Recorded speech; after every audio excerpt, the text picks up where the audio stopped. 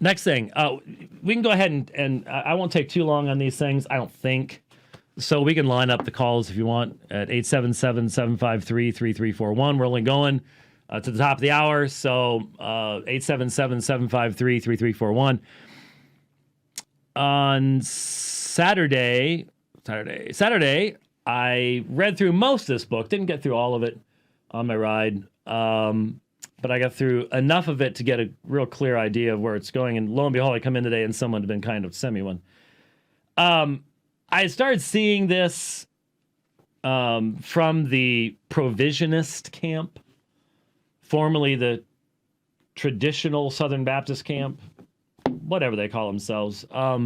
They're the folks that, I didn't mark it. Well, I just got this one, so I couldn't have marked it. And I just realized there's really no index in this. But there is a quotation here, and I could probably remember which chapter it was in, but basically said we're really not sure what Pelagius actually believed, and he probably wasn't nearly as bad as This is Ken Wilson's The Foundation of Augustinian Calvinism. And so he's written this dissertation from Oxford, and this is his distillation of it, basically. And it's being promoted by those who are opposed to Calvinism as just the be-all and end-all of all things. And so I had heard some things from it and sort of gone. And a couple weeks ago, maybe last week, the week before last, I talked a little bit about Augustine and about Augustine's change of perspectives, the fact that he's contradictory in his theology because of what happened in his life with the two major controversies. It's not those were the only controversies he engaged in, obviously, but definitionally there were two major controversies: the Donatist controversy at the beginning of his life, and then the Pelagian controversy at the end of his life. And that's why Augustine could be quoted by both Roman Catholics and Protestants during the period of the Reformation, is because there were differences. It's just the way it is. So I was under the impression this was a work of scholarship in the sense of being focused upon. See, when I say a work of scholarship, what you're doing is you're looking at. If you're looking at Augustine, then you're going to interpret Augustine within Augustine's context. You're not going to be importing into Augustine later doctrinal terminology and formulations. And you're also not going to be doing the history of religions type thing that a lot of people do, that, well, if Augustine believed this, then that's why Calvin believed this. Is Calvin Calvin never saw one of these, and he never read one of these, or when he did, he was just so dull that all he did was, I don't understand. What did Augustine say?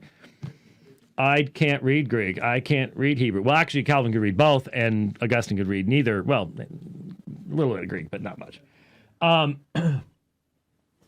So I've been around long enough that I have seen so many people from so many different perspectives do the Dave Hunt, connect Augustine to this, to this, to this, and totally ignore the vast, huge differences in context and language and historical setting and meaning and everything else that makes the connection extremely tenuous. There is no question that all of Western theology has been deeply influenced by Augustine and by Augustine's writings. No question about that. But especially once you get into Calvin, Calvin showed himself more than willing to critically interact with the opinions of those who've gone before him. And so he will accept what previous writers have said and reject what they say on other things, all based on what? Well, the consistency and with biblical exegesis. And when you look at his commentaries, the man dove deep into the text of Scripture, as deep as you could, given the amount of information he had in the middle of the 16th century. Anyway, so I started reading this book, and I'm immediately struck by what he says just in the introduction, that is basically saying this is not, he may call this a work of scholarship and history. This is a polemic. This is an anti-Calvinist polemic.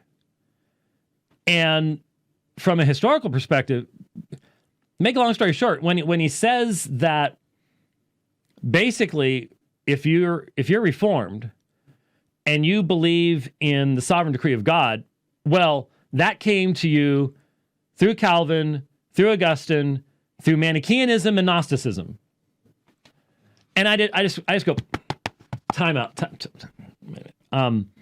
Both Manichaeism and Gnosticism have such a fundamentally different worldview and different theological foundation that how can you make that, I mean, to make that connection would require a massive, it would require the demonstration that every exegetical insight, every grammatical insight offered by Reformed theologians from Calvin onward was a brainless, simplistic, I have to say this because I believe Augustine. And the vast majority of us today became Reformed before we read Calvin and before we had heard of Augustine. Well, I not necessarily heard of Augustine, but ever read any of Augustine. And we did so on the basis of exegesis. We did so walking through John 6. We did so walking through Romans 8 and 9. We did so walking through Ephesians 1. And I think their response would be, yes, but the people who were telling you to read these texts, they were the ones that they were and all the rest of stuff. And of course, especially when you do the Gnostics believed in specific divine predestination and decrees. I know I've read enough Gnosticism to know that to try to parallel that with what we're talking about is absurd on a level that's it's hard not to chuckle. It's hard not to laugh. But there it is. So lots and lots of people try to do the connect stuff together. So, well, let me see. So, for example, okay, although it may appear to be an impressively constructed building, a systematic theology is only as good as its foundation. Protestant Reformed theology in the 16th century was built on Augustine's foundation through Martin Luther and Calvin. All right, stop right there. How many differences could we meaningfully trace between Calvin and Luther? Both highly indebted to Augustine, but not coming to the same conclusions, did they? No, not even close. So you immediately go, okay, influenced by, yeah, foundation of?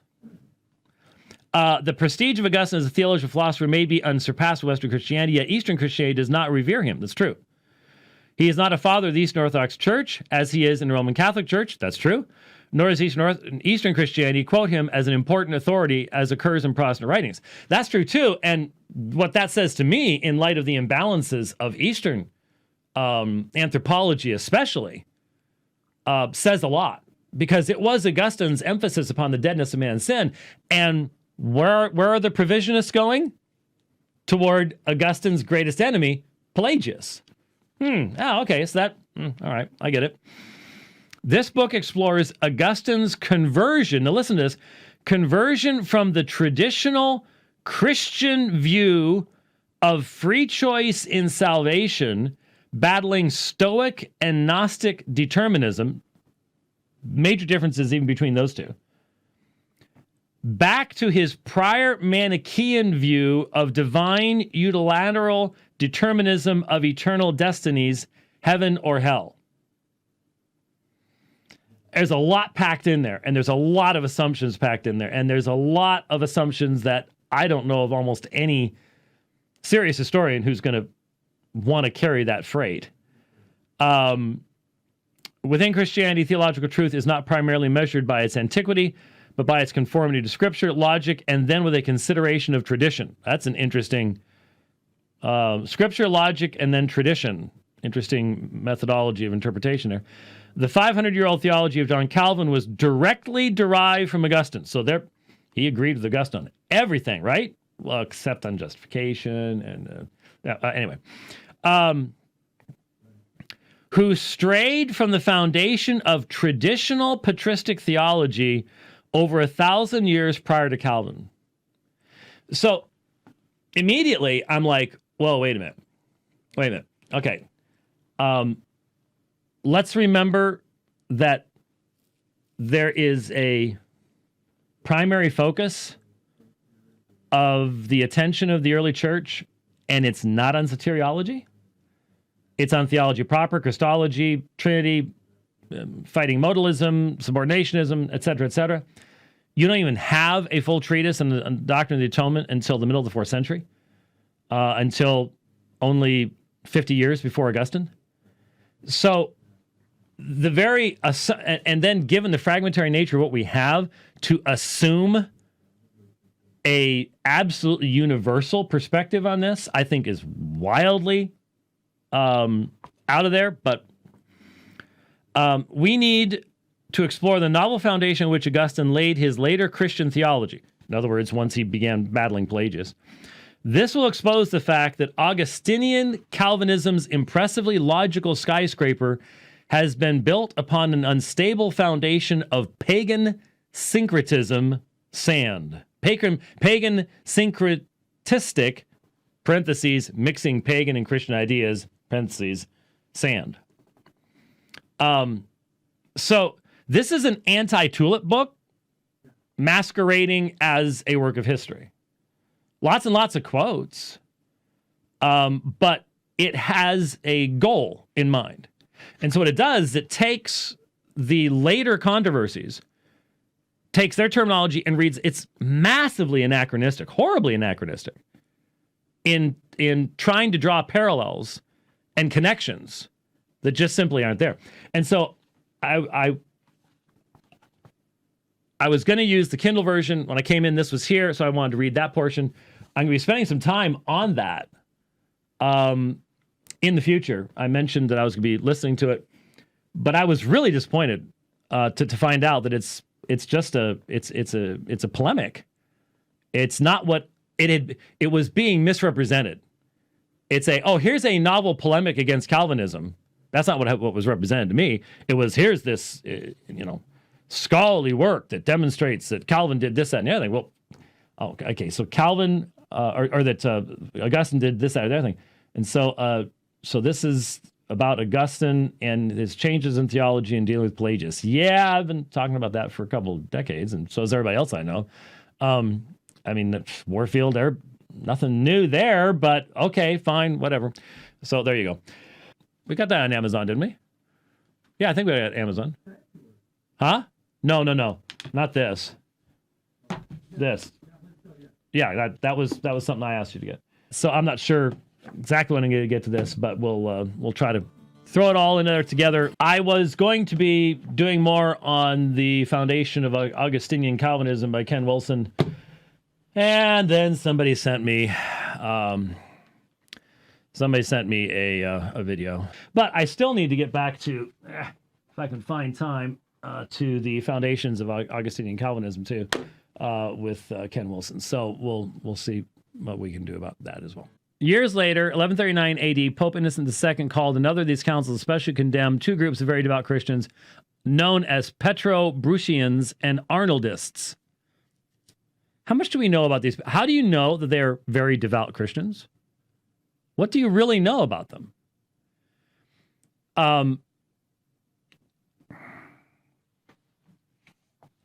Same thing here. I was going through my Kindle edition before the program today. Didn't get finished. This does the same thing. And it's a modern work. It does the same thing. It utilizes language within the context of the citation of actual sources to create a narrative that is not being derived from the sources. That's what you got here. I have been putting off, and I still, especially in regards to a lot of the specifics. But I do want to spend a little time, because I've been looking at it's just been building up.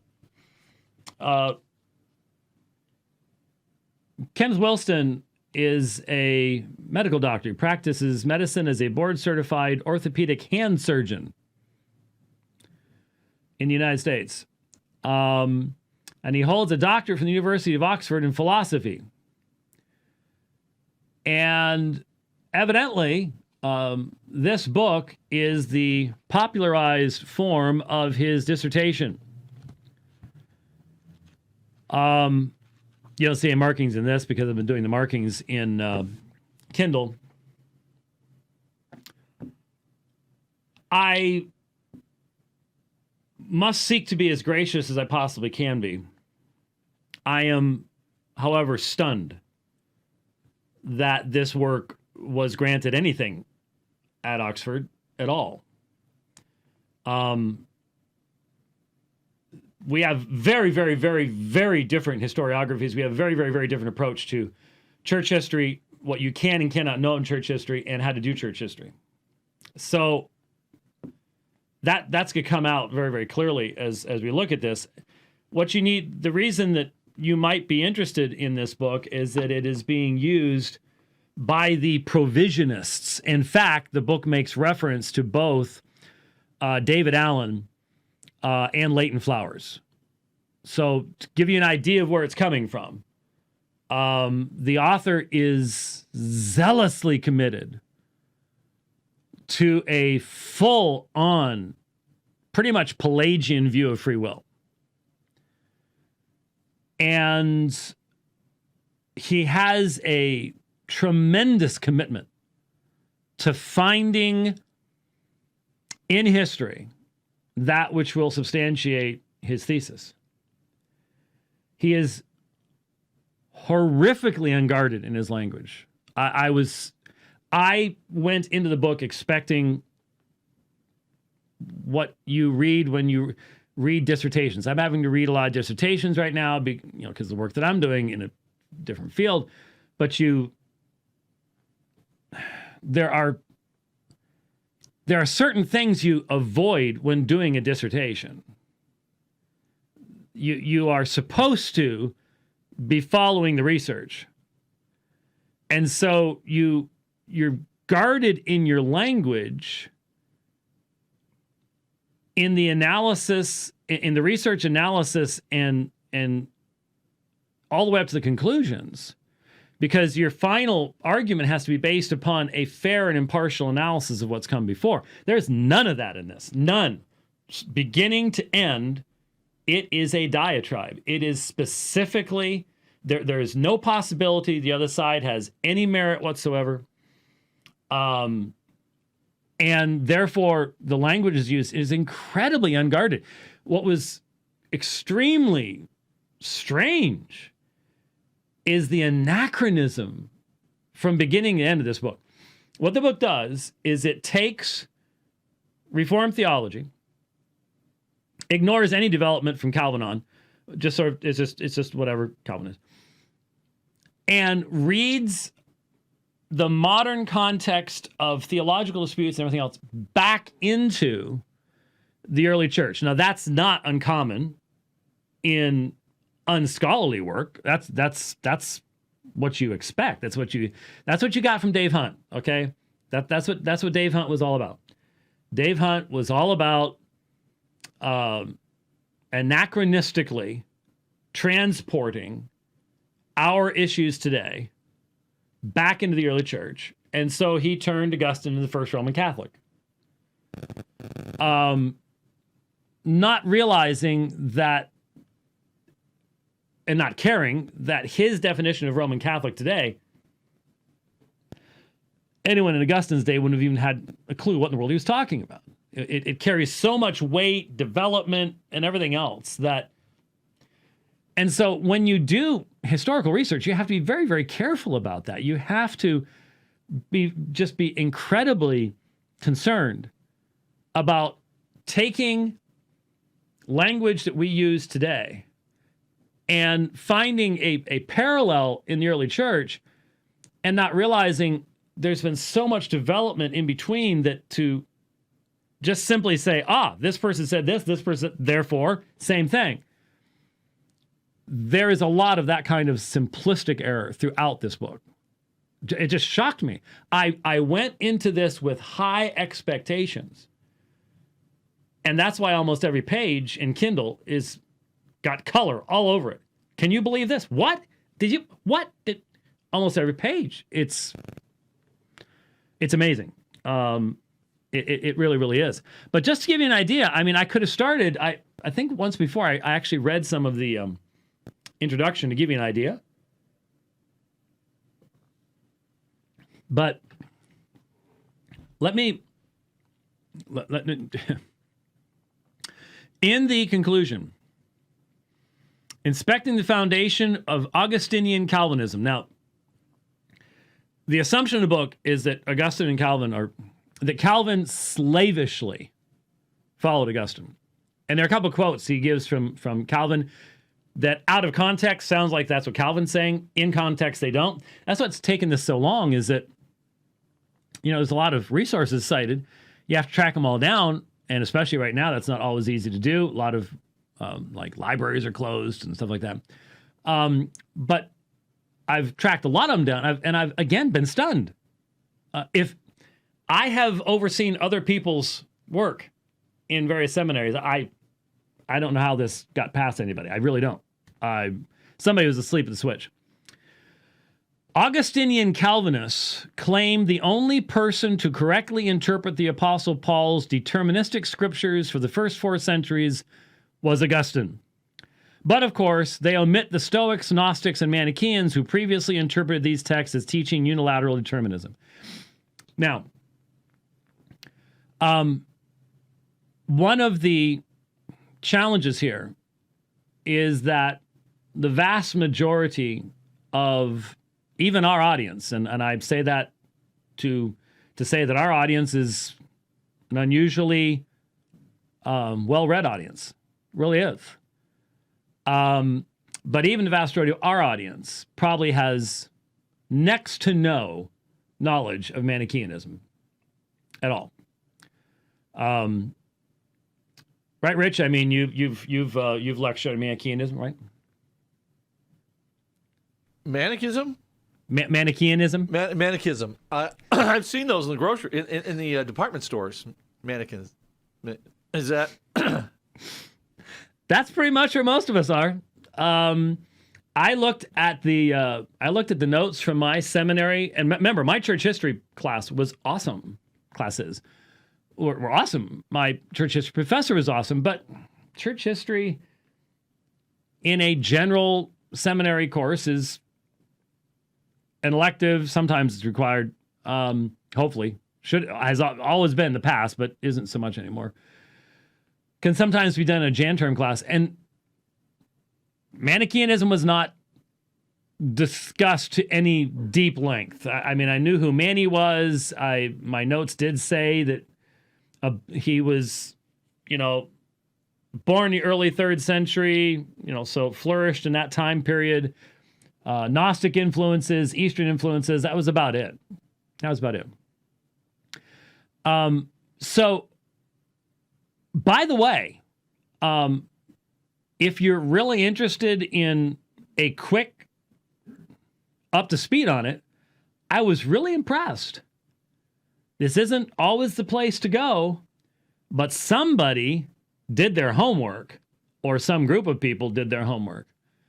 The article on Manichaeanism on Wikipedia is big and lots of references and not half bad at all. I mean, for Wikipedia, I was impressed. Really was. I mean, nice graphics. And when you study it, because notice he mentioned here, he said, but of course they omit the Stoics, Gnostics, and Manichaeans who previously interpreted these texts as teaching unilateral determinism. So, first of all, anyone who knows anything about Stoics, Gnostics, and Manichaeanism knows that there are differences between each one of these. Manichaeanism is a form of Gnosticism, but with an incredibly wide variety of influences that Mani brought into his self-made religion in the middle of the 3rd century. So in other words, around 250-ish. And he brought in stuff from Zoroastrianism and Buddhism and Gnosticism and Christianity, and it is a massive mismatch. There's all sorts of different Jesuses, and it's just a mishmash of messy stuff. And it does not even begin to share any foundational worldview similarity to anything that could be identified as Christianity. You don't have a single creator God. You do not have anything like that. And so any kind of, for example, the Gnostics, let's take a step back. The Gnostics precede Mani, even though there's continuing development in various forms of Gnosticism during Mani's life as well. But Gnosticism really begins flourishing about 100 years before Manichaeism does, and exists in its primitive forms even during the New Testament period, though the final forms that there weren't any final forms of Gnosticism, let's put it that way. There were final forms as far as it developed in a certain area, something like that. But the Gnostic worldview is a dualistic worldview. But to say that it has a singular personal creator, Yahweh was an evil god in Gnosticism. Well, once Gnosticism encounters Judaism and Christianity and makes room for it, Yahweh becomes identified as an evil god because he created the earth. And since it's dualistic, if it's physical, it's evil. Therefore, Yahweh is a demiurge, an evil deity, powerful, but evil. And so there is a divine spark in each person coming from the one divine source, and that ends up in Manichaeism as well as Gnosticism. But how you access that, exactly what that means, depends on how it's fleshed out in the various Gnostic groups, and Mani even changes his own view over time on that. The point is this: none of them are based upon a monotheistic worldview. None of them are based upon the prophets and apostles. None of them are based upon grammatical historical interpretation of New Testament texts. None of that matters to Ken Wilson. As long as you can draw a parallel, as long as the Gnostics, because see, the mystery religions, one aspect of certain of the mystery religions, notice how I try to always leave open the reality that there were many manifestations of these religions in many differing ways, and there is no one Gnosticism, there is no one Manichaeism, because even Mani changed his own beliefs over his own lifetime. Some people ran with one thing, some people ran with another thing. That's how you have to talk about these things, because you know that there are differing interpretations of even the documents that are available to us today from the Nag Hammadi library or whatever else it might be, as to the different kinds of Gnosticism and the different aspects of Manichaeism and all the rest of that kind of stuff. So you'll notice that as I say this, I'm not saying Gnostics believe this. It was a form of Gnosticism that believed something like this. And in the mystery religions, many of them believed that by going through their various religious ceremonies, you would receive gnosis, knowledge, that would allow you to free yourself from the trappings of this physical body. The real you is that divine spark that longs to be reunited to the great divine spark But that can't happen as long as you're attached to the flesh. Now, was that a regular theme in most dualistic and Gnostic? Yes. Were there exceptions? Of course. You have to recognize those things. So those who partook in the mysteries might be called the chosen ones because they have received this special knowledge. And so what you do, what Ken Wilson does, is you just draw a nice straight line, get out a ruler, go, boom, elect in Calvin, boom, elect amongst the Manichaeans and Gnostics. So, I do want to get into this, especially this one later on. There's a discussion of Basilides and gift of faith.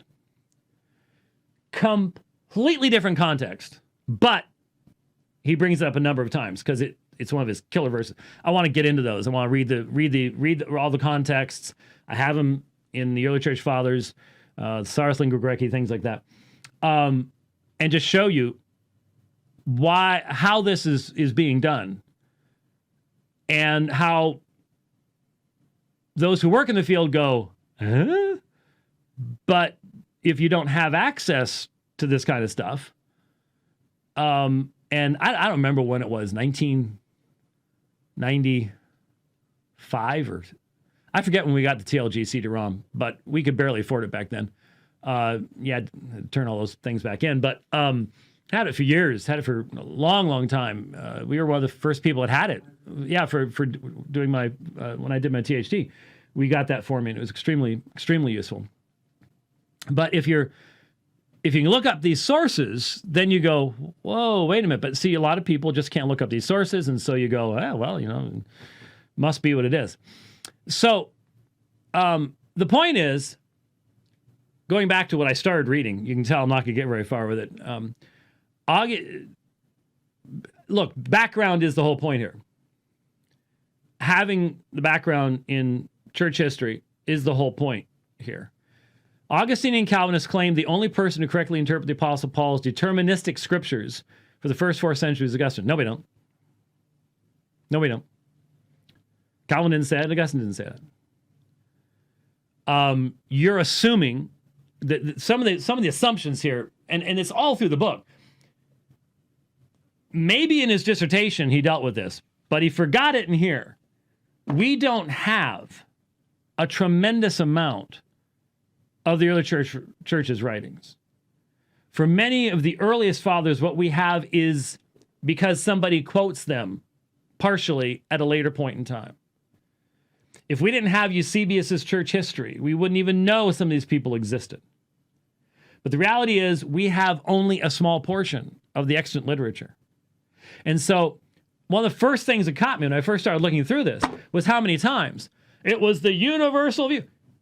The only fair way of actually saying that is in the extant literature that we have that specifically addresses this issue, it seems that the predominant view prior to would be this, and then Augustine changed it. That's fair. This has no desire to be fair. It doesn't even try to be fair. It is completely imbalanced, horrifically so. Just way out there. That's what again, I was just like, what's going on here? So I would argue that the Epistle to Dionysius, we call it Mathetes, and Mathetes means a disciple. It's this guy who wrote to Dionysius.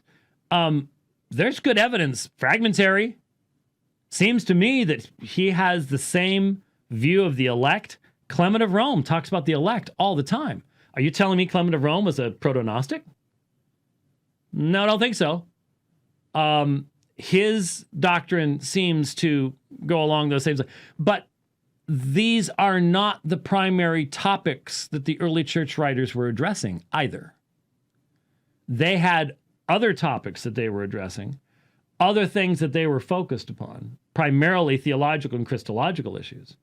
As I've pointed out, I don't know how many times in this program, it takes to the 4th century before we have a full-length treatise on the atonement.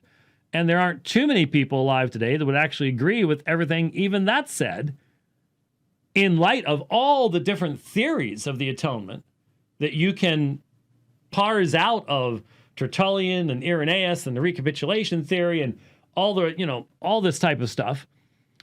So making the first centuries the theological standard, that's the other thing is like, yeah, I'm used to the fact that the Roman Catholics do that. You're not a Roman Catholic, so I'm not sure where in the world you're going on this. But that's the type of thing that happens.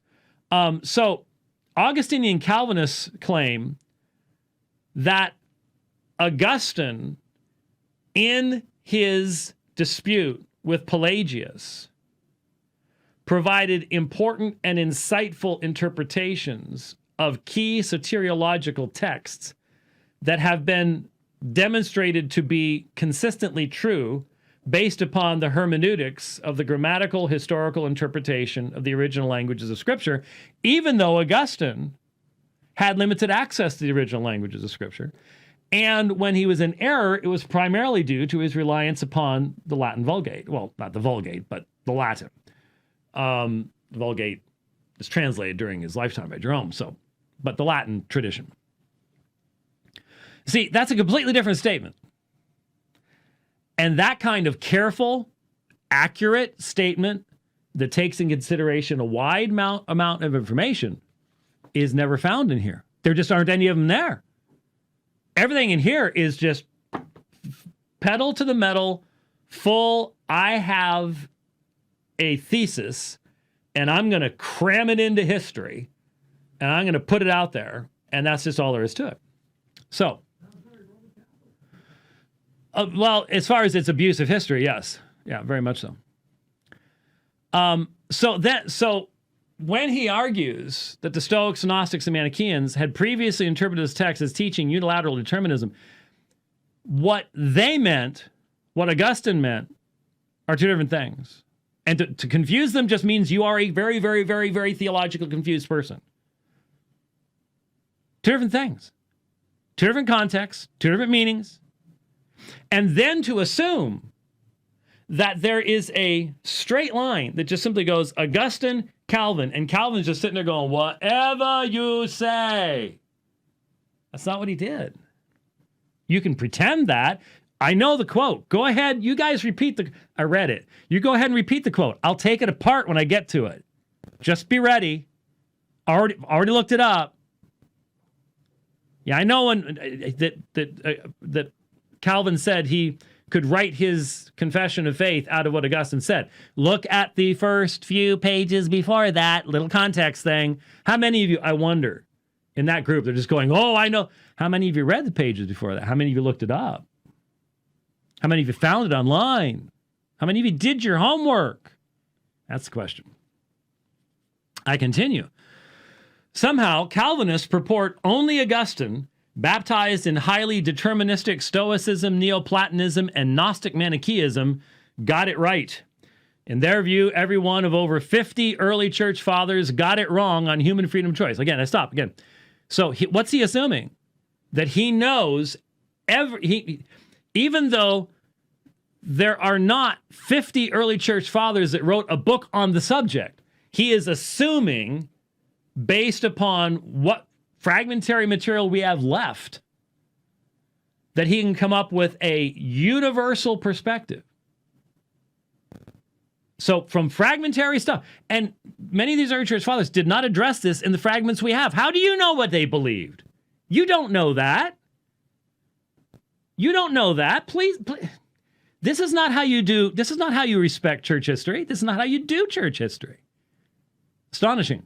Anyway, in their view, even Augustine himself admitted that he had tried but failed to continue in the essential and unanimous Christian doctrine of free will throughout the first 4 centuries. What Wilson will do is he will use this kind of language. He will make an argument through use of language without ever substantiating it. Just the language itself becomes the argument. So then he at least provides the quote. What is that what Augustine said? Did Augustine identify unanimous Christian doctrine of free will throughout the first 4 centuries? Here's the quote. In the solution of this question, I struggled in behalf of free choice of the will, but the grace of God won out. That's the quote. That's the quote. And now, how is this relevant to today? I have said over and over again that provisionists are not only anti-Reformed theology, they're anti-Reformation. They are on Rome's side. In the nature of the will, they are not just in the Tiber River, they have put their rope around the dock over on the other side of the Tiber River. Listen to this. The famous Reformed theologian Benjamin Warfield commented, and I'm appreciative of the fact that it's a direct quote. A lot of folks know this quote. I memorized it decades ago. They know the quote, but they don't always quote it accurately. The Reformation, inwardly considered, was just the ultimate triumph of Augustine's doctrine of grace. It actually continues over Augustine's doctrine of the church.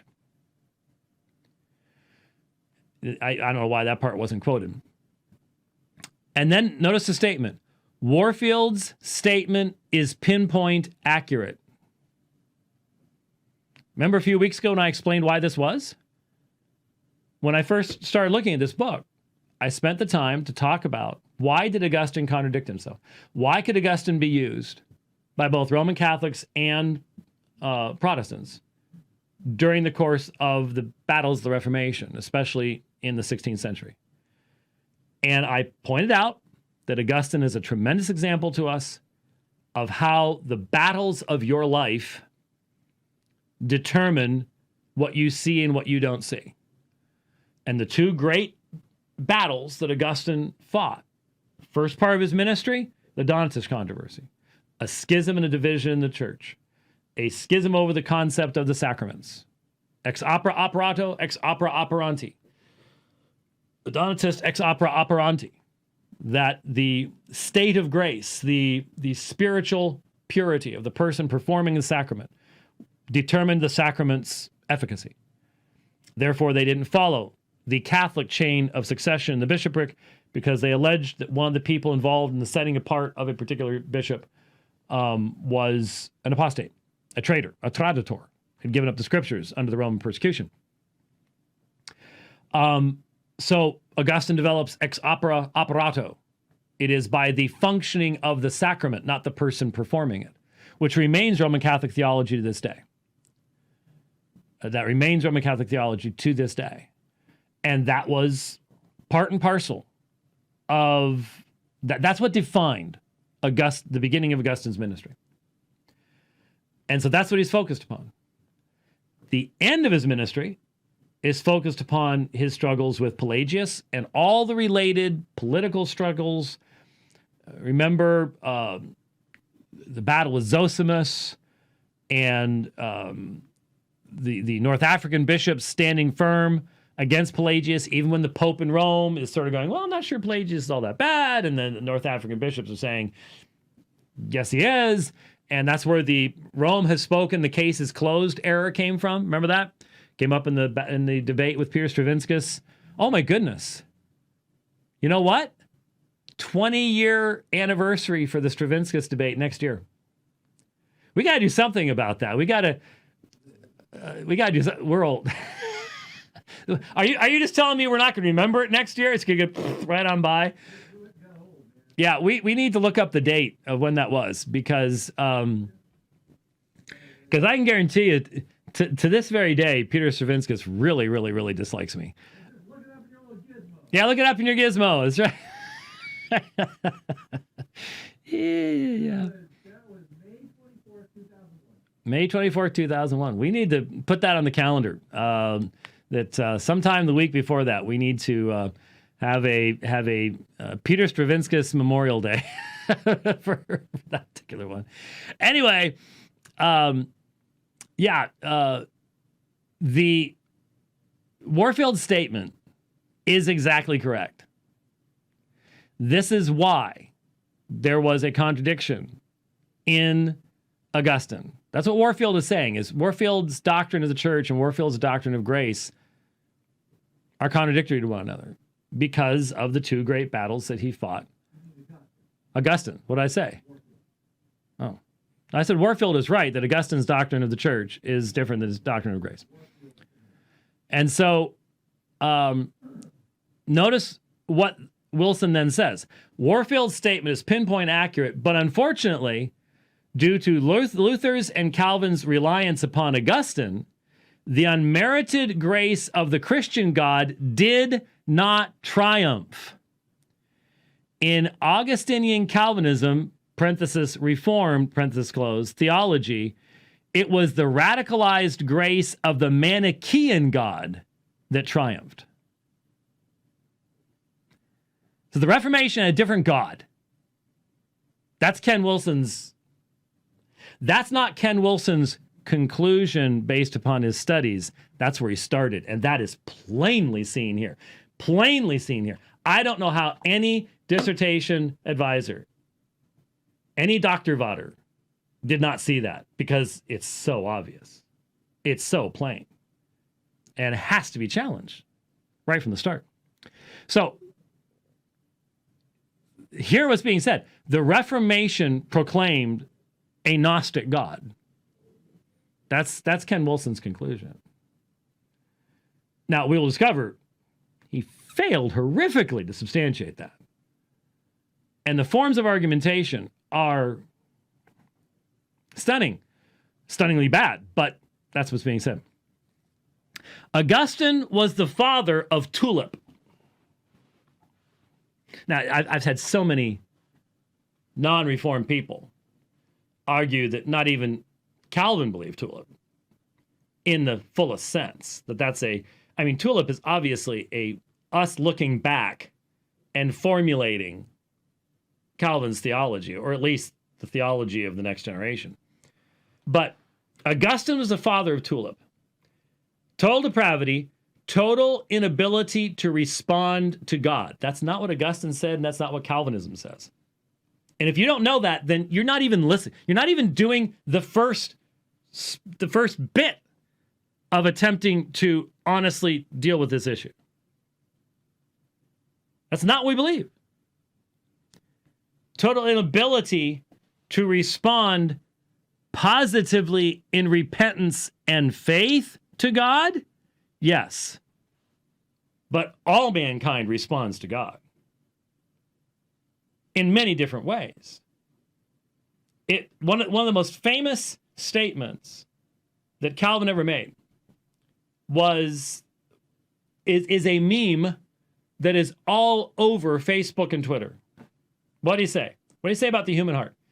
The human heart is a constant factory of idols. It's a constant factory of idols. And he was right. But what does that mean? That means the heart responds to God in rebellion, in the creation of idols. Total depravity does not mean an inability to respond to God. It means man responds to God within the capacity that his fallen nature limits him to. So there was never the slightest attempt. And look, been doing this a few years, folks. I have encountered over my years many people in this spectrum of you that simply will not accurately represent Reformed theology because they detest it with a visceral detestation. And I think in their mind, to even think about accurately representing it is an act of compromise. And I think that's what we've got here. Unconditional election, Gnostic, Stoic, Gnostic, Manichaean, and then he came up with this DUPIED, D-U-P-I-E-D, as an acronym for unconditional predestination of individuals to eternal damnation. Limited atonement, Christ died only for the elect. Irresistible grace, ready for what that means? Violent Manichaean grace. Yeah, that's what regeneration means. Violent Manichaean grace, and the gift of perseverance, invented by Augustine to explain the extreme differences in how persons live their lives following salvific infant baptism. Now, the Dr. Wilson's understanding of the incredibly complex field of baptism in the early church is astonishingly shallow. Astonishingly shallow. I mean, when I was listening to him talking about Augustine trying to come up with an understanding of how to believe in the elect, but still go with the preceding traditions that were his, and I was like, really? Wow. Just really, really bad. Interesting discussion. But think about it. What you're actually being told. Think of all the sermons you've heard out of John chapter 6, John chapter 10, John chapter 17, Philippians chapter 1, Ephesians chapter 2, on the subject of the perseverance of the saints. Had nothing to do with what any of those texts said. It was all because of Manny, the guy who made a mishmash of Buddhism, Zoroastrianism, Gnosticism, Judaism, and Christianity. Yeah, that's where it actually came from. No one has ever exegeted these texts, honestly. We just, no one exegeted. All the decades that I've spent going through this explanation, that explanation of John 6, in my debate with Leighton, I wasn't standing there reading Romans 9, translating it and exegeting it. No, I wasn't doing that. I had Manny's notes in front of me. That's what it was. Y'all need to know that that's all that.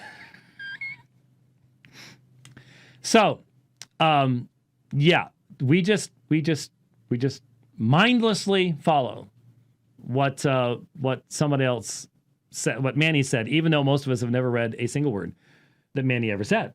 But we still. Now, I'm not saying, don't hear me wrong. All of us, our traditions, have been impacted by those who've come before us. But this kind of simplistic, straight line stuff is simply absurd. I mean, any serious historian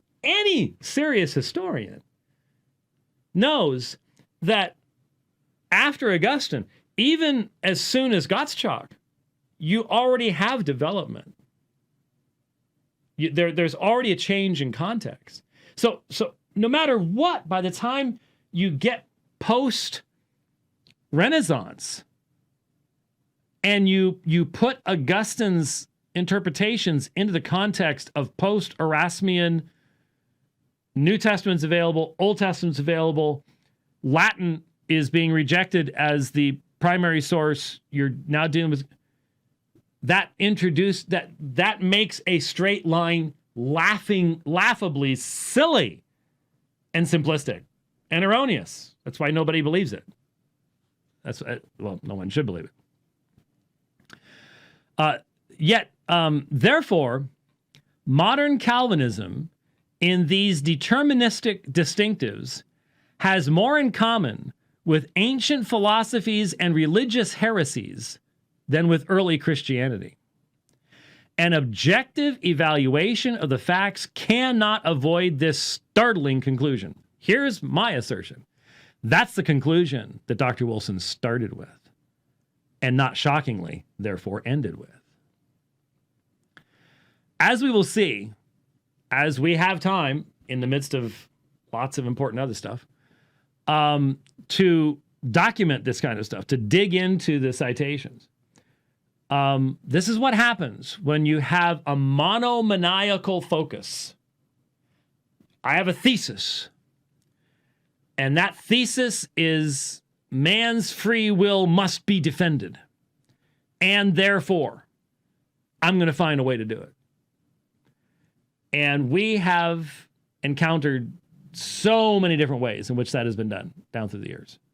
So many different ways. This is a more recent way. Through, unfortunately, the utilization of historical documents and resources that most people simply don't have sitting in their library or don't know necessarily how to find in some of the resources where you can find them. I mean, CCEL has some of these things. Some of the books and articles are available, but many of them are not available unless you have access to a research library. And so checking all the sources can be somewhat difficult. But we will definitely be looking at some of these and going, you see, the source actually didn't say that. Now, I know what someone's going to say. You just need to read the dissertation. Look, I've looked at, what was it, $95 or something like that? Here's my thesis. If you can't take your dissertation and summarize it accurately in a book of that length, you shouldn't have written it in the first place. Shouldn't have written it in the first place. So if this ain't accurate, if this ain't good enough, I'm not faulting it. I'm not faulting it for what it doesn't contain. I'm faulting it for what it does. For the citations it actually does provide. That's the issue there. Real quickly here. Yeah, let me just read you one more. This is from the conclusion. This is the next paragraph. Because current Calvinist deterministic interpretations of scripture passages are interpretations brought into Christianity through Augustine's Manichaean past. Excuse me. I read Romans 8 and 9 in Greek long before I ever had any idea of any connection between Manny and Augustine at all. So, did you even try to demonstrate? I don't get the feeling that Dr. Wilson can engage these texts. I really don't. I could be wrong. I just did not get that feeling. So to say that you can bring entire interpretations, are you seriously saying that, well, Dr. Allen was quoting from what primary commentaries on Romans when we responded to him? Douglas Moo, a little bit from Murray, and Tom Schreiner. Are you saying that Moo and Schreiner are devotees of Manny? Can you prove that their exegetical methodology is based upon the worldview of Manichaeism? If you can't, then you've failed in your thesis. And that is a fundamental refutation of your position. If any meaningful interpretation of these texts yields the conclusions that we have presented, and that your side has been noticeably conspicuous for badly not being able to defend against, then that statement is absurd. Calvinism leans upon Manichaean interpretations of key scriptures. That is an absurdity. I'll quote it again. Calvinism leans upon Manichaean interpretations of key scriptures. I'll say it again. Absurdity. Calvinism lacks a solid historical and biblical foundation within early Christianity. It rests upon unstable sand of ancient heretical and pagan doctrines. For these reasons, the tiny foundation upholding the impressively logical structure of Augustinian Calvinism should be pronounced unstable and condemned as unsafe. Can you see why I was expecting, we've got a Oxford dissertation. That means it will have these commitments to scholarship, language, care, balance. None of that. Now, maybe that was all it was in the dissertation. Got all sucked out before it got in here. Because it's not in there. It's not in there anyway. Yes, sir. Okay, a couple of things, because I started getting phone calls on this a while back. I don't know what you're pointing at. You need to hear me. I can hear you. So the first thing that I want to point out here is... You mean during the show today? What's that? You were getting calls during the show today? No. I've gotten calls about this book months ago when Dr. Flowers started having you had him on his show. That's what. Yes. And my initial, you've confirmed my initial response is, so he's essentially taking what the Roman Catholics have done about owning Augustine, okay, and there have been this, what is it, post and pre-retractiones? Oh, yeah. The retractiones we're gonna retractations. We're gonna corner out and slice out a whole new corner of the world for our view of Augustine, even though the Roman Catholics have misrepresented him. And well, the Roman Catholics didn't have to misrepresent him. Right. That was my point. Well, and that's my point. I meant to say it that way, but just to give you an idea here as to how early church history gets abused, and the Roman Catholics, I've seen you in debate, show this repeatedly. But the one debate I want to point people to, if you don't think that it's fair that James just went through and showed citations being miscited. Well, I haven't even started that. Okay. I'm making the allegation, but we're going to as it's there. document that to the nth degree. The debate, it's on Sermon Audio, is the Bible the only infallible rule of faith, with Tim Staples. It was, where's the date on this? July 23rd, 1996. There is an episode in there during the cross-examination, folks, that really illustrates. Is that the one in Fullerton? Yes. Okay. Well, both of those with Tim were in Fullerton. Same place, same hall. Yeah. And there is an exchange there where Tim has been citing, and James keeps calling these out, and he starts reading the fuller context. Well, I think it was TLG Thesaurus Lingua Graecae. CD-ROM that was sitting on your computer that enabled you to be able to look up the fuller context of those quotes, and then you called him out, and you said, do you actually have the quotes, or are you reading from a quote book, Jurgens? And this is what happens. So, but I understand that for Tim Staples. Right. This guy read all of Augustine in Latin. He's got no excuse. Yeah. So he should know what I'm saying is, if you this is the danger. If you go into a program of study with your and you want to prove something, you'll prove it. Yeah, exactly. But that's not what a dissertation is supposed to be. And as this was described to me by the phone callers, I immediately went, it sounds to me, didn't read the book, right? But it sounds to me like the title's already been written, and now we just need to write the story to go underneath it. Yeah. And so, here we are going down that road.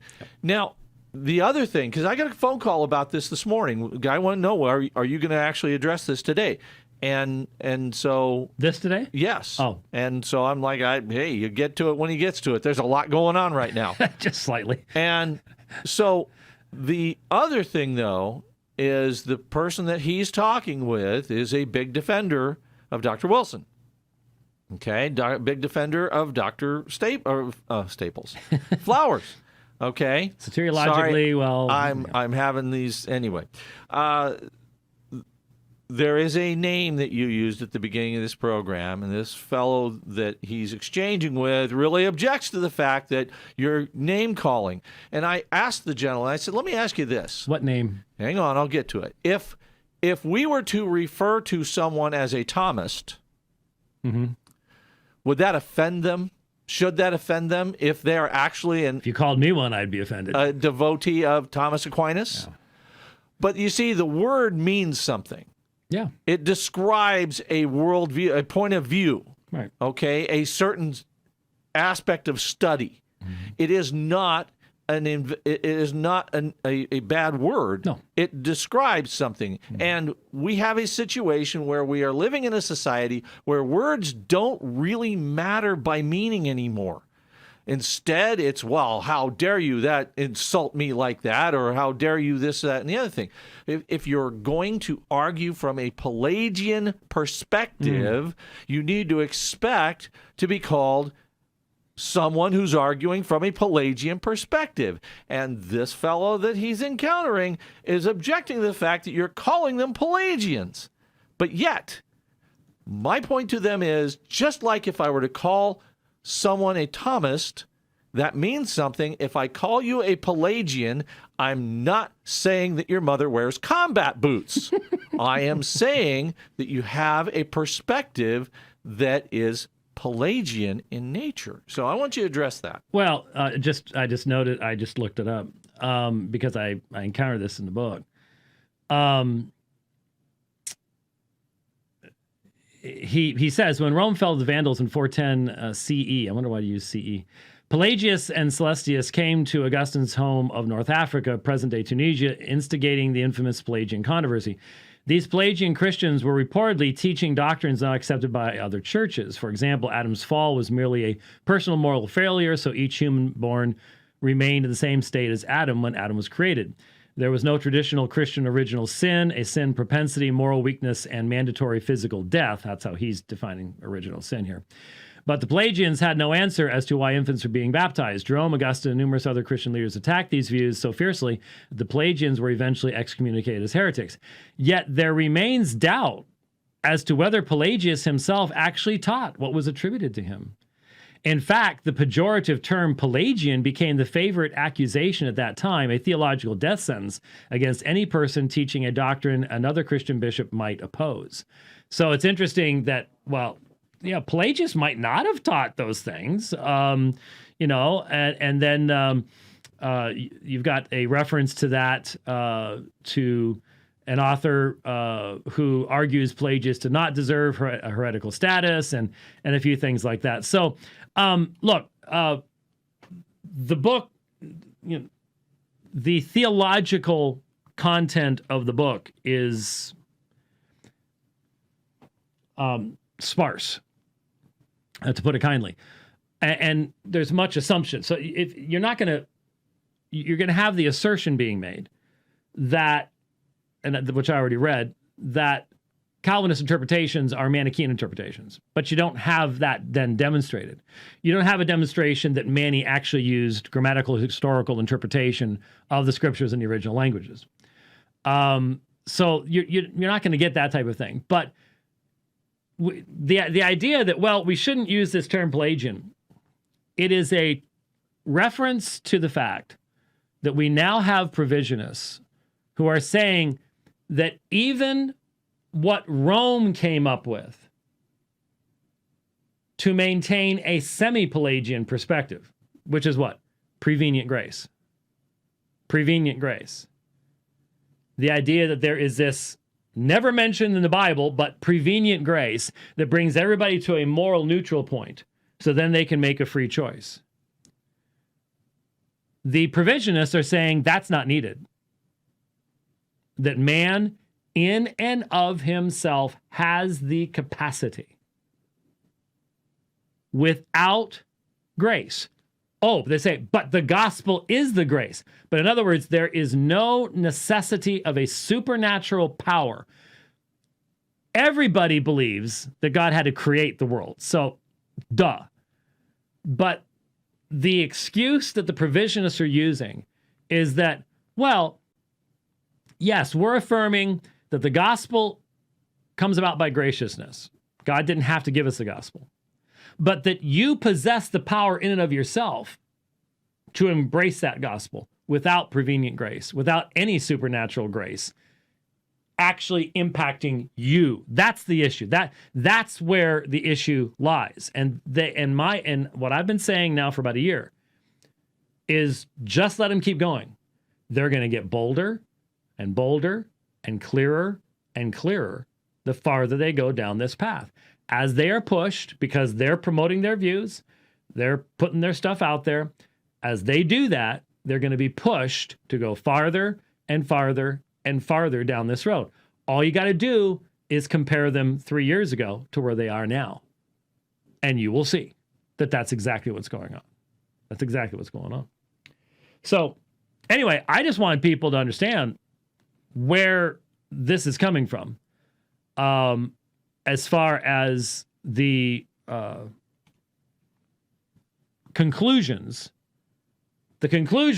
are also in the introduction. This is not the thesis that the facts demonstrate. This is the thesis that determines what facts Dr. Wilson will look at. And that's not how it's supposed to be done.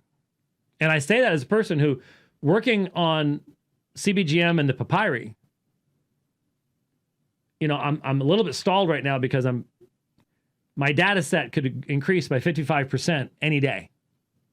I'm not sure if this current pandemic's slowing that down. But I don't want to come to conclusions when my data set could expand by 55%. So I'm in a little bit of... So I'm just doing side reading and stuff like that. The point is, I am open to where the data is going to take me. I don't have a thesis that I'm trying to find in the data. But I am certainly capable of recognizing when somebody else does. And that's what you have here. That's what you have here. So we will continue that. Yes? No, I was just going to, as we're wrapping up here, point out I'm seeing a consistency as you're reviewing these. And if the rest of the audience is, I think they should, that, again, we've got this situation to where the source proof text is not being handled well. No, it's not. And we see this with Dr. Allen. We in his treatment of Doctors Moo and Schreiner. We should be better than this. Oh yeah, we really should. I've said it a number of times, and I got to a point to where I just couldn't deal with Dr. Flowers' deflecting from it. I've said it repeatedly. You need to sharpen your pencil. If you did this kind of work in business, you wouldn't be in business. You wouldn't. Well, let's not talk about business right now. Not right now, no. But the point is, we should be better than this. We should desire the truth, and we should pursue the truth. And we should pursue it as we would pursue excellence. And, I'm... Well... we got started. Problem. We got started. It's going to take. I spent a couple hours one night just on one citation because that's how long it takes to look everything up, and so we'll do that. We will go that direction, and we will help people out. But obviously, there's lots of other things to be talking about. I know that's a little bit of an in-depth subject. I'm not planning on doing this tomorrow. So if you're going, oh please. I've had enough of Manichaeanism for the day. Gotcha. We'll have some other stuff to do and maybe some calls and a few things like that. So, okay. Ken Wilson sends a note to Leighton Flowers that says, I'm happy to offer to formally debate White in person with a moderator over my actual Oxford doctrinal thesis. Doctrinal or doctoral? Dr. Wilson, which one is it? Because there's lots of doctrine in here, but it's not doctrinal. You didn't bother to argue the doctrine. You just asserted the doctrine. I think you meant doctoral. That's what a doctoral thesis is, right? Actually, it would normally be a doctoral dissertation. But anyway, when COVID-19 is over, you're welcome to post this online or state it for White. This is a formal challenge to a formal debate before a live audience in a neutral setting. So notice what it says. My actual Oxford doctrinal thesis. I'm going to take that to mean not this. Yeah, I understand that. It's clearly so not standing by what does that mean this is, Dr. Wilson? Are you saying in front of everyone that you produced and sell a book that's garbage, misrepresentational, inaccurate, untruthful, and should not be purchased by anyone? Is that what you're saying? Or are you saying, if you read this, you're getting the bad stuff, but you should read that and then pay $94 for my dissertation from Morbeck? I don't understand that. Let me show you. Let me give you an example here, okay?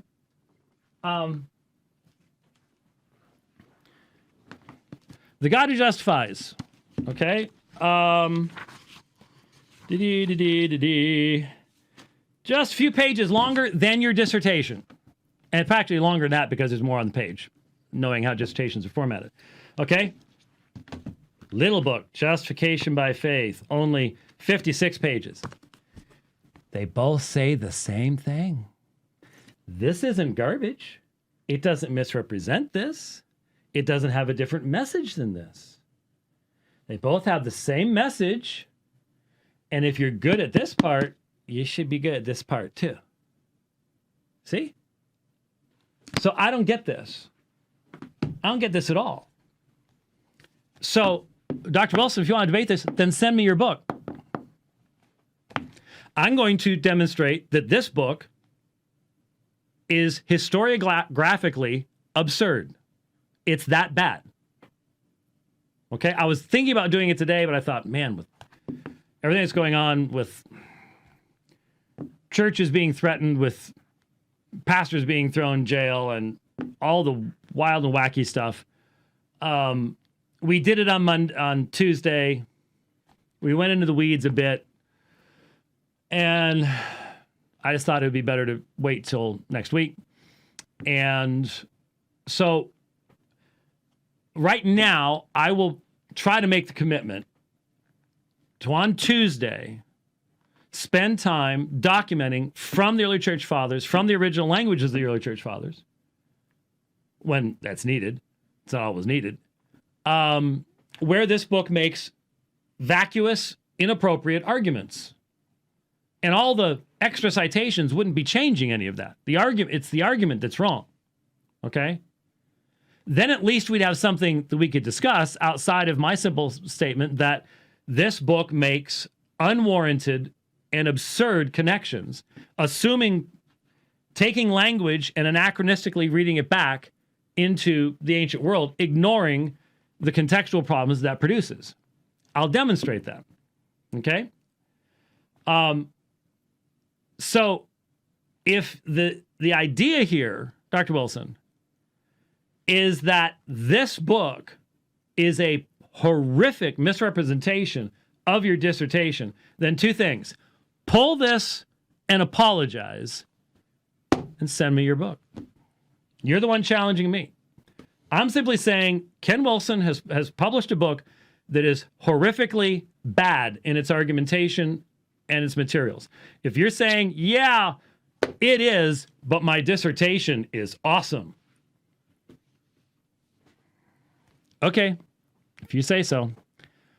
If you say so. I can't even begin to understand it. You know what? The dissertation's not going to say anything different than this. The argumentation's not going to be any different. There's just going to be a whole lot more Latin in it. That's my prediction. But prove me wrong.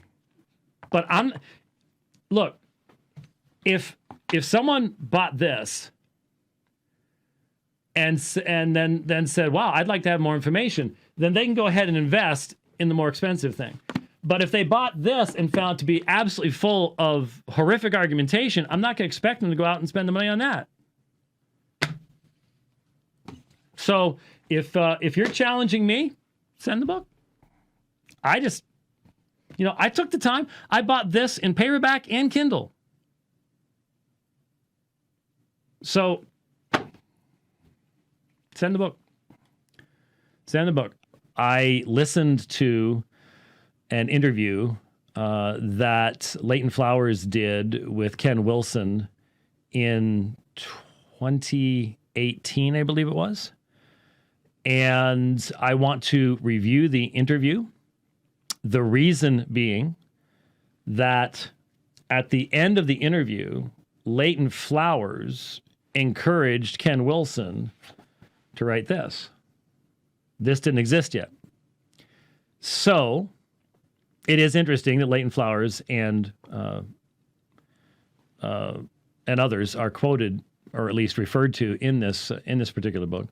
But the reason then to review the commentary is if what is said in that interview, which he kept making reference to this, the dissertation, if what's in the interview is the same as what you've got here, then all of the complaint about reviewing what's here, and this is what most people are reading. Almost nobody's reading this, okay? Almost everybody's reading this. So if it's in the interview and then it's in here, Where's the complaint supposed to come from? There's consistency there, because this didn't exist yet. So that would mean this is an accurate representation of what Dr. Wilson's thinking is. So we'll listen to that, and that's easier for a lot of people to do than just read quotes and things like that. One of the reasons I say that most people would find the audio version, in other words, listening to Dr. Wilson speaking, I started putting the quotes in for specific statements out of the book that I wanted to respond to. And that's when I realized how text-based this is going to be. It's hard to do a lot of text-based stuff on a webcast. That's just all there is to it. A lot of people struggle to have a bunch of text on the screen that someone's reading. It's almost like time slows down, in essence, at that point. And it's really easy for people to start skipping over things. And I want this to be a broadly educational encounter. In other words, what's interesting is that Dr. Wilson and I have both taught at the same seminary. In fact, he has a THM from Golden Gate Baptist Theological Seminary. I don't know when he was there. I don't know what years he was there. If someone could send that information to me, I'd be very, very interested in that, because I taught for Golden Gate from, I should have looked up the first year, but somewhere in the early to mid 90s until, what was it, 2010 was the last time? Something like that. It's been about a decade or so. And I taught a wide variety of classes there, including a Christian philosophy of religion a number of times, studies in apologetics, systematic theology, Greek exegesis, Hebrew exegesis, and most importantly, development of patristic theology. Development of patristic theology, which involved sitting with the students and reading. We didn't get to Augustine. Augustine's considered sort of the transitionary point. But reading in many of the early fathers from the original languages. And so isn't it ironic that he now is an adjunct with Gateway? Golden Gate has become Gateway. Golden Gate had been in Mill Valley, California. Beautiful, beautiful campus. Older campus, a little dated, okay. But a beautiful campus on some of the most expensive land in America, to be very honest with you. And they then, I think for survival reasons, sold that land. Must have been worth an incredible amount of money. And I'm not really sure where they're located now, but they're now called Gateway Seminary. And he's doing some teaching, or has, I'm not sure if he still is. He is teaching for Grace. Is it Grace Theological Seminary? It's the anti-lordship seminary. Charles Ryrie was part of that and getting it started and things like that. So that may come up as well. I started making some comments. You knew I was filling time as we were trying to struggle through the issues that managed to get working there toward the end, and that was great. And I thank Michael for joining me. I made some references to some of the background as to why what I want to do, and I'm going to try to get to it today. I want to do some biblical background first, but why I'm going to play an interview between Leighton Flowers and Ken Wilson, because that is where the thesis of this book, and this is the book that is being read. Now, did we buy this or was this sent to us? Who did? Okay, Dr. Wilson sent his book, sent his thesis, okay, the dissertation. And so it has arrived. I've already started looking through it very briefly. This is the book that's being read by the vast majority of people. This is nearly $100. It is from an academic publisher. This is from Moore Siebeck. You have Brill, which does a lot of these things. And then a lot of dissertations are published in this form.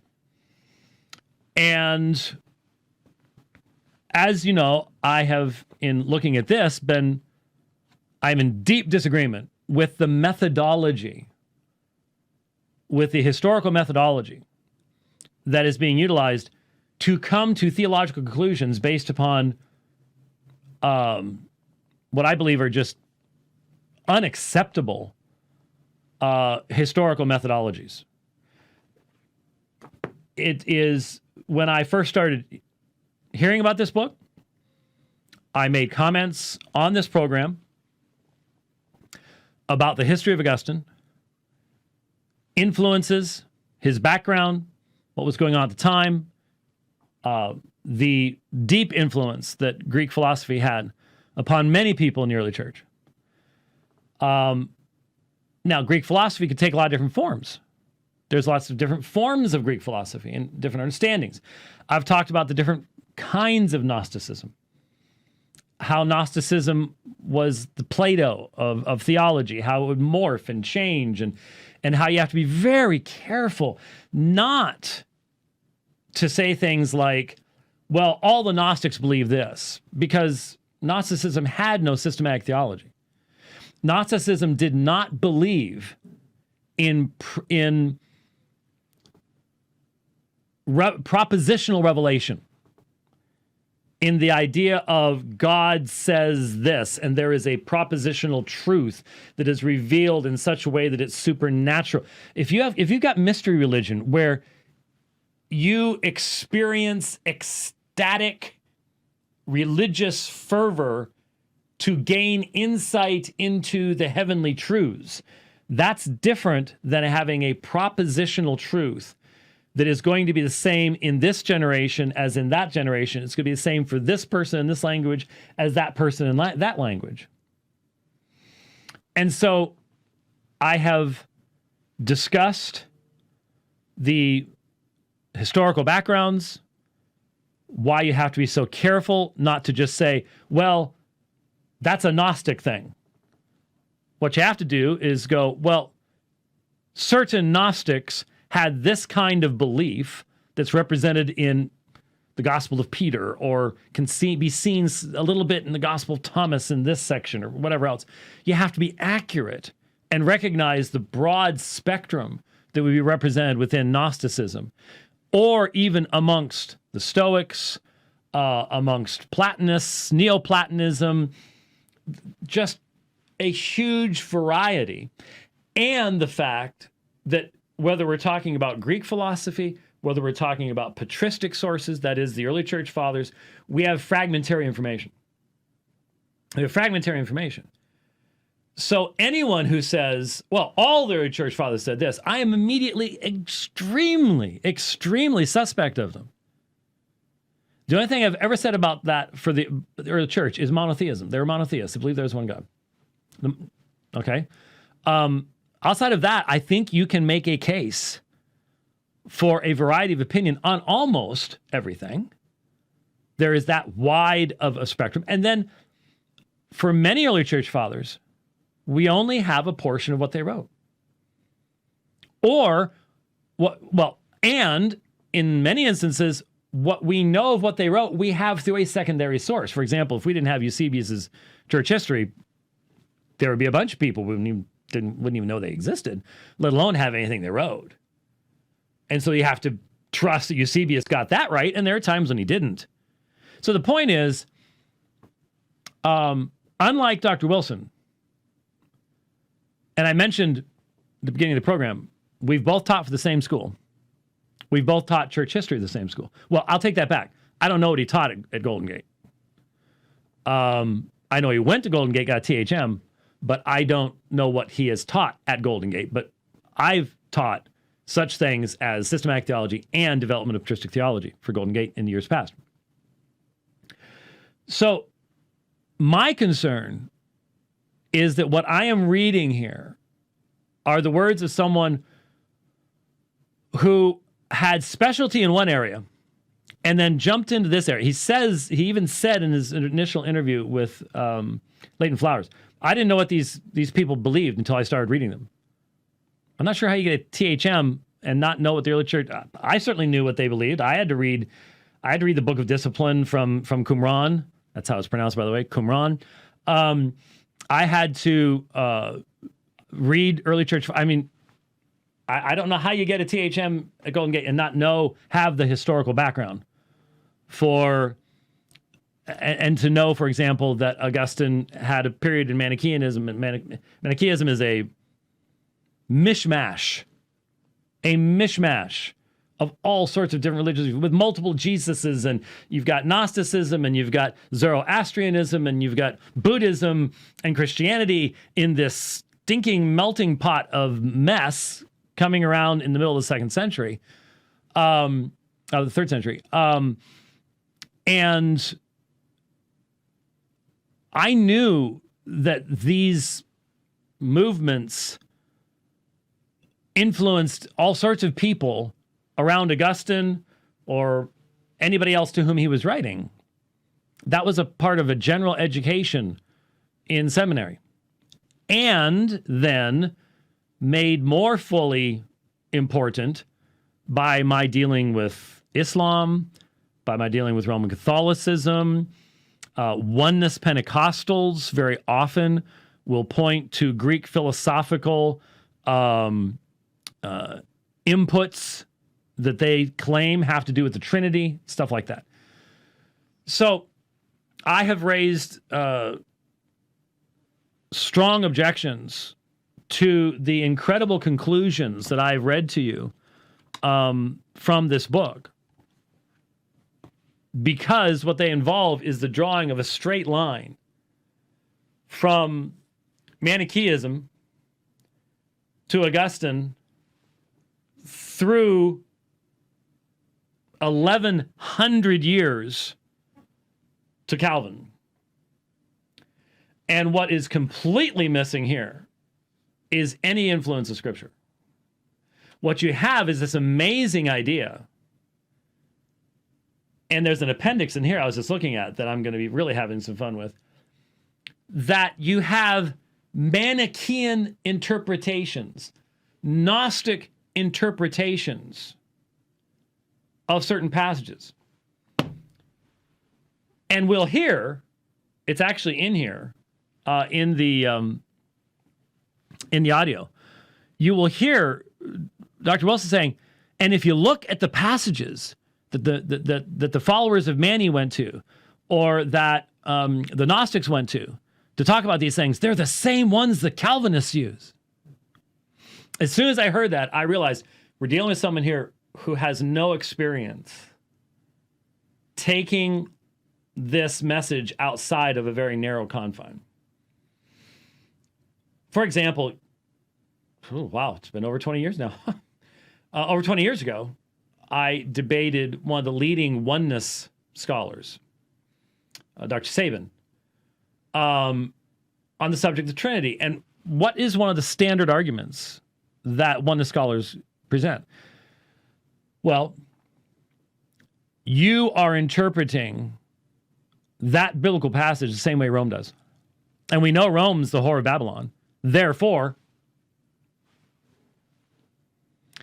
now, that's an invalid argument for a oneness person to present, because the validity of the interpretation is based upon the text that you are interpreting, not how someone else has interpreted it sometime in history.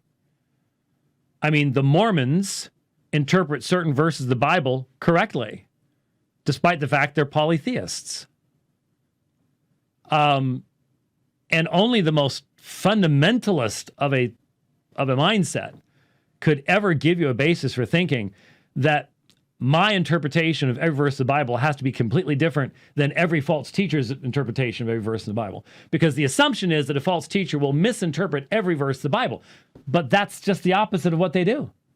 They will correctly interpret as much of the Bible as they can so that they can use that as the hook to grab you for where they introduce their heresies.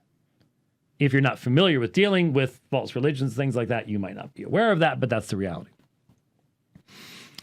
So, what is really missing is any acknowledgement of the fact that the vast majority of us who hold Reformed theology have never read a word of Mani, And the idea that our exegesis, now,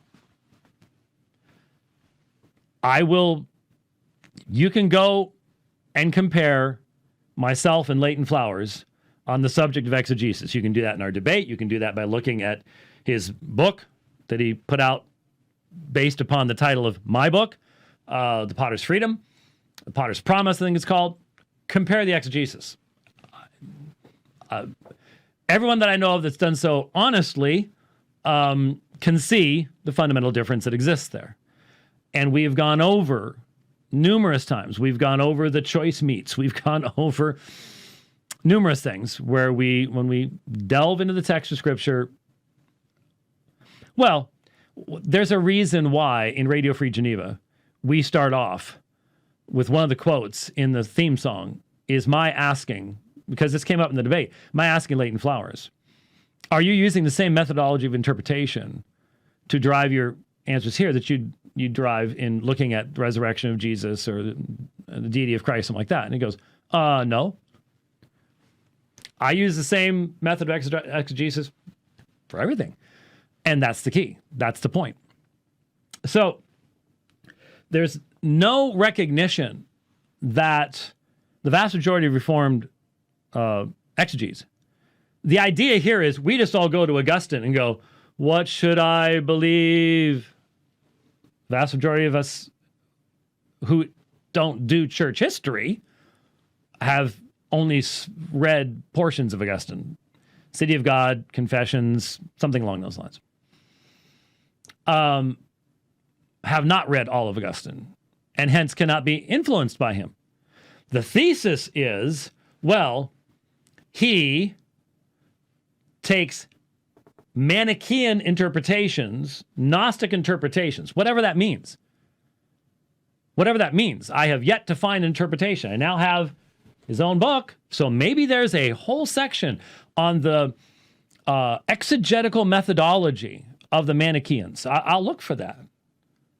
I don't expect to find it, but what you'd have to do is you'd have to demonstrate that there was a specifically identifiable Manichaean exegetical process. And that somehow that Manichaean exegetical process was transferred lock, stock, and barrel from someone who didn't know almost any Greek and did not know Hebrew over 1,100 years unchanged, and was inserted like a USB drive into the brain of John Calvin. Okay, and Luther and Zwingli for parts of things too, but we can't get into all that. It's directly inserted into John Calvin, who just goes Manichaean interpretation, exegesis, and starts writing his commentaries on the Bible. Now, no one who knows history believes that happened. It's impossible. So you immediately have to go, there are so many things that would have to be established along this line that no one's even attempted to do. One other thing, Dr. Wilson did make the statement in the interview that no one else has come up with this. Now that worries me. That worries me greatly. I'm not saying that there are not things yet to be discovered. For example, when Granville Sharp recognized the complex of 5-6 different rules that we call Granville Sharp's rule in Greek grammar today, that had not been known by the King James translators, and they were brilliant guys. But yeah, things can still be discovered, and we can use computers to come up with a recognition of patterns in the Greek New Testament and stuff like that in regards to grammar and the particular use of prepositions in a particular situation, things like that. Okay, there's things like that. Do you have any idea how many books, how many doctoral dissertations have been done at Oxford, let alone Cambridge or anyplace else, on Augustine and Calvin? Thousands. No one in their life could read all of them. And this somehow he's the first one to figure this out? It seems to me that the primary focus of the dissertation, and I know enough about dissertations to know they have to be focused, is to demonstrate that Augustine redacted and edited a couple of his books, about 4 of his books, after engaging in the Pelagian controversy. Now, I'm not even going to argue that because it's completely possible and also completely irrelevant. Irrelevant as far as the dispute is concerned. That, I think, was the catch for the dissertation. This is what I'm going to look at. Okay. But that's has nothing to do with the theological conclusions that Reformed theology is Manichaean interpretation. Because anyone who knows anything about Manichaeanism, there is, when you have multiple Jesuses, when you have a dualistic situation where matter is evil, and yet in the Christian faith, matter is made by God and it's good, and you have propositional revelation and all of creation is the glory of God, there is such a worldview chasm that exists that to leap over it with assumptions makes Evel Knievel look like a wise guy. And yet that's what we have being touted. That's what we have being touted. One other thing I keep saying. Had a bunch of people on Twitter. Why won't you just debate him? Just do it. Just do it now. Now, right now. And I'm just like, okay, let me see if I understand what you're saying here. I haven't actually started to put anything on the screen and say, okay, I've read a few things, but I've talked about going in depth, and I'm going to be going in depth. And some of you are going to be bored by that, but I hope a lot of you will stick with me, because this is, if you've enjoyed my church history lectures, you're going to find this fascinating. You're going to find this very helpful. What you will learn as we respond to Dr. Wilson will help you in analyzing anyone's utilization of church history to see if they are being fair, to see if they're being accurate. This is important and it's necessary. So I was going to go off on a tangent there, but I'll hold it for another point in time. It's important and it's necessary to look at those particular things. And so those of you who are trying to you got to do this now or you're just a big chicken. Yes, McFly, you're a chicken. Yeah, I'm sorry. But I can't even fly anywhere right now. I'm already going to have to reschedule 2 full debates, 2 important discussions. I'm hoping that the second half of the year, which was going to be one of the busiest of my life, will still happen. But I may be rescheduling all of that too. And you think right now, before I've even laid out my case, I've got to somehow run off and do this right now? Your priorities are really messed up. So those of you who've been going, but you will never debate, blah, blah, blah, blah. Why don't you just hold on? Why don't you just wait until the case has been made? Think about that. Think about that. Now, shall we start with something? Start with something. Yeah, right.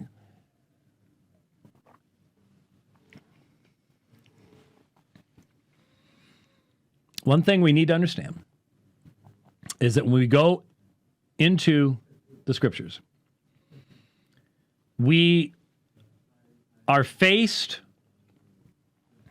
with the task as believers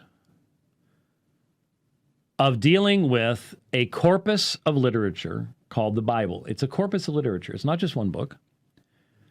It's one book as far as its author is concerned in the supernatural realm, but it is a collection of multiple different books written by multiple different men over many, many, many centuries in multiple languages. And central to Christian theology is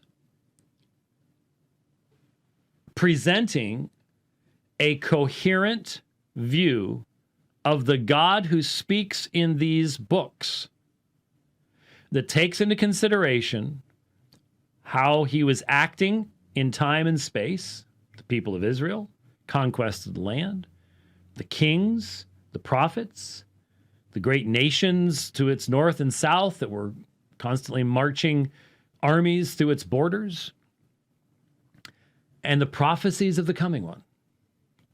Then the fulfillment of those prophecies, the accomplishment of redemption, and the establishment of the body of Christ. That ecclesia in the New Testament is the kahal of the Old Testament, the assembly. And that assembly is then tasked with going out and proclaiming the lordship of Jesus Christ across the world. How do we present one consistent understanding of God in light of everything that is presented to us? Unfortunately, many believers in the United States are canonically challenged. They do not honestly believe that the Hebrew Scriptures are as inspired or as relevant to their life as the Greek New Testament is. And hence are uncomfortable with so many of the things that the God of the Old Testament does. So that in many a church, you have people sitting there going, well, you know, the God of the Old Testament is a God of wrath, and the God of the New Testament is a God of love. This shows a fundamental misunderstanding of the nature of God in the Old Testament and the nature of God in the New, both. And there is a consistency, a beautiful harmony and consistency that exists in the revelation God gives us of himself, and then the fullness of that revelation in the incarnation of Christ and the outpouring of the Holy Spirit. But because so many of our people do not read the prophets, the teaching of Scripture that God is personal and that God is holy and that God has just wrath and is the judge of all the earth, and that he raises up nations and tears nations down. He raises up rulers and tears rulers down. That the people are considered as dust in the scales in comparison to his power and might. Because people don't read Isaiah 40 through 48. They don't read sections from Hosea or Zechariah or Zephaniah or the beautiful sections in Jeremiah about the sinfulness of the heart of man. And because that has been put on a secondary level, you can get away with some very surface level theologies. And hence, the vast chasm that exists between the God of Scripture and the deities of some form within Gnosticism, within one of its later children, Manichaeism, the vague concepts of deity in Greek philosophy or in Stoicism. We don't see the vast chasm that exists between them, and we don't feel that. And what you need to understand is that when you're reading Reformed theology, when you read Calvin's commentaries, what is driving someone like John Calvin is the foundational belief that there is a personal God who has revealed himself by his covenant name Yahweh in the Old Covenant, and then as Father, Son, and Spirit in the New. And that everything is wrapped up in the demonstration of the glorious grace of that one true God. That's why he created. That's why he revealed. That's why he created man in the context that he did and gave the protevangelium and did the entire work of redemption and joined an unworthy people to himself in the Son. All of these things utterly unknown, and cannot be known in Gnosticism or Manichaeism. Why? Because they don't have the right God. They don't have a God that's even semi-similar to this. Once you're a dualist, once you have a good God and an evil God, once you have multiple Jesuses, whatever of the many variations we're talking about here, and even Manny had different perspectives during his own life, but none of that can even come close to dealing with the God that Calvin's dealing with. Can't. And it didn't. And hence, what is the primary source of input for Calvin's theology? Is it Manny? Or is it the Hebrew scriptures and the Greek scriptures? Anyone who says it's Manny, I don't even know what to say to you. This doesn't even get close to trying to prove that thesis. Doesn't even try. And yet concludes that Reformed Christianity is Manichaeism. Careful thinkers should be the first ones to go, whoa, the big thing called the Grand Canyon, I don't care how far back you get your run start on that one. You try jumping that and you're going to go splat. You might go splat 10 feet farther down the wall than somebody else does, but you're going splat. And that's what this thesis does. It goes splat. Because that is a chasm that cannot be bridged. So we need to start with the recognition that the God that we're talking about is personal, the creator of all things, that he created the creation good, that just because something is physical does not make it evil, and that while mankind is the gracious recipient of the blessings of God and is central to the demonstration of his goodness and his grace and his mercy and his power and his justice and everything else, it's not about us. It's about him. Personal, triune deity, which you do not have in either Gnosticism or Manichaeism. You don't have it underlying any of the conclusions of Stoicism. They have none of that. And so everything that flows from that, such as what the meaning of faith is, who man is, what the image of God is, what resurrection to new life is, what regeneration is. If you use those words as defined within the triune theistic system of Christianity, and then just pick them up and bring them over here and drop them into Manichaeism, you are engaging in grossly fallacious argumentation.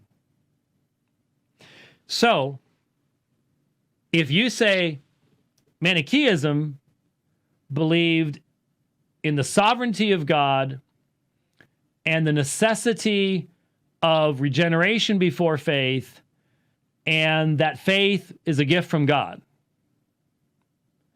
without recognizing the chasm of definitional difference between what each one of those words meant, you cannot simply take the Christian concept of regeneration and move it over here. It's not possible.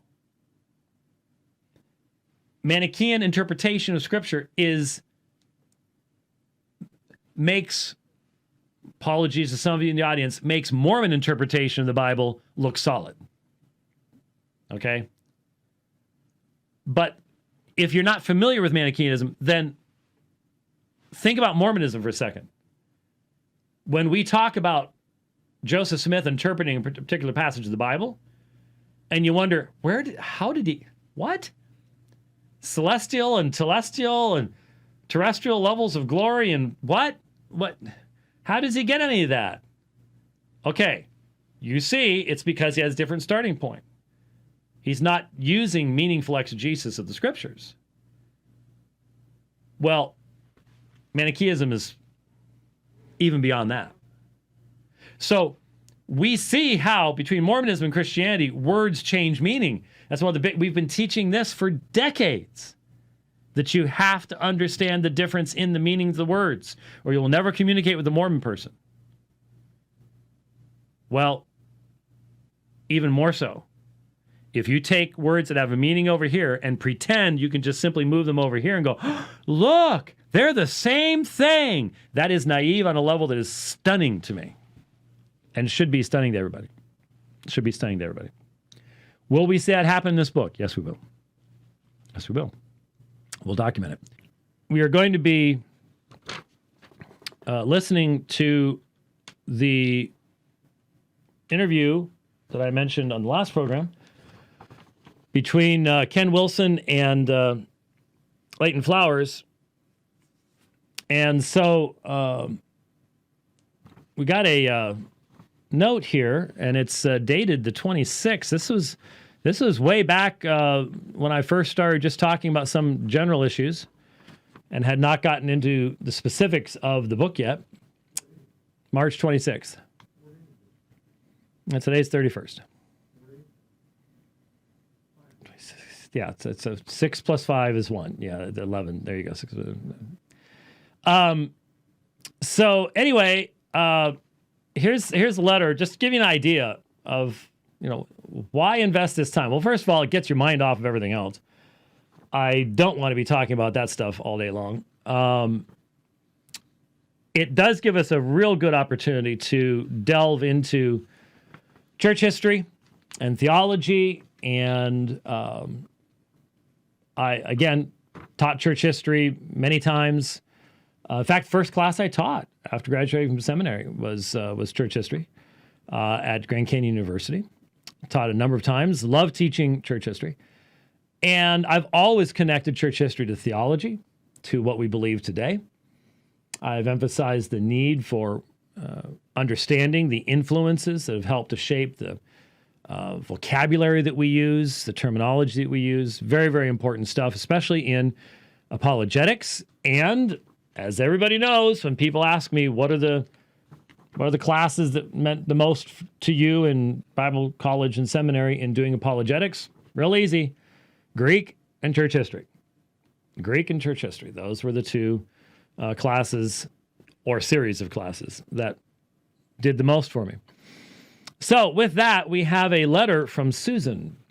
Susan writes in, and Susan says, Dear Brother White, I'm writing after viewing a video that Leighton Flowers featured on YouTube regarding your response to Ken Wilson's short version from his thesis on Augustine's influence on Calvinism. In other words, she didn't watch what I said, only what Leighton Flowers said that I said.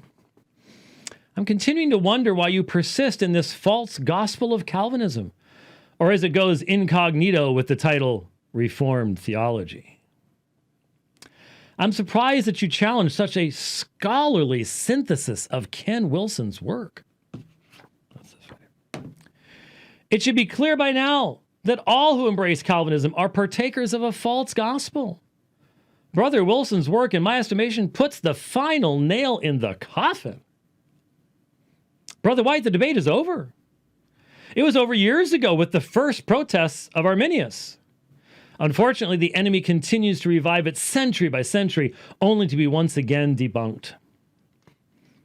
So you claim to be a scholar and host a broadcast that continues to support this false doctrine. Therefore, I make an appeal to your intelligence to cease and desist. Supporting this doctrine as biblical and Christian. Clearly, even a layperson understands the fallacy. You, sir, should much more as a scholar be able to understand it to be false. A few weeks ago, the Holy Spirit woke me up in the middle of the night and said that judgment is coming to all schools and churches that continue to embrace this doctrine. He said this would be in the form of financial depletion, Holy Spirit has used many persons in the body of Christ to push back on this doctrine, however many persist to teach it and infect the schools and churches. So I exhort you to be a stand-up Christian and to be a leader and to repent and be an example to other brothers and sisters who teach this false gospel.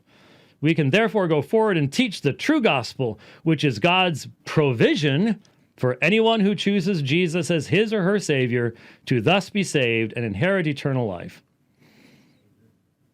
Then there's some written stuff. You're okay on the Trinity, though. Oh, that's nice. I pray that you truly are his elect as you describe it, and eat some humble pie on this one. Admit that you missed it, a true sign of contrition. And that's what Susan Marcus has to say. So Rich is telling me he keeps telling me Wilson this and Wilson that, and I keep going, Rich, we have multiple Wilsons in our lives right now. You need to be specific as to which Wilson we're talking about, because it would be very confusing to confuse Doug Wilson and Ken Wilson. Get a soccer ball? That'd be a different Wilson. Are we still? No, we need to. Well, when the Holy Spirit woke Susan up about the financial depletion, I guess he forgot that all seminaries are going to be financially depleted in the future by the COVID-19 virus, including the one that Ken Wilson works for as well. So there you get the idea. From what Rich is telling me is that we have stumbled upon the Holy Grail here. How dare you ever question what a graduate of Oxford said? Well, do forgive me. The thesis of this book is marginal. It's on the outside margins. It is not representative of mainstream Christian historical scholarship for hundreds of years. He's not the first person to have read through Augustine chronologically by any stretch of the imagination. Many people have done that in the past. It is well known that there's development in Augustine's material. It is well known that Augustine and every other early church father was influenced by his context, by his background, by language, and especially by the conflicts that early church father engaged in. These are not disputed issues. The disputed issue is the conclusion that Ken Wilson comes to, and a conclusion that I read a couple programs ago. The famous Reformed theologian Benjamin Warfield commented, the Reformation, inwardly considered, no, don't worry about it, was just that the ultimate triumph of Augustine's doctrine of grace. It was actually, the full statement is Augustine's doctrine of grace over Augustine's doctrine of the church. But anyway, Warfield's statement is pinpoint accurate. But unfortunately, due to Luther's and Calvin's reliance upon Augustine, the unmerited grace of the Christian God did not triumph. In Augustinian Calvinism, Reformed theology, it was the radicalized grace of the Manichaean God who triumphed. So, Susan says, false gospel. Ken Wilson says, different God, Manichaean God. This is radical. It is utterly unsubstantiated by his argumentation. And we're going to demonstrate that. And then if he wants to debate that, if he dares to put that out there and then say, yeah, I will demonstrate, I will prove that because Manichaeans interpreted a verse in a way I think they interpreted it, that's how everybody else has done it. That there is no grammatical, historical exegesis going on in any of Calvin, any of Luther. The Bible had nothing to do with this. It's all just Manichaeism. That is absurd. I can't believe anyone would defend it. But if he wants to defend it, great, fine. If he wants to defend this statement, fine. But we will have so fully demonstrated the errors, the manifold historical and theological errors in that I don't know how anyone could do it. It would end up being another Tassi debate on that level. So, okay, fine. So, like I said on the last program, what we need to do, and I think I muted this thing. I've got to unmute it because there's that, but I haven't seen any more notifications coming through. There was an interview in 2018, the first interview that Leighton Flowers did with Ken Wilson. Why listen to this? Because it provides the background of this, which then is the summary of this. And we were told you shouldn't respond to this, you should respond to this. But everybody's reading this. So if you respond to this, you're not responding to what they're actually reading. Okay? So is there some huge difference between these two? Well, size-wise there is, but if a person is a meaningful author at all or a meaningful teacher at all, this should be an accurate distillation of this, right? Well, this didn't exist when this interview took place. So if what's in the interview ends up in here, what does that tell us? That represents the author's intention, right? Okay. So you have it all laid out here, and so we're going to go through it, and we're going to listen to portions of it and use that as an introduction.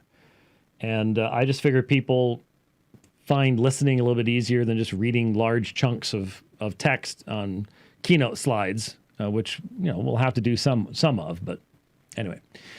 All right, let's finally dive into this thing here. Let's get started. But he also is a PhD, has a PhD from Oxford. He has a DPhil. That's what I have. This says DPhil. And in my experience, DPhil, Doctors of Philosophy, see that as a, especially over in England, something that separates them just a little bit from those who are just a plain old PhD, So I've encountered people who really did view their DPhil as more specialier than just a plain old PhD. But his own book says DPhil, so maybe, Leighton, you might want to use the terminology that he himself uses. That might be a good idea. Anybody else. All I did was follow the instructions Augustine gave on how. Okay, that's Ken Wilson. Leighton Flowers has said, you're a really smart guy, so, should we, just listen to what you have to say. And so now he's describing how he engaged in his study. Anybody else. All I did was follow the instructions Augustine gave on how to find out what he taught. And he said you need to read it in chronological order. And it is just surprising nobody sat down and did that to figure out where he went. So all I did was follow the instructions. Lots of people have read Augustine in chronological order. He's not the first person that's ever done that. Like I said, there have been tremendous Augustine scholars down through the centuries. There have been more volumes written on Augustine and in-depth on Augustine than I can imagine.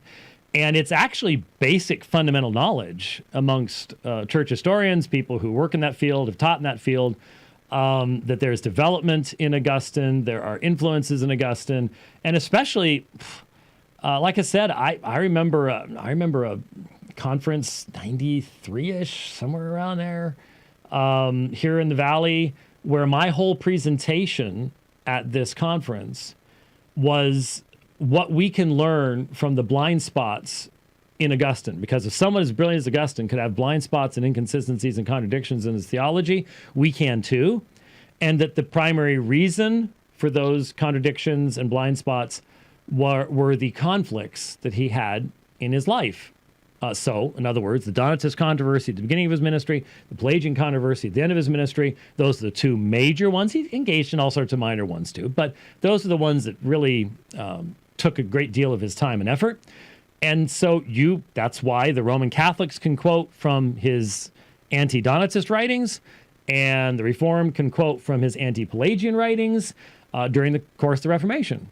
That's what Warfield was talking about. So this is not some, wow, no one's ever thought of this type thing at all.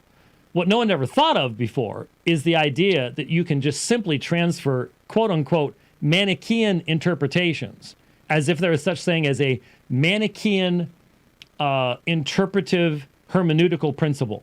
Remember, Mani and his followers, the Manichaeans, put together a religion in the middle 200s, so the middle of the 3rd century, that is a mixture of Zoroastrianism, Gnosticism, Buddhism, and Christianity. Now, if you can't tell the difference between Reformed hermeneutics and something that would come out of that mess, I don't know what to say to you. If you think you can transport Manichaean interpretation, lock, stock, and barrel, through Augustine into Calvin, I don't know what to say to you, because it's absurd. It makes no sense. But there you go. So this is not anything new. I think from what I'm hearing, the big thing here is the assertion of an editing process later on undertaken by Augustine himself. I'm hearing a brrr. Is that... Fixed it. I fixed it. Did you see that? Did you turn it down or did I fix it? I turned it down. Oh. Okay, it's up more now, but I'm not sure if you turned it down the same moment I turned this, but it's still there. Yeah, but I'm hearing something I've never heard before. I'm hearing a brrr stuff that, I don't know. Anyway. Okay, sorry. We're live. All right, let's get back to Ken Wilson here. I know you taught as an adjunct professor there at Gateway Seminary, and so you've been tied into a Southern Baptist to some degree. Okay, Gateway Seminary, former Golden Gate Baptist Theological Seminary. He has a THM from Golden Gate. I taught at Golden Gate during the same time period where he was a student at Golden Gate. Doesn't mean we would have crossed paths, because I forgot to look it up, but it had been a while since I had been on the main campus in Mill Valley, and did most of my teaching in Scottsdale in the Arizona campus at GGBTS before it became Gateway and went to Los Angeles or someplace, wherever it went. I'm not even sure where it's located anymore. Sure. Well, when I went to Oxford, the goal was to study Augustine and to find out why he changed his views. That's a pretty commonly known fact among the scholars, that he did change his views from a traditional view of free will, and then he went to a more deterministic type of viewpoint. That is well known.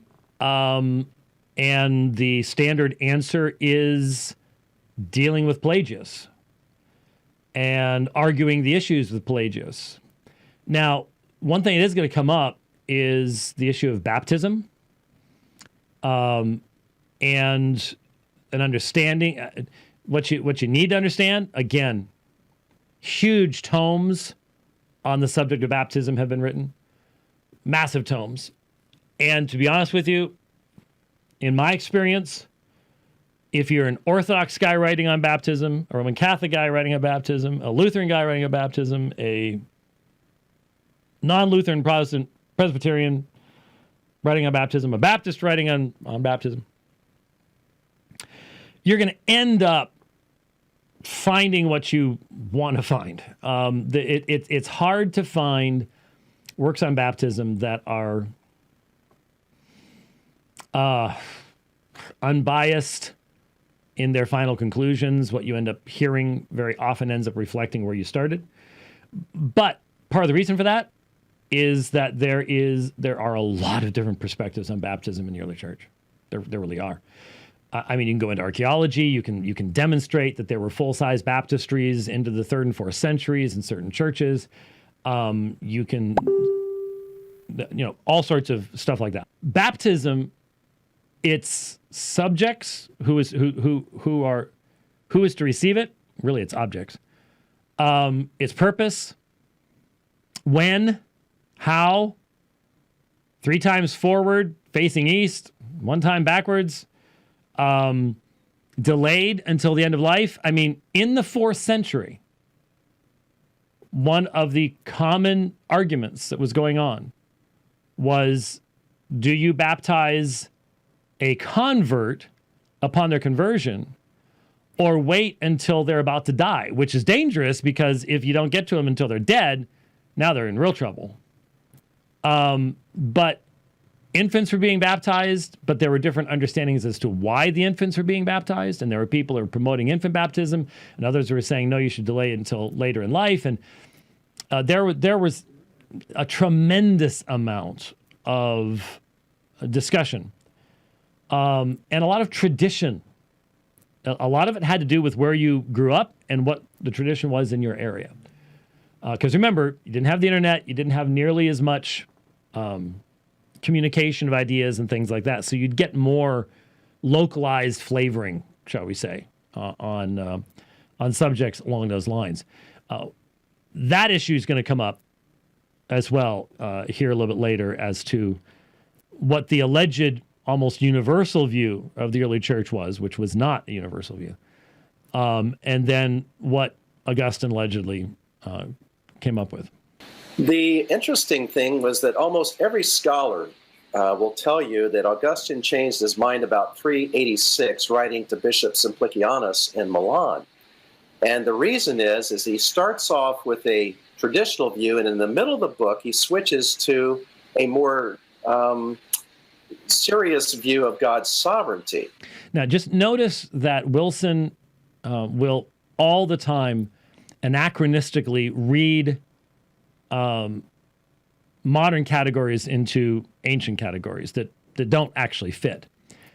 And he will assume the existence, I mean, he just asserts there is just simply one Christian view.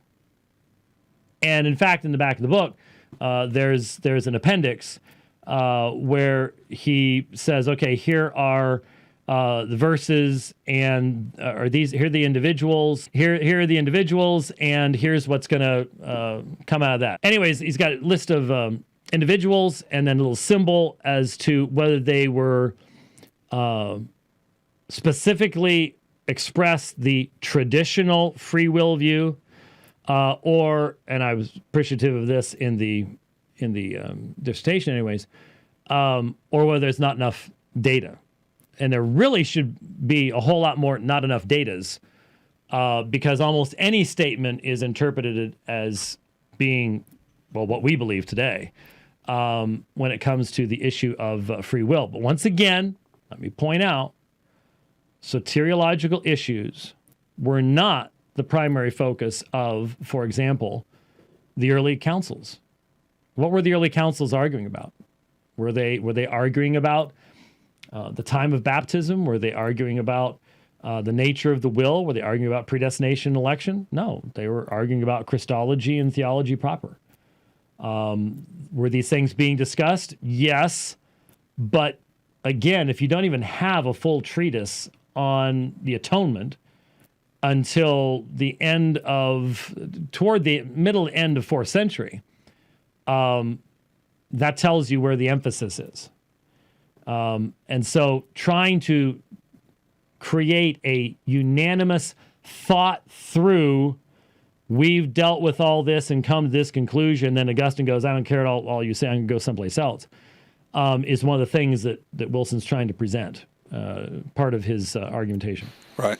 Now, my understanding, of course, him being formerly a Manichaean Gnostic, what does that mean for those who don't know what a Manichaeanism is, Gnosticism is? I've been accused of being too polemic by referring to Gnosticism as being similar to some of the claims of Calvinists. I don't think anyone's saying that Calvinists are exactly like the Gnostics of the 3rd, 4th, 5th centuries by any means, but there are some similarities with regard to the concepts of determinism. Talk about that a little bit. Help. Okay, now let me just point something out here. And this could come up a couple times, and toward the end, Wilson will engage in a discussion of how you need to read the early church fathers in context. At that point, he's arguing that there is none of them who had any reformed belief in them at all. So you got to read them in context. Well, that's our argument against his entire thesis. And that is, aside from the fact that biblical input is just completely minimized. It's just like, there was nothing about the Bible. Nothing. All there is there's just Manichaean interpretation, and you just take that Manichaean interpretation, and that's it. That's all there is to it. You need to understand that if you're going to allege similarity, you must take into consideration foundational identifiers. Why is this important, and why might Dr. Wilson not be familiar with this important area? How many of you have heard of the Zeitgeist movie on YouTube? Almost everybody has, if you've been online at all. It was very popular a number of years ago. It's not as popular now, but it unfortunately has influenced many people. But there's a huge amount of information on YouTube and on the internet that basically argues that Christianity has borrowed from, and then fill in the blank, Greek religions, Egyptian religions, Roman religions. And so you've heard all about Mithras, Mithraism.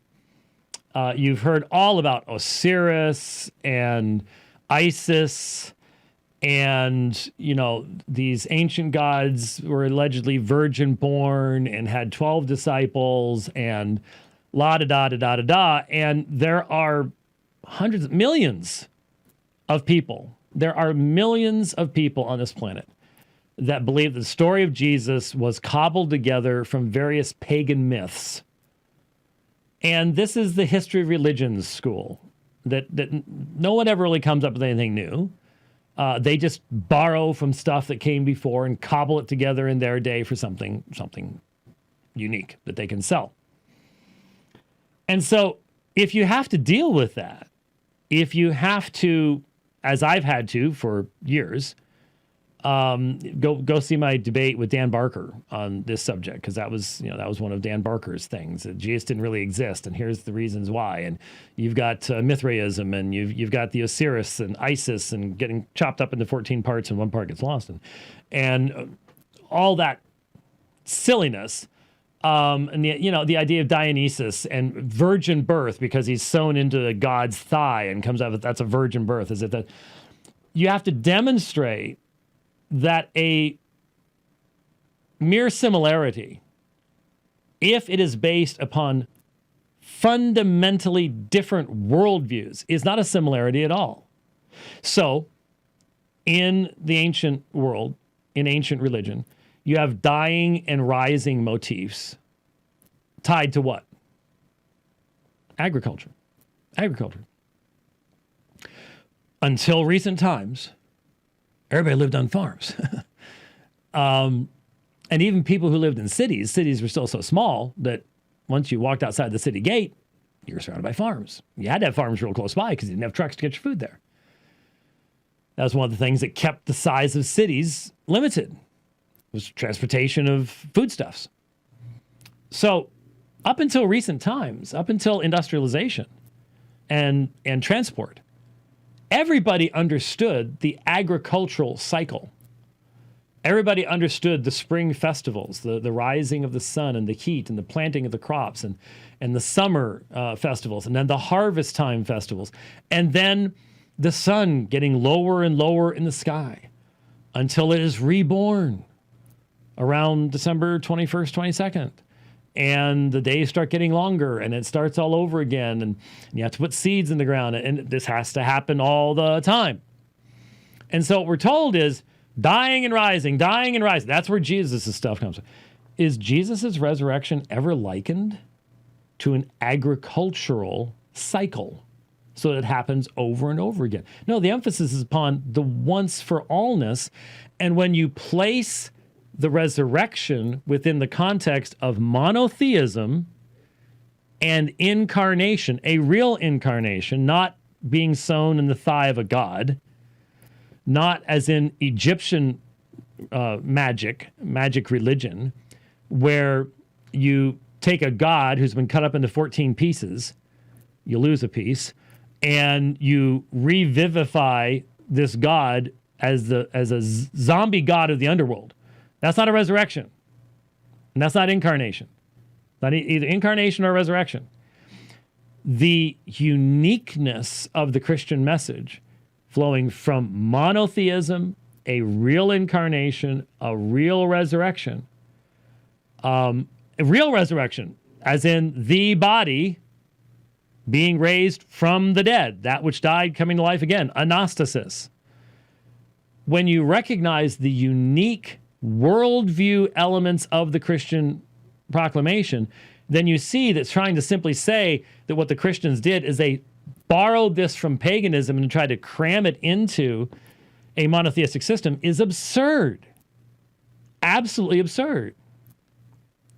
So if we can see it there, then we need to see that when you accuse monotheistic, Trinitarian, Reformed theologians steeped in the language of Hebrew in the Old Testament, the prophets, Isaiah, the Isaiah who identifies the one God as the God who knows the beginning from the end, who can tell you why things happened in the past and what's going to happen in the future.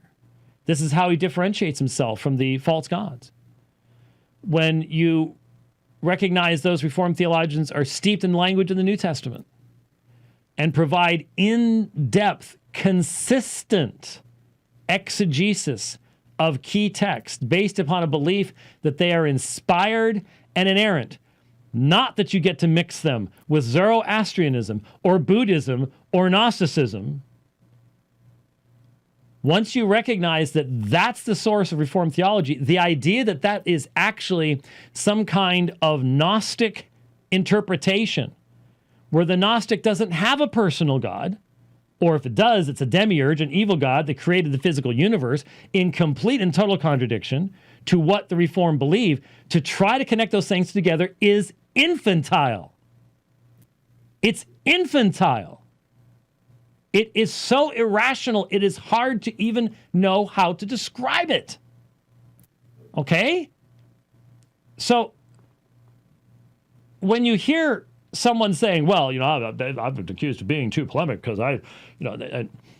there is nothing in Gnosticism that even comes close.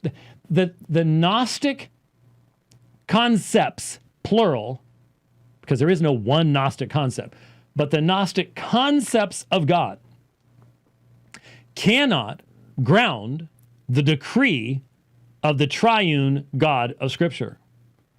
The God principles, superior powers known by mystery experiences and ecstatic utterances of all the multiform various Gnostic cults are utterly insufficient to be the personal Yahweh who has revealed himself as Father, Son, and Spirit, who is glorifying himself in and through the redemption of a particular people in Christ Jesus. To try to connect those two things together is desperation on a level that is astonishing. It's astonishing. And you simply either cannot have any idea of just how multiform. Remember, what year was it? When did...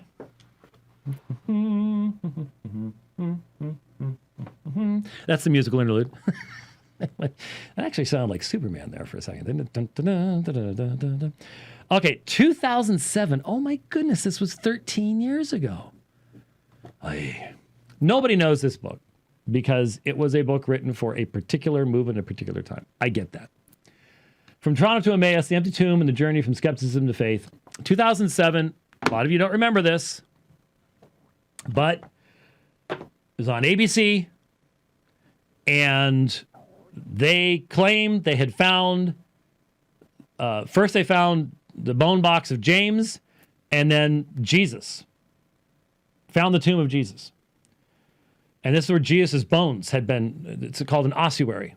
Remember, it was on ABC Good Morning, and it had Cameron, the guy that did Titanic and Avatar.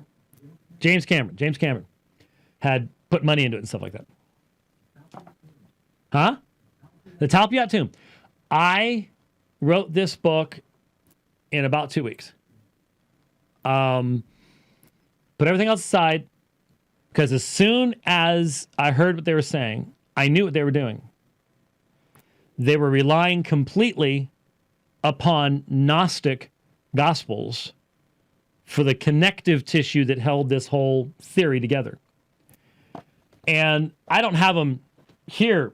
Well, I actually have some here. There's the bone box and Jesus Dies to Tabor. Yeah, I still have but I've put most. Okay, yeah, well, here is, for example, this is one of the books that I got at that time. The Gospel of Mary of Magdala, Jesus and the First Woman Apostle. Okay, got this in 2007 during that time period. And I've got a ton of stuff in my library on the Gnostic Gospels. And so you can't read these things. Remember we were doing story time with Uncle Jimmy there for a while? You cannot read these things without seeing how wacky they are and how the Gnostics had no systematic theology. There is no propositional revelation that you can say this is consistent with that. That was not their concern. Gnosticism would morph. So Gnosticism, most scholars feel, came from the East.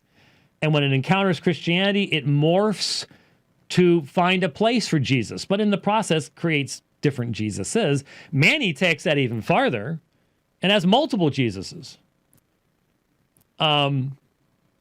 Fulfilling different roles and stuff. So the point is that there is no single objective Gnostic doctrine of determinism that could ever logically or rationally be said to be identical to, parental to, ancestor of the personal, self-glorifying decree of the triune God of the Christian scriptures.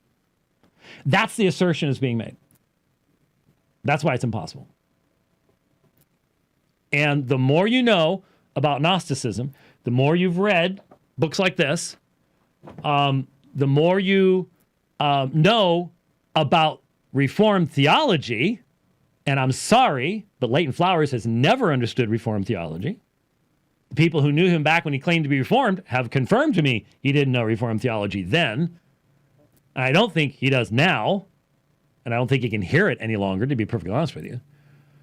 But if the more you know about Reformed theology and the more you know about that stuff, the more you realize there is no connection between the two. And trying to forge a connection is a fool's errand. Is a fool's errand. It really is. All right.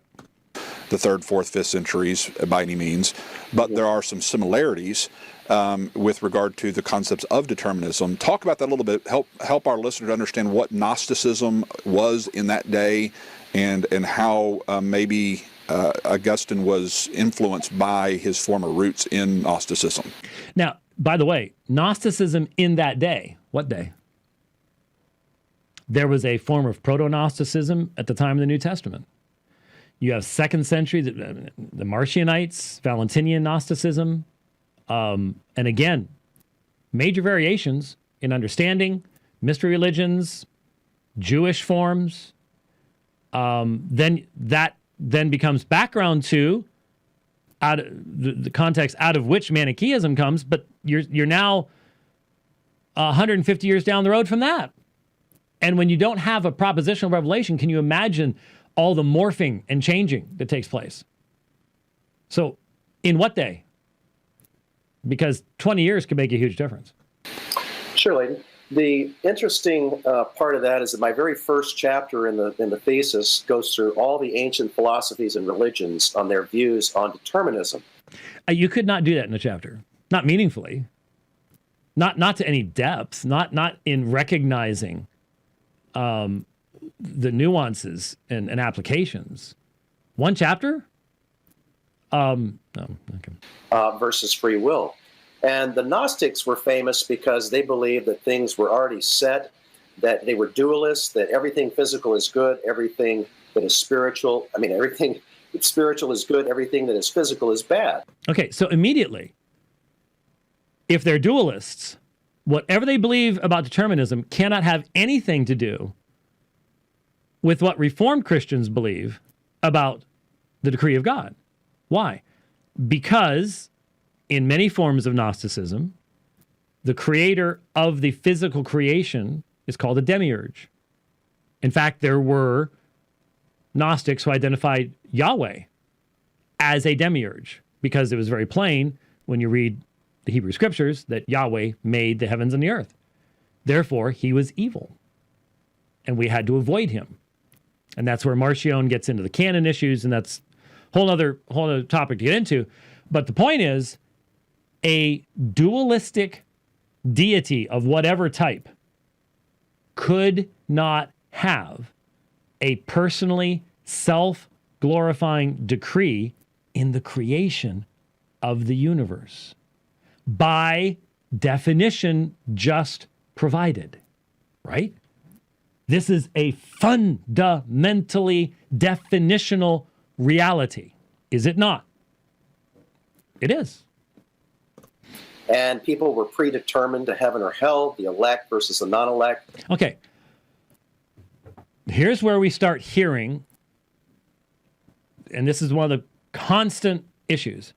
You take modern terminology that is found in Reformed theology and in Scripture, and you transport it directly into another religion.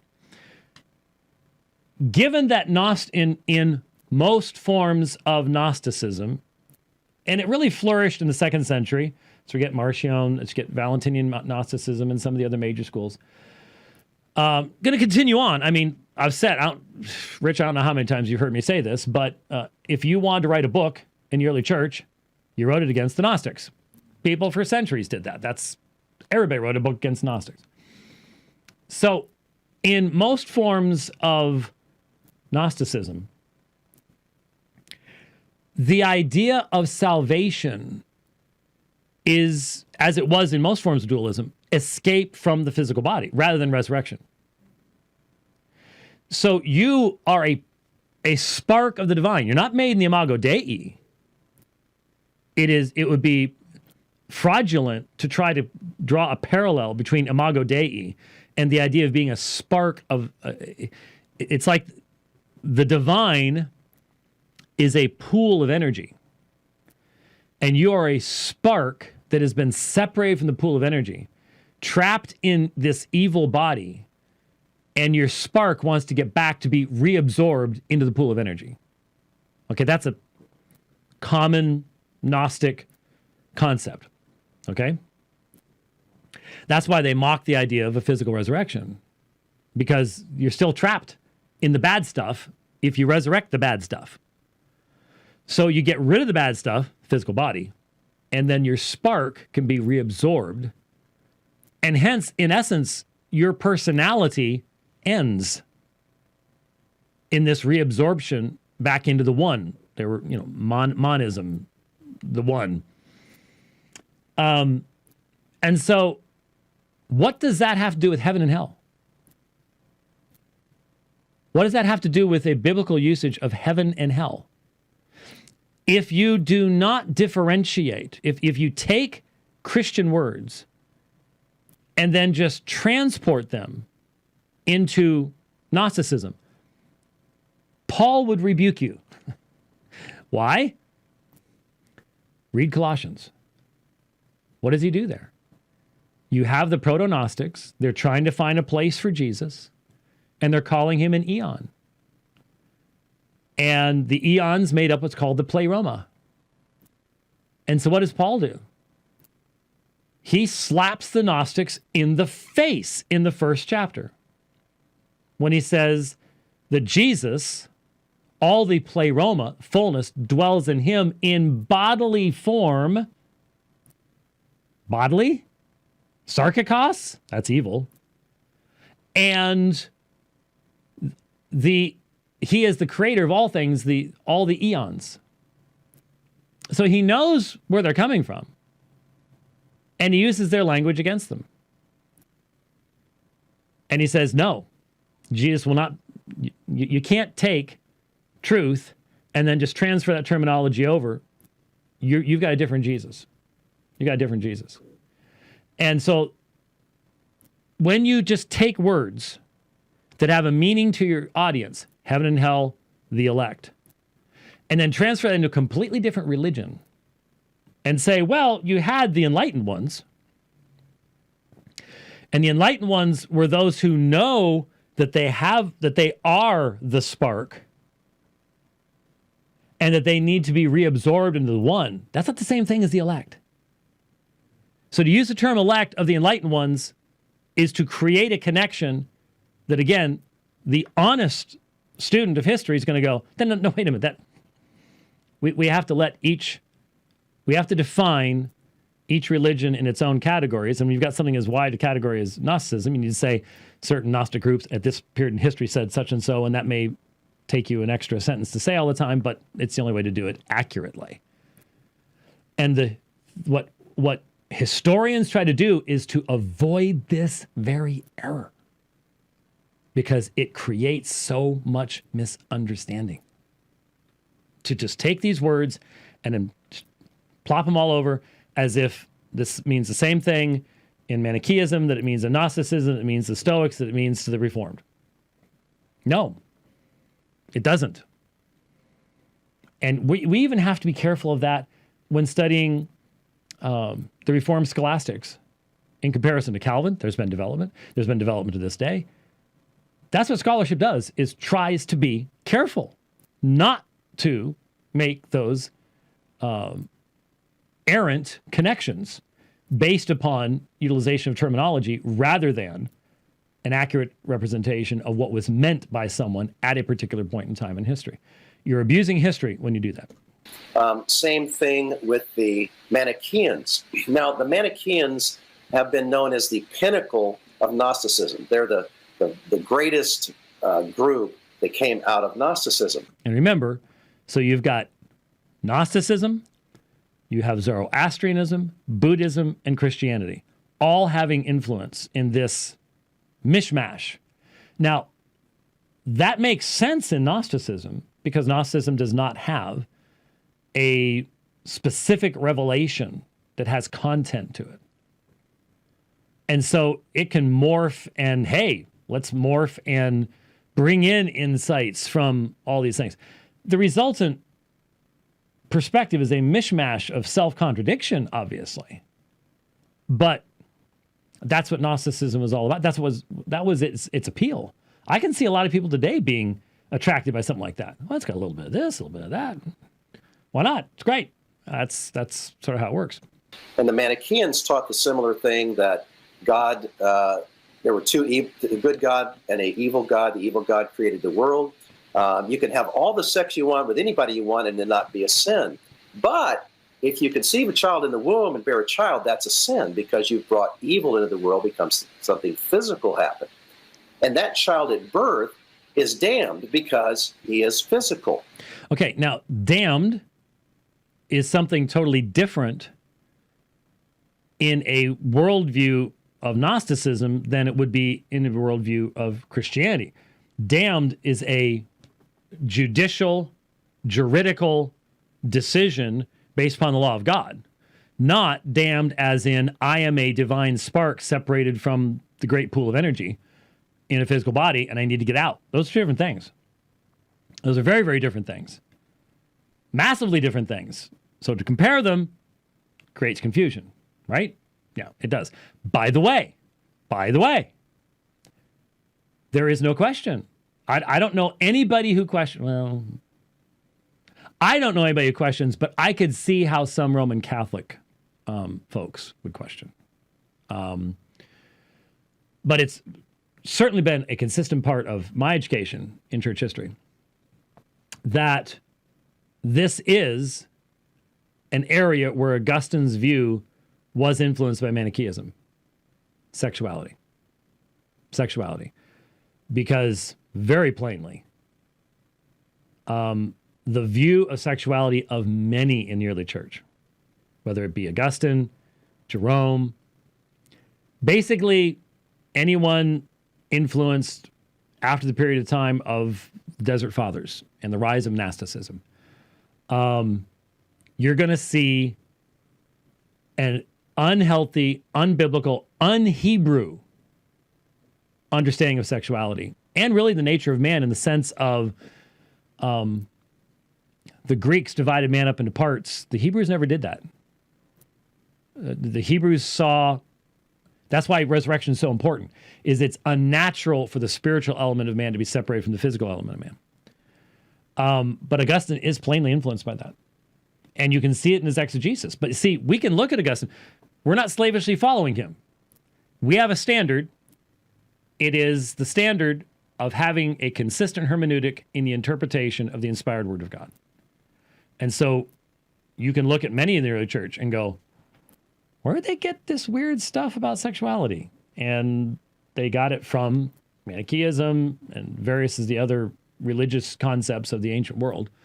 And certainly the monastic movement.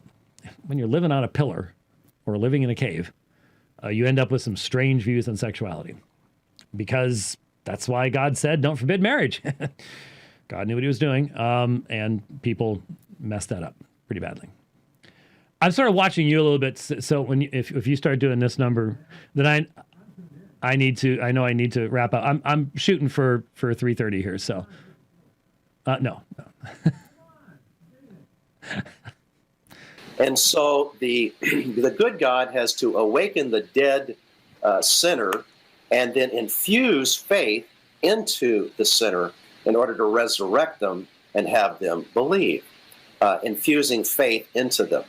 That was the view of the Manichaeans. Now, I don't think any Manichaean would have had any understanding of what in the world was just said, because here again, you have Christian terminology, especially as developed within the Reformation, being read back into a ancient religion that was not utilizing the same conventions for the defining of terms. And so you can't have, for example, talking about saving faith. What is saving faith? Well, if you have a good God versus bad God mixture of Buddhism, Zoroastrianism, and Gnosticism, that's going to be a very different faith than faith in the one creator God of all things, right? Who has a name, who has a people, who has sent his son in the person of Jesus Christ. These are going to be fundamentally different things. And yeah, Manny's trying to throw all this stuff together, but when you throw all this stuff together on that level and violate the very nature of who God is, you lose any meaningful connection in the definition of these words. But the thing that I've seen over and over again in the book is that connections are made on the assumption of the sameness of the definition of language over a period of over 1,100 years, without taking into consideration the huge differences in the initial context, later context, and what you've gone through in between. That's why we're consistent here. How many times have I criticized, to our detriment as far as people disliking us and you're arrogant and you're mean? How many times have I said, be careful whenever you see books on Roman Catholicism or booklets on Roman Catholicism that have these date lists in them that say this doctrine was developed on this date and this doctrine was developed on that date. That's not how doctrine develops in history. People don't go to bed on July 21st believing X and pop out of bed in the morning of July 22nd going, we have a new doctrine. That's not how it works. You look at any doctrine like purgatory. Purgatory developed over centuries. Multiple threads of development came together to the final Roman Catholic concept of purgatory in about the 14th, 15th century. But it had threads that went back to the patristic period. That didn't mean that they believed the same thing, and this is one of the problems the Roman Catholics have. But we have to be consistent. And so you can't respond to that by saying, well, this developed on such and such a date. No, it doesn't work that way. History just doesn't function in that type of a simplistic context. We continue on. So in the early days, of even as early as 200, Tertullian said, why are we baptizing infants? Why don't we wait until they're old enough to believe? And so there was baptism that happened, we know, very early, but nobody knew why. Even Augustine, about 400, did not know why infants were baptized. Now, Augustine didn't know why infants were baptized. I think most Augustinian scholars would be pretty stunned by this kind of an assertion. You may argue that Augustine adjusted, deepened, changed his understanding of certain aspects of baptism, but there are, for example, it has been shown by others whose areas of specific proficiency are in this area that there were people before Augustine who held his view of baptismal regeneration and issues related to that. Obviously, it was the question of how this interfaces with the elect that's important. But as I mentioned earlier, some people want simple answers about ancient history. They don't want to have to read a lot of stuff. They don't want to have to deal with nuance and development. And you see, there are a lot of men who we only have writings from certain portions of their lives. And so with Augustine, because of his great fame in later centuries, we have far more of literature for him than we have of most people before him, with the exception of Origen, who we haven't even translated all of Origen yet, which to me seems like a mass waste of time. But anyway, with some ancient fathers, we only have a single book, or we have maybe a couple of books, a couple of letters. We've just got a huge amount of literary output from Augustine that has been preserved for us in the Middle Ages because of the great respect shown for the name of Augustine. And so what that means is you end up, serious scholarship has to be tentative in making conclusions about where certain early church fathers stood on particular issues, especially when they are only mentioned in passing within their extant corpus of literature. Or if they're mentioned by somebody else. Someone says, such and such person believed this. Sound scholarship goes, it is possible that early church writer so-and-so held this perspective in light of these pieces of information. But since he never wrote a specific epistle on the subject, only mentioned things in passing, and what he said might be interpreted in multiple different ways, then we have to be very, very careful as to the conclusions we come to. And baptism, for some reason, and I think it's because the gospel goes out into a religious context in the Greco-Roman world that is filled with initiatory rites. All kinds of initiatory rites. And so the doctrine, as it would have been understood, and this is something else that's very important, I'll try to wrap this up here. At one point, Leighton Flowers says, look, people back then would have had a better understanding of these things, so we need to go with those early church fathers. We're going to see that a little bit later on. I've argued against that with Hank. Remember Hank Hanegraaff just a few weeks ago. He made the same argument. And what was my response? Living in southern Greece in the 3rd century does not place you closer to the apostolic witness written in Greek by Greek-speaking Jews who lived in Israel. The cultural context of the 3rd or 4th century in Greece is probably going to be, is not only different, but the cultural context that existed in Israel would probably be unknown to you. You probably would not have access to, maybe if you knew Melito, Sartre, or something like that, but you probably wouldn't have access to the traditions that would be formulated in the middle of the 3rd century into what's called the Mishnah. Do you have any idea how often when your pastor is working through parables or working through the Gospels that he's drawing from scholarship that has benefited from having access to the Mishnah, the Gemara, what comes together is known as the Talmud? You wouldn't have that back then. And so the point is that this idea that, well, these people would have had a better understanding, these people they were closer in their time frame and things like that. No, it's not true. In reality, especially because of a sad diminishment in emphasis upon the Old Testament and knowledge of the Old Testament scriptures, many people back at that particular point in time had greatly errant ideas about those very subjects.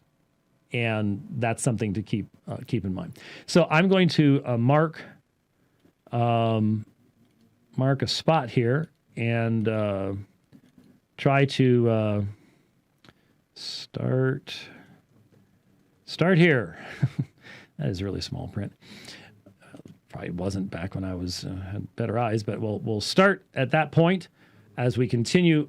And again, not just because of Susan's letter, but we're covering a lot of material in church history here, a lot of foundational information that hopefully will be helpful to you in many other areas, because it's not just this conflict that raises questions about how to interpret early church fathers and why are there so many differences of opinion amongst them and all the rest of this stuff.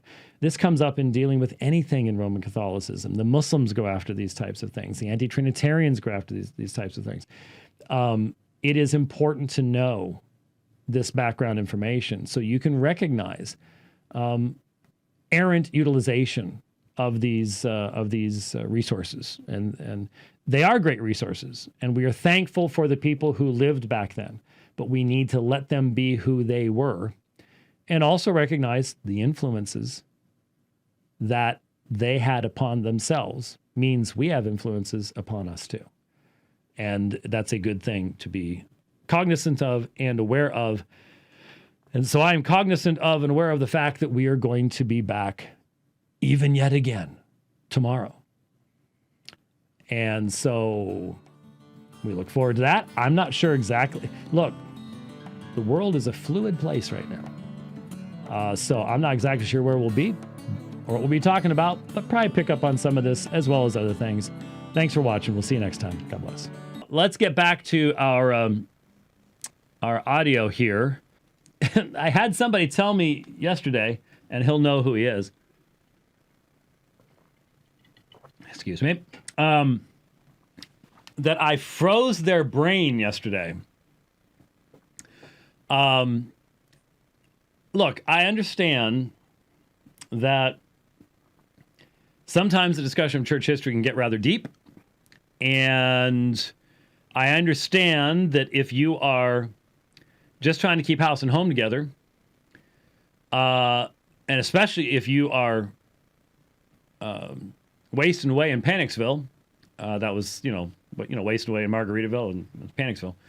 The last thing you want to think about is Manichaeism or Docetism or Gnosticism or Stoic philosophy. Though Stoic philosophy actually has a few things to say to the current situation if you're familiar with it.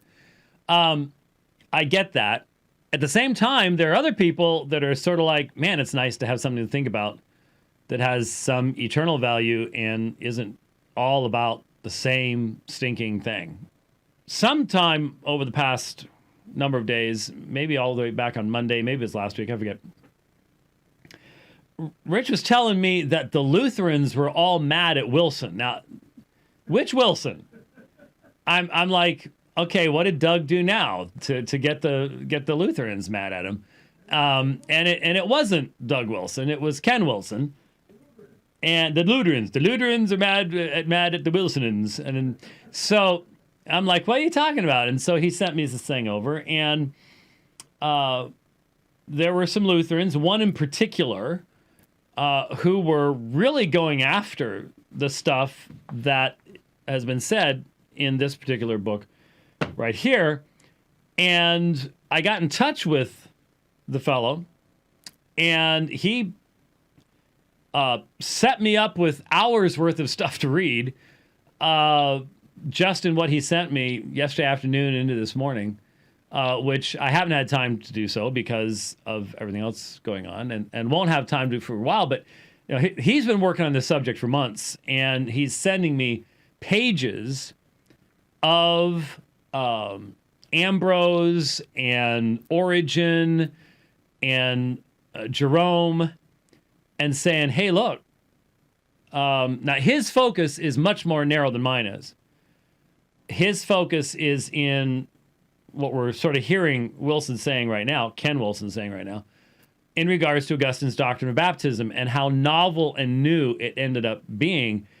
And he's saying, not only is that transparently untrue, and here's the documentation, but he's saying, and look, these references came straight from Ken Wilson's book. Here's the actual page. He's either left part of the quote out or gave you the exact opposite of what the quote actually said. And he's going, this is just really bad. And so I've been looking at some going, well, I want to be able to verify all that stuff and check it all out. But there's some folks doing some digging going, and obviously, if the statement is made, look, no one understood John 3:5 the way Augustine did before Augustine, that is transparently untrue. That everybody should know that. But anyway, so once we get into reviewing portions of the book itself, that will obviously come to play there. But we are listening to an interview that took place in 2018. And the reason we're listening to the interview is it's easier to do in the book, actually. And it also establishes what the actual thesis of the dissertation is, because the interview was written before this book was written. In fact, from what is said in the interview, this book had not been thought of yet.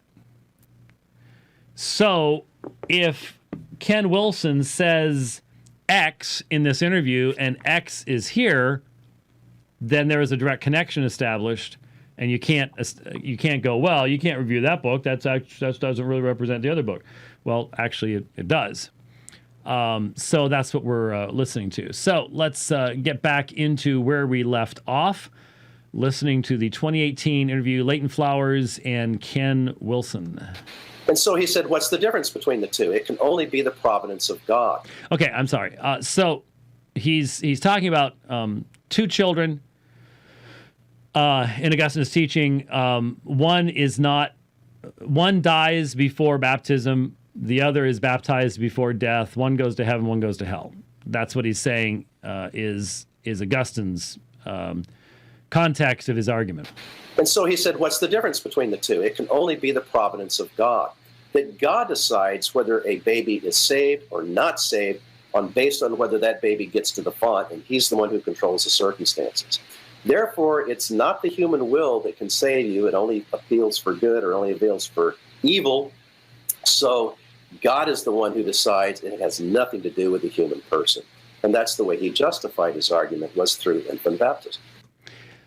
Now, the connection between Augustine's doctrine of baptism and those who went before him is important, because what he's saying is Augustine is developing his doctrine of baptism having gone back to Manichaeism for his interpretation of all the rest of this stuff, specifically divine determinism, et cetera, and that this is seen in what prompted the argument with Pelagius in regards to the subject of baptism. Therefore, if in fact you can demonstrate that there were people before Augustine that had the same view of baptism that Augustine did, that you're not claiming were Manichaean, and you can't establish any type of relationship between themselves and Manichaeism, then obviously the thesis fails at that particular point, is basically what some of the discussion going on is all about. Huh. So the debate wasn't really so much about Calvinism, Arminianism as we know it today, obviously, because that's obviously anachronistic in the sense that that's not until years later, obviously. But the whole debate. Did he say anachronistic?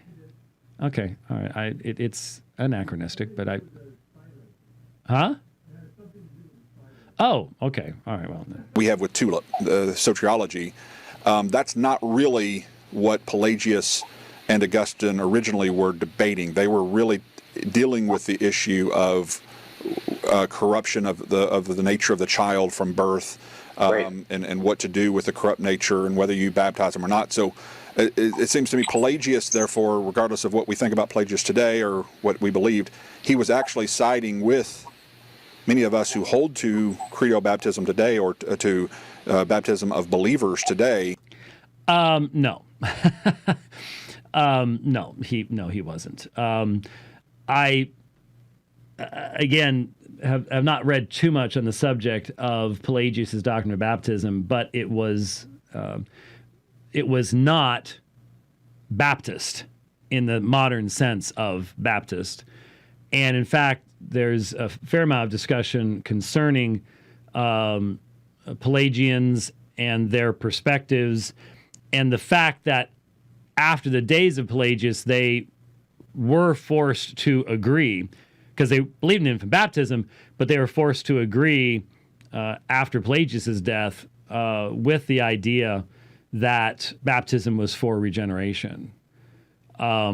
So they were not doing the Southern Baptist way of baptism, okay? To try to say, yeah, he was actually on our side with all that, is again to engage in a extreme level of anachronism and transportation of context that is highly invalid.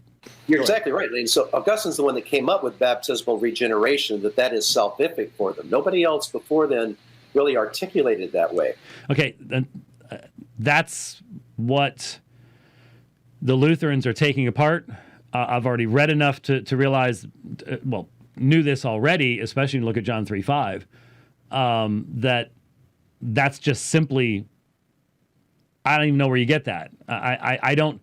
I suppose I could see how you get a THM and not have really dealt with church history enough to know one way or the other on this.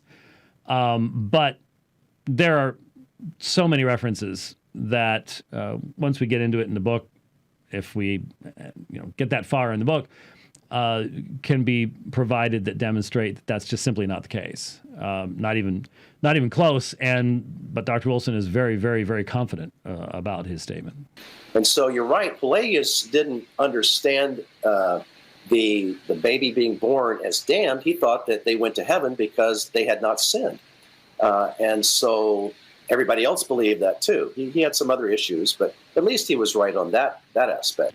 See, the thing that should be catching our attention, the thing that should catch your attention, is when someone says, and everybody else believed that too. This is not how serious historians speak. Just go listen to, there's some great church history series that you can go listen to. And a serious historian will say things. A serious historian, serious, yeah, see? Turned upside down. The problem is upside down that I can't see yours. Yes, yours, if you ever say something about Google, it will. So, yeah. Yeah, that's right. Well, it's listening to you all the time anyway, so don't worry about it. What were we talking about? A serious historian will be very careful to say that something along the lines of, as far as extant records indicate, the majority of contemporary writers seem to view this subject in this way, while this writer seemed to take another perspective. So that's the balanced, careful way. What you get with this material is everybody. This is brand new. No one had ever thought of this before. And when you use that kind of language, you're begging for refutation. You're begging for someone to come along and say, well, look at what Origen said back here, and look at what Ambrose said over here. And now, since you've laid it all out that way, you end up getting refuted. And so one must be very careful with one's language. But what this does is it ends up forming an argument from authority because of how the interview began. And what you really have going on is, well, this guy went to Oxford, and everybody goes, Oxford's really, really brilliant. Well, that's not actually the case any longer. It never really was fully the case, but it's certainly not the case any longer, unfortunately. I wish that it were, but anyway. From Adam's decision in the garden, would that be an accurate assessment? Exactly, Leighton. And that's the Manichaean view. It came right out of Manichaeism. That's not a Christian view. And Augustine, with his 10 years, picked that up and brought it into Christianity to fight the Pelagians. I must have messed up the color coding there. Let's see what the context was there, because it's important, because here is now Wilson saying this is the Manichaean view. It's been brought into Christianity. So remember, Manichaeism, fundamentally dualistic, no single deity who's the creator of all things, a mixture of Buddhism, Zoroastrianism, Gnosticism, and Christianity, a true jumble of things. And so let's see what the context was here. They are of an age where they can give an account. They are responsible, which means they have the ability to respond willingly or unwillingly to God's appeals, and therefore they're held responsible for their choices. That's what I mean by it, and that's what most people, generally speaking, intuitively would think of the word as responsible. But yes, when an Augustinian, as taught by him later in his life, or a Calvinist says, well, no, Leighton, we believe men are responsible too. They don't mean that. What they mean is that men can't respond willingly or positively to God's offers, but they're still culpable or held guilty because of the imputed guilt from Adam's decision in the garden. Would that be an accurate assessment? Okay, now this is important because this gets us to Romans chapter 5. It gets us to federal headship.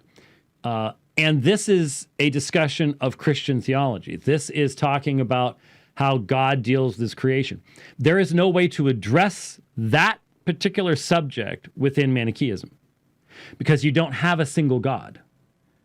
You don't have the one God who creates all things. Just like you don't have one Jesus. You've got multiple Jesuses. Okay? So let me, maybe this illustration will help. When we go out and witness to Mormons, as we have done for decades, we sometimes would discuss issues like the First Vision. We ever going to see those First Vision tracks? It's not like we really have to rush them right now, but Final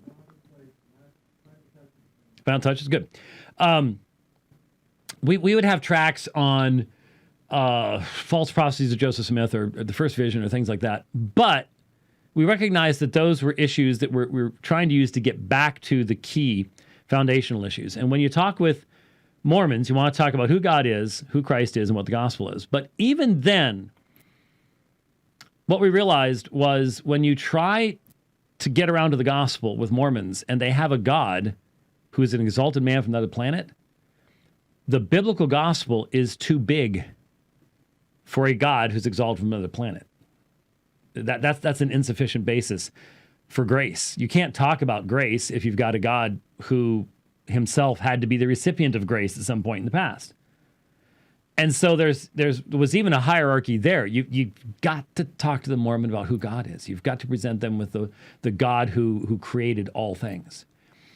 And so in the same way, since you need to have that foundation to give meaning to the discussion of soteriology, in this situation, you have to have the one true God of Scripture to give meaning to a discussion of such things as Adam, Adam's nature, federal headship, the application of God's law, the whole concept of guilt.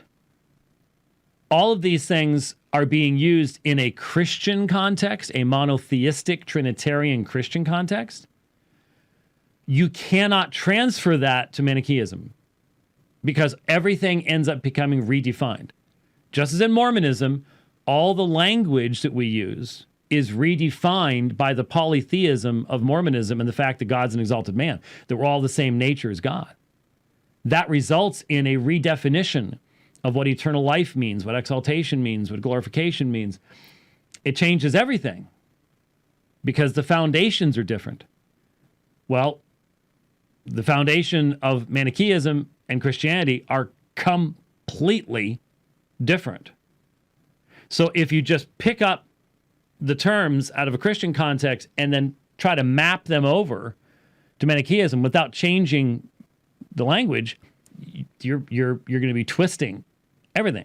There is no basis in Manichaeism for the demonstration of the glory of God through the creation of the cosmos and the redemptive process and the vindication of God because of the incarnation. There's you can't put that into a dualistic worldview along with Zoroastrianism and Buddhism, okay? So if you just pick that stuff up, so a careful scholar should hear Leighton Flowers saying all of that and should say, no, this is not, okay, she's out, ready to come home. Yeah. That's good. That's good to see. This is not a valid question because we're crossing categories. That should be the response to Leighton Flowers here. Should be, Leighton, you're mixing categories, you're mixing language. It will inevitably create confusion. That's not what you're going to get because Leighton's confusion has been created by reading Ken Wilson's book. Because it's Ken Wilson who has the same confusion. And that's what we hear here. Exactly, Leighton. And that's the Manichaean view. It came right out of Manichaeism. That's not a Christian view.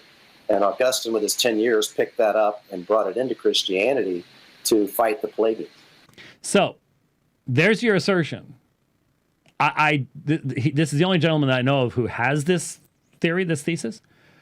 All the serious historians I know recognize the need for having categorical thought and contextual thought and a recognition that you just can't, this is invalid transfer of terminology. But there you go. There's what we're looking at.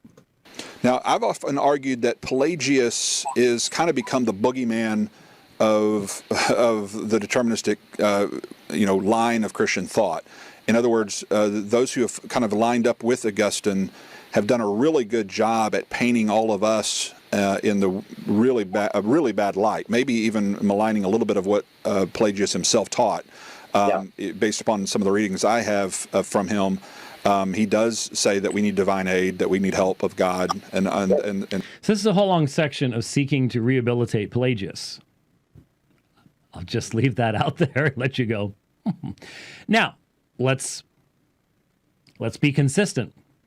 I have pointed out the fact that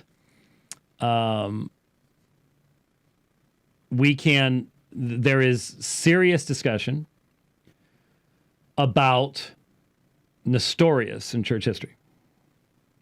Nestorianism is considered a heresy.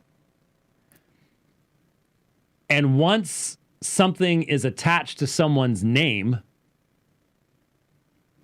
then the tendency of history is not to read that person's material fairly or even allow it to survive, actually. So a lot of heretics, we only know what their heresy was. Not all, but a lot of heretics, we only know what their heresy was by secondary sources. Now, I don't know about you, but would you want to be defined by how people represent you on Twitter? Me either. So there is good reason to consider the possibility that Nestorius was not actually a Nestorian, and that the heresy is an imbalanced application of concerns that Nestorius had related to Christology and specifically the term Theotokos. The same thing may well be true of Pelagius. There is no reason, because, look, Reformed people believe what they believe because they exegete the Bible consistently. Okay? And so that would be demonstrated by a debate between myself and Ken Wilson on the doctrine of election in the Bible. Okay? So we could do that one first before we get into the weeds of other weird stuff. And I am confident of what the outcome of that would be. We are Reformed because, not because there is such thing as a Manichaean interpretation of Scripture, because we don't have a Manichaean interpretation of Scripture. None of us are influenced by Zoroastrianism, Buddhism, and Gnosticism as the foundation of a historical grammatical interpretation of the text of the Greek New Testament. So that's, you can put that off to the side and not worry about that. But what we're hearing here, and let me just remind you of why I stopped right here. He does say that we need divine aid, that we need help. So Pelagius says we need divine aid. Joseph Smith did too. But in what context? See, when you try to determine Joseph Smith's understanding, we have so much more. So much more. I mean, we've got a ton because we're nice and close. And he lived during a period of documentation.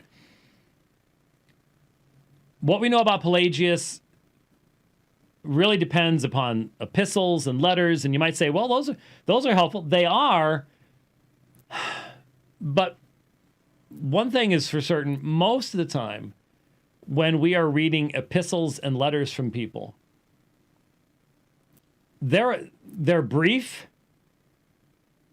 and very often the author is assuming that the reason the person's writing in the first place, they've already read some of the other their books, which we may not have anymore. So, we have an entire collection of Calvin's epistles and letters as well. Great insights into building a historiography of that particular individual. That's important stuff. But Calvin himself made it clear, if you want to know what I believe, you read the Institutes first. And then you interpret everything else, my commentaries, my sermons, my letters, in light of what I have written in the Institutes. Not everybody was quite that nice and straight up front in helping us to do that kind of thing. So is it possible that Pelagius was not as Pelagian as later generations would say? It is. And is that worthwhile looking into if you're doing church history and doing a PhD in Pelagius? Obvious. But that's not. And the problem is when people look into church history and don't have access to a lot of the original, well, not even original sources. Very, very few people have access to original sources, as in the TLG or the Patrologia Latinae or whatever else it might be. The writings of the early fathers in Latin, Greek, and then even then, some of that stuff has not been translated into English, and some of it hasn't been collated. So, but even if people have the English translate, the Schaff set, the 38 volume set used to be from Erdman's, now it's from Hendrickson. That's still only a window. That's still not everything. And I don't know of almost anyone who's actually read all of it. There are some. That's just what they do. They don't do anything else. That's what they do, is they sit around and read early church writers. And that's great. That's fine. But the reality is we only have a certain amount of information. That's why we have to be so careful. And so we don't have to defend the idea that Pelagius was identical to what was attributed to him 300 years later. That's not why I believe what I believe. So you can be open to, maybe Pelagius had some other perspectives or something. The issue is the guy who's saying this has written an article saying you don't even need to have prevenient grace. That you are capable just the way you are without grace to be able to respond responsibly to the gospel. That's really where the issue should be joined. Very frequently isn't. But again, more thoughts to help us have a balanced understanding of church history. And several of his teachings. And so I've always been taught that Pelagius believed that we were born good and without any problem. We don't need any of God's help and that we can do all these good things. But reading Pelagius, he never, at least from what I read, he never said that. And it seems as if the common practice of that day is if somebody was deemed a heretic or whatever, they would often burn you and your writings. And so much of what we have from Pelagius didn't survive. And so he seemed to become this boogeyman, almost like Hitler's a boogeyman. He's a bad character. And so like in the political world, if I can link Donald Trump to Hitler, if I can link Barack Obama to Hitler, then I can make a case, look, that guy said something that Hitler said once. He's a bad character. And we can do the same thing to Pelagius. We can say, look at what Pelagius believed. He was a bad character. And those dirty Arminians or those dirty provisionists or those Southern Baptist traditionalists, those grace guys over there, those guys are teaching things that sound a lot like what Pelagius taught. Therefore, they're Pelagian or they're... Now, we know what Leighton's complaining about here. But did you catch the groups he put together there? There was one part there that I wanted to catch. Did you catch he said the grace guys? Do you know who they are? Because remember, Wilson teaches for a seminary that was marked by anti-lordship, no repentance. And they call themselves the grace guys or free grace. We call it cheap grace, but anyway, so they're the provisionists are making allies out there, which would require them, I guess, to be friendly toward the idea that, repentance is not actually a requirement of salvation. I'm wondering how that fits. There's a lot of Southern Baptists that buy that stuff, so maybe it does. Semi-Pelagian, if nothing else. They're boogeymen. Could we not turn that around? I mean, legitimately, could we not, if we were practicing the same principle, could we not call them semi-Gnostics? No, you couldn't. Not logically. Because one's doctrine of God is fundamentally definitional of everything else that a person says. And this, again, is where some experience outside of the United States with world religions would be helpful in the context of recognizing how vastly different it is to deal with a polytheistic religion than it is to deal with a monotheistic religion. That will change the definitions of absolutely everything that you're talking about.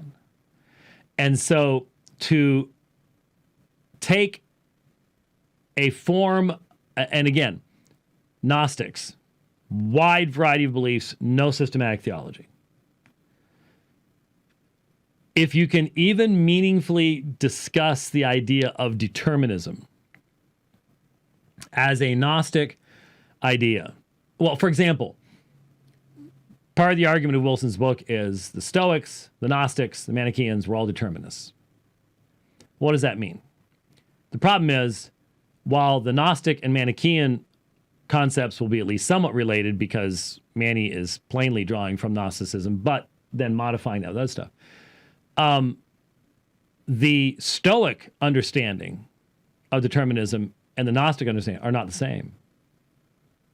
I mean, if you're going to be honest, if you're going to be scholarly, if you're going to be accurate, if you're going to be contextual, then you have to recognize their differences. And what that would then force you to do is to recognize the universe of difference between the concept of God's sovereign decree and a mechanistic determinism as you have, for example, in most of the major forms of Stoicism. And then, even then, now you're going to have to distinguish greatly between that and the Essene community at Qumran. You'll see why I'm emphasizing that later. That is seen in Book of Discipline and the other materials from Dead Sea Scrolls, which plainly is deeply influenced by something called the Hebrew Scriptures, and hence is not mechanistic. Now, what's a mechanistic concept of determinism?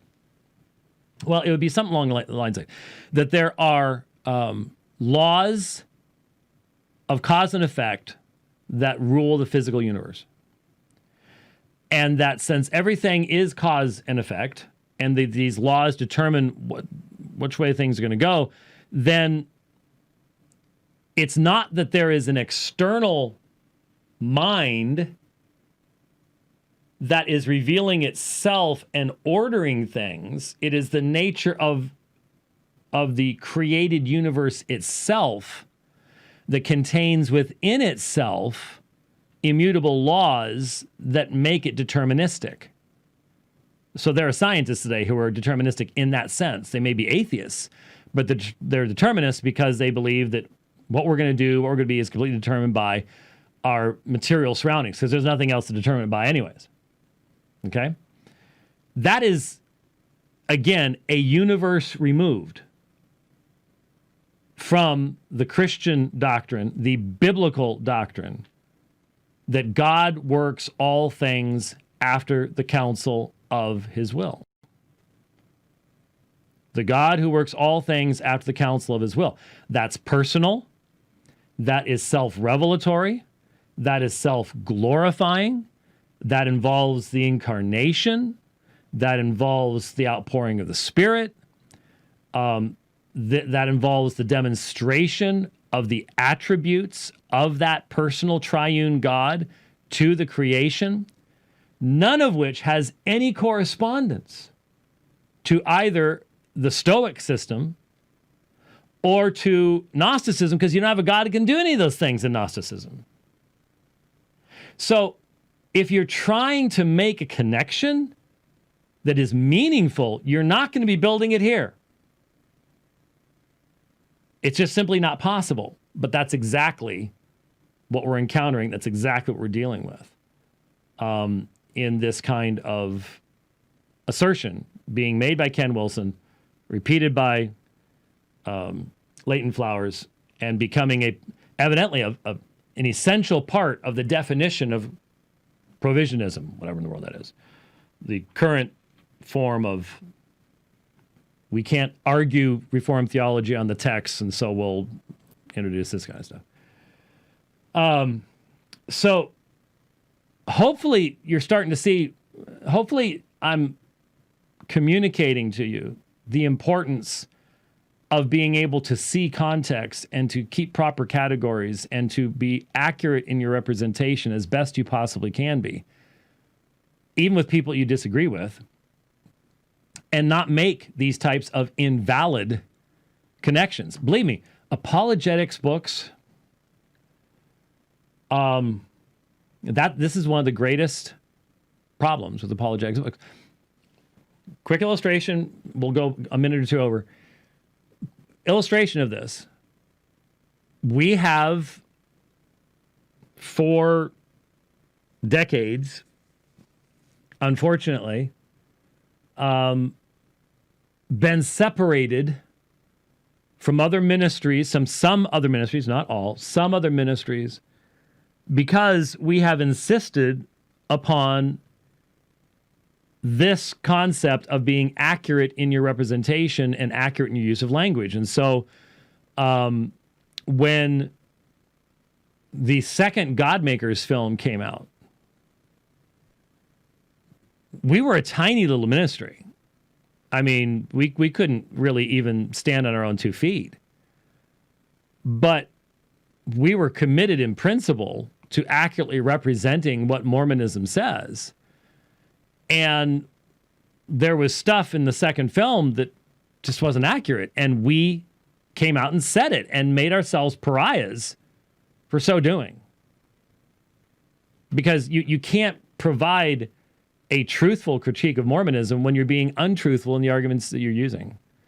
Or you're using double standards, so that when the smart Mormon comes back at you and comes at your faith using the same type of arguments you're using against theirs, you see how that works.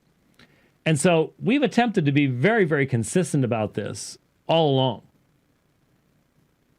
Apologetics books do very often contain argumentation where you take language that's defined in one context and you artificially apply it to another context and create a false connection, a false synthesis, and then make an argument based upon that. That, unfortunately, is something that you do find in apologetics works. And if I've done it, I apologize, but I'm not aware of it. There's something I have always sought to not do and to model for others not to do the same thing, because it's the only way to be consistent and careful and accurate. And we demand that of others. We say to others, you need to be accurate. And therefore we have to do the same thing. I am not going to continue listening to the Ken Wilson debate right now. People need a break from that. That doesn't mean there hasn't been lots of ongoing stuff. I spent an hour and a half today tracking down a single footnote. And I am now in contact with others who have been looking at this book longer than I have, who are going, have you seen this? Have you seen this? Check this out. Check this page out. He says it's here. It's not there. It says the opposite. We're finding serious issues. Serious issues. I've been looking at the dissertation, and sometimes you'll just read a paragraph and go, what? And it's not, I mean, I'm used to reading very dense scholarly stuff on topics that are, I mean, if you've been reading anything on CBGM, you know. So there's one thing where you can tell that a point is being made. Then there are other stuff where you just go, this just looks like it's sort of cobbled together, and it really isn't making a point. So we're not going to get into that, but I do want to say that for me anyways, there are positives to be taken away from this. I mean, it's always enjoyable. I know that, for example, when I first started really dealing with Roman Catholicism, that greatly enhanced my study of church history. When you're digging deeper and deeper, you'd be challenged on stuff and you get deeper and deeper. And so, for example, I now know much more about such issues as Manichaeism than I did before. Much more about the nature of determinism amongst the Stoics and others than I did before. That helps a lot to clarify things, clarify your thinking, go deeper on things. Early church fathers would believe faith was a gift of God, which Augustine didn't invent. Stuff like that. So you get a lot. Well, at least I try to get a lot out of this kind of a study. I hope that you will as we continue it as well. I was directed by a Lutheran gentleman that I've been talking to on Facebook who has been spending a couple months taking apart the Ken Wilson stuff in certain areas, not in other areas as much, but in certain areas, sending me all sorts of documentation and sources and, look, this says it's supposed to be on this page, it's not on that page, and look at this, the page actually says the opposite of what's being said, and all the rest of this kind of stuff. And so one of the articles that he sent was really, really useful. I found it very, very helpful. It was from the Australian edition of the Gospel Coalition from 2017, September 13th, 2017. And I'm not sure how to pronounce Matthew Olliffe's name. It's Olliffe. Ollifffe sounds close. But it's titled, Is Faith the Gift of God? Reading Ephesians 2:8-10 with the Ancients. And what was really interesting is you have a quotation from Abraham Kuyper. Well, let me just read before I get to the quotation. First, classical Greek literature, the Septuagint, and the New Testament provide evidence that this, and I'm referring to, for by grace you've been saved through faith, and that not of yourselves, it is the gift of God. So you're probably aware of the fact that in the Greek language, tuta, which is translated this, that, in this context would be, and that not of yourselves, that tuta is neuter. And neuter, there is nothing neuter in the preceding section, the preceding phrase. And so people have said, well, it can't refer to faith, but it can't refer to grace. And you have been saved is masculine, it's a participle. So there's nothing in the preceding section that is neuter. And I have explained this in light of the fact that the neuter can be taken to wrap up an entire preceding clause. So I understand that everything, grace, salvation, and faith, is encompassed within the that not of yourselves is the gift of God, not as a result of works. So no one may boast. So, because if you insert mankind into the grace, into the salvation, into the faith, then he's going to boast. And so to remove all ground of boasting, Paul says, not of yourselves is the gift of God, not as a result of works, so that no one may boast. For we are his workmanship. Not he has provided for us. Paul wasn't a provisionist.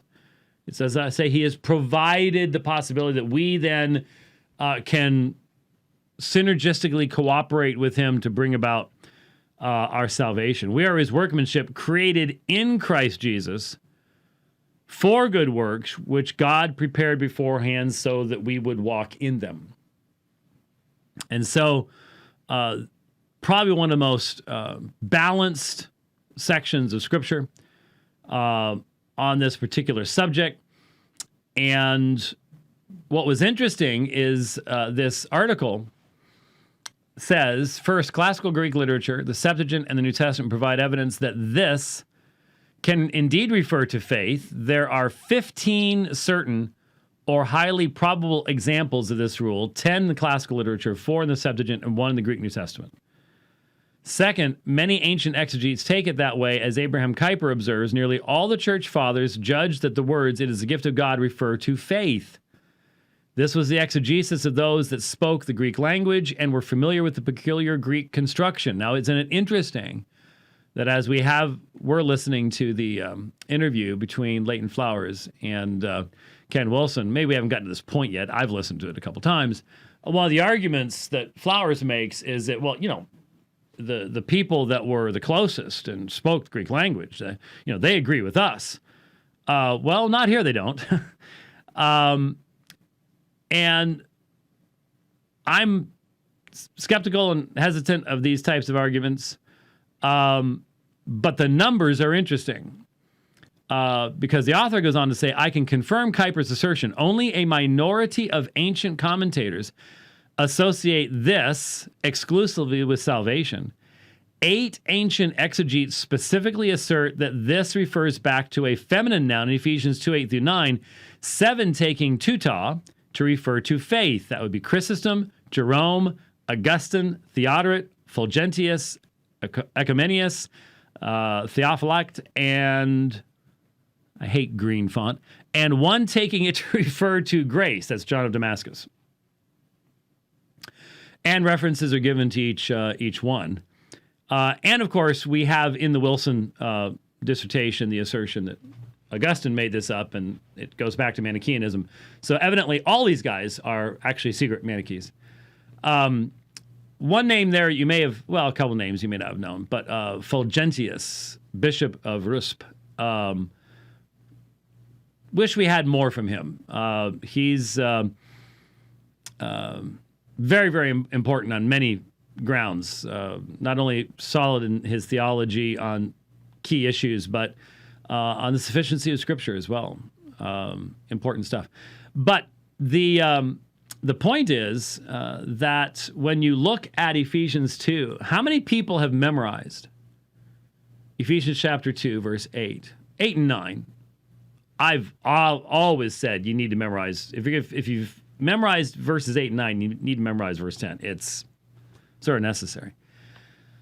But how many people have ever stopped to think what that or this refers back to? If you want to look it up, is Faith the Gift of God? Reading Ephesians 2, 8-10 with the Ancients, Matthew Oliphey, TGC website, Australian edition, September 13th, 2017. Look it up, enjoy, have fun with it. And there we'll go from there. When you won't represent what has been said plainly by Van Til or by Bahnsen or by any of their interpreters thereafter, you have to explain origins and sources. And the best way to do that is to try to make connections with, well, I'm dealing with the subject of people trying to connect Augustine to Manichaeism, and all of his thoughts just came straight from that, and there's no Bible involved and everything like that.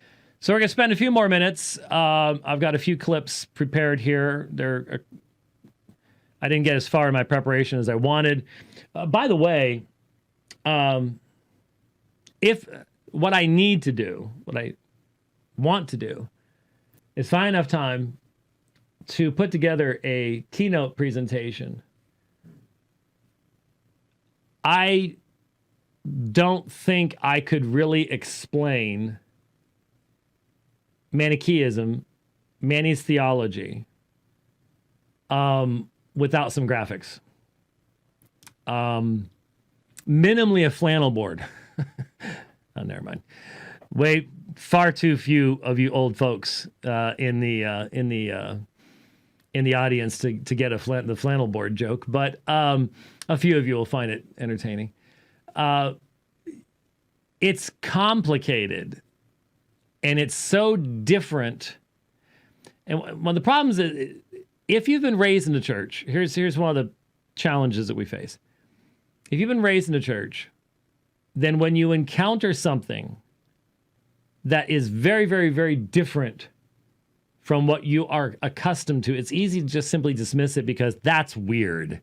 That's strange. It doesn't fit my guidelines. Okay, I get it.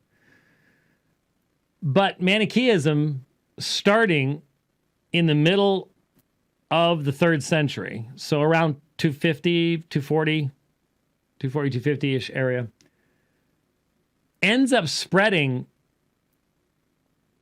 not only to the west and into the Roman Empire, but to the east, and in some forms actually lasts until the 16th, 17th centuries.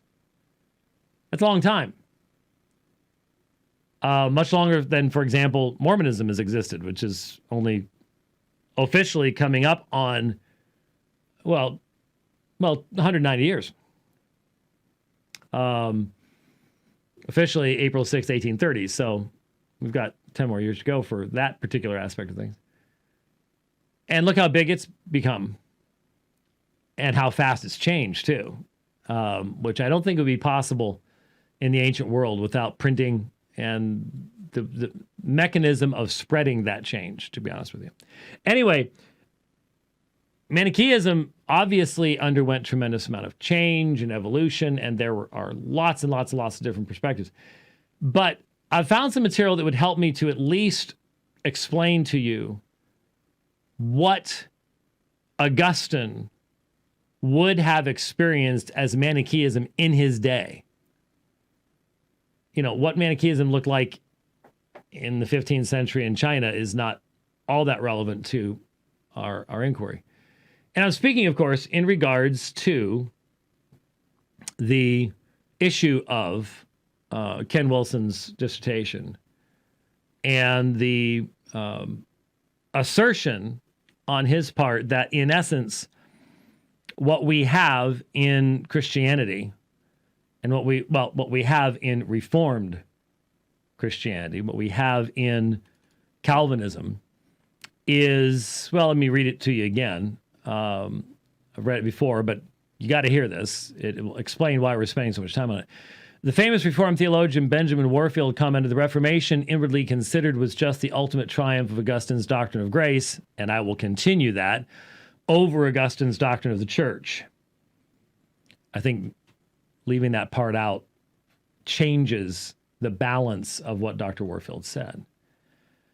Warfield's statement is pinpoint accurate, but unfortunately, due to Luther's and Calvin's reliance upon Augustine, the unmerited grace of the Christian God did not triumph. In Augustinian Calvinism, Reformed theology, it was the radicalized grace of the Manichaean God that triumphed. So this is, I think, a fair summary statement from Wilson as to what his assertion is that Reformed theology is the radicalized grace of the Manichaean God triumphing. So we need to know something about the Manichaean God. And the vast majority of Christians, and I would say the vast majority of seminary graduates, have no idea who the Manichaean God was. Even though I had excellent church history classes, mine was not a focus upon church history. So if you focused on church history, then you would probably have done at least a little reading in Manichaeism. And we have only discovered some Manichaean documents over the past 100 years, and even less, which have helped to shed a little more light on the movement as a whole. But the reality is, the vast majority of Christians have no earthly idea who the Manichaean God is. And so since no one really knows, then how do you analyze this kind of a claim, especially when what Wilson does is he defines Manichaean theology by using Christian theology, even though there is a massive chasm of definitional difference between the two. It creates massive confusion and is highly misleading. How then are people expected to judge? And so what I want to do is I want to put together a keynote with some of these facts. And one of the reasons you want to listen to this, I have to actually give you reasons, because a lot of you are going, which is really not what I need during the pandemic. One of, I think, the benefits, I always think there's a benefit from having a deeper, firmer understanding of church history, what took place in church history, and especially the challenges that the early church faced. And Manichaeism was one of them, because it's an expression of the greatest challenge that it faced externally, and that was Gnosticism as a whole. And so that's helpful. But what's been really helpful for me is to clarify key terms such as determinism. Determinism is a term that's thrown around a great deal in regards to the sovereignty of God and the existence of his divine decree. And so Reformed theology is deterministic, but it is personally deterministic. And that person is the person of God, not the individual person, as in the human being. Much of the ancient discussion of determinism was focused upon man. And in Manichaeism, you don't have a monotheistic foundation from the Old Testament prophets. So even though people say, Manny talked about Jesus and Manny had different scriptures, but he was influenced by Christianity. Well, influenced by Christianity, what does that mean? He was influenced by Buddhism, Zoroastrianism, Gnosticism, Christianity. Those are fundamentally contradictory concepts. So he's doing the mishmash routine. He's doing the let's pull all this stuff together and cook it and see what comes out. Just throw a bunch of ingredients in here and see what the result is. And so when you talk about determinism and you say Manichaeism is deterministic, we're not talking about personally deterministic, as in the Reformed understanding of God creating in such a fashion as to bring about his own glory, which includes as that mechanism the incarnation, death, burial, and resurrection of Jesus, the Messiah. That whole idea, I mean, in Manichaeism, the historical Jesus who dies on the cross is a fake. He's a fraud. False God. There are multiple Jesuses, but the Jesus of Orthodoxy is a false Jesus. Manichaeism is weirder than Mormonism is, as far as its theological expressions are concerned. And as we'll see, it is the story of a battle between the light and the dark, the invasions by dark into the light, the capturing of sparks. Sparks. So little pieces of the light. This is what comes from Gnosticism, because this was a Gnostic concept amongst many Gnostics, not all, but many Gnostics, that we as human beings are a little spark of the divine, and that the darkness has used flesh to capture that spark. And so there's this battle going on to release these sparks, so that spark can be, well, according to Manny, collected by the two light collector sources, the moon and the sun. So the moon and the sun are the sparks go into the moon or the sun, and that way they can go back to the realm of light. And you're sitting here going, so this is supposed to be what Calvinism was based on. Yeah, because as I was saying, what it helps us to understand is, and like I said, I can put this into a keynote, so I'm just giving you the rundown right now. What helps us to understand is that determinism, there are all sorts of different kinds of determinism. There is mechanical determinism or created determinism, where what is determined is just simply because there's cause and effect, and you can't escape cause and effect, and therefore what is going to be because the universe runs on these immutable principles. That is a world of difference, a Grand Canyon of difference between that concept and what Reformed Christians are talking about when we talk about the decree of God, that is first and foremost about the revelation of God's character and the accomplishment of his self-glorification in the joining of a particular people to himself in and through Jesus Christ.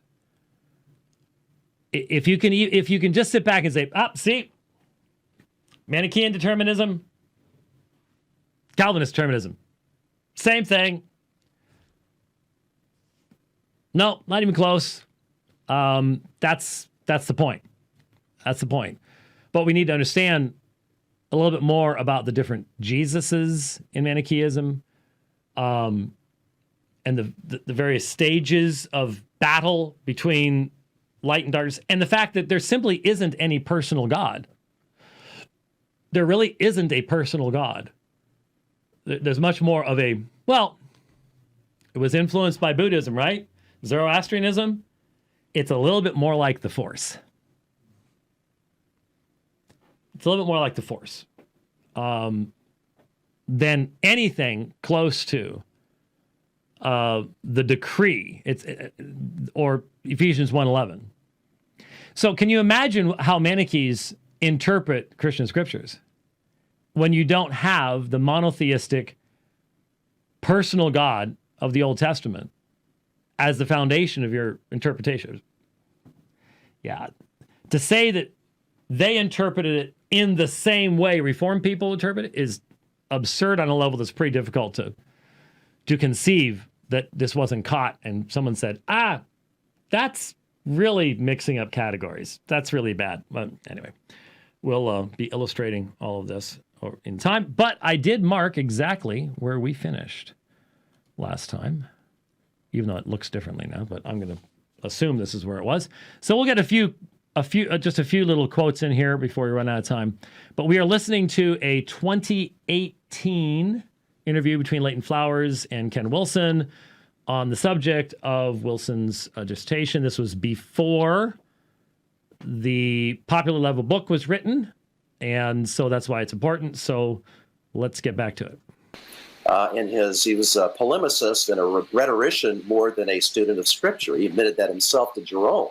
So this is a statement about Augustine that he wasn't really a student of Scripture. He was more of a rhetorician. Now, I have not yet found this citation as to whether it is in a meaningful context. I will eventually, and we'll try to remember to report to you. But the idea being presented here is that Augustine got away with this radical change in what people believed before him, basically because he was such a good debater. And so people were afraid to contradict him because they didn't, well, basically he's a big, mean bully is what he is. That's the idea. Huh. Okay. Do you think that can impact? I mean, obviously, I believe it can impact when you don't know the original languages or the culture. And a lot of people don't realize 300 to 400 years after the writings of the New Testament, that's a long time. Okay, so here we go again with the Augustine did not know. Augustine started learning Greek later in his life. He did not know Hebrew. We've pointed this out many times before. It's true. And it is relevant. It was relevant to Augustine's errors in reference to the canon of Scripture, where he disagreed with Jerome. Jerome had much more direct information as to what the Jews believed about the Old Testament Scriptures. And key issue is the fact that Augustine is looking at the doctrine of justification from the Latin. And so he's looking, he does not see the dikaiosune word group. He's just looking at justificare in Latin, which does not necessarily have the same background and therefore made errors. So those are relevant things. But what's also being, by Leighton Flowers, what was just put in there for the fun of it is, they're so much closer. I mean, there's just been so much time that has passed. Well, again, that's actually not relevant. And the fathers that lived in that time period in between them, very few of them were living in Israel, and many of them were deeply influenced by Greek philosophy in their theological formulations. And so you look at Justin Martyr, he's only living a matter of decades after the last apostle has died, but the context that overwhelms is the context of Greek philosophy. He was a Greek philosopher. That becomes the lens, and he doesn't even have all of the New Testament canon. So who's going to be more influenced at that point? Is very, very obvious, very, very, very important in looking at this period of time in church history. Former Manichaean Gnostic from North Africa who did not know Greek came in for the very first time and, by John Calvin's own admission, taught something that was unique and new to the early church fathers. Now, what was unique and new is not most of the stuff that Ken Wilson says was unique and new. What is unique and new is how he responds to Pelagianism, and basically it's his doctrine of grace. And what's unique and new about it is its consistency. You can find elements of it in people before that, but bringing those elements together into a concerted whole. Again, remember, This was not the area of argumentation and debate in the early church. You don't have an ancient let me back this up. The ancient equivalent of Luther's bondage of the will and Erasmus's freedom of the will would be Augustine and Pelagius. There's just nothing before that would be the ancient equivalent.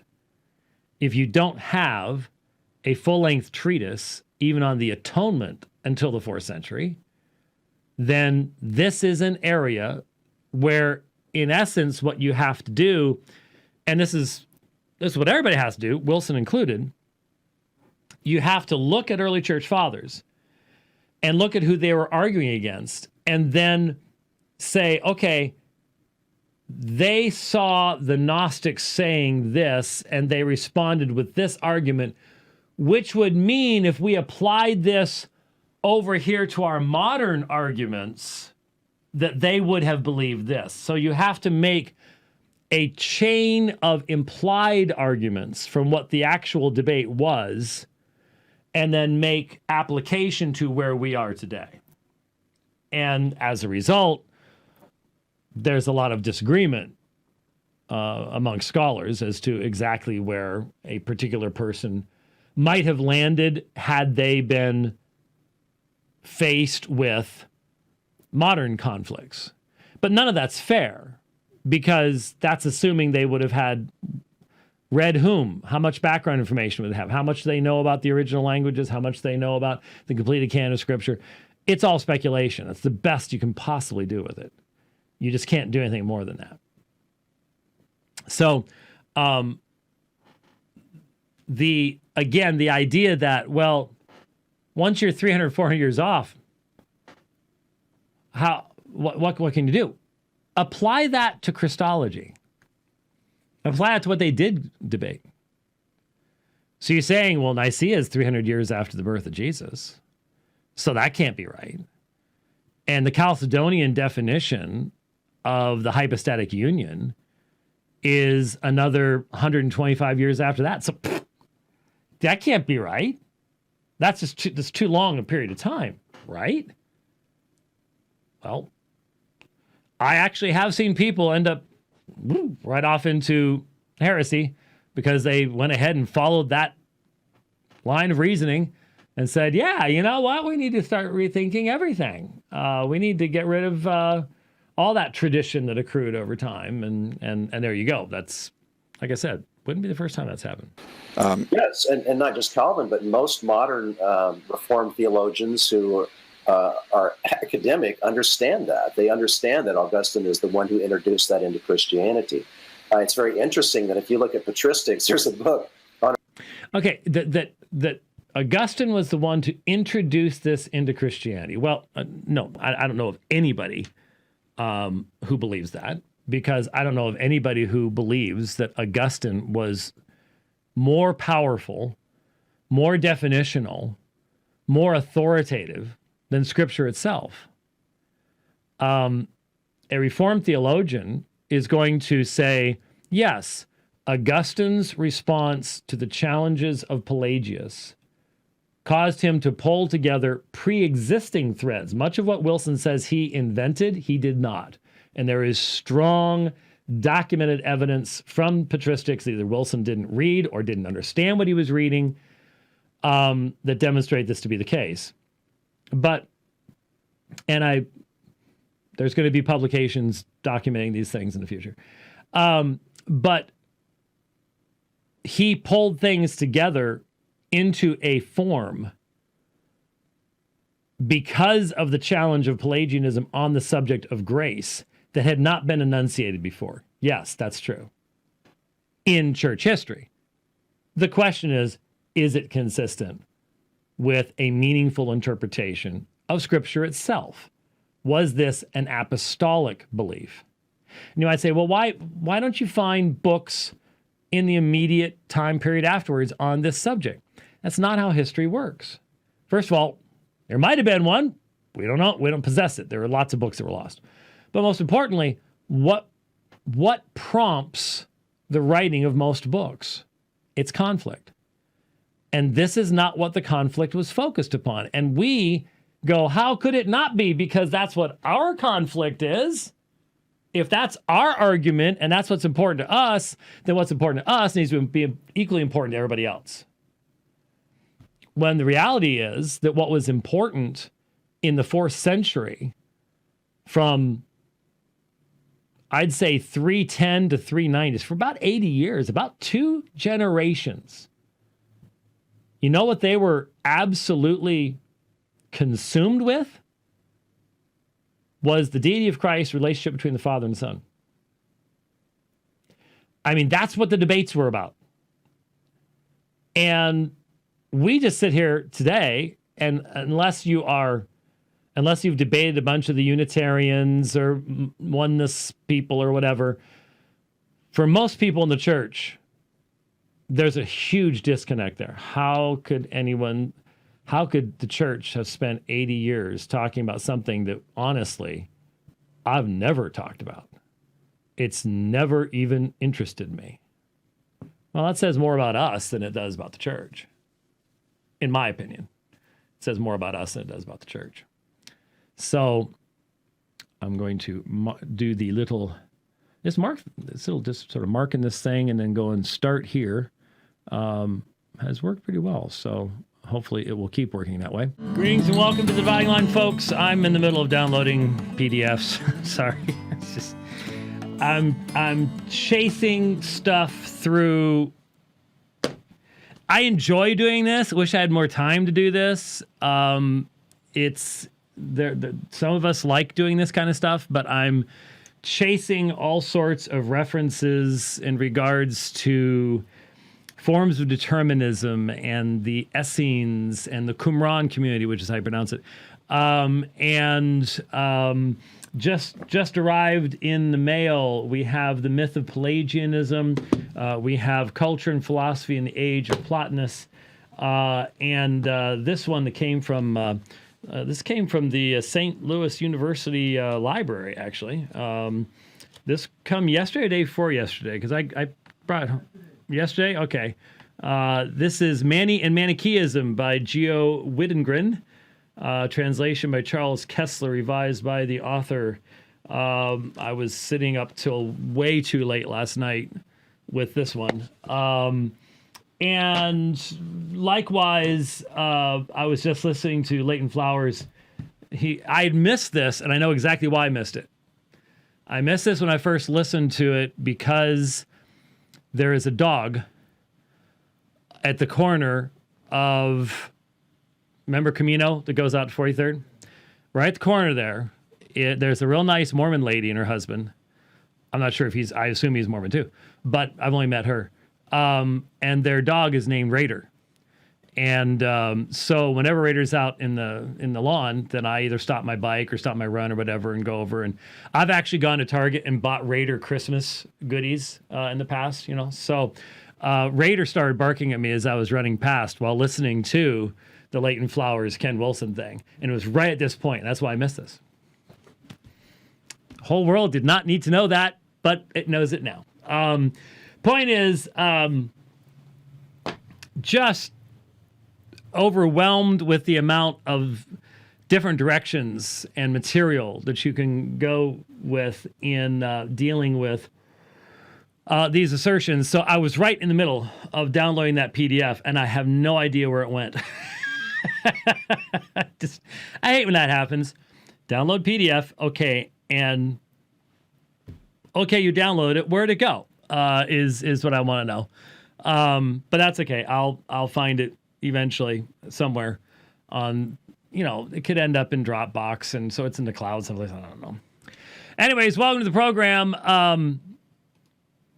Obviously, I was working hard on getting clips set up from the interview, and I've mentioned that I am in contact with a few other people, and there is one young man who, and I'm going to try to say his name. His name is Vietnamese. Truyen Dien Tran. Truyen Dien Tran, I think, is his name. And I've lost track of how many images he has sent me from books. He is focused in one particular area, the issue of baptism in the early church prior to Augustine, and the concept of faith as a gift from God. And he has provided numerous citations, blowing major league holes through Ken Wilson's claims in regards to baptism and Augustine and the things that we've already played on the program and that are key to the whole theory that has been put forward. There was one, let me see if I can scroll back to it here. There is I have all of these in my, I could pull them up in accordance here, but there's a whole set. What is it entitled? The Ancient Christian Writers Commentary.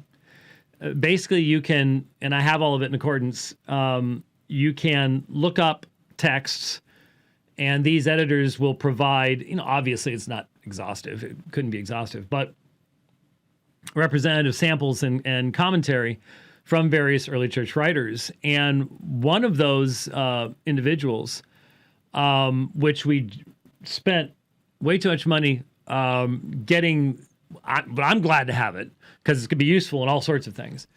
All this is going to be useful in all sorts of things, to be honest with you. I mean, one of the neat things is all of these citations I'm running into about sola fide and the deadness of man in sin and faith as a gift of God that I only knew marginally or did not have at all before. And one of the sources is Marius Victorinus, who, when Augustine read Aristotle and people related to him as a young person, he was reading this guy's translation into Latin. So he is before Augustine. And in his comment, he was a well-known non-Christian orator, teacher, so on and so forth, who later in his life converted to Christianity and began writing commentaries. And one of the books that he wrote a commentary on was Galatians, and this one on Philippians. Be ready to suffer for his sake. It was therefore within his purpose. This is a commentary on Philippians 1:29.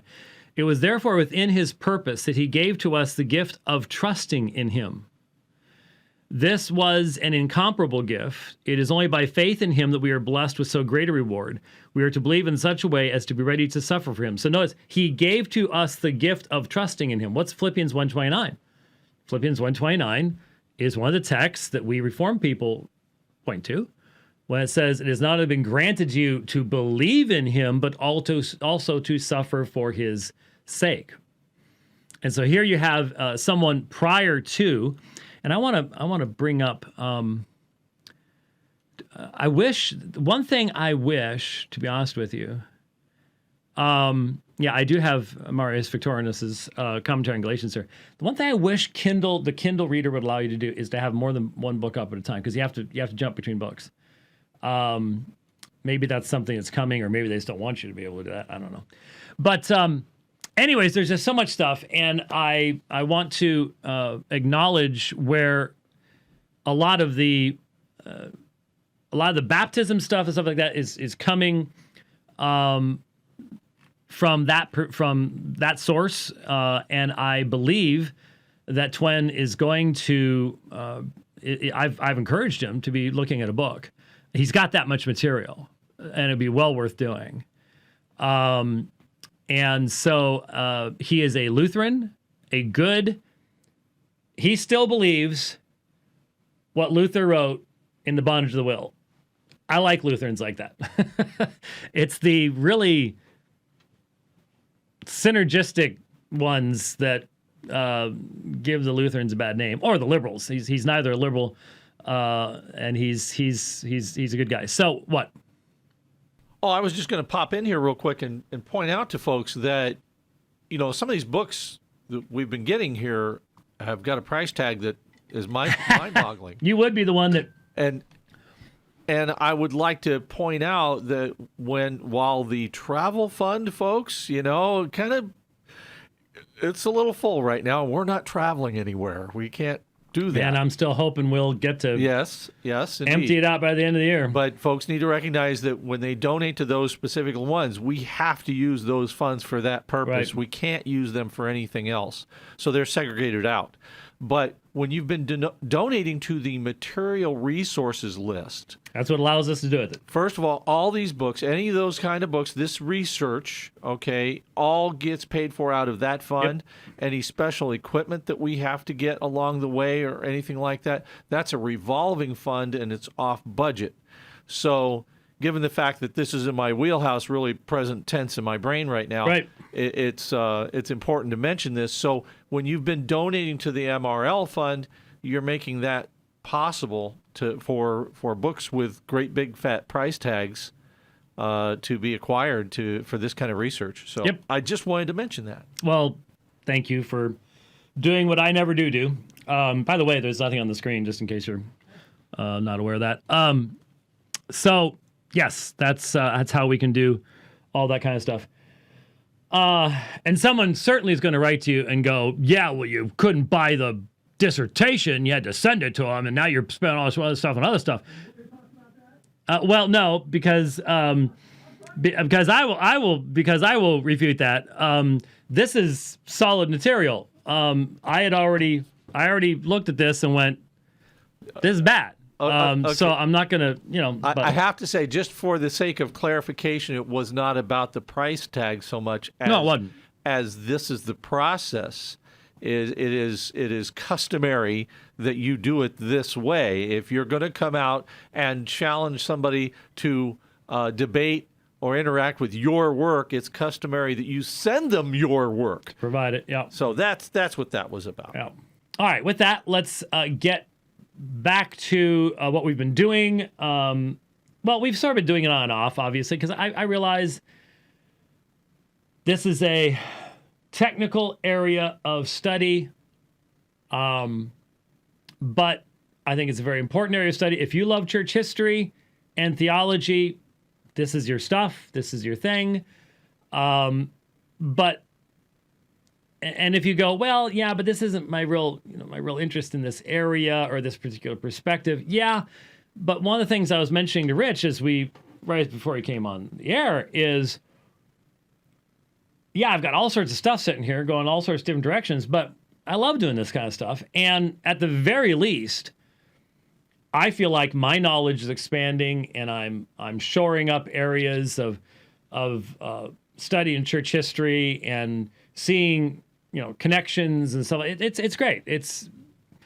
That's a good positive element to all of this, even in the midst of the controversy. It's a good positive element, and so when I probably next time around, well, once we get this thing done, and I'm pointing at my computer screen, you have no idea why I'm pointing at this computer screen. Once we get the 2018 interview between Leighton Flowers and Ken Wilson done, then we'll do something on Manichaeism. I started putting together a keynote presentation last night. I don't know if I'm going to keep pressing on with that. It is, I don't even know how to explain it. Honestly, I've looked at, there's an excellent article here in Fitzgerald's Augustine Through the Ages, an encyclopedia, this book right here. Like I said, I was reading through this work, Mani and Manichaeism, last night. I've gotten all sorts of stuff online, as well as audio stuff that I've listened to while running and riding and stuff like that. And what I'm discovering is there's a fair amount of agreement. It's obviously a little bit of an emphasis here, emphasis there, but there's a fair amount of agreement from modern writers as to what Manichaeism would have been in the days of Augustine, which is what we are concerned about here. And if you're wondering why we are saying that, let me once again remind you of I've read this statement each of the last 3 programs, but this will give you, because I consider it an excellent summary statement. From Ken Wilson, the famous Reformed theologian Benjamin Warfield commented, the Reformation, inwardly considered, was just the ultimate triumph of Augustine's doctrine of grace, period. That really should be a ... because that's not what he said. Was just the ultimate triumph of Augustine's doctrine of grace over Augustine's doctrine of the church. Warfield's statement is pinpoint accurate, but unfortunately, due to Luther's and Calvin's reliance upon Augustine, the unmerited grace of the Christian God did not triumph. In Augustinian Calvinism Reformed theology, it was the radicalized grace of the Manichaean God that triumphed. So we have to understand, was there even such a thing as a Manichaean God? I would argue there wasn't. There is a principle, but to even use this without making the appropriate differentiations, because Manichaeism is a completely, fundamentally different religious concept. It is a dualistic, Gnostic amalgamation of heretical Christian concepts with Zoroastrianism and Buddhism all mixed in together with Iranian, Indo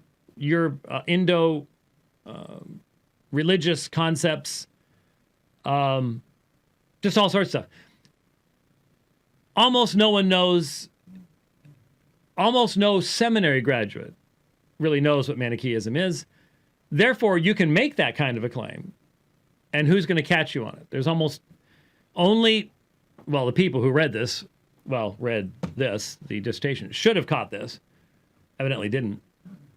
The radical difference in what every single word, for example, the radicalized grace of the Manichaean God that triumphed. That's in contrast to Augustine's doctrine of grace. Given the Manichaean concept of deities, many deities, of the realm of light and the realm of darkness, the glorious Father, the fact that, let me try to explain to you how difficult it is to try to put this into a keynote presentation, okay? If the kids are around, you might want to turn this down for a second. There is a point in the Manichaean, there are 3 moments in the Manichaean cosmogony. And it's this battle between light and darkness. The darkness sees the light and wants the light and invades the light. And there's a primeval man who goes and fights with the 5 shields, but he's overcome, but it was actually sort of a trick. And so he sort of invades the realm of darkness, but they take him and they take his light. And so now light is trapped in darkness. And this gets connected together with, like I said, 6, 7 different ancient religious concepts, a bunch of astrology. There's a bunch of astrological stuff. So the sun and the moon become spark collection centers for the light that comes out of individuals when they die, because they're being freed from the darkness of the physical body, and they go to the moon or go to the sun, and it depends on what time of the month it is, because as the moon's getting bigger, and then as it gets smaller, there's a lighted path of sparks that are going up into the realm of the light. That's easier to see once the moon isn't full. You know what that is? The Milky Way. The Milky Way are sparks, which we would call souls, that are going up to the realm of light, that have been trapped in the realm of darkness. And that's the Milky Way. No, it's not the rest of our galaxy, which we know it is. But anyway, so you got all this stuff going on. And then at one point, At one point, and I'll have to just read it for you directly, but at one point there are these beings, demons, something, and some beings from the realm of light take on such beautiful forms that it sexually arouses these other creatures, and the male creatures spill their seed on the earth. And the female creatures, for some reason, are pregnant, but they're so excited by the male creatures, which are sort of both male and female, that they abort their babies. And these fall down upon the earth, and out of them come other demons that mate, and these two demons mate, and when they mate, what they birth is Adam and Eve. That's where Adam and Eve came from. How do you put that in a keynote? That's what I'm struggling with right now. I mean, because most people just sit there, and it's a little bit like when you do the eternal law progression thing on Mormonism. I never thought I'd study something that would make Mormonism go, oh, okay. Space gods from Kolob. Sounds a whole lot more believable than this stuff. But now I have, and it's called Manichaeism. So just with what I just told you, with all the astrology and the different gods and different Jesuses, and the historical Jesus is actually an evil Jesus, and then there's another kind of Jesus, and there's another kind of Jesus over here. And can you see that the term grace of a Manichaean deity is different than the grace of the triune God of Scripture? You think there might be just a smidge of a difference between the two? Yeah, you think so? You think so? Yeah, I think so. Yeah. So you may end up learning more about Manichaeism than you ever want to know, but it is important. I mean, this was a major religious movement in the Roman Empire starting in the middle of the 3rd century. Well, okay, it took some time. So it started in the middle of the 3rd century, and then it came to the Roman Empire, by the 300s or so. What are you laughing at? Well, I can just see the conspiracy. You hit the wrong button. You changed views there. I did, didn't I? I can just see the conspiracy theories now. Boy, those Calvinists have been hiding a lot more than we ever knew. That's right. That's right. No two ways about it. No two ways about it. It also has required, and this is extremely helpful, when you hear that we are determinists, what does that mean? And if you're a Calvinist, you tend to just go, well, yeah, God decrees. I mean, Ephesians 1:11, that's what it says. That's worked out in Acts 2, Acts 4, Isaiah 10, Genesis 50, all over the place. This is biblical teaching. Yeah, okay. But what I've been forced to do is to expand my understanding of the categories of what determinism means. Because, for example, the provisionists argue that the Manichaeans were determinists, and that's where Augustine got it, and then that's where Calvin got it, and that's why you and me. The Bible has nothing to do with what we believe. See, you need to understand that. We just said, as long as Augustine says it, I believe it. Most Calvinists I know have read a few paragraphs of Augustine, may have read the Confessions. Haven't read, and they haven't read anything he wrote against Julian or the Manichaean movement or anything. No idea. But that's what we're being told now. Is it's just straight line, unmodified, boom, boom, boom, boom, which of course is absurd on its face. But anyway, that's what we're being told about this stuff. The fact is, there's all sorts of different kinds of determinism. All sorts of different kinds of determinism. I had one here. Yeah. Just in general categories: logical determinism, theological determinism, psychological determinism, and physical determinism. But each one of those has all sorts of different elements to it. So under theological determinism, someone who believes that God has knowledge of future events is included as a theological determinist because the outcome is already known to God. Therefore, it can't be changed. That's what open theism is trying to avoid, is that exact thing. And so the funny thing is, to remain a Southern Baptist, Leighton Flowers has to be a theological determinist. Not sure if he's ready to start buying into Manichaeism yet or just what, but we'll send him the starter kit. But there's other forms of determinism, and Stoic determinism is not theological determinism in parallel to the Christian concept at all. Neither is Manichaean. There is no deity in the Manichaean universe, not even really universe, but in the Manichaean concept, that has a divine decree of self-revelation, self-glorification. There is no concept of time as being created by God, the fabric of time being created by God. There is, again, there's no personal deity in Manichaeism that would be parallel to the monotheistic concept of the one creator of all things, the ground of all being. At best, you have two equal deities, the light and the darkness. But they're not personal beings with a personal name and revelation and so on and so forth. So the whole idea that the Manichaean God even has the attributes to be able to have a divine decree of self-revelation so as to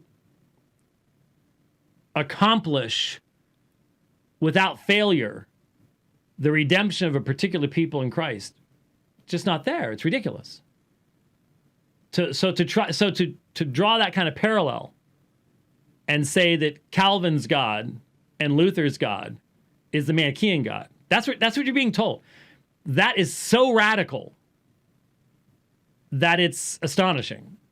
And it's so full of holes that I'll tell you right now, once we get done with all this, and once these other folks put out their stuff, we're going to be the ones going, so what happened to that debate challenge? Because it ain't going to happen. I already have hours worth of errors in the dissertation. Okay, so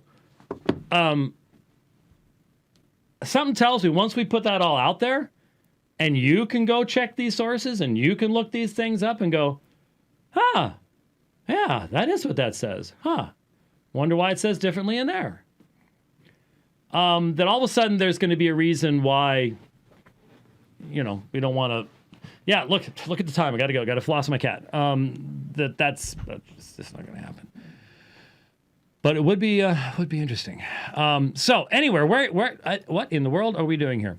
Oh, I'm just putting this stuff back up here so that because some of these clips, whether I get to them today or not, some of these clips I have some counter examples to provide, and we'll see if we remember to do that. So I have the audio plugged in, and we're ready to go, and we've got the speed right, so it doesn't sound like the chipmunks. That's always good.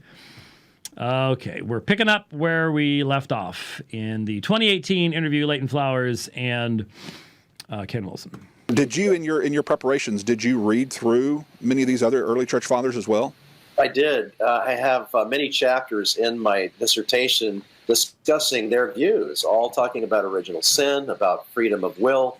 And the earliest Christians, those guys you just mentioned, Irenaeus and Tertullian and Clement, they're all arguing against Stoics and against Manichaeans and Gnostics. They're saying, no, the Christian God is a relational God. He in his foreknowledge, knows who's going to respond and who's not. It's not just this arbitrary thing that happens like the Stoics believe and like the Gnostics believe and like the Manichaeans believe. Now, you see how you put them all together? No serious scholar would ever do that. No serious scholar who wants to be honest with what Stoicism believed, which group of Gnostics. There are so many different groups of Gnostics with so many different perspectives. Manichaean understanding certainly has the elements of Gnostic dualism within it, but it has all sorts of other stuff. I mean, it borrows from the Indo-Iranian concept of the light and darkness as twins that were given birth at some point in time. And again, even within the Manichaean sources, you have a fragment of something over here and a fragment over there. And does this represent this over here? There is no care demonstrated by Ken Wilson in how he says these things. And it's the same thing in the dissertation too. It's just thrown out there as if, yeah, they all said the same thing. And we're going to see this. There's a section coming a little bit later on where it says, oh yeah, nobody before Augustine, everybody believed the same thing. And it's just fallacious on a level that's hard to comprehend. I mean, there are entire books documenting the different perspectives that were taken and the reality that on some of these issues, no one had written full dissertations yet, and so our information is partial. And so careful scholarship goes, well, that's a good question. Here's some of the things to consider. Limitation of information we have, this, that, the fact that many of these things are written in response to something like this. And so you got to be careful not to jump to a conclusion that because they respond to this objection that way that they would necessarily make the application you would make today. That's what careful scholarship does. That's what people who want to accurately represent what came before. And you know why this is maybe resonating with me a little bit more? Is the years I was debating Roman Catholic apologists on church history when Ken Wilson was doing his first study at Golden Gate. Actually, I was teaching at Golden Gate when he was doing that. And so I've seen what happens. I've seen when people try, the Roman Catholic is very often forced to find things in the early church because Rome's dogma says this is what's always been believed. So when you encounter stuff that's different than that, what do you got to do? Well, you got to play with the sources. You got to make the dogmatic stuff work. So I've seen all this before, and I have decades, literally decades of evidence, 25 years of my saying, let the early church fathers be the early church fathers. They weren't Baptists. They weren't Roman Catholics. They were who they were. Let them be who they were. Read them in their own context. Don't try to turn them into some unified body that you can then use as a club to beat somebody else over the head. I've seen this before. I've seen this before. And Rome does it a lot better than Ken Wilson does. But I've seen this. I'm going to unify everybody together. I'm going to forget all their differences. I'm going to ignore a lot of sources in the process and a lot of places where people said faith is a gift from God, blah, blah, blah, blah. Won't worry about any of that stuff. Unified body, make up a theological bat and whack you over the head with it. Knowing that, well, remember when we first started, why did our entrance, Alpha and Omega Ministries' entrance into the debating scene with the Roman Catholic Church in the United States make such a huge splash, such a huge difference? So the problem is I can't turn the audio off without turning the audio off. Why did it make such a huge difference? It made such a huge difference. Oh, I know how to fix that. Think. It made such a huge difference because we did not back off of church history. We went toe to toe. And all you got to do is watch what happened in Denver in 1993 with Jerry Matatics on the subject of papacy. Yeah, you got to listen. You can't watch. Yeah. And you'll see exactly what we mean. And actually, it was before then. It was when we debated Jerry on the infallibility of the Pope at City of the Lord in Tempe, Arizona. That's when the wheels started wobbling and coming off that particular car. So been there, done that, got the T-shirt. We've been consistent on this all along, and I think that's important. Yes. Wasn't there an exchange with you and was it Scott Hahn in this rock? No, that was Burden? Wasn't that? No, that was Patrick Madrid. Pat Madrid. Uh huh.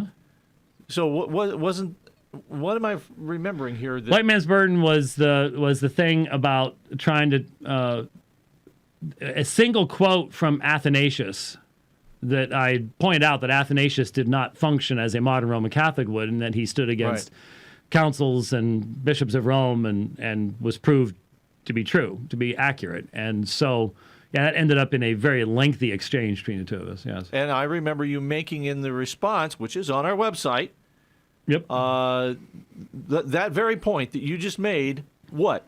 So now, 25 years ago. That was 93. So, yeah, it's, yeah.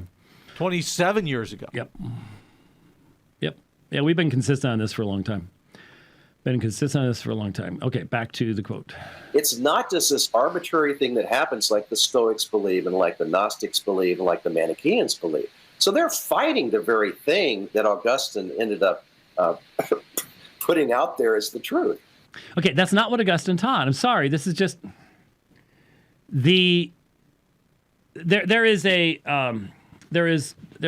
term that he writes it out, but in the smaller book he abbreviates it for good reason, which he himself says he coined. Okay, it's Dupid, D-U-P-I-E-D, Dupid. And so in the book, he abbreviates it because it takes up pretty much an entire line of text. Here's what Dupid stands for: divine unilateral predetermination of individuals' eternal destinies. Okay, so Dupid is divine unilateral predetermination of individuals' eternal destinies. Now, Dr. Wilson believes this is what we believe. When you hear that, do you recognize what the fundamental problem is from the start? Any fair reading of... Let's talk about a classic on the attributes and existence of God, and hence will give us grounds for looking at God's eternal decree. Stephen Charnock. If you look at Charnock, if you look at Warfield, if you look at Turretin, and you look at what they wrote concerning God's divine decree, will you define it first and foremost in regards to creatures? Because that's what that does. That defines God's decree in regards to what? The eternal destinies of creatures. Has nothing to do with God's eternal decree to glorify himself. Even Dupid is man-centered. Provisionism, man-centered from the start. That's its essence. That's its goal. That's its heartbeat, is man-centeredism. God is always on the outside. So even the definition is man-centered. Eternal destinies.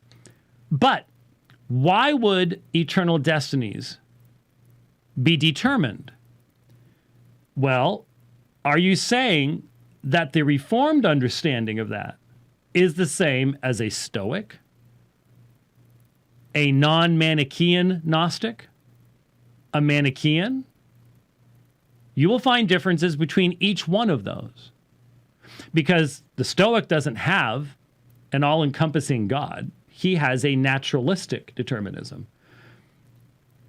Laws are followed by nature, and those natural cause and effect. So what will be, will be. But it's not because there is a purpose. It's because that's the way creation is.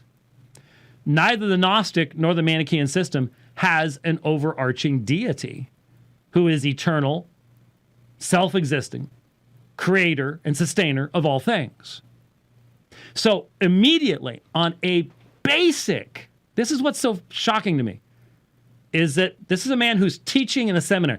On a basic theological level, there cannot be any meaningful parallel drawn. There can't be. You don't have a God to have a decree in these systems.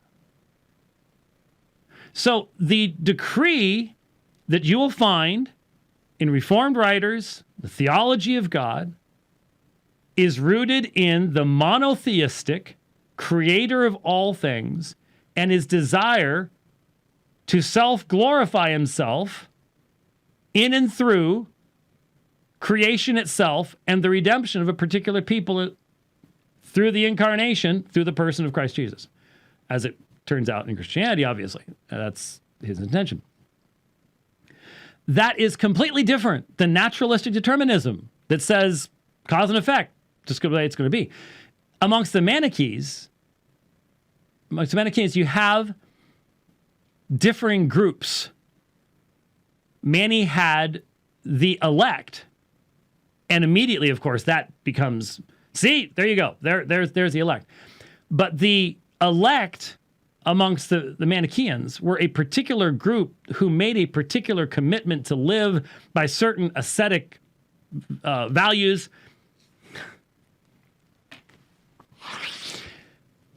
And you know what one of their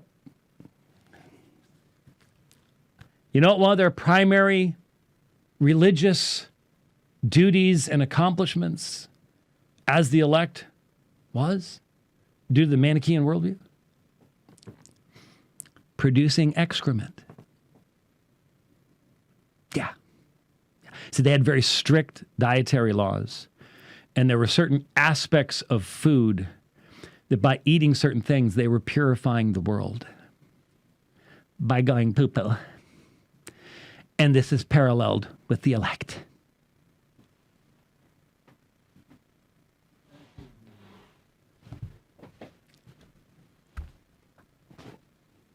I didn't make it up.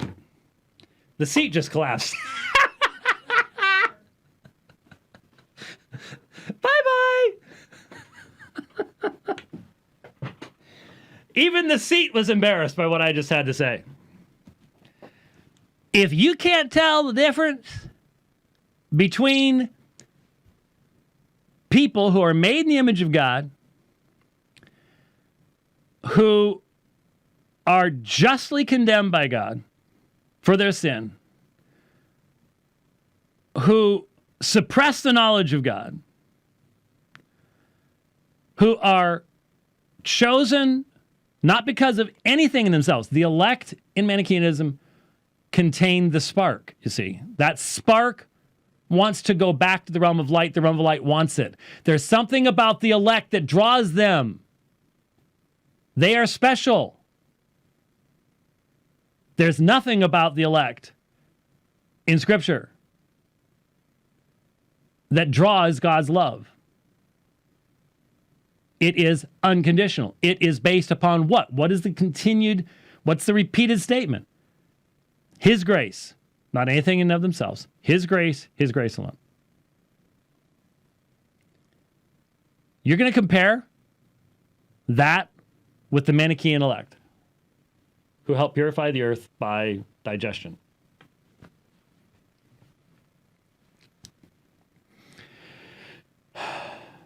Okay. There you go. Sorry. Yeah. Okay. I'm not going to get very far today because anyway. Putting out there is the truth. Right. That's not a coincidence. That's not a coincidence. Yeah. It's totally meaningless once you actually know something about the background. So you have this guy who's really known as a heretic fighter. Okay, we're talking about Augustine here, and what Leighton has asked is, well, how come he got away with just like, the thesis here is that no one had ever believed anything like this before. So, and later on, and I'm just waiting to get to this one, later on, and I think this is what I'd started to mention to you, Leighton makes a comment about something I had said during our debate, because he quoted from Clement of Rome. And I pointed out that Clement of Rome actually taught much from Pauline doctrine and Pauline letters on the subject of the elect and election. And he objected to this. And he uses Wilson. Wilson is the scholar of this movement. That's why they're so invested in this. They needed to have somebody because they didn't have anybody before. And so now they've got this. So they're invested in this. They better start checking around and looking around because, yeah. Anyway, and so he says, I had this problem with James White. He mentions, Clement mentions the elect, as if that makes him a Calvinist. And I'm just sitting here going, wow, the way that patristic sources are used by Wilson, you got no room making that objection, A. B, and I guarantee you one thing, Leighton Flowers. You've never read Clement's letter in Greek. You've never taught it at Golden Gate Baptist Theological Seminary in development of patristic theology from the original language. Have you? Guarantee you, you have not. You have no earthly idea of what you're talking about. But you'll accept what somebody else has to say without checking their sources. Okay. All right. Well, there you go. So you have this guy who's really known as a heretic fighter. Well, when he brings in something that's not quite right, people still respect him. Even Jerome did not agree with Augustine. So as he gets a little pushback, even the Pope did not agree with him that infant baptism is salvific when you put the baby in the water. He doesn't agree with that, and they're damned if you don't. Now, again, I have received literally at least 150 pages of graphics, pictures of sources from the friend that I mentioned earlier on the subject of baptism in the early church. And I don't want to use all his stuff. I want him to be able to use his stuff. But did you just hear this? Even the Pope didn't believe. Well, which Pope are we talking about? Because there were a couple popes, obviously, many popes during Augustine's life. And I'm intimately familiar with the North African response to Zosimus and to Pelagius' rehabilitation, because that's where the Rome has spoken, the case is closed stuff comes from, that we had to deal with, again, with subject to Roman Catholicism back in the 90s. But later on, Leighton's going to bring up Eastern Orthodoxy. And basically he's going to say, yeah, the Eastern Orthodox, they didn't have Augustine, they didn't believe any of this stuff. And so therefore, as a result of that, they're just believing what was believed from the beginning in the first 300 years. So why aren't you Eastern Orthodox? I'm wondering, why aren't you? Maybe that's where this is going. Yeah, could be. Could go down the Hank Road. It very well could be. I don't know. But there you go. I'm writing a book right now on God's sovereignty, looking at the historical impact all the way from Augustine, even before then, all the way up through the modern period, and how that happened and what we're viewing. That's going to be interesting. That's going to be really interesting. Okay. We'll be looking forward to that one. But the Catholic Church, even to this day, does not readily admit that Augustine taught double predestination, which he does 3 or 4 times in his writings. They won't recognize that because they go to his earlier writings and say, well, look, he believed in free will. Well, yeah, he did back then, but in his later writings, he thinks it's worthless. He even says, I tried to say free will, but God's grace triumphed. He did specifically say that. But what I need to know, please, is what is the Catholic Church to which you refer? How does the Catholic Church has the Catholic Church actually made an official pronouncement on Augustine's perspective on these things? And who made it? Because I know all sorts of Roman Catholic scholars who will honestly admit to pretty much everything that was said by Augustine and the differing perspectives of Augustine and the whole 9 yards. So how does the Roman Catholic Church figure in here? How does that work? I'd like to know, because people would say, well, Rome says this and Rome says that and all the rest of that kind of stuff. But I wonder who that actually would refer to. You have to be careful about saying, well, Rome says this and Rome says that. I mean, at the very end of my book, I list all the scriptures used by Manichaeans to support their doctrine. And guess which ones they are? They're the very ones that Calvinists use today. Is that a coincidence? No. Okay. Now, I want to, everyone, if you've tuned out, tune back in. Because this kind of reasoning is so flawed that you need to understand why it is flawed. I've been looking for it, haven't found it yet, but I'm not going to say it's not there yet. But given that the Manichaeans had other scriptures, given that the Manichaeans rejected the prophets and Moses, given that the Manichaeans rejected a number of the Gospels, and hence had an extremely limited biblical canon, plus the revelations of Mani, plus other books from other religions. I'm wondering, I'm really looking forward to finding in here, I haven't found it yet, but I'm going to keep looking, the hermeneutical methodology that allows you to make a statement like what was just made there. Because what underlies that statement? Well, look at the verses they used. And they used them to support Manichaeism. Really, what verses do you think you could pull out of Paul to substantiate the idea that we are sparks of the realm of light trapped in dark bodies that were actually created by demons that made it and made Adam and Eve? Where exactly do you think you get that from Paul? In fact, how do you interpret Paul without the prophets? How do you do that?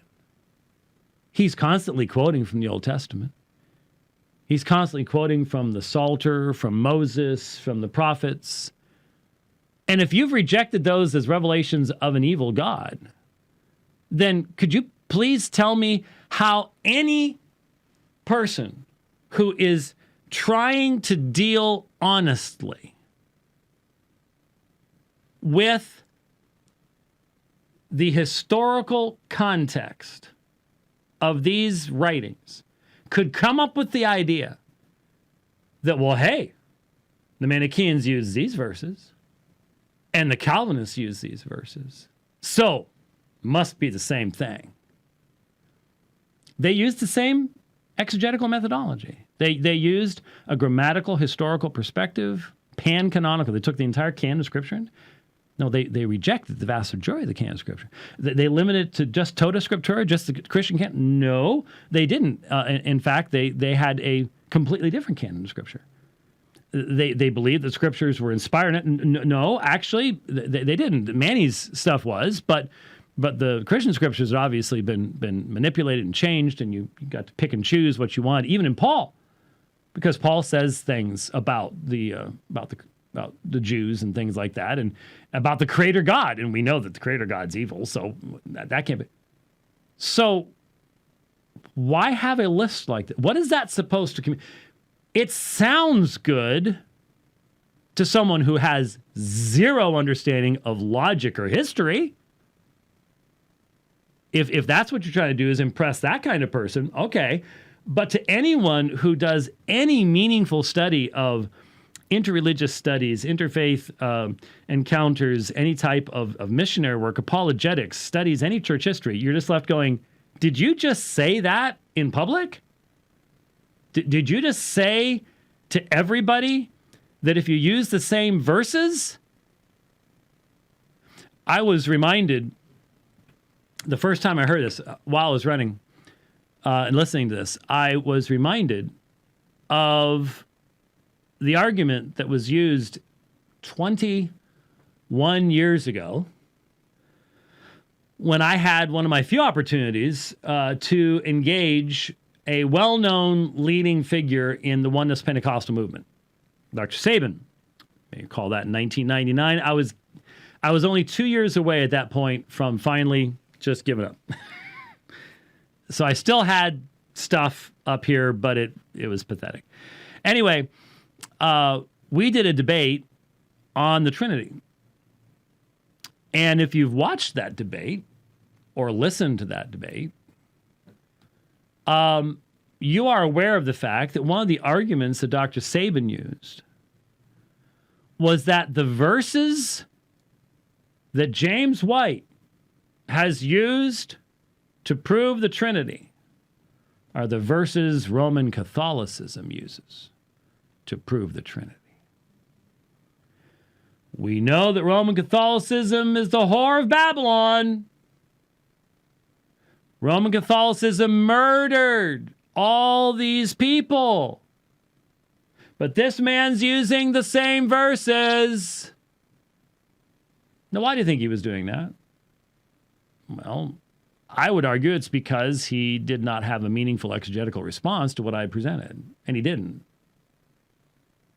And what the later Roman Catholic Church did is irrelevant to the truth content of the prologue of John chapter 17, specifically verse 5, and to the Carmen Christi in Philippians chapter 2, all three of which present Jesus as a divine person in communion with the Father prior to his incarnation, which is a refutation of the oneness denial of the Trinity.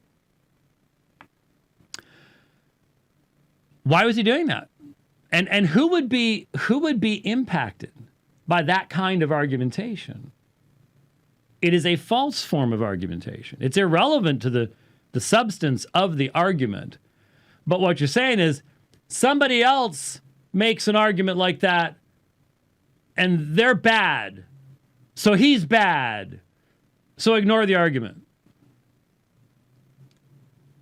There's a whole appendix. Well, excuse me, but if you're going to be having discussions about the stuff that's in Romans 8, 9, and 10, what other verses are you going to go to? I don't understand. How is that even relevant? It's the same ones. Same interpretation? No, it's totally different form of, it has to be a completely different form of determinism. It can't be the same form because there's no God in Manichaeanism that could be the foundation of the decree that includes the creation of the world. Remember, for the Manichees, demons mated and made Adam and Eve. Didn't make it up. But how can you, for a second, suggest that, well, they just used the same verses and meant something completely different by it? So I guess it would be a valid argument for me to point out that for your provisionism, I can go to the LDS website and the Ensign magazine and show you Joseph Smith and the Mormons using your verses. And they actually use it the same way you do. Right? So that means you all are actually crypto-Mormons. Ready to, if Leighton starts wearing a name badge and calls himself Elder Flowers, I can just see that coming up on, yeah, and he needs to have the temple garment on underneath too. Or it's just fake at that point. The problem is I could then give you the sure sign of the nail, but you don't know what the sure sign of the nail is. So there you go. No, we don't want to. No, well, yeah, okay. There are. It's a handshake. Yeah, it's one of the signs in the temple. It's one of the signs. I think it's the Melchizedek priesthood. Anyway, that's why they closed the temples. Is you can't have the 5 points of fellowship during the coronavirus. No, not happening. We're skipping out on that one. Yeah, big time. Wow. How did we get here? I don't know how we got here. I've lost the point where I was. The point is, obviously, this is fallacious argumentation to the extreme. And I would invite you provisionists who recognize, well, okay, yeah, you could find Mormons using the same verses we use to sort of make the same point. It doesn't invalidate the point just because the Mormons are arguing it. They don't even believe in one true God. Exactly. Which one of you provisionists is going to come out and say, you know what?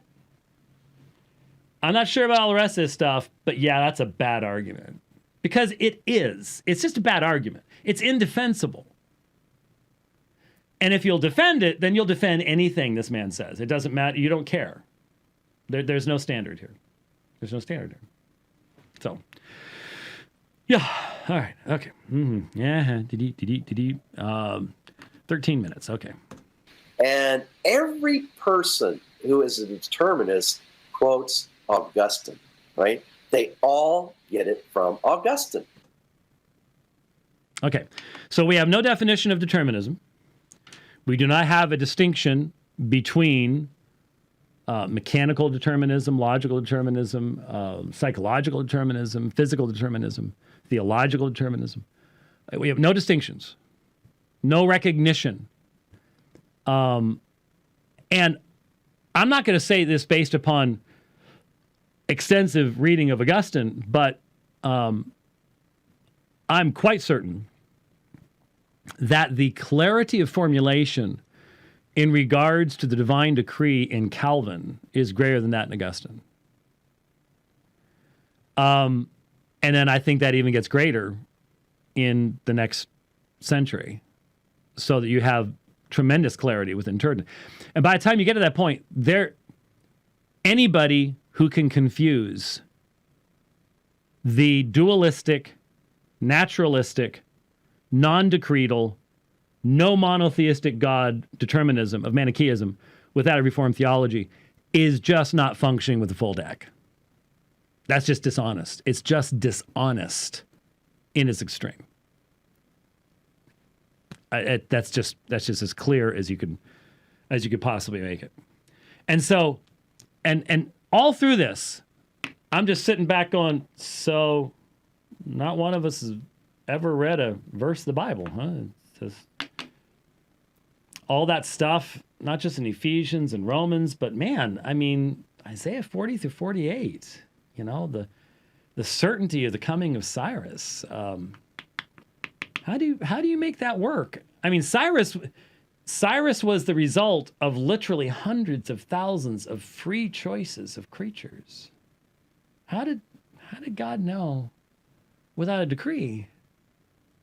Centuries before the soldiers decided, hey, let's not rip that seamless garment he's got. Let's get some money. Let's cast lots for it. Hundreds of years. Millions of free will choices. God's a pretty good guesser, huh? Yeah, well, there you go.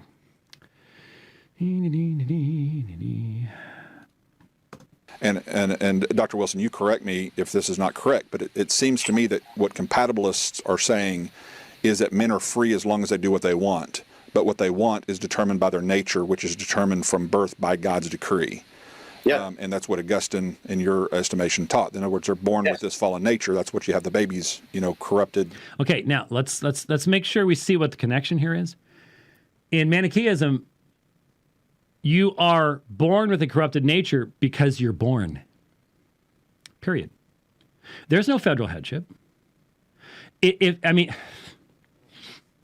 Adam is the first man who is the offspring of demons. But your connectedness to Adam is that you have a spark of light contained in you that is not natural to this realm and needs to go back to the light realm. That's not federal headship. That's not covenant theology. That's not based upon a monotheistic worldview. You don't have a creator. How do you make these parallels? Why do you ignore these fundamental contextual facts that change everything? How How is this done?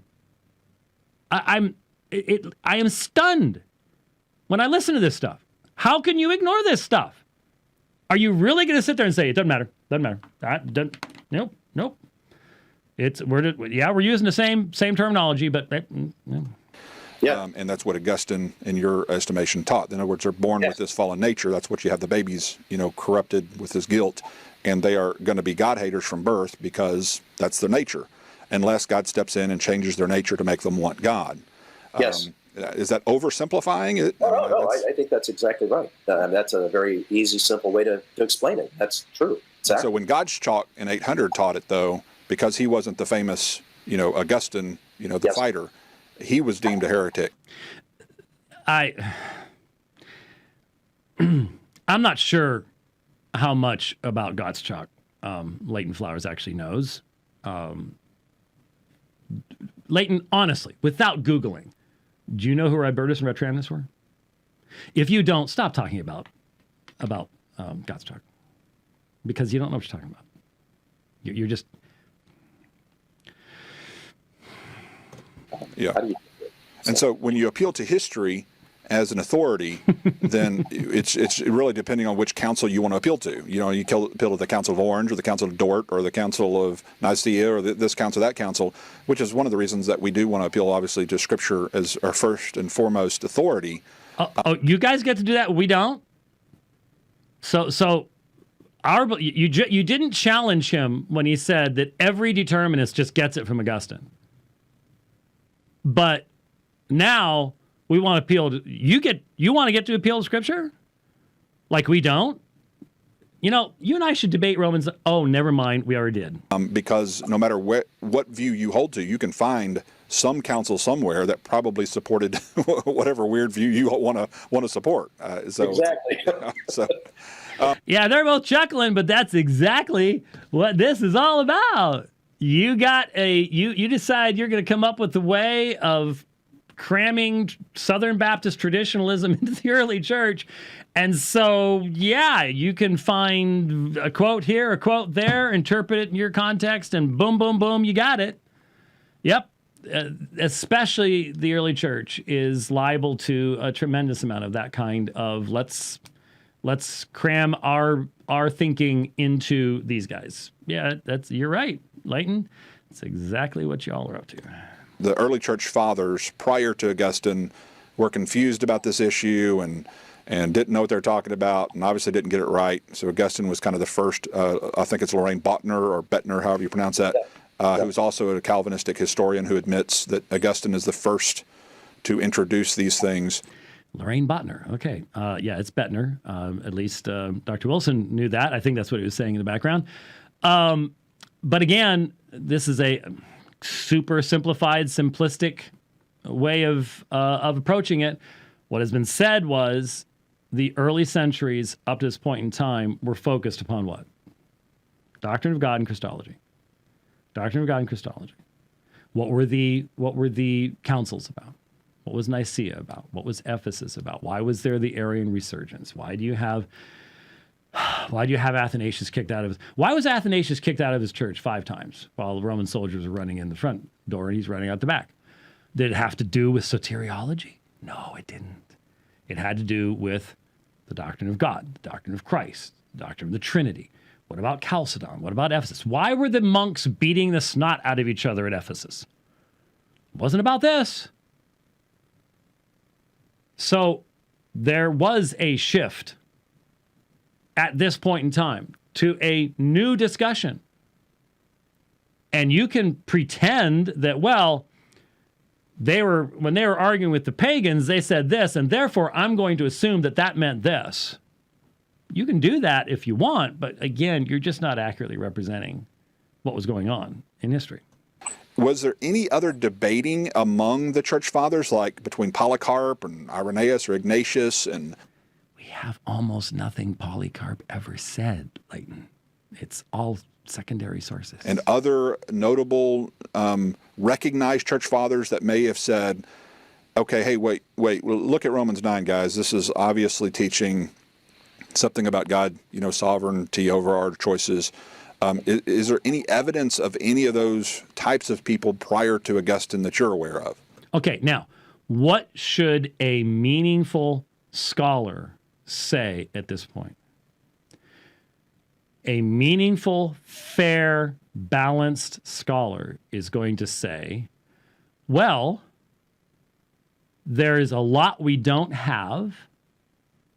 There are entire books that people wrote that we do not possess. For many of the early fathers, we can only answer that question in light of what somebody else said that they said. But in light of that, then we can see multiple different perspectives. We can contrast Clement of Rome with the Epistle of Barnabas and the Shepherd of Hermas. They're roughly contemporaneous. I think Clement's a good bit earlier, but within 100 years, obviously. And then we have, for example, from Ignatius, we can glean certain things, but he's writing epistles as he's going to die. He's not writing a systematic theology. So there's going to be imbalance even in what we have. And so there is, especially as Greek philosophy takes more and more of an important role, there's going to be a lot of emphasis upon the discussions that the Greeks were having concerning the nature of man. And, then we could get into Justin, and he doesn't have the complete canon. And see, that's what someone who wants to teach history rather than use history, that's how they're going to respond. Let's see what the response was. Not in the Christian circles. Everybody teaches the same thing, which is what I point out in my Oxford thesis. Where in Christianity does everybody agree? I mean, that just doesn't happen. That's phenomenal that everybody can agree. For almost 400 years. Yes. I mean, it's like they all view a general sovereignty of God like a king controlling a country. He doesn't micromanage everybody's, lives. He's there. And it's not until, and they're fighting the dictatorial micromanagement view of Stoicism, Manichaeanism, and Gnosticism. Okay. Now, have we repeated enough now that you're starting to recognize the theme here? This may get a little old. Sorry. But to draw the parallel, and without the parallel, all this stuff disappears. It becomes irrelevant. It becomes an argument about whether Augustine went back and edited a couple of books later in his life, which no one actually argues or would care one way or the other. But you hear what's being done now? So you take the Stoics, you take the Gnostics, you take the Manichaeans. Differences between each one. Big, important differences as to what determinism would mean to them. None of them have a monotheistic God who is sufficient ground for a meaningful decree of self-glorification. But what you want to do is you want to plant in the mind the idea. They were teaching the same thing. Augustine went back, picked it up. That's where it came from. No one had ever dreamed of this. Don't worry about what anybody said before this. Don't read anything that Clement said. Don't read the Epistle to Dionysius. You don't look. No, don't. They were all on the same page. They were Southern Baptist provisionists. That's they were. Just believe me. I went to Oxford. I know. I read it all. See? And we're supposed to go, so this massive difference in what the decree would even look like, what it'd be based upon, what it could be. We're just supposed to go, don't have to worry about that. Yeah, basically. That's what we're being told. So for all these years, they're saying the same thing until you hit Augustine. There is no debate. And that's commonly known. I mean, the encyclopedias and the big guys who write those point that out, that there was no conflict between human free will and divine sovereignty until Augustine. That's when it started. So there's your super simplistic assertion. Your super simplistic assertion. It only started then. Historically, you had discussions of the nature of the will prior to this, where there were disagreements. How do I know this? Because I've studied church history. But it was primarily in reference to the human will of Jesus. Because the focus and the energy was on Christology. So Nestorianism, Apollinarianism, Eutychianism, they're all directly relevant. The whole hypostatic union is relevant to anthropology and the nature of the human soul. But a argument on this subject had not come up till this point. There was no debate. That's right, there was no debate. Not because it was something that everybody had already decided on and there was a unanimous position. That's the faux position here. Is that, yeah, we've all discussed that. We're all on the same page. Everybody believed the same thing. And then Augustine came along and turned us all into Manichaeans. No. If you think history works that way, then you need to go read a book called The Trail of Blood, because it's a little bit more along your lines, sadly. Sort of a conspiratorial type thing. All right, I'm going to mark where we are here, because we're almost there. There's not a whole lot more there. So that's we actually got through a lot today. We actually, I am pleased. We are, and besides that, we are doing many dividing lines. So we will get there as we get there. So save this file so I don't lose all this stuff. And there you go. Sorry, parents, if you left your kids sitting in the room when I had to start describing some of the Manichaean beliefs, but all we Calvinists are secret Manichaeans. Anyways, that's what we've been told by an Oxford scholar. So that's what we are. So we're just going to sneak it in whenever we can because of something. Anyhow, all right. Now, you got to admit, if you stuck with me this long, for the past hour and 10 minutes, you thought almost nothing about COVID-19. We are here to serve. Gotta admit, because I didn't. So there you go. We are here to serve. I hope I can remember it. I just gonna leave all this stuff here because I'll get to it tomorrow. But I've got some stuff about Augustine and Eastern Orthodoxy here. I've got stuff about the Essenes from Qumran. It's Qumran, that's how you say it. And I've got all sorts of neat stuff. And I may have more if I get a chance to roll through stuff. Who knows? We'll see. Jeff actually texted all of us elders. He was listening to the last dividing line when I got to the part about how the elect are helping to redeem the earth through digestion. And they replayed that on Apology Radio. I'm not making it up, folks. I'm not. Yeah. Okay. All right. You're preparing for the Manichaeans by putting the face mask on. That's understandable.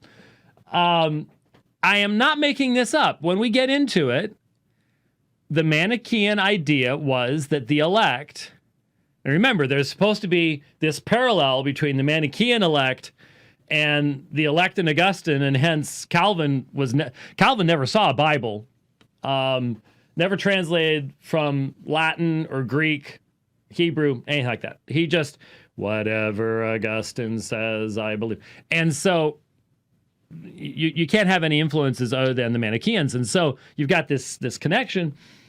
And the fact is that because they believe that in this 3 moments cosmogony of Manichaeism, that this light, sparks of light, have been trapped in these physical bodies.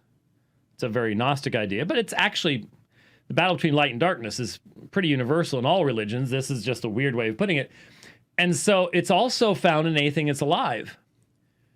And so you had the elect, and then you had the hearers. And the hearers were not as strict adherents. And so they would prepare food for the elect.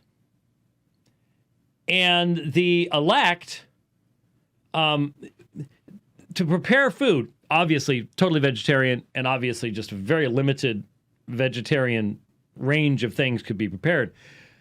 But to prepare any food, you have to, kill it to pull it out of the ground. So you'd be doing damage to the light sparks. So it had to be done in a particular way to do the least damage. And then the light sparks are released back to the realm of light through digestion of the elect as they eat and as they excrete. And so as they free the light sparks by eating and digesting, then the light sparks go up, and that's where the Milky Way comes from. So, it's going to the moon. The moon becomes full, and then the moon wanes, and the moon becomes full, and that all those sparkly thingies that you would see on a particularly dark night, we call it the Milky Way, which we know is the rest of our galaxy. Those are the sparks of light that were going back to the light realm. So if you died as one of the elect, that also could happen. But then you're also freeing the sparks by eating and excreting. And for some reason, Jeff found that particularly noteworthy. Noteworthy, I think is the term. So anyway, how did I get onto that? I don't know. Anyways, so I had some thoughts. Oh, you're the one that distracted me with that silly mask. I had some thoughts, and then so much stuff has happened so far today, developments taking place today, that I hope you will find this to be interesting, because this is ongoing developments. Okay, when you're tackling something, when you're tackling a subject, you dig into stuff, and that leads to something over here, leads something over there, and then in this instance, I was forced to go back and to listen to some stuff and go, hey, wait a minute, what's going on here? We have been doing a lot on church history, and some people, I haven't done like a poll or anything. I may do a poll. One of the complaints that the provisionists are putting out is like, just get to the point. The problem here is the reason that certain theories can be floated amongst people today is most Christians don't know anything about church history. They've not had the opportunity or taken the opportunity to familiarize themselves with church history. And let's just be honest, for independent style Baptists, church history goes back to Billy Graham. And even that's starting to get into ancient church history now because he died. And then for Reformed folks, pretty much Martin Luther, maybe Wycliffe and Huss, if you know where they were, chronologically speaking. But for most Protestants, that's about as far back as it goes. What percentage do you think, if we were to do, if we did a test, a quiz, at the next meeting, Sunday morning after church, and we were to ask evangelical Protestants to place Ignatius of Antioch and Ignatius Loyola in the correct centuries of church history, what rate of success do you think we would have? If I were to ask you individual listener right now, to put Ignatius of Antioch and Ignatius Loyola in the proper context and centuries of church history, do you believe you could do it? How about Tertullian? Ambrosiaster? You better have Augustine by now. When did Gottschalk live? The reality is that once you get past the Reformation, going backwards, there is a lot of confusion, and therefore As long as someone comes along and uses an argument from authority, they can get away with almost anything. We've been dealing with errors like this for a long, long time. Decades. We really have. Let me prove it to you. Well, I guess, yeah, okay. Is the more my brother? If you, I was looking for the other edition of it. I guess this is the one I have in here. In here, I deal with a doctrine called theosis. Theosis. Why do I deal with a doctrine called theosis? Why, starting on page, this is an appendix starting on page 207, going to 227. So 20 pages in this book. Got a real delay on the video today. Noticing that? I hope the audio's synced up. They're doing good? Okay. 20 pages in a book on Mormonism on theosis. Why? Well, because Mormon apologists utilize the Eastern Orthodox concept of theosis out of context to substantiate the concept of men becoming gods. And so, this was written in the late 1990s. This was actually, I forget what the original, 1997, late 1990s. So, over 20 years ago, dealing with church history issues. And to do so, you had to provide context. You had to talk about, you can't just say, this is why it's wrong. You have to provide some type of a context to be able to make meaningful historical statements that will have relevance to today.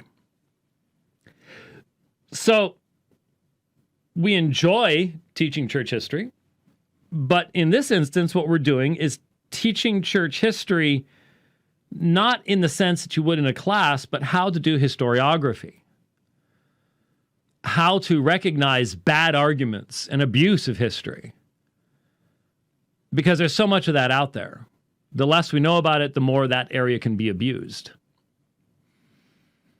And we're also seeking to demonstrate that when you make references to church history, you need to do so with care. We only have so much information that we can't go back and interview these people. There are some people we have so much material. In fact, some people we have too much material. And in others, we have just fragments. And if you treat the people from whom we only have fragments the same as someone that we have 6,000 volumes for, then obviously you're making a mistake. You can be significantly more certain about someone when you have 6,000 volumes of their writing than you can when you have fragments quoted by someone secondhand, obviously. So there are fundamental things that have to be done in doing church history in a meaningful fashion. And some people just want us just to cut all that out. And I'm like, I'm going to make this a educational thing. I want, we at church just a few weeks ago, we've been doing catechism questions since before I got there, but a few weeks ago, we added to the catechism section a thing we call voices from the early church. We've looked at 2 quotes from Ignatius, and we just happen to be looking at Clement of Rome on justification right now. That's if you grab one of our bulletins, there it is. And that's one of the things that I do. I get to do a little mini historical sermon every week, basically. As I look at these quotations from early church fathers, we want to see the connection that we have to those who've come before us. It enriches our faith to see those connections, to see those vital connections. And I think one of the greatest impoverishing things in modern Christian experience is how little connection most Christians have to those who've gone before them. We say Jesus has been building his church. Do we believe it? Not if you think that everybody in the medieval period was just a pagan or something. You don't believe it. Independent fundamentalist Baptists don't believe it. Well, they've got the Trail of Blood thing, so they'll say, well, yeah, he was building his church, but it was in a secret place and no one can find. So I'm not in any hurry, and you guys can't hurry me along. Because actually, the more slowly and fully I explain things, the more clear the problems really are. That may be part of the problem. But could I point out something? A year at Oxford with access to the library, and I'm supposed to have an answer in 2 weeks? It's amazing that I've come up with so much already. Especially since I'm doing other things at the same time. Isn't that weird? Anyway, so what we've been doing, if you're just tuning in, we started with this book, okay? People were calling Rich and saying, are you going to talk about this? Saw some reviews. And so I'm like, all right. It's not like I don't have a million other things going on, but okay, we'll do it. So we got this. And I started reading through it. Got on Kindle as well. And I was stunned by what I was reading. Not because, I've never heard like this before, but how are you making the connections that you're making? This is really bad. There's got to be, what am I missing here? And so when I started making some comments, what you get is, well, you got to do the dissertation, the $100 dissertation. And I'm like, well, I'm sorry, if you can't summarize your 400-page dissertation in 80 pages and make it accurate. I've done it with all sorts of stuff. You God Who Justifies, I've pointed out the books. I've done it. If you can't do that, then you never mastered your material. That's just a fact. That's just how scholarship works. And then I ran across the interview from 2018 when Leighton Flowers interviewed Ken Wilson. And at the end, and in fact, let's go ahead and play this, just because this is relevant. Right at the end of the interview, we have, I think this is it right here. And we look forward to seeing more. I don't know if you're ever game for something like this, but our generation, unfortunately, is not real good about reading large, thick dissertations. But they're really good about reading small manuals or small books popularized that if you ever sat down and took maybe some of the best and most poignant points of your dissertation and put it in a book. I know Trinity College of the Bible and Theological Seminary, Trinity Seminary, would probably publish it for you if nobody else would. But that kind of thing could be, I think, real valuable to the church to have just an easy, popular teaching on the doctrines of Augustine and historical teachings. I don't know. I know you're busy. You have surgeries to do and all that stuff, that little nonsense stuff, if you want to save people's lives and all. But if you want to stop and pare something down into a popular book, I know there would be probably people interested in publishing it. Thanks. That's a good idea. I may end up doing that. More CPEC should allow me to summarize something because it won't be as scholarly, obviously, but maybe sure. People. Yeah, more popular level. Well, thank you, Dr. Wilson. So I don't know if that was the genesis of this. Sounds like it. He didn't say, I've had a lot of people telling me that. That might do something like that. That's where this came from. So here's the point. We're listening to this interview to see, because what was the objection? Well, you can't just deal with this. That's not really the scholarly stuff. So this is inaccurate? So if we're listening to an interview talking about these very things that came about before this, when only this existed, and the same stuff that's in the interview is in here, then this is accurate, right? Yeah, that's right. Okay, so, and I need to bring this up while we're playing something else. Because I forgot to pull it up, and I apologize. Yesterday, Leighton Flowers posted a screenshot There it is. James White's fallacious approach with Dr. Ken Wilson. I'm going to be looking at this. And, all the fans are going, yeah, it's great. Oh, it's wonderful. Oh, And so I wrote, I left a little note that I will debunk all of this, which we will, because it is very easily debunked. But in the process of looking at that, one of the issues that the early church fathers and stuff like that, one of the questions that came up as I was marking the last of the things that I wanted to deal with in the interview had to do with the subject of Clement of Rome.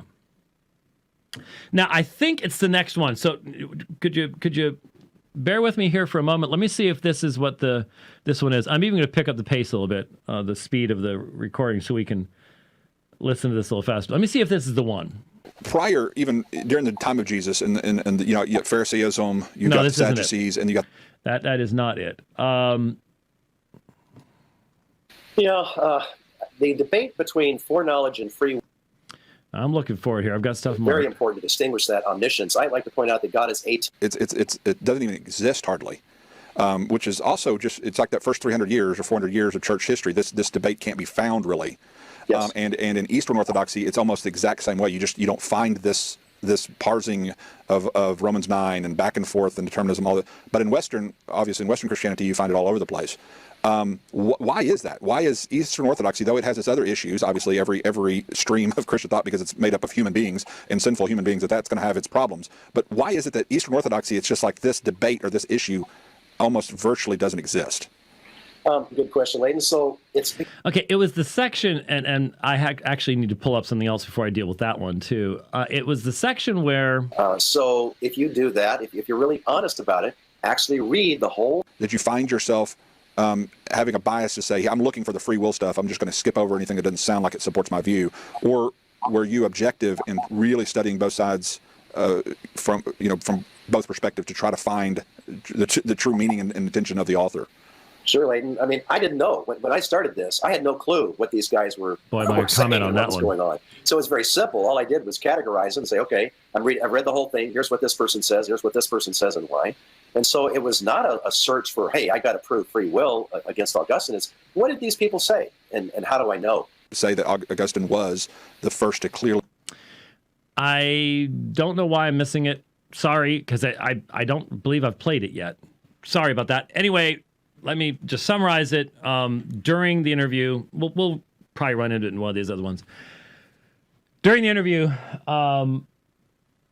Leighton made a statement that he was asking Wilson about these quotations from early church fathers that are presented as if they are supportive of Calvinism.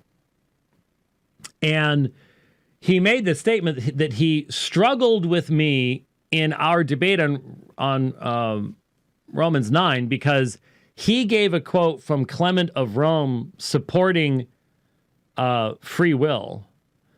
And I said, well, Clement of Rome spoke often of the elect as if Clement of Rome was a Calvinist. And they all chuckled about how silly that would be. And so I was going, well, I wonder what he said, and I wonder what I said. I don't generally go back and listen to debates. But I thought, I wonder what actually was said in our debate in 2015 on the subject of Clement of Rome. And would this have relevance here? And lo and behold, it did. It did. So let's get in our time machines and let's go back to 2015, okay? And this is the section of Leighton Flower's positive presentation.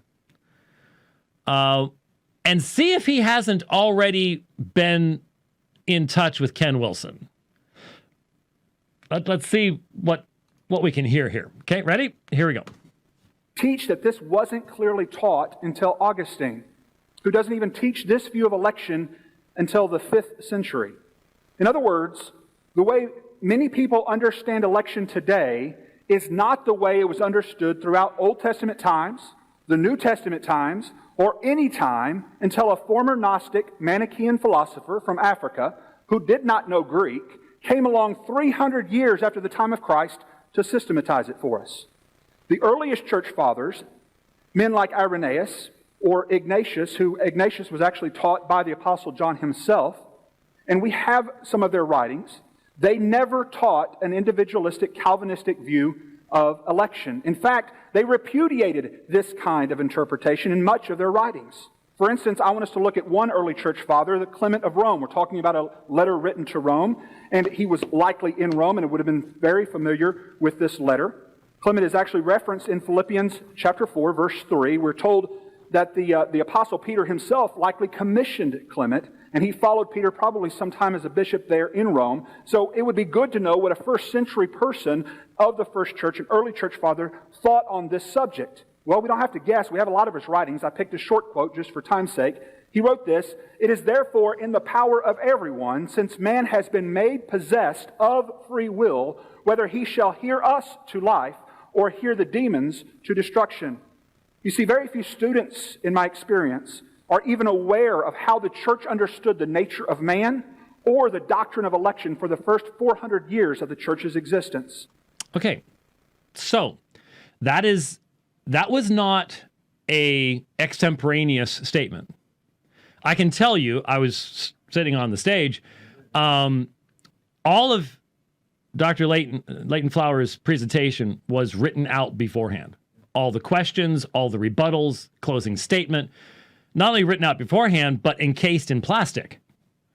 Okay, so this was not, I just looked something up quick or off the top of my head, answer to a question type thing. This was part, you can tell it's being read. This is part of the formal presentation. So there wasn't any time pressure involved, anything like that. Now I want to go back through, there's some fascinating stuff there. But he said he struggled with me because I wanted to turn Clement into a Calvinist. And so I'm like, where'd that happen? So here's the questioning that I gave, and here's you see if I tried to turn Clement into a Calvinist. Ready? Here we go. Professor Flowers, you said that Clement, you quoted from Clement of Rome, yes? Yes, sir. And you said we have a lot of his writings. Yes. Did you list them? List them all?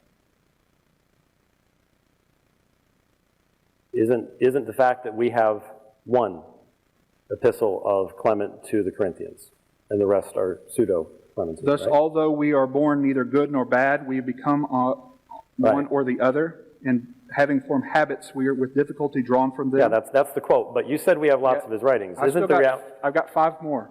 You want me to read them? No. Okay. Where are they from, sir? Clement. Okay, so we have one epistle. Did he exegete Romans 9 in that epistle? No. Not that I know of. We've got quotes that support his view of free will. We've got quotes that denounce the concept of individualistic Calvinistic type of interpretations. As you interpret it. Irenaeus and others. As you interpret it. Well, obviously, okay. Yes. All right. You said that Calvinists... But Dr. White, not only as I interpret it, as Lorraine Botner interprets it, Stan Storms interprets it, I could list other Calvinists who admit that Augustine's the first one to clearly teach So you can show me where they've interpreted Clement's epistle to the to the Corinthians. No, what I'm saying is that I have quotes from other Calvinists who admit that Augustine is the first one to clearly... Which would be different than the application you're making. They wouldn't agree with the application you're making, right? Oh, no. They would probably try to say that, well, Sam Storms, for example, are... Okay, so we went on from there. So, nowhere did I claim that Clement of Rome was a Calvinist, did not turn him into it. And in fact, I didn't say anything about the elect there. So there might be, maybe something else came up afterwards, because I didn't even mention the elect there. So maybe there's something afterwards. I'm gonna have to buzz through the rest of it, because he seemed to have a very strong recollection that there was something about the elect there. There are, by the way, And I've made that statement. We're going to look at some of the references to the elect in Clement today. This is what I was preparing, is I wanted to spend some time positively listening to what is found in that epistle that plainly is drawn from Pauline theology of the elect. I think it's important to see those things. So I was trying to find the background. Now, let's note some of the things that came up here. Let me pick up the pace a little bit, but let's now that you heard it, let me point a few things out for you. Teach that this wasn't clearly taught until Augustine, who doesn't even teach this view of election until the 5th century. In other words, the way many people understand election today is not the way it was understood throughout Old Testament times, even though Paul interpreted it that way, the New Testament times, or any time until a former Gnostic Manichaean philosopher from Africa who did not know Greek came along 300 years after the time of Christ to systematize it for us. Yeah, he did not know Greek or Hebrew, though he picked up some Greek later in his life. That much is true. To be honest with you, Leighton, I'm not sure how much of it you know. Is that somehow relevant at this particular point? Because you're not in... We're going to find out here in a moment. You've never read Clement in Greek. So does that somehow vitiate your conclusions? You just used it. You're the one that raised it. So just wondering what the connection is. The earliest church fathers, men like Irenaeus or Ignatius, who Ignatius was actually taught by the Apostle John himself, and we have some of their writings, they never taught an individualistic Calvinistic view of election. In fact, they repudiated this kind of interpretation in much of their writings. They repudiated this interpretation. Well, that would be interesting to see if he could substantiate that. We're going to find Clement teaching what Leighton says he doesn't teach. But anyway. Since I want us to look at one early church father, the Clement of Rome. We're talking about a letter written to Rome. It is not a letter written to Rome. First of all, we don't know who wrote this letter. Clement's name has been associated with it traditionally. And, of course, then it was connected with the Clement that is mentioned by Paul. And then tradition ended up later, 100 years later, associating Clement as one of the earliest presbyters. And then eventually, once it was lost sight of the fact that the early form of church government in Rome was not a single bishop. It was a plurality of elders, as is seen in Ignatius's letter to the church at Rome. These are not things that would be a part of Leighton Flower's world because he doesn't debate Roman Catholics on the subject of papacy on the basis of early church history. But those of us who do are aware of these issues, and so we would know that the identification of Clement in this way is traditional. It's not in the text. It's not in the text of the epistle itself. It is a letter written by the church at Rome to the church at Corinth. It's not written to the church at Rome. So he's wrong right immediately, is not even aware. And I don't know how you could have read the letter, and I'll be honest with you, I do not believe that in 2015, Leighton Flowers had ever read Clement's epistle. It's called First Clement's epistle. And of course, there's all sorts of other Clementine writings that are either pseudepigraphal, they're forgeries of later centuries, and then a lot of people confuse Clement of Rome, one epistle, with Clement of Alexandria. Lots of epistles, but a lot of weird stuff in those epistles too. And so you have an epistle written from Rome to the Church of Corinth. If you read it, how could you not know what it was about? Because it is about the Corinthians having kicked their elders out and basically have divided the faith. And we'll be looking at that in just a moment. So it is not written to the church at Rome. It is written from the church at Rome to the church at Corinth. And he was likely in Rome and would have been very familiar with this letter. He was likely in Rome and would have likely been very familiar with this letter. That does not make a lick of sense. If he wrote it, probably would be familiar with it. But if it was written to Rome, why would he be in Rome? Makes no sense. Clement is actually referenced in Philippians chapter 4, verse 3. We're told that the Apostle Peter himself likely commissioned Clement, and he followed Peter probably sometime as a bishop there in Rome. So, okay, that is all much later tradition. Very much later tradition.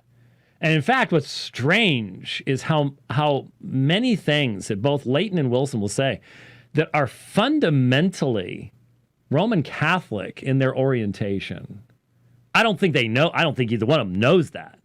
I see no evidence that either one of them has had any meaningful interaction with Roman Catholic apologists or anything. But they're buying into material. It looks to me, this is my interpretation as I see it, that they're just grabbing everything they can to get as big a pile of stuff to defend provisionism, whether it's consistent or not. And one of the things that has helped us to not engage in that type of activity is we have to deal not only with the Roman Catholics, we have to deal with the Mormons and the Jehovah's Witnesses and the Unitarians and the Muslims and everybody else dealing with church history. So we have to be balanced because we've got people all around us that'll get us if we become imbalanced. And it really helps. I'm really thankful that's how we've ended up having to do things. it would be good to know what a first century person of the first church. Okay, now so he's saying first century. So there is only one work of history associated with Clement of Rome from the first century. Now, where in the first century? Like I said, we talked about it before. Some people argue for a pre-70 date for it. Some people say it's in the 90s. Both would be first century. But he's talking about a first century source here. And there is only one epistle. Just one. There's nothing else. There are some pseudo-Clementine stuff from the 2nd century. Then you can go to the 3rd, 4th century and get like 4th Clement, which is what he ends up quoting from. But there's just one epistle. Just one. Early church father thought on this subject. Well, we don't have to guess. We have a lot of his writings. I picked a short quote. We have a lot of his writings. I picked a short quote. We have one epistle. This was plainly taken from the web. And I think I've found the source. I think I tracked it down. I found one version of it, because it's all the same version, exact same order. I found a version of it from 2012, 3 years before the debate. I found another version from 2018 by someone who specifically identifies as a provisionist and links to Soteriology 101. So I think this list has been passed around amongst Leighton's group. And I think this is where he got it, because he didn't get it from reading Clement. He didn't get it from, here's I'm showing my datedness here. This is the Lightfoot Harmer. There have been some great critical editions of the Apostolic Fathers put out over the past number of years. Holmes and stuff like that. But you'll notice this is a Greek English. It's got not facing pages. You've got the Greek and then you got the English. But it's been sort of a standard work for a long time. This is what I used when I taught development of patristic theology at Golden Gate Baptist Theological Seminary. You can check with them to verify that. And that includes Clement's epistle, right here. If you read it, then you'd know this quote isn't in it. So what's the quote? For time's sake, he wrote this: "It is therefore in the power of everyone, since man has been made possessed of free will, whether he shall hear us to life or hear the demons to destruction." So we've been told here in the debate that in the first century, as a representative of this consistent denunciation of Reformed theology. Now, by the way, this was in a debate on Romans 9. That this quotation appears. Now, you've already gathered, I'm sure, that is nowhere to be found in Clement's epistle to the church at Corinth. It is from a 3rd or 4th century work called 4th Clement. It is found there. The list of quotations didn't have much in the way of actual references. So it would be easy to become confused if you didn't check your sources. But so when I then asked questions of him, what I was asking him was, you say we have lots of his writings. What do you mean? And you can tell by the responses that he had no idea what I was talking about. He had no idea how many genuine works of Clement we possess. Now, that was his opening statement. I had never seen it before. Be nice if I had been able to, maybe if we did things like the Iglesia de Cristo does, and I had 5 guys, I could have said, "You look that one up. You Google that one." That's maybe that's the advantage of doing stuff like that. But you rarely have time to really get into all of that kind of stuff. But the fact of the matter is, the quotation comes from a much later source, and it's a pseudepigraphal source. It was very common in the ancient world for people to write books and to attach the name of someone with authority to those books. And in fact, church history is filled with that. It's absolutely filled with that. And I've made reference to this many, many times before regarding what's called the donation of Constantine and the pseudo-Isidorian decretals. And I recognize that sometimes that stuff just goes flying by because people aren't familiar with it, but I've used it as an illustration. The donation of Constantine is a forgery that was fundamental to the development of papal power, as were the pseudo-Isidorian decretals. It was far too frequent an experience for someone to create a list of citations. They would include real citations so that you go, yeah, I've heard that one before. But then they would insert the false citations.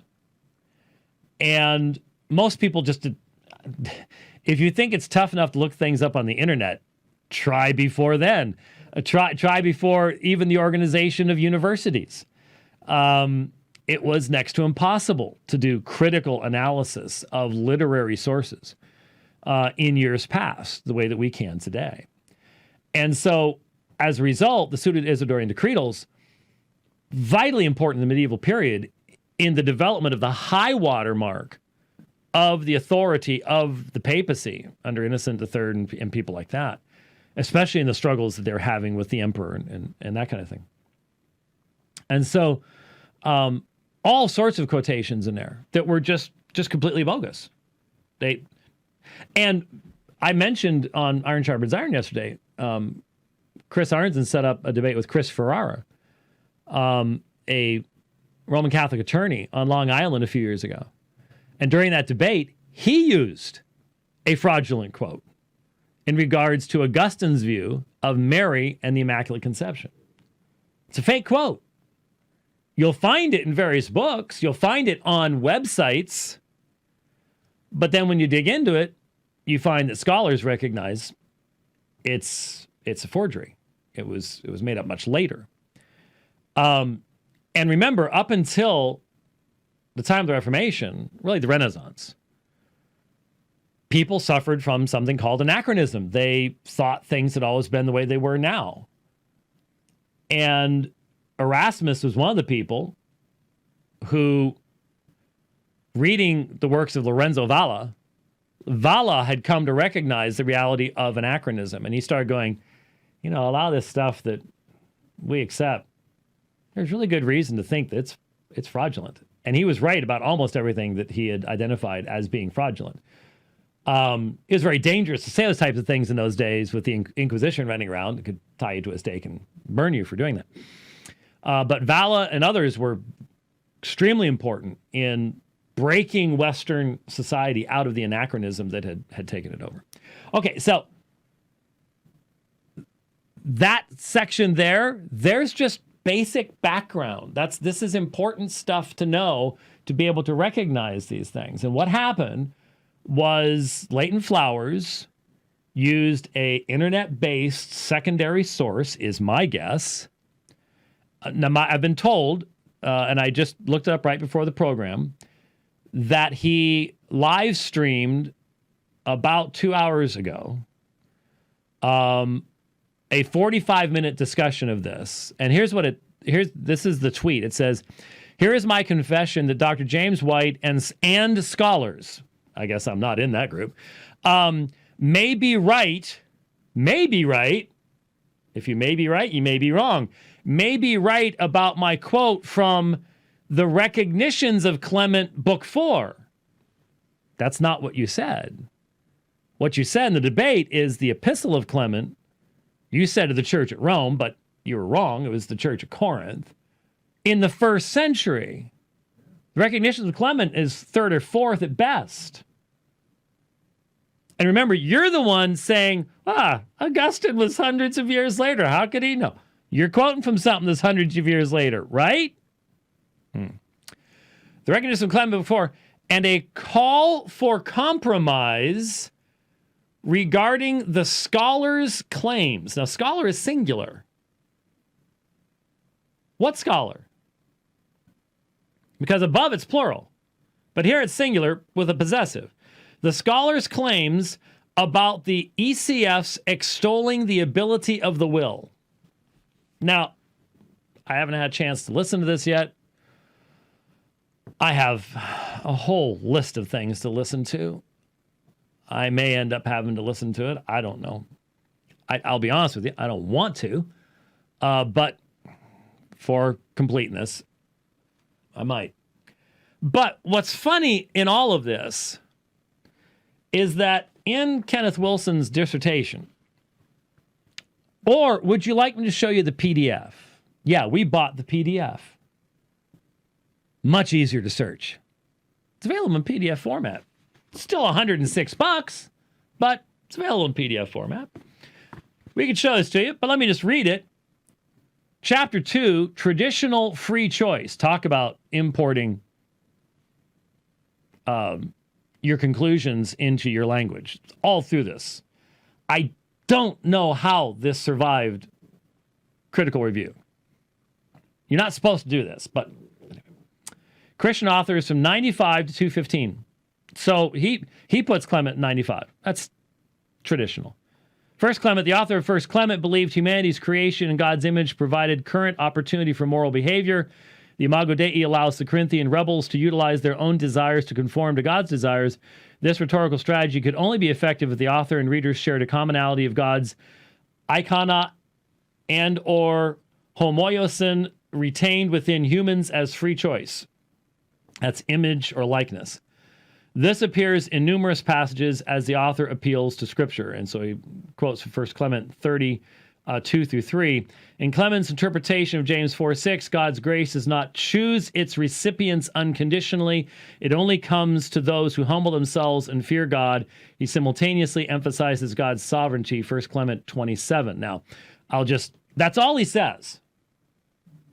So he doesn't say that Clement condemns the Reformed view of election, any of the stuff that Flowers put in. And that's the entire thing. Next thing, Shepherd of Hermas. That's it. That's all there is. Now, but I would point out, in Clement's interpretation of James 4:6, God's grace does not choose its recipients unconditionally. It only chooses those who humble themselves and fear God. As if that was Clement's point. This is the kind of hyper-biased, I have my eye on what I'm going for type interpretation that scholarship is supposed to avoid. So, now I'm really wondering, in the back of my mind, did this come up again? Because I figured, this was everything, but I'm now I'm gonna have to listen to all the rest of it, see if it came up again. If someone knows, I'm gonna get off of this tweet here. If someone knows if it did come up after, because I have the time index here, after 128:31. If someone could help me with this, because I just got a lot of stuff going on and don't have. I'm just doing all. Rich, am I doing all this myself? Thank you very much. Okay. If someone would like to tell me about that, after 1:28:31, so 1 hour 28 minutes into the 2015 debate, was anything else said about Clement? Because it really seemed to me that it struck me that Leighton was remembering something specific about the term elect. So did I make a comment later on that I haven't found yet?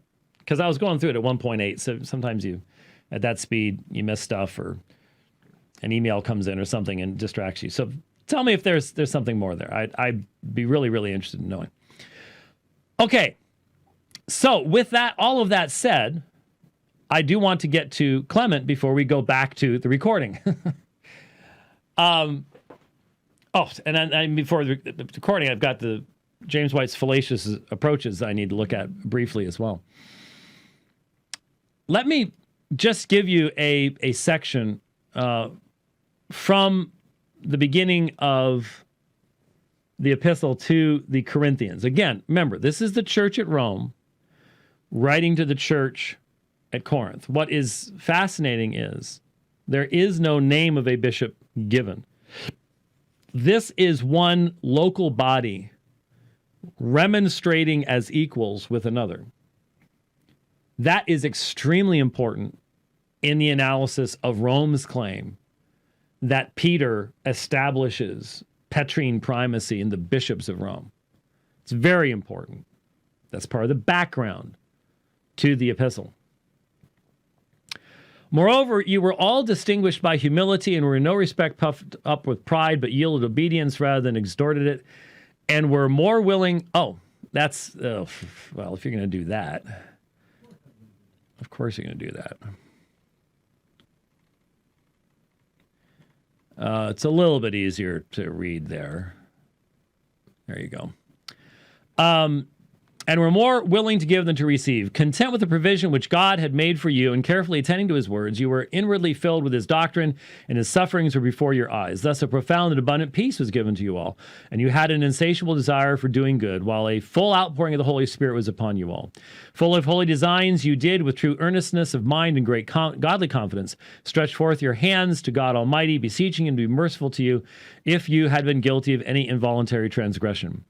Day and night you were anxious for the whole brotherhood, that the number of God's elect might be saved with mercy and a good conscience.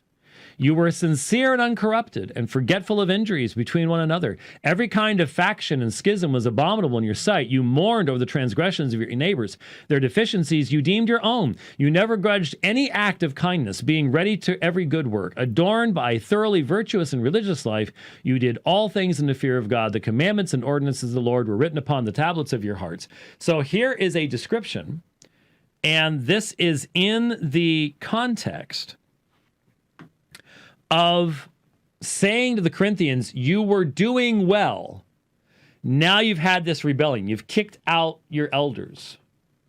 How could this be? And the fundamental argumentation of the entire epistle is going through biblical stories and Old Testament examples and basically saying you need to repent. You need to restore the proper order. This is the proper way things should be done.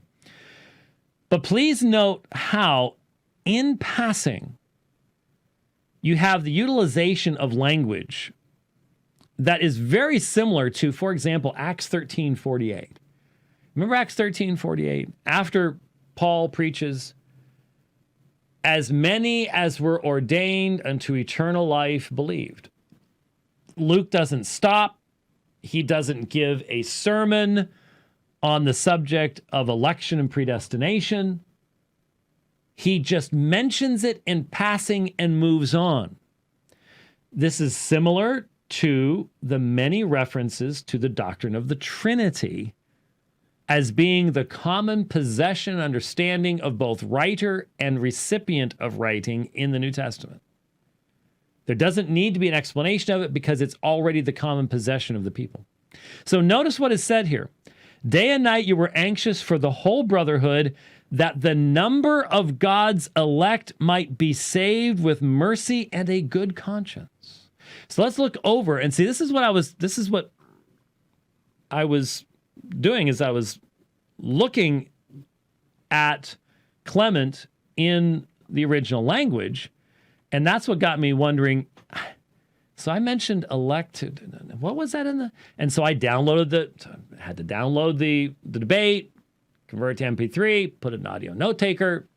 That's what led to all of this and going, I typed out the quote and went, I ain't Clement anywhere. And that's when we stumbled on all this stuff. But here is the section in Clement.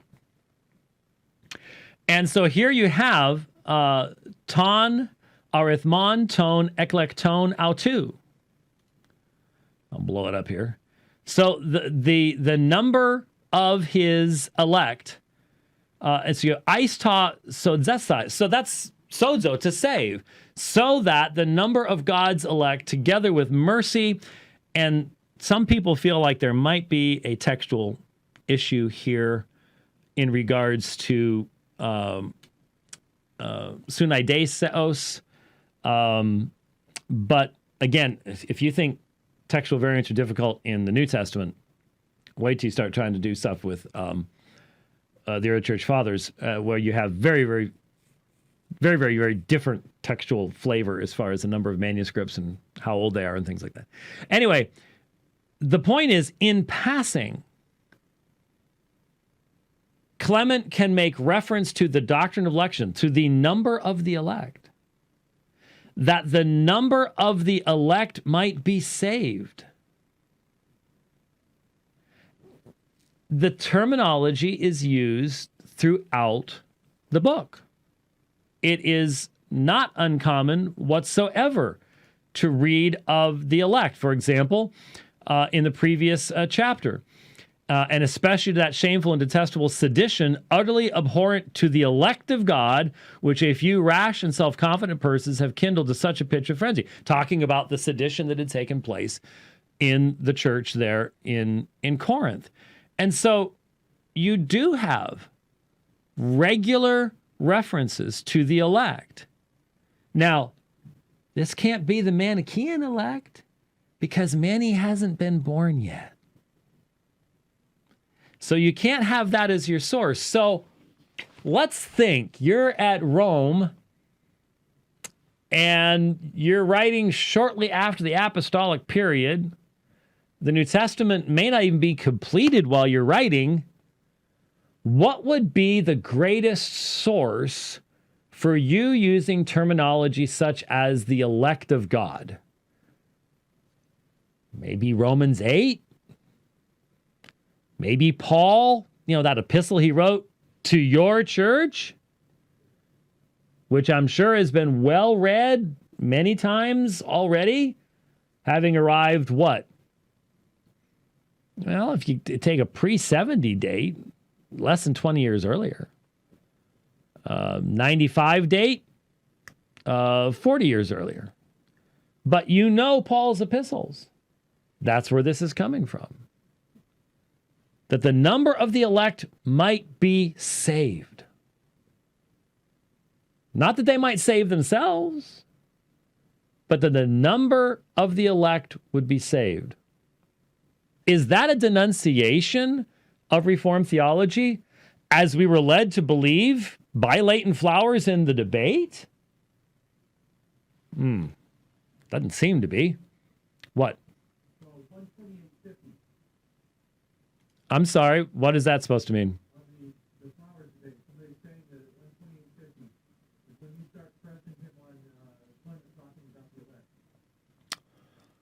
All right.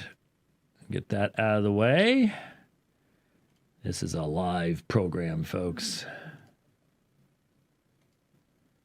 Well, but that's right after the section that I... so did I go back to that? All right, let's see what we got here. We can all discover together. No, I've not. Okay.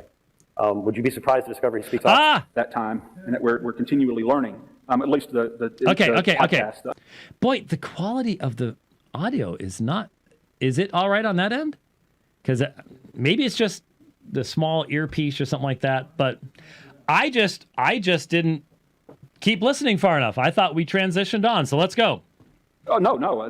They would probably try to say that, well, Sam Storms, for example, argues in Progressive Revelation that we have learned more since that time and that we're continually learning. At least the podcast, the Unplugged podcast, those guys talking, that's what they Have you read all of Clement, sir? I'm sorry? Have you read all of Clement? No, I've not. Okay. Would you be surprised to discover he speaks often of the elect? Well, so does the Bible. That doesn't mean it would obviously. So he must have understood it in your way. Well, how do you interpret then the passage that I just quoted, the one that says everyone has free will? How do you interpret that? You can ask me that question when it's your turn to ask questions, sir. Darn. I would work. Okay, so here's the next couple sentences. So I asked him, so we now have the equal statements.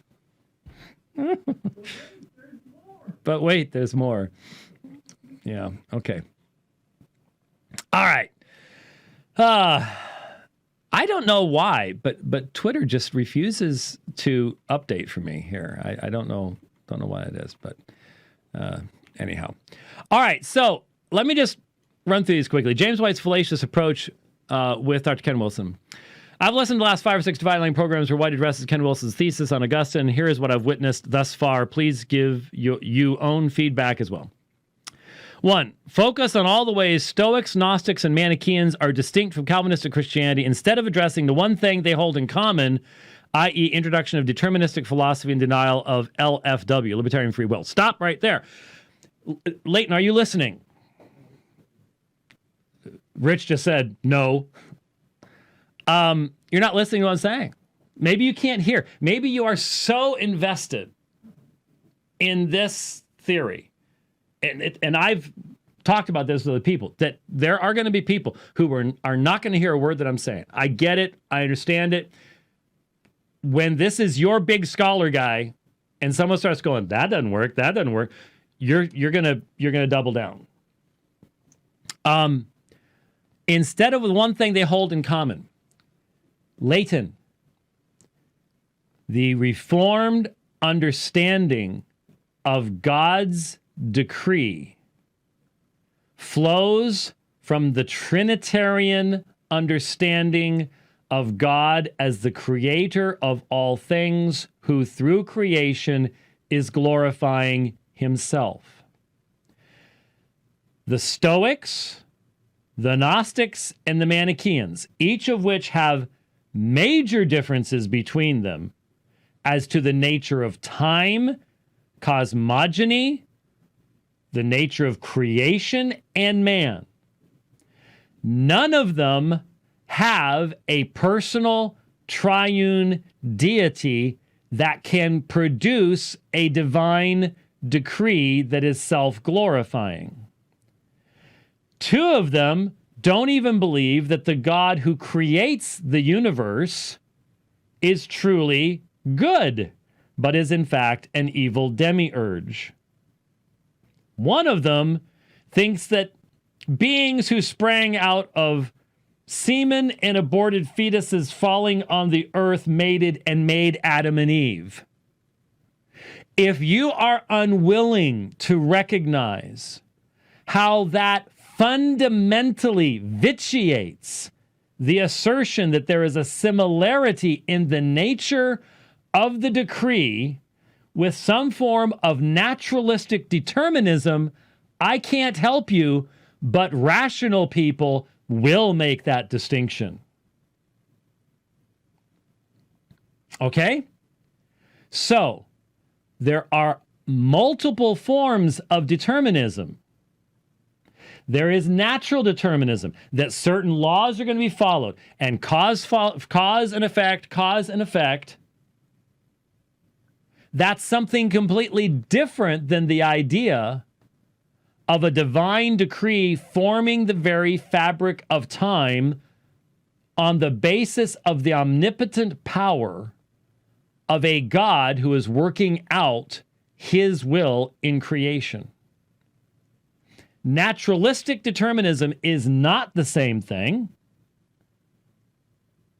Logically, philosophically, or any other way. And in fact, you must understand, Dr. Flowers, that you as a Southern Baptist are considered a determinist. Why? because the Baptist faith and message denies that a Southern Baptist can faithfully be an open theist.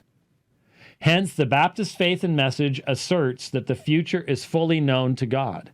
That is a form of determinism. Is it the same form of determinism as what I believe? No, it's not. Not by a long shot, but it is a form of determinism.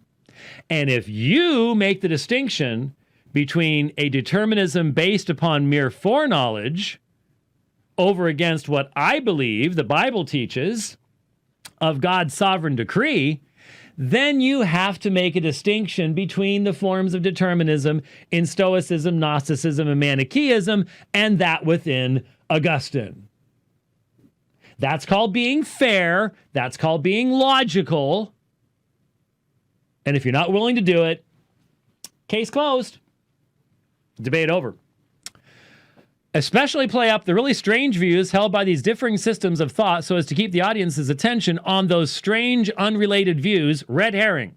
So it's a red herring, folks. It's a red herring for you to understand what Manichaean cosmogony was all about, so you have an understanding of what the light principle is and the father of goodness in the light principle. And we haven't even gotten into this. I've just been giving you bits and pieces of it. We're going to get much more into it.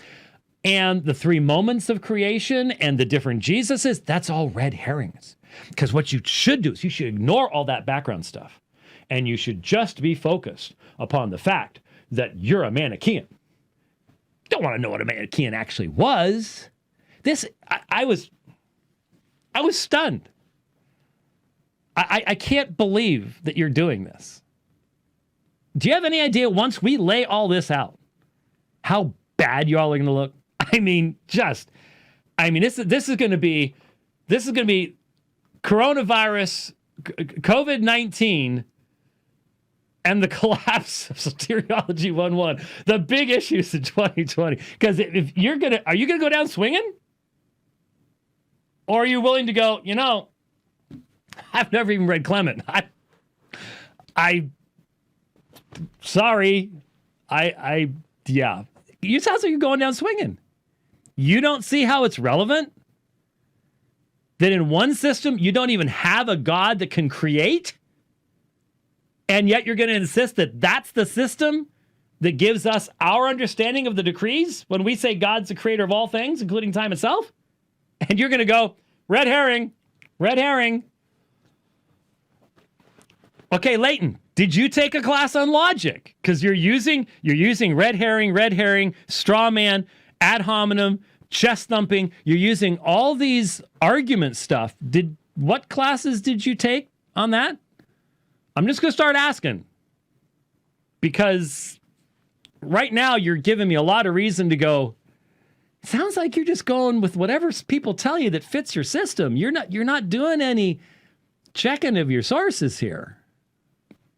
Number 2, focus on all the ways Stoics, Gnostics, and Manichaeans are different from each other instead of addressing their commonality as it relates to claims made by a former Manichaean named Augustine, who had a great influence on the church's theological development, i.e. his introduction of deterministic philosophy and a denial of LFW, red herring.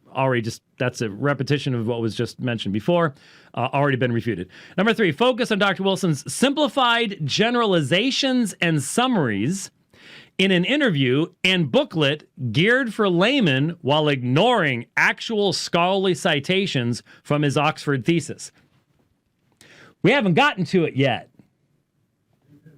We have established a logical reason to provide all the background, and you're scared to death that once we do that, we're going to rip it to shreds, and we will. But we're going to do it very carefully because you've challenged me to do it, and we're going to do it. I just read you what he said on Clement, which isn't what you said about Clement. At least he didn't quote the wrong stuff from Clement. I will give him that one. Red herring. No, straw man. Wait a minute, I didn't get there. Then overstate Wilson's generalized summaries to draw absurd conclusions clearly not meant by Wilson. Wanted to get to this. Okay, so what we're being told, I've read you very plainly the conclusion, haven't I not? Almost every program. Almost every program. Here it is again. The Reformed theologian Benjamin Warfield commented the Reformation inwardly considered was just the ultimate triumph of Augustine's doctrine of grace over Augustine's doctrine of the church. Warfield's statement is pinpoint accurate, but unfortunately, due to Luther's and Calvin's reliance upon Augustine, the unmerited grace of the Christian God did not triumph. In Augustinian Calvinism, Reformed theology, it was the radicalized grace of the Manichaean God that triumphed. Augustine was the father of tulip, total depravity, total inability to respond to God, unconditional election, Gnostic, Stoic, Gnostic, Manichaean duped. That's his divine unconditional predestination of individual destinies. Limited atonement, Christ only died for the elect. Irresistible grace, violent Manichaean grace. Now just stop, just really quickly, think about it. Think of the logical chasm that exists between the Manichaean religion, which thinks that the historical Jesus was a fraud and has other cosmic Jesuses that are a different Jesus, and the idea of irresistible grace and regeneration, and then, of course, the idea of limited atonement. If you can even start to connect those things, you're trying to find something that doesn't exist. That's exactly what's going on here. Irresistible grace, violent Manichaean grace. Grace in Manichaeism is pooping out light. You just don't like me pointing that out. But that's what it is. It's pooping out light. So that the little sparks from the veggies you eat can go up and become part of the Milky Way and go to the moon, into the sun, and then into the realm of light. That's grace. If you think that's what we're talking about, that explains why you've been missing stuff so long. I continue. And the gift of perseverance invented by Augustine to explain the extreme differences in how persons live their lives following salvific infant baptism. Therefore, modern Calvinism in these deterministic distinctives has more in common. Listen to this. I didn't write this. This is Dr. Wilson. Therefore, modern Calvinism in these deterministic distinctives has more in common with ancient philosophies and religious heresies than with early Christianity, and objective evaluations of the facts cannot avoid this startling conclusion. Because current Calvinistic deterministic interpretations of scripture passages are interpretations brought into Christianity through Augustine's Manichaean past. So when you all listen to the hours of exegesis of John 6, Romans 8, Ephesians 1, you didn't know that this was actually Manichaeanism brought in by Augustine. There I stood for 20 minutes in Dallas with nothing but a Greek New Testament in my hand, making my opening statement. And it was all because of Manny. You didn't know that, did you? Yeah. I just have to interpret it. I know I was reading the Greek. I know that it was straight out of the Greek text, but no. The Greek text had nothing to do with it. I was just giving you whatever Augustine told me to believe. Excuse me, but I have no respect for that level of absurdity. And no one should. No one should. Brought into Christianity through Augustine's Manichaean past, Calvinism is built upon the teaching of ancient Manichaeism. Calvinism leans upon Manichaean interpretations of key scriptures. Calvinism lacks a solid historical and biblical foundation within early Christianity. It rests upon unstable sand of ancient heretical and pagan doctrines. For these reasons, the tiny foundation upholding the impressively logical structure of Augustinian Calvinism should be pronounced unstable and condemned as unsafe. Oh, but that's not for scholars. So are you telling me he can't express himself with clarity? Well, then maybe you could explain the statements made here. I think it's the red one. Let me see. Say that Augustine was the first to clearly articulate these views. That coupled with what you found, it seems to be an insurmountable argument against a more deterministic understanding of the text. Yes, if you want to remain a traditional Christian. If you want to go be a Manichaean Christian with Augustine, then it's fine to take a deterministic view. But for a traditional Christian, you should hold a free will view. Were you lying? Is that consistent with what I just read? That was said before these words were written. These words were written as a summary of what's in here. So are you telling me? Which one's the lie? Which one's the lie? Or is there a consistency all the way through? There's a consistency all the way through. Yeah. So, overstate Wilson's generalized summaries to draw absurd conclusions clearly not meant by Wilson. I just read it. That's what you're promoting. I think I need to take that section, transcribe it, and post it, and just say, just read it again. There's the quote. Let's just one more time. And remember, what's interesting here, and this is vitally important. Think about this. What does Leighton ask here? Did you catch it?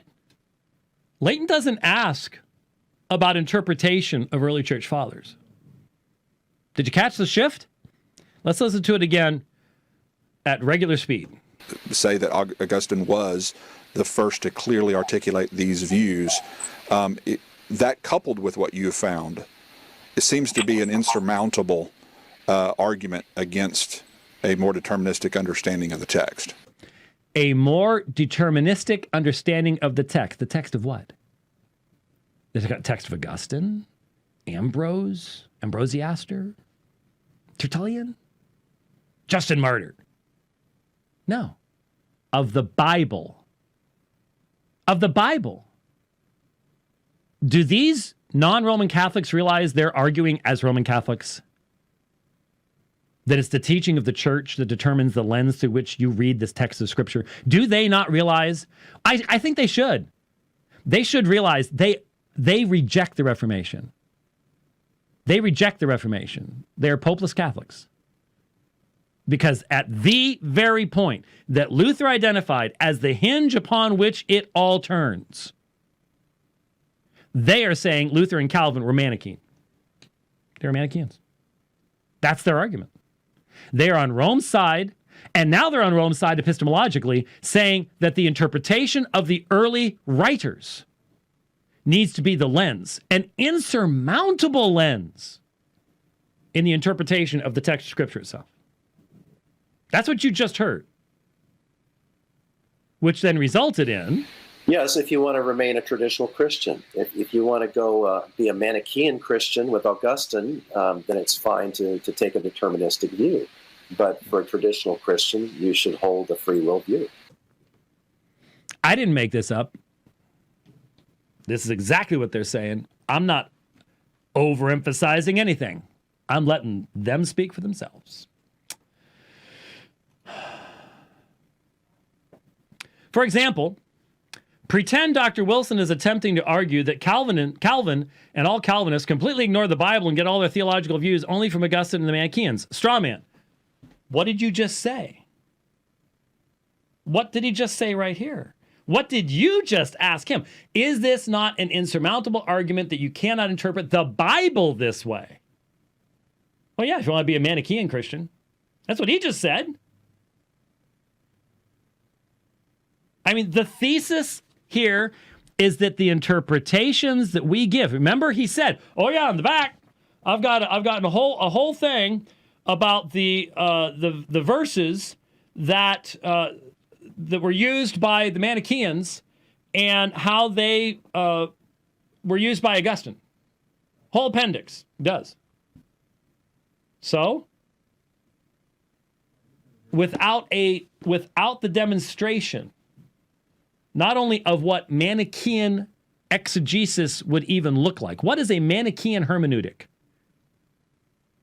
And the demonstration that not only is that identical to what Augustine does, but then it becomes identical with what Calvin does, and then it becomes identical with what Turretin does, then your thesis is not substantiated.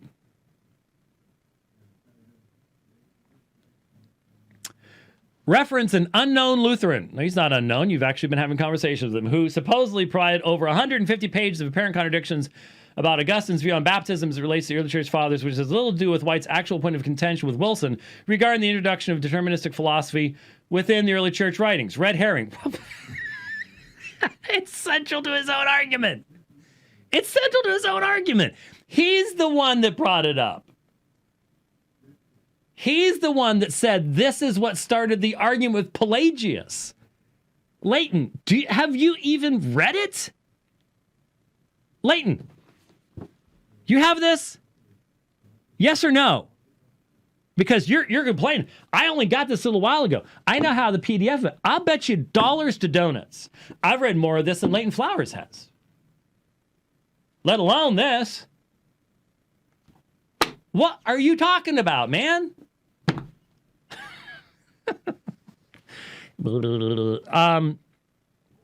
Oh, by the way, like I said, I am encouraging this young man and another fellow he's working with. I think they need to put, they're talking book. They need to do the book. Because while it's not my primary focus, it's central to the argument. It's central to the argument. There is a fundamental misunderstanding of the nature. And one of the first things I said, how many hours have I been on this? One of the first things I said, if you go read scholarly works on baptism, what you find is, in that area, my experience, you find in the early church what reflects your tradition. Because I've read Ferguson, I've read all sorts of major works on the subject of baptism in the early church. And the Catholics find their views, and the Orthodox find their views, and the Lutherans find their views, and the Baptists actually find their views too. So you can, grab Pelican and things like that and check these things out. But it is a massively broad subject. Something this small couldn't even start to summarize it. Couldn't even start to summarize it.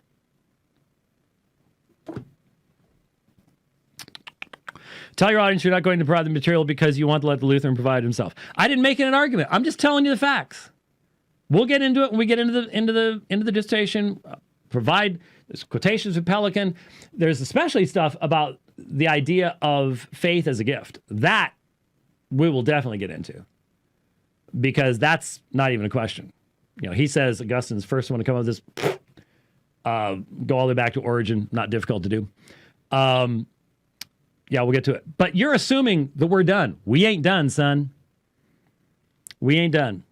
Question Dr. Wilson's integrity by insisting his motives were not what Dr. Wilson claims they were when beginning his studies, i.e. Wilson said he started the study to find out what the ECFs taught, but is accused of going in with a view and seeking to prove it ad hominem.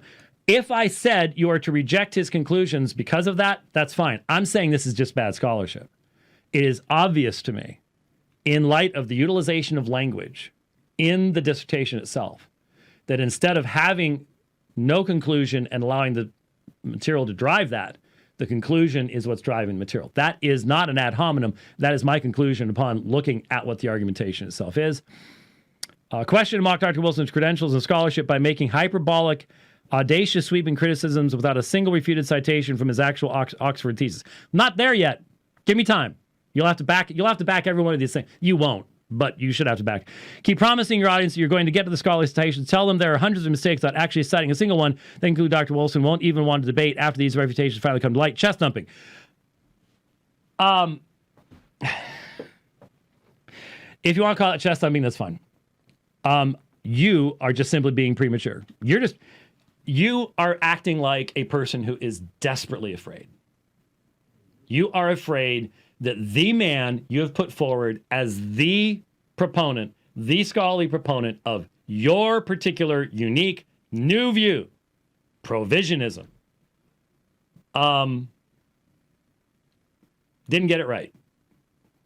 Didn't get it right. You're afraid. And that's how you're acting. Why would you put this out? This is premature. We've said we're going to go through Can you imagine? Think about what the argumentation here is, folks. It's actually being argued that I should just cut to the chase and not deal with all the background issues, not listen to an interview Leighton Flowers himself did with the author as context, as background material. Man alive, I wish people would be that thorough in responding to most of what I do. The complaint is, you're going too deep. Stop. You're just scared to death, and you've got good reason to be. Given what happened today, you've got good reason to be. Did I miss any? Yeah, well, there you go. There you go. Okay, so we actually played a bunch of stuff there. What? I don't know why this doesn't work this way. It doesn't come up for me. Twitter just doesn't work for me. It's still giving me the stuff that I saw 20 minutes ago. So I have to, if I want to do that, I have to literally go in, go to search Twitter. Well, they're short. I can read them for you. Although some of these things I can't see. Man, this is.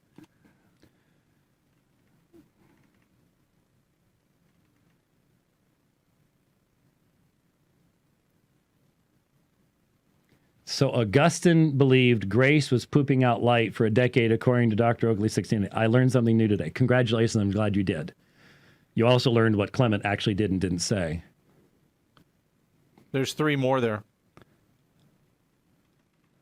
My reference to the letter to Rome was in reference to Paul's letter, the letter we were debating, not Clement's letter. Okay. And he did show familiarity with it, right? Okay. You were very unclear. Are we admitting? Let me see if this next one. Okay. Point I've already conceded. So you've conceded, yeah. Clement never said that. Good. The scholar that says all the ECF save Augustine extol the ability of the will was John Calvin. And yes, you did bring up Clement in his reference to the elect again later in the debate. That was actually, it was 10 seconds later. And so we already played that. So that must have been posted during the time period. As I suspected, Dr. White ignored Dr. Wilson's thesis once again to focus on a point I've already conceded. You got to come up with something, huh? Because you're scared to death about what we're going to do when we get into it, aren't you? You really are. You got to do it now. No more background. Don't tell people what Manichaeism is really all about. Don't provide that foundation to be able to analyze what's being said. Just get into a situation where it's one authority versus another authority. That's what we want. That way we can just simply go, well, we'll go with our authority. You see, this is, one of the reasons to really press this, because it's the audience that needs to be making these decisions, and we need to provide all the information upon which to do so. And it's not just this subject. See, what's neat is when you go deep on something like this, then someone who's witnessing to a Roman Catholic, the Roman Catholic starts using Clement's letter to Rome, and all of a sudden you go, hey, I know something about Clement's letter to Rome. I know something about its background. In fact, I know that it demonstrates that Rome at that time was not run by a single bishop, that there was a plurality of elders, and that's contrary to Rome's claims. You see how that works? And it was, definitely. Okay. I wonder why that stuff doesn't come up, even though it had my nick in it. I sort of wonder about this shadow banning stuff at times, because I'm just on twitter.com. I'm not using the programs. Just have never worked for me, so I'm actually on twitter.com, and none of that came up in my feed. I had to go searching for it. So maybe he's shadow banned. I don't know. Yeah. Well, yeah. Anyway, so I think we played a good portion of this stuff. But there are a few more, because I have not. If I played it and didn't catch it, there is a section here where Wilson talks about the Eastern Orthodox view of Augustine. And I've been waiting. I've got material on that. I've had material on that for 2 weeks that demonstrates that he's in error on that too. But it didn't come up in what I played, and so it's already been an hour and a half. We've covered a lot, but there's very little left in the interview. So the game plan, not tomorrow. Okay, we could probably play the rest of what needs to be played in 15 minutes tomorrow. Tomorrow, I want to do some stuff on the resurrection. I want to do some stuff on other topics. And we will do so. But we might play the last few things toward the end of the program just to get them done. And that will allow us to get into the book itself. And so what I will try to do, 99% of my audience does not have access to this. When people were calling you, were they asking about this or this? Yeah. This is what people are reading. And it's what they're talking about. If you want to go on, Leighton, if you want to go on Twitter right now and say, yeah, the dissertation and the book are completely different things. One is bogus, one is real. Go ahead. My assertion is this is consistent with the interview, which means it's going to be consistent with this. And this is what people are reading. So this is what I'm going to deal with. And what I'll do is I will pull from the dissertation the material that substantiates or contradicts the material that's in here. I'm dealing with everything. Wow. That's a good way to do it, huh? Forgive me, folks, for the sarcasm. But when folks post stuff like that is so plainly meant to undercut meaningful historical analysis of claims that fundamentally say I'm a heretic and that the God that I preach is the Manichaean God, when they themselves don't know anything about Manichaeism, okay, my heart rate goes up. Do forgive me for not being absolutely calm in the midst of all of that type of thing. But I get tired of it. I really get tired of it. So, with that, tomorrow, we'll be back. We will be back. And we will not start off with this, I promise, because tomorrow is Good Friday. I am going to be preaching on Sunday on a very, very de-emphasized, or it's not even de-emphasized. It's almost, how do I put this? It seems it's a part of the pigeonhole mentality of people of the West that we do not seek the connectedness of our faith. And so it's very easy for us to talk about the doctrine of justification. And if we're pushed, we'll go, oh yes, the doctrine of justification requires the finished work of Christ. But it's like our doctrine of atonement's over here and our doctrine of justification's over here. And there is a line, like if we were to draw one of those web type things where all the lines going back and forth and influence and stuff like that. Yeah, there's a line. But is it an intimate connection? And one of the texts in Scripture that has always struck me as being not what I would have expected to have been said is Romans 4:25. He who was delivered, paradidomi, the same term that's always used of the giving over. He who was delivered over dia ta paraptomata, because of our transgressions, dia with the accusative, and was raised dia tain dikaiosin hemon, was raised because of our justification. So you have given over and you have raised. So given over is used over and over again in regards to the sacrificial giving up of the Son. So you've got the cross, you have the atonement right there. And then you have the resurrection, was raised. Connected to the giving over, our transgressions. Connected to our resurrection, our justification. So what's the relationship? Well, a couple of just quick observations, and I'll obviously be fleshing this out on the Lord's Day. But when you think about it, this does seem to be a direct parallel. You have the exact same preposition used with the exact same cases. Many have felt comfortable suggesting you translate dia two different ways within one sentence, within a few words of each other. I'm not comfortable with that. And so, whatever the giving over because of transgressions, the resurrection because of justification, there has to be a parallel between the two.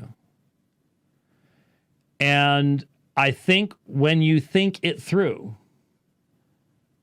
it really does forge a beautiful link in the consistency of biblical revelation concerning how we have peace with God.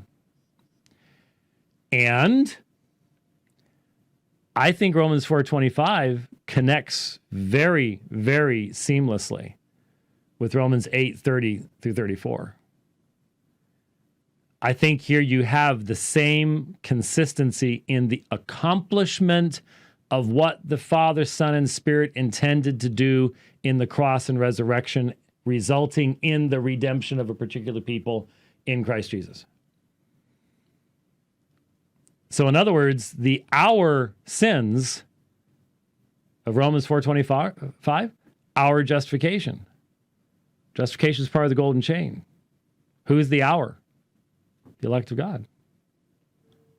So in other words, there is beautiful consistency in the given over for our transgressions. Who? The elect. And raised for our justification. Because unless you're a universalist, how do you get around this? In other words, the consistent understanding that forges the connection between resurrection and justification is the Reformed understanding given to us by Paul himself. And I didn't have to mention a Manichaean anywhere to come up with that understanding. There is no, Rich, is there a little Manichaean man over here telling me what to say? Do you see a little Manichaean man? Oh. Yeah, you want me to bring the little Manichaean man down? Okay, so, all right, we shouldn't do this because I'm sure that this has been discussed in certain Facebook groups that have words that start with an S and numbers in them. But we have decided to come clean and to show you, I'm not sure if I can reach him without going over the Warp Core, but we've decided to show you the little Manichaean man who has been providing me with my biblical exegesis all along. He has control of my spark. And the only way that my spark can ever make it to the realm of light via the Milky Way to the moon. Of course, the Milky Way is so far beyond the moon, it's not even funny. But anyway, let's not worry about that. The only way that he's going to allow it to happen is if I keep teaching his teaching as if it's actually Christianity, but it's actually Manichaeism. So we just wanted you to know. So you're sure because no one's ever seen him before. You can't.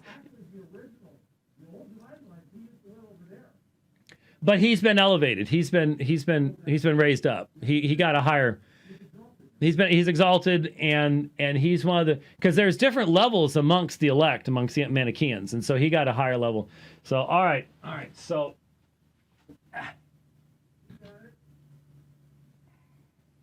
All right, so here he is.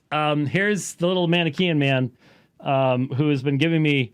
I mean, he just now was telling me, look at the parallels in the Greek grammar. We Manichaeans understand dia with the accusative in a particular fashion, and this is what we taught Augustine too. I'm sorry, not really, but there he is. There's Disney's going to charge us for that. You realize that because it's got a little Disney thing down there, but. They're closed. That's right. They don't. They'll take the free advertising right now. I don't think anything. We're dying over here. Yeah. So that's sort of how it works. There you go. So I'm sorry. I did mean to bring that in. I have an article up here.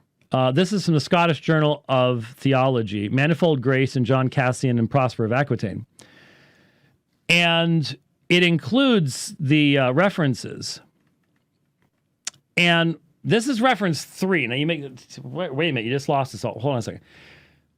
This is a great example of how real historical scholarship speaks. When you know, let me put it this way. Some people have been upset with me over the years because I always describe myself as a student of Islam, not an expert in Islam. You know why I say that? Because I didn't start studying it early enough in life to ever become an expert on it. There's too much to read and master. There's too much to read and master. And I get a little worried about the people who call themselves experts in these things because I'm like, man, you must read a whole lot faster than I do, remember a whole lot better than I do. Because, man, that's a big field. And church history is the same. Actually, Augustine is the same. I am very skeptical of anyone who would say, that guy is the greatest living Augustine scholar today. Really? Okay. So, when I say scholarship speaks in a certain way, it speaks with a level of humility that is born from a recognition of how big the field of discussion actually is. So, this is a single paragraph footnote discussing the response to Augustine's teachings, particularly on grace, hence original sin and predestination. Because we're being told by Ken Wilson and others that everyone before Augustine had the same view. That's not true, but that's the idea. Everybody had the same view. Anybody who can read the early church and go, bad, they all had the same view, is not reading very carefully. The response to Augustine demonstrates this. And here's what it says. I'm just going to read it for you. Again, this is Alexander Huang from 2009. Manifold Grace and John Cassian and Prosper Aquitaine. Footnote number 3 reads as follows. Wet the whistle. Augustine's doctrine aroused controversy, and there were several levels of reaction, not one unified voice of opposition, as has been traditionally maintained. There were some who zealously admired and defended Augustine and his doctrine, some who became convinced in the course of discussions, and then there were those opposed to the doctrine. This last group was the largest and consisted of 3 varying levels of opposition. Those adamant in their opposition, those who simply followed the opinions of the powerful and respected ascetics, and those who raised objections but wished to remain silent on what is a mystery. Then there are a number of references given, and it continues. Thus, Cassian was not the spokesperson or the leader of the Massilian or South Gallic monastic opposition to Augustine's doctrine of predestination. Instead, Cassian was one of the many distinct dissenting voices. Cassian's role in the Augustinian conflict has been greatly exaggerated due to his fame and the convenience afforded by his body of works, which present the most comprehensive treatment on grace among Augustine's opponents in the Augustinian conflict. From these writings, scholars working on the false assumption of a cohesive South Gallic monasticism have inaccurately presented Cassian as the representative and main opponent of Augustine's doctrine of grace.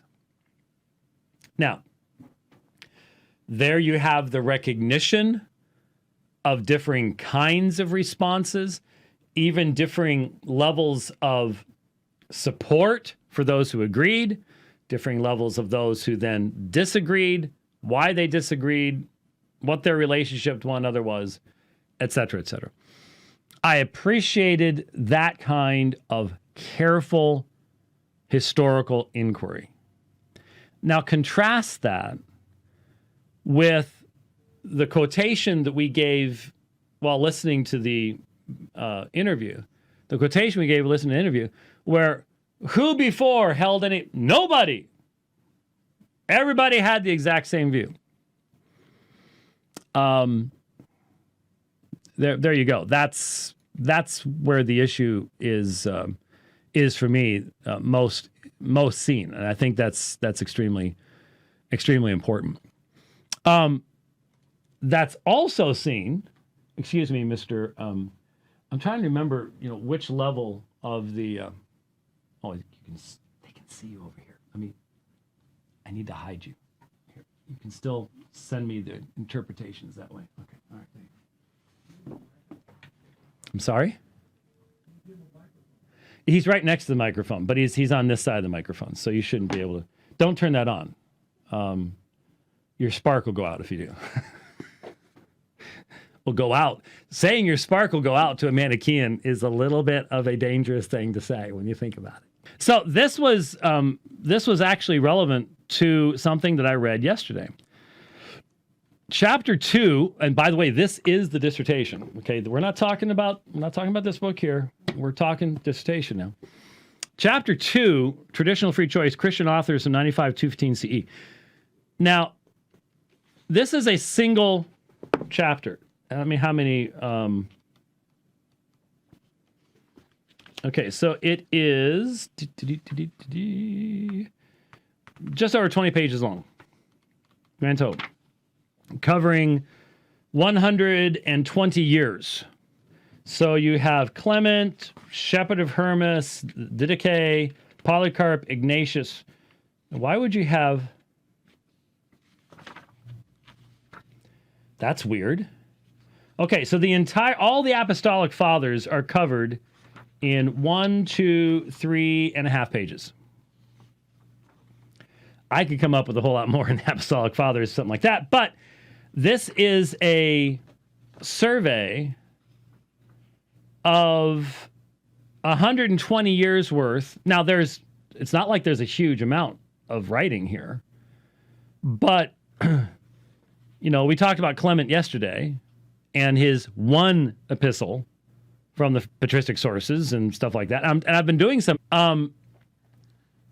Speaking of, so that to be saved by mercy and good conscience, the number of his elect.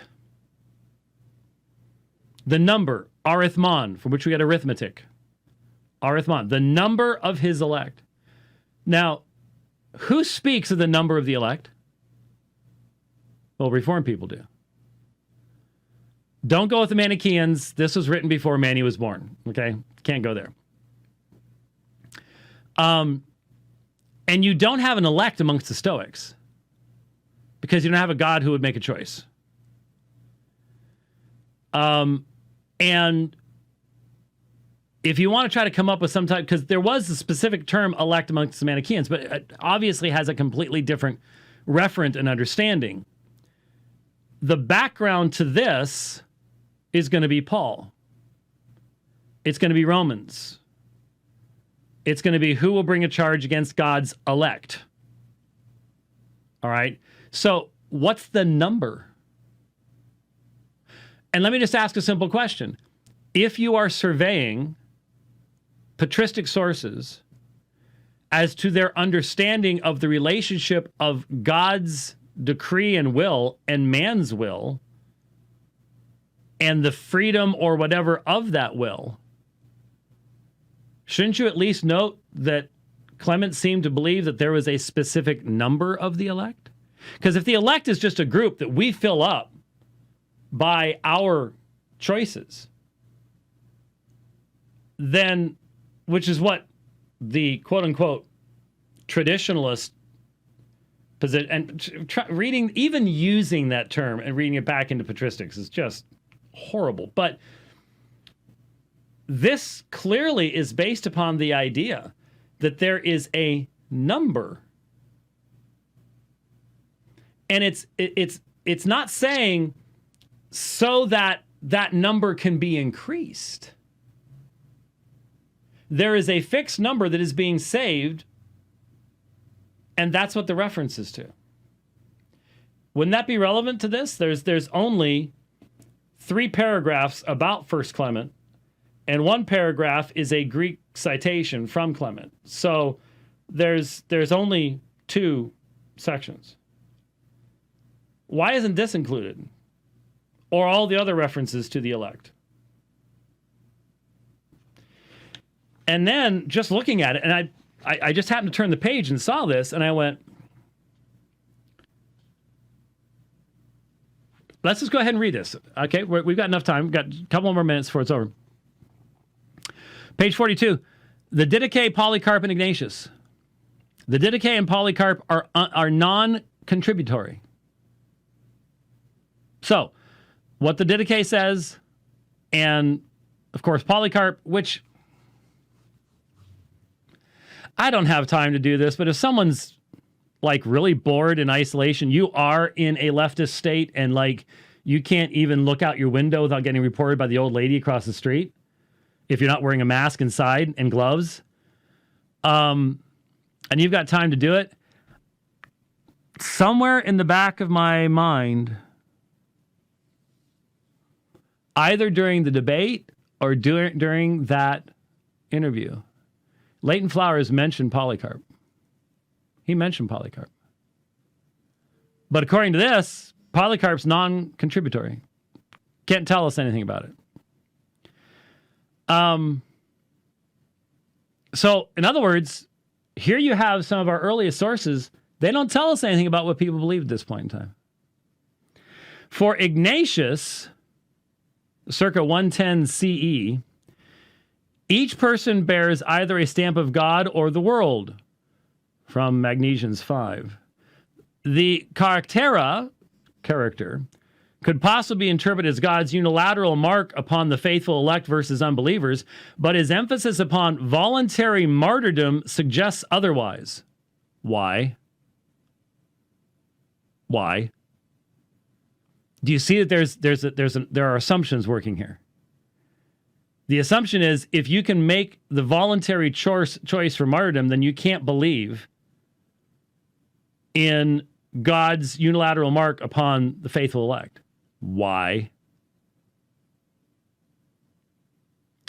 Ignatius implies we possess a free choice that enables us to choose to suffer death with Christ resulting in life, or alternatively clinging to life with death resulting.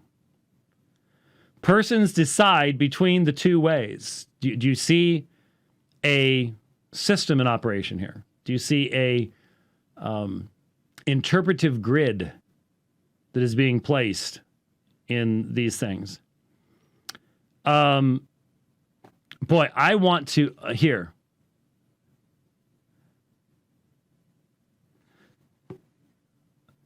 Oh wow, this is gonna be fun. And you know, it's going to be fun for all of us. You're sitting there going, oh, no, this will be fun for all of us. Because he does deal with the Epistle to Diognetus. Epistle to Diognetus is one of the most important fragments we have. Boy, I wish we had the whole thing. Really do. But it's sometimes called Mathetes because he calls himself a disciple. It's just a word for disciple. We don't have the name of the writer. You don't know who wrote it. But it has a tremendous section on a thoroughly Pauline and biblical presentation of the gospel. And so I want to, you see, when we dig into stuff like this, even if you are not particularly focused upon dealing with this theory that's being promoted that all Calvinists are actually secret Manichaeans. What was that? Oh, I'm sorry. Yes. Okay, thank you. Even if you're not necessarily into all of that, the fact is we are delving into, we are getting deeper into church history than you get in the vast majority of seminary church history classes, unless you're specializing in history. You don't believe me? There's a tremendous series of church history classes from Covenant Seminary, from one of the old professors there. I've listened to it 3 or 4 times. On the old iTunes University, I don't know where that is anymore, but you can still find them. Go listen.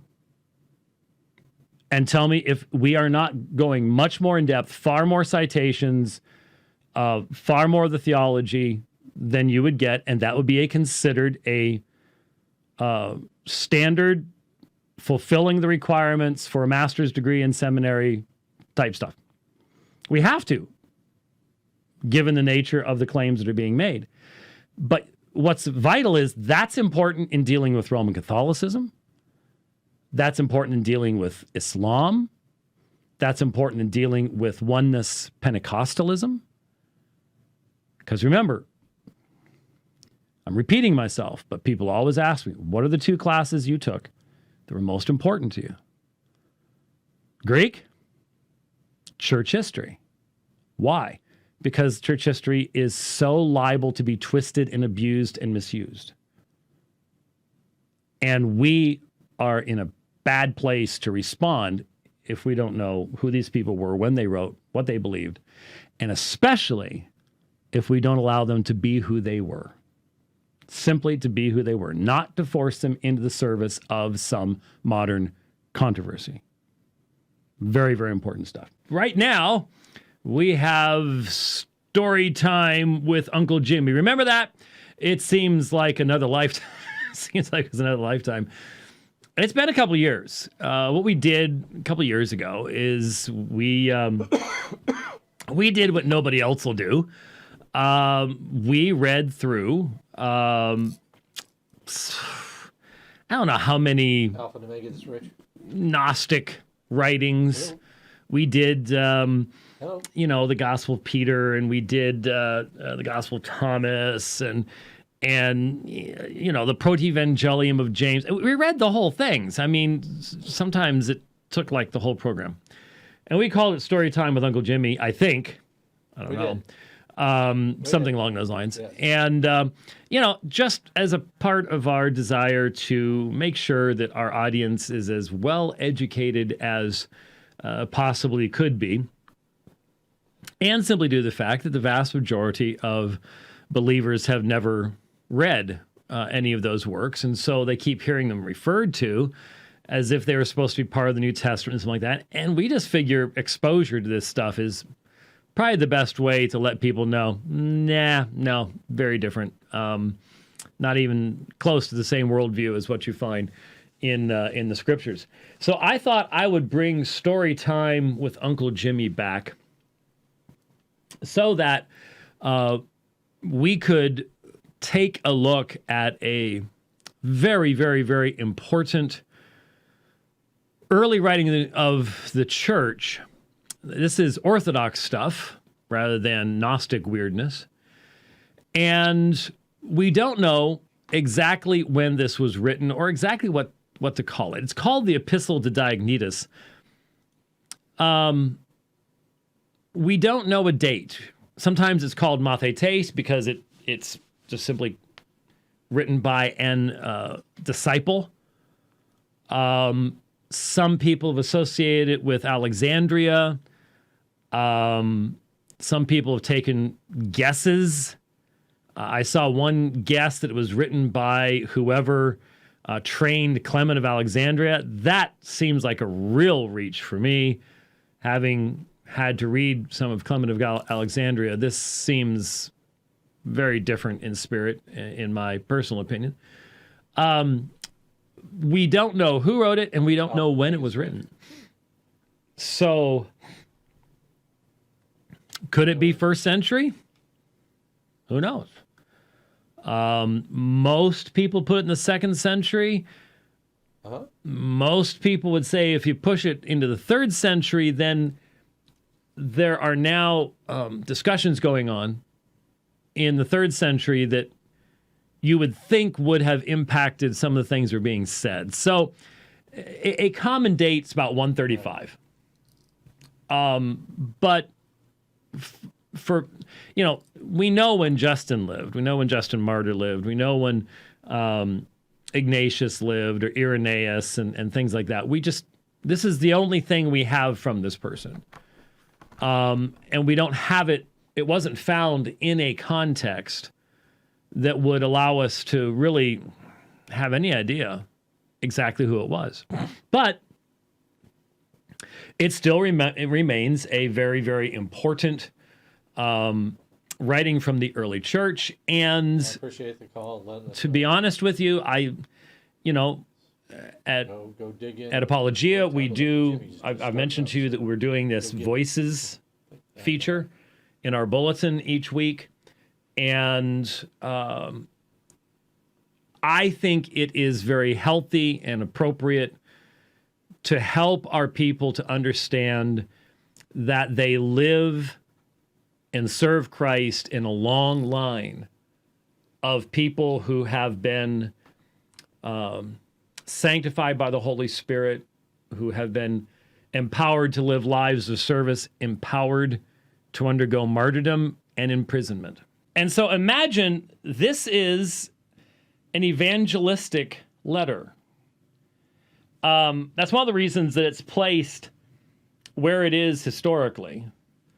And it's probably why it got copied enough to where it survived over the centuries without a name attached to it. Because that's what's really strange about it, is so much of what did survive from that time period survived because it was attached to a major name. A martyr, for example. That is why it got copied. My gut feeling is this got copied because it was a great tract. It was, hey, man, I wish I could explain the faith that well. Let me copy that and give it to my friend, et cetera, et cetera. That's what I sort of figure is probably how this survived, even in the few manuscripts that have survived. So this is how someone in the immediately post-apostolic era expressed the faith to an unbeliever and responded to some of the objections as well. So it's not inspired, but it sure is encouraging. It's encouraging to me. I hope it's encouraging to you. I hope for a few minutes we can put aside the uncertainties of our day and remember that here is a fellow believer who wrote during a period of time when they didn't even have aspirin, let alone chloroquine or antibiotics or respirators or any of that other stuff. And in fact, I'd have to look at it. If we put it 135, this was just a few years before a major outbreak of plague. We're not sure what it was, because remember, you got smallpox and all sorts. I mean, wow. It was almost normal for some disease to be ravaging some place at some time throughout history up until our time period.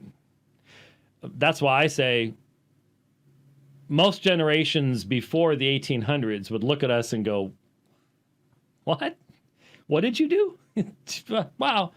So, anyway, so This is the day they live in. It's hard for us sometimes to transport ourselves back.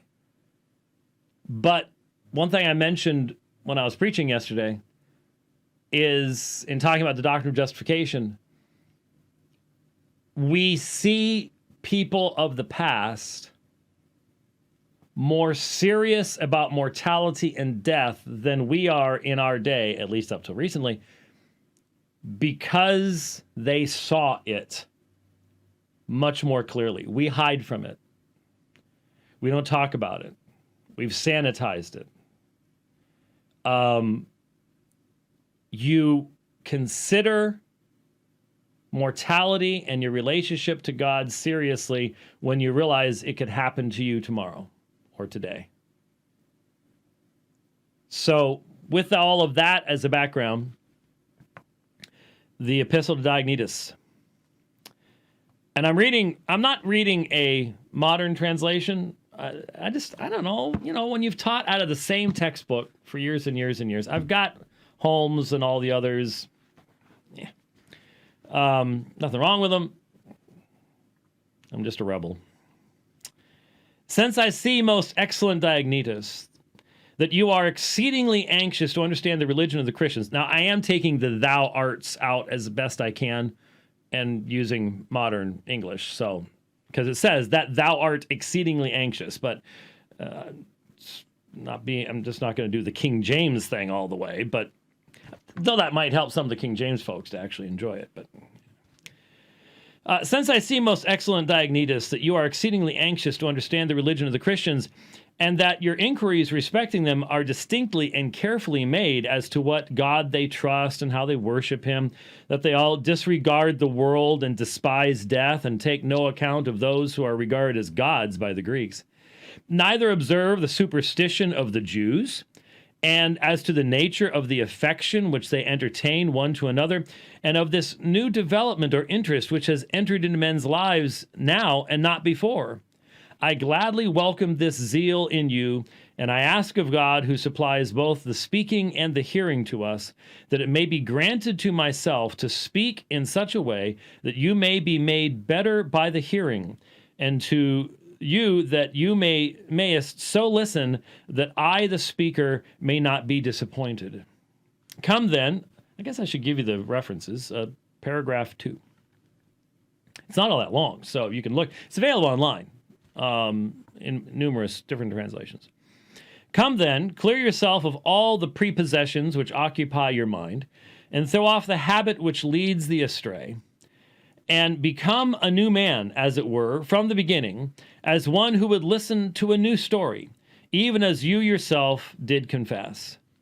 See not only with your eyes, but with your intellect also, of what substance or of what form they chance to be whom you call and regard as gods.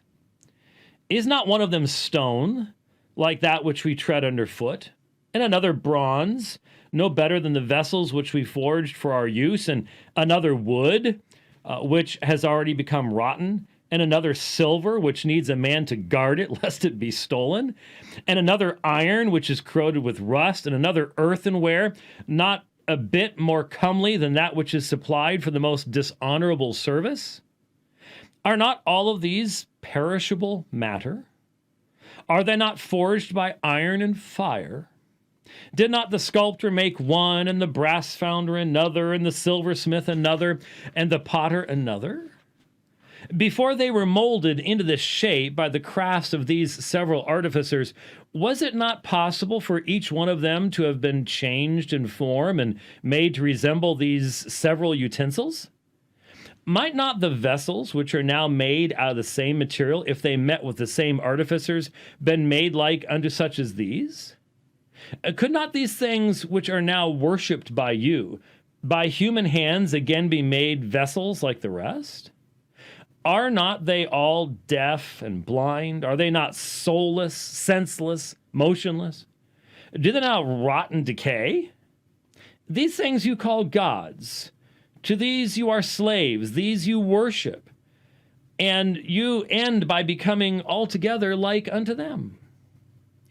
Therefore, you hate the Christians because they do not consider these to be gods. For do not you yourselves, who now regard and worship them, much more despise them? Do you not much rather mock and insult them, worshiping those that are of stone and earthenware unguarded, but shutting up those that are of silver and gold by night, and setting guards over them by day to prevent their being stolen? And as for the honors which you think to offer to them, if they are sensible of them, you rather punish them thereby. Whereas if they are insensible, you reproach them by propitiating them with the blood and fat of victims. Let one of yourselves undergo this treatment. Let him submit to these things being done to him. No, not so much as a single individual will willingly submit to such punishment, for he has sensibility and reason, but a stone submits because it is insensible. Therefore, you convict his sensibility. Well, I could say much besides concerning the Christians not being enslaved to such gods as these, but if anyone should think what has been said insufficient, I hold it superfluous to say more. Paragraph 3. In the next place, I fancy that you are chiefly anxious to hear about their not practicing their religion in the same way as the Jews. The Jews, then, so far as they abstain from the mode of worship described above, do well in claiming to reverence one God of the universe and to regard him as master. But so far as they offer him this worship in methods similar to those already mentioned, they are altogether at fault. For whereas the Greeks, by offering these things to senseless and deaf images, make an exhibition of stupidity, the Jews, considering that they are presenting them to God as if he were in need of them, ought in all reason to count it folly and not religious worship. For he that made the heaven and the earth and all things that are therein, and furnishes us with all that we need, cannot himself need any of these things which he himself supplies to them that imagine they are giving them to him. But those who think to perform sacrifices to him with blood and fat and whole burnt offerings, and to honor him with such honors, seem to me in no way different than those who show the same respect towards deaf images. For the one class think fit to make offerings to things unable to participate in the honor, the other class to one who is in need of nothing. Paragraph 4. But again, their scruples concerning meats and their superstition relating to the Sabbath and the vanity of their circumcision and the dissimulation of their fasting and new moons, I do not suppose you need to learn from me, are ridiculous and unworthy of any consideration. For of the things created by God for the use of man, to receive some as created well, but to decline others as useless and superfluous, is not this impious? And again, to lie against God, as if he forbade us to do any good thing on the Sabbath day, is not this profane? Again, to vaunt the mutilation of the flesh as a token of election, as though for this reason they were particularly beloved by God, is not this ridiculous? And to watch the stars and the moon, and to keep the observance of months and of days, and distinguish the arrangements of God and the changes of the seasons according to their own impulses, making some into festivals and others into times of mourning, who would regard this as an exhibition of godliness and not much more of folly? That the Christians are right, therefore, in holding aloof from the common silliness and error of the Jews and from their excessive fussiness and pride, I consider that thou hast been sufficiently instructed. But as regards the mystery of their own religion, expect not that you can be instructed by man. Thus the reading through paragraph 4.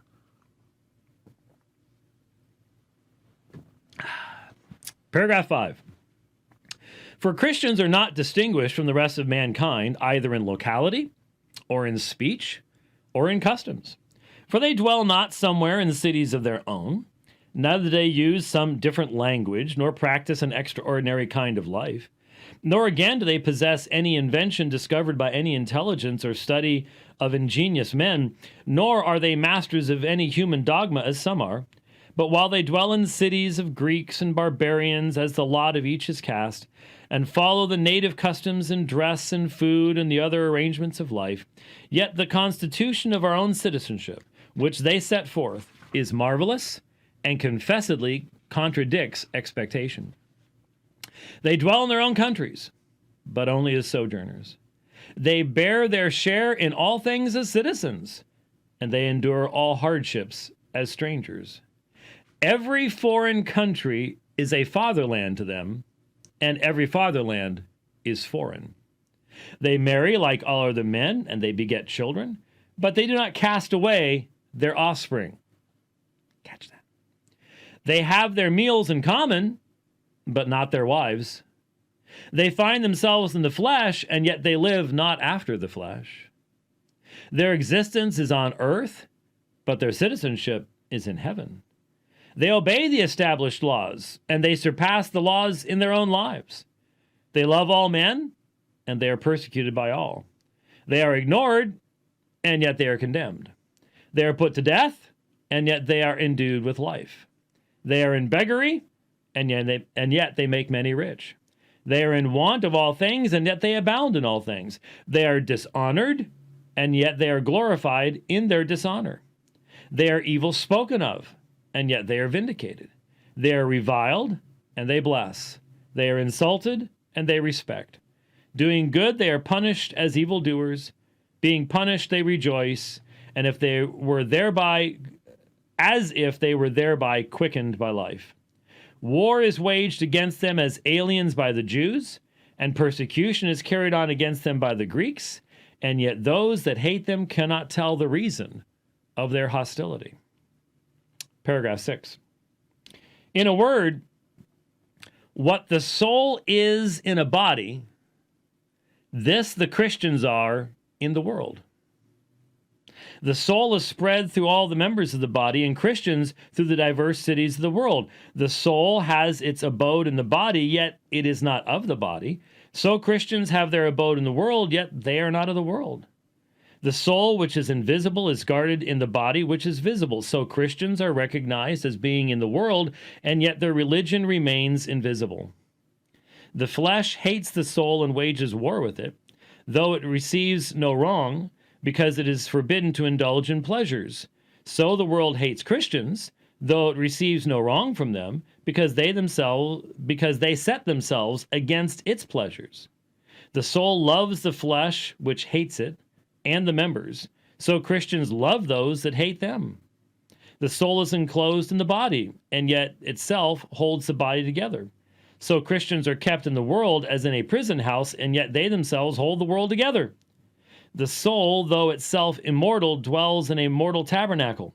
So Christians sojourn amidst perishable things, while they look for the imperishability which is in the heavens. The soul, when hardly treated in the matter of meats and drinks, is improved, and so Christians, when punished, increase more and more daily. So great is the office for which God has appointed them, in which it is not lawful for them to decline. Paragraph 7. For it is no earthly by the way, it was only 10 paragraphs. For it is no earthly discovery, as I said, which was committed to them, neither do they care to guard so carefully any mortal invention, nor have they entrusted to them the dispensation of human mysteries.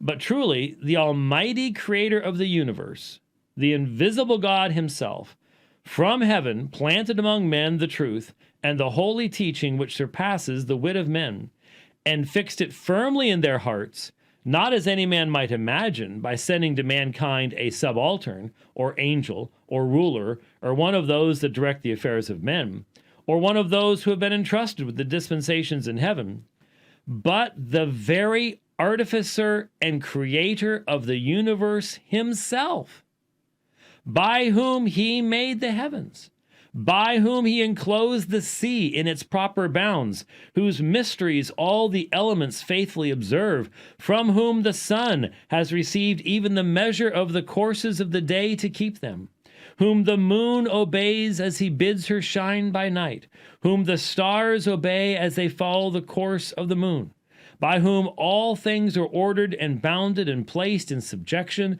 the heavens and the things that are in the heavens, the earth and the things that are in the earth, the sea and the things that are in the sea, fire, air, abyss, the things that are in the heights, the things that are in the depths, the things that are between the two. Him he sent unto them. Was he sent, do you think, as any man might suppose, to establish a sovereignty, to inspire fear and terror? Not so. But in gentleness and meekness has he sent him, as a king might send his son, who is a king. He sent him as sending God. He sent him as a man unto men. He sent him as summoning, not as persecuting. He sent him as loving, not as judging. For he will send him in judgment, and who shall endure his presence? Do you not see them thrown to wild beasts, and so they may deny the Lord and yet not overcome? Do you not see that the more of them are punished, just so many others abound? These look not like the works of a man.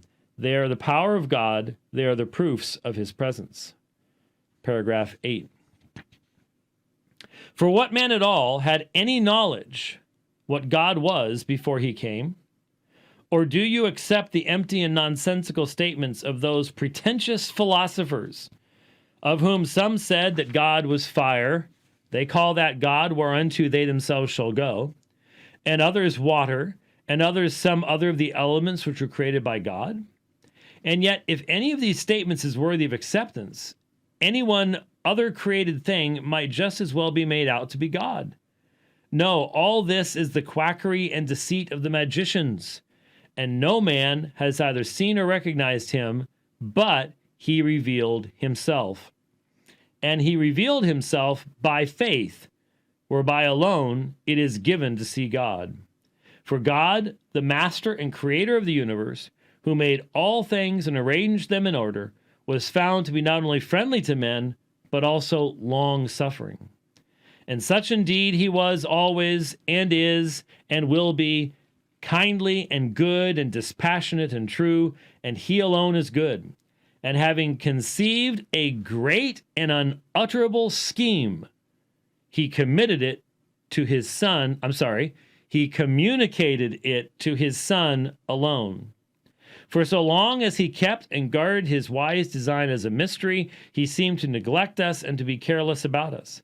But when he revealed it through his beloved Son, and manifested the purpose which he had prepared from the beginning, he gave us all these gifts at once, participation in his benefits, and sight and understanding of mysteries which none of us ever would have expected. Paragraph 9. Like I said, there's only 10 paragraphs. Paragraph 9. Having thus planned everything already in his mind with his Son, he permitted us during the former time to be borne along by disorderly impulses as we desired, led astray by pleasures and lusts, not at all because he took delight in our sins, but because he bore with us, not because he approved of the past season of iniquity, but because he was creating the present season of righteousness, that, being convicted in the past time by our own deeds as unworthy of life, we might now be made deserving by the goodness of God, and having made clear our inability to enter into the kingdom of God of ourselves, might be enabled by the ability of God. And when our iniquity had been fully accomplished, and it had been made perfectly manifest that punishment and death were expected as its recompense, and the season came which God had ordained, when henceforth he should manifest his goodness and power, oh, the exceeding great kindness and love of God.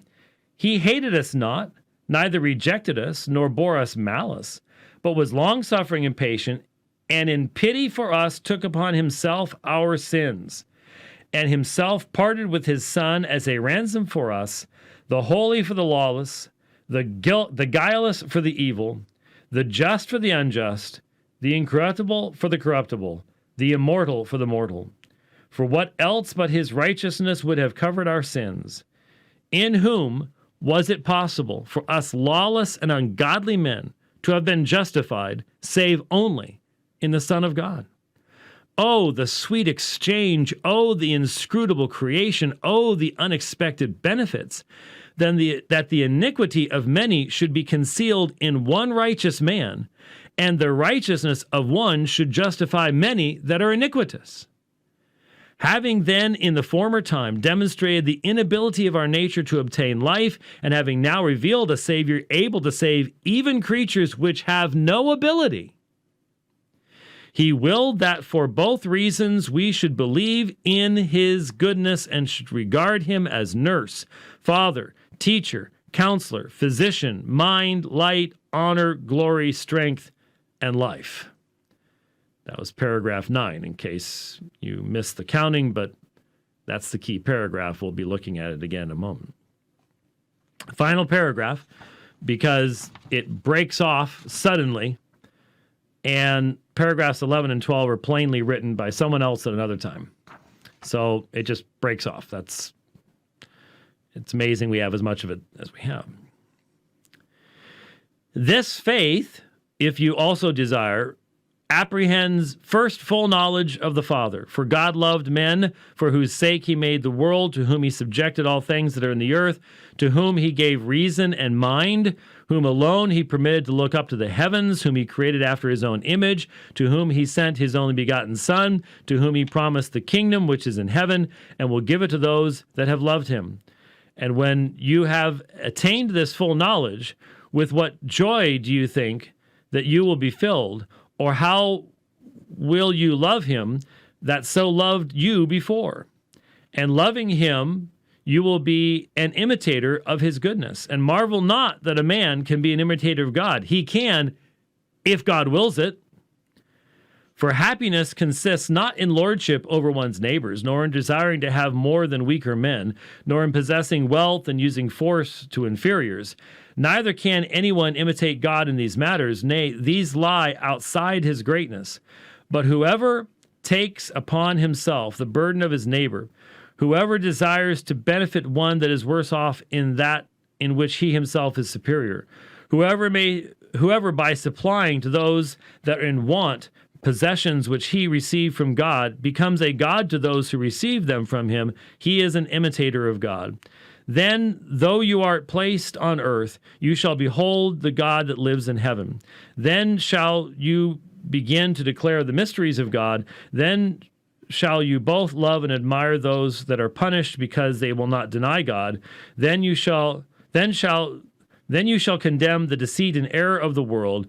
When you shall perceive the true life which is in the heavens, when you shall despise the apparent death which is here on earth, when you shall fear the real death which is reserved for those that shall be condemned to the eternal fire that shall punish those delivered over to it unto the end.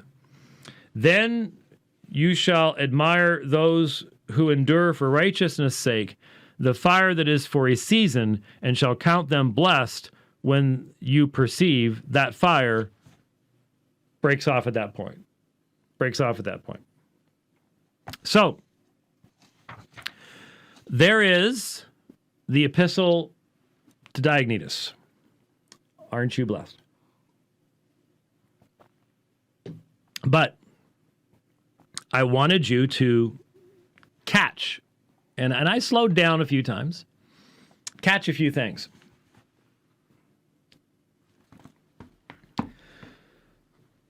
Section 7 of the epistle to Diognetus.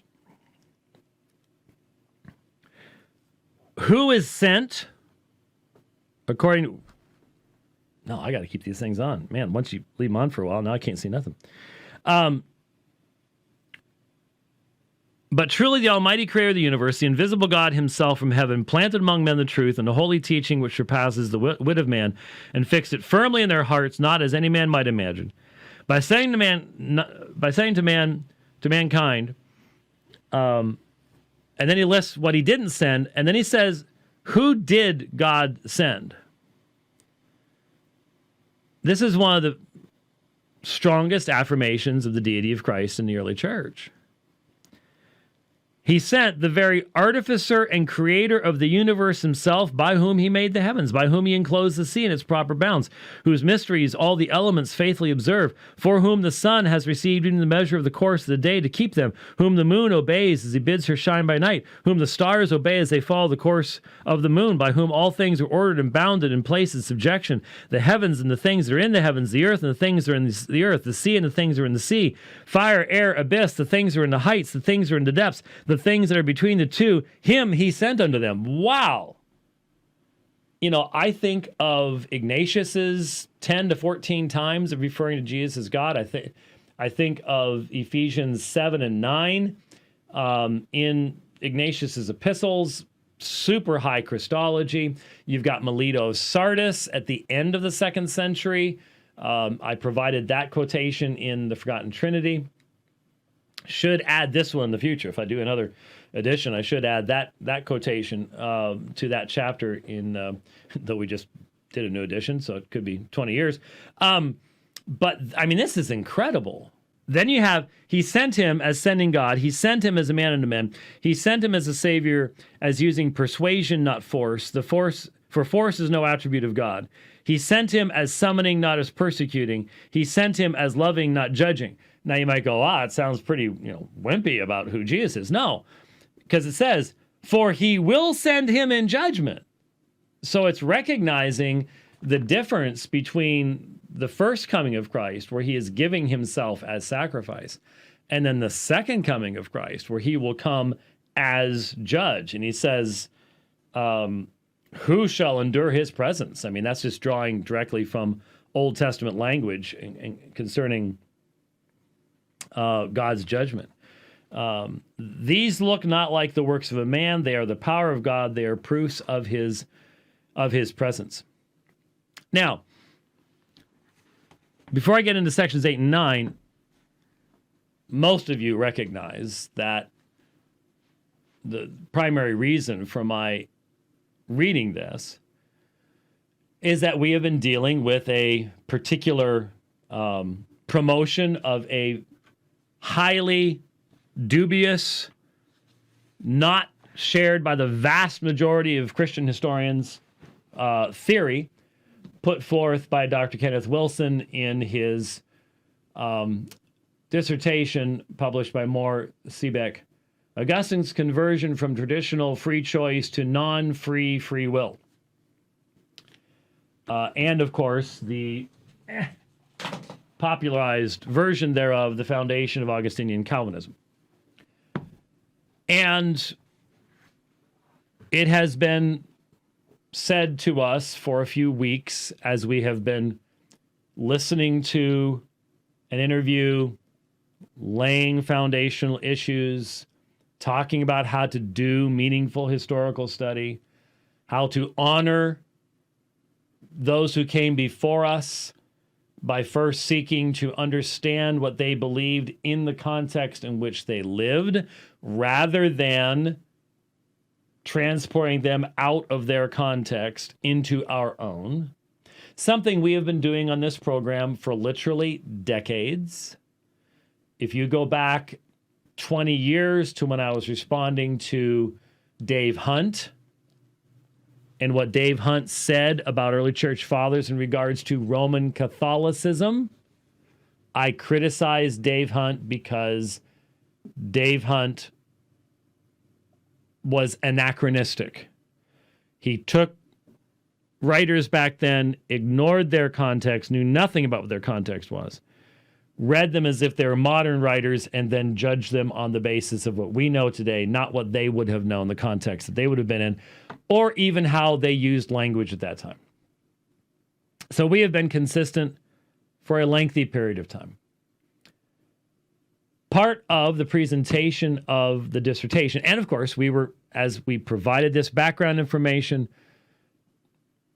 just get the dissertation, it's the scholarly stuff, you're not going to be able to handle any of that stuff, you're way out of your league, blah, blah, blah, blah, blah, blah. Well, so we have the dissertation now, we have it in hard copy, and to make sure that Dr. Wilson received some funding, we bought the PDF version as well. That also helps me to do a lot of searching in the entirety of the dissertation to be able to find terms, count repetition of phraseology.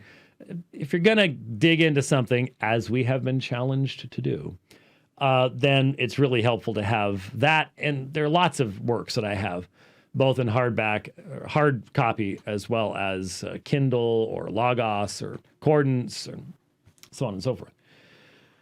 And so we haven't even finished listening to the interview yet. We will. We've got plenty of time. Well, I don't know. But we're going to take as much time as it takes because it's allowing us to teach a subject that the first class that I taught upon graduation from seminary was church history at Grand Canyon University. And so I've been teaching church history now since 1990. So did you put some Geritol in yeah, could you get me some Geritol? Because I just realized I've been teaching church history for 30 years. Ugh. I need to adjust my dentures here. Okay. 30 years. So we've got a little background in it, and I enjoy teaching it. And I have said many times, having a firm grasp of church history is one of the most helpful things that you can have in doing apologetics. I also think it's edifying for Christians to recognize that Christ has been building his church, and he's been doing it with very imperfect people for a long, long time. Okay? So, there are a lot of people out there that don't want to hear any of this stuff. They don't care, and they're not listening. Okay, no problem. We do what we do for the people who want this kind of information. So,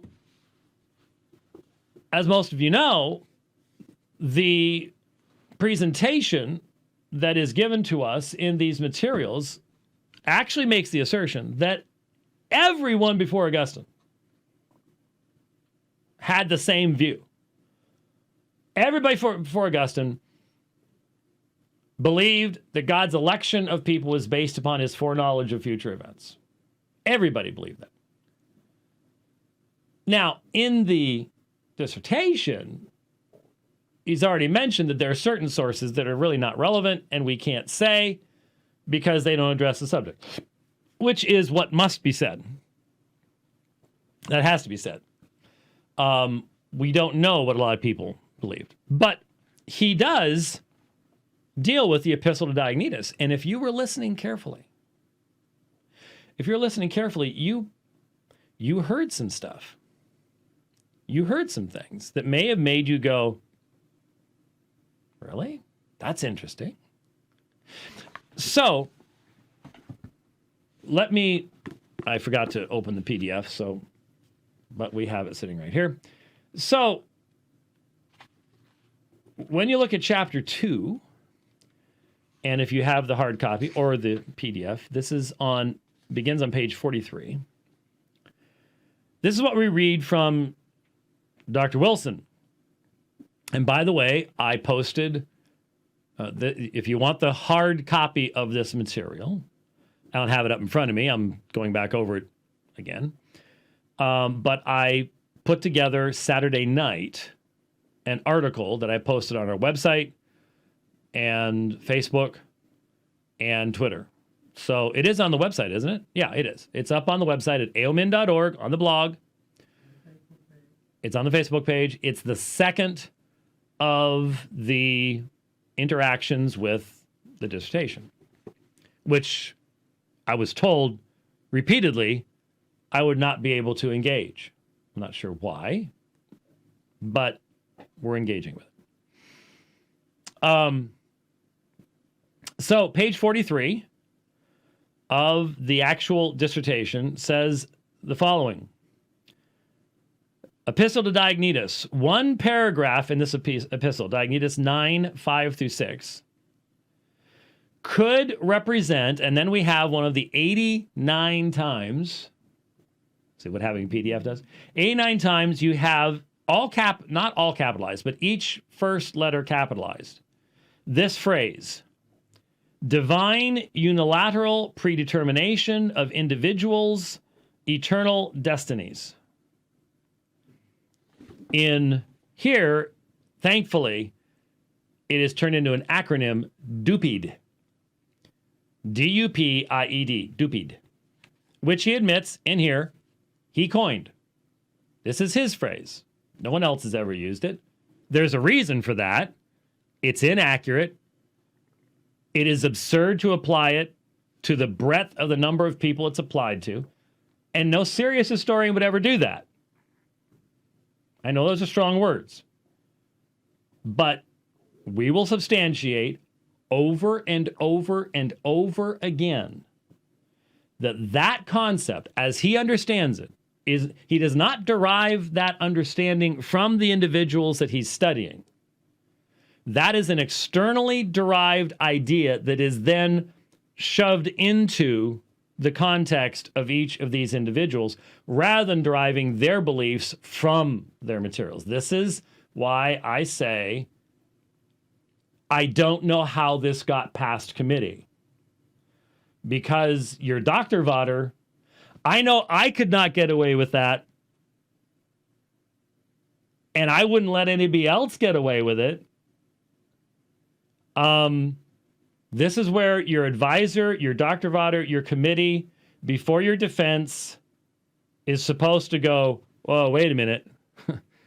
You're assuming a bunch of stuff here that you don't even begin to substantiate.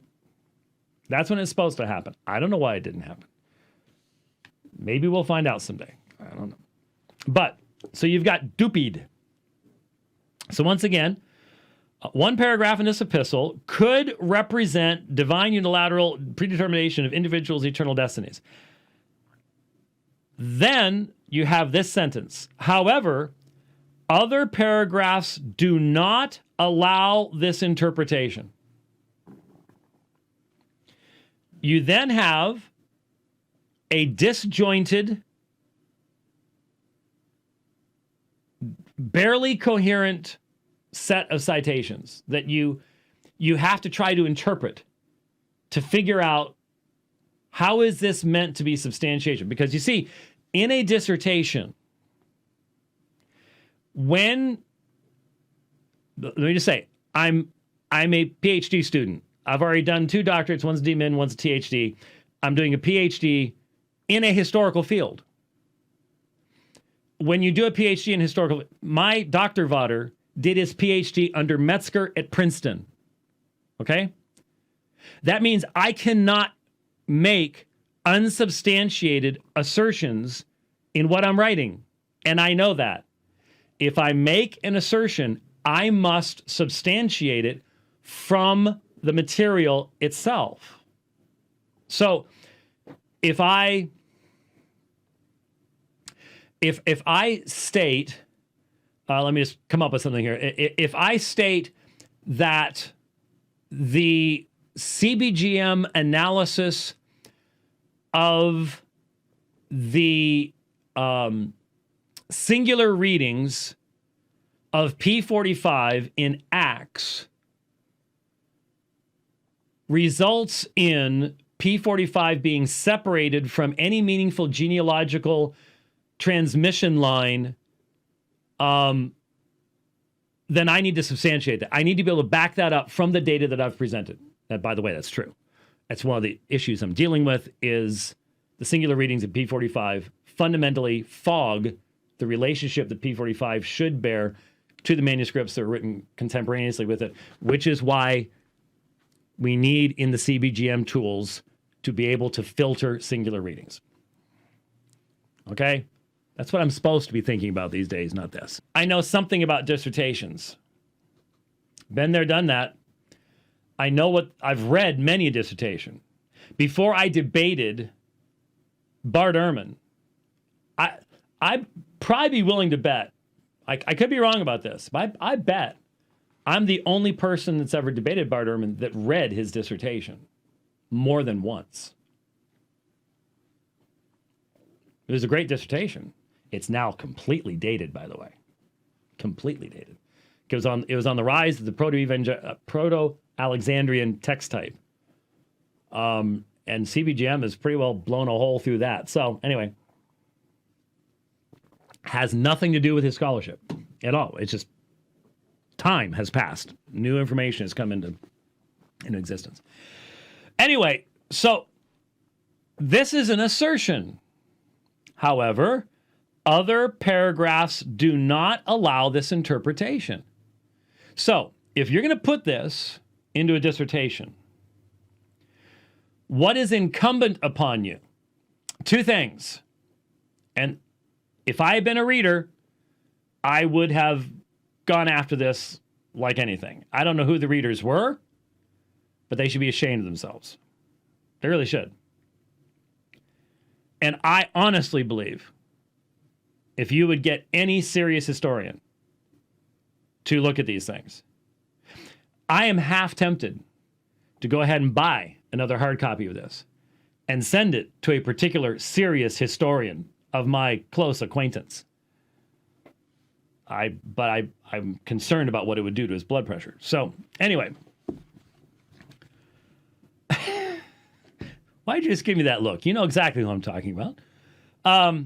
So, if I put into a dissertation this phrase, this sentence, however, other paragraphs do not allow this interpretation, there's two things I have to do. A, I have to cite the paragraph I'm talking about. He doesn't. He gives the reference. He doesn't cite it. He'll cite all sorts of other stuff. He cites, it honestly seems to me, as I look at this section on Diognetus, which is just over a page in length. I mean, grand total, I would say, it's just a little bit on this page. I'm one side of a page. Yeah, not even maybe that much. But it really seems to me that what you have here are his notes and citations that he then went back and loosely connected them together with a couple sentences and let it go. And it didn't get challenged. That's what it looks like to me. And so the thesis is that Augustine was the first one to come up with this stuff.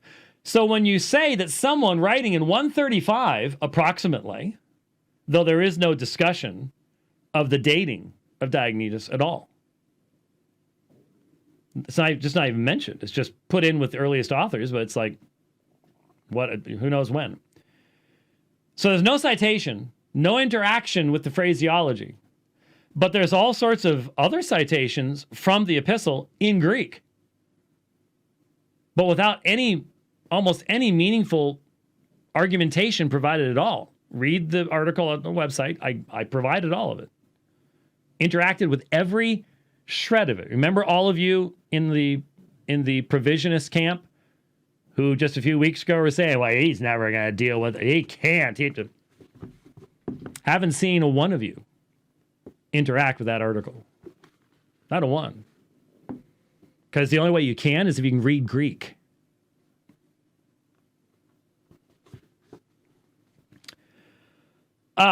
So the second thing that you would have to provide is meaningful counter-argumentation to the specific elements of the cited text that could, because it says, could represent Dupid.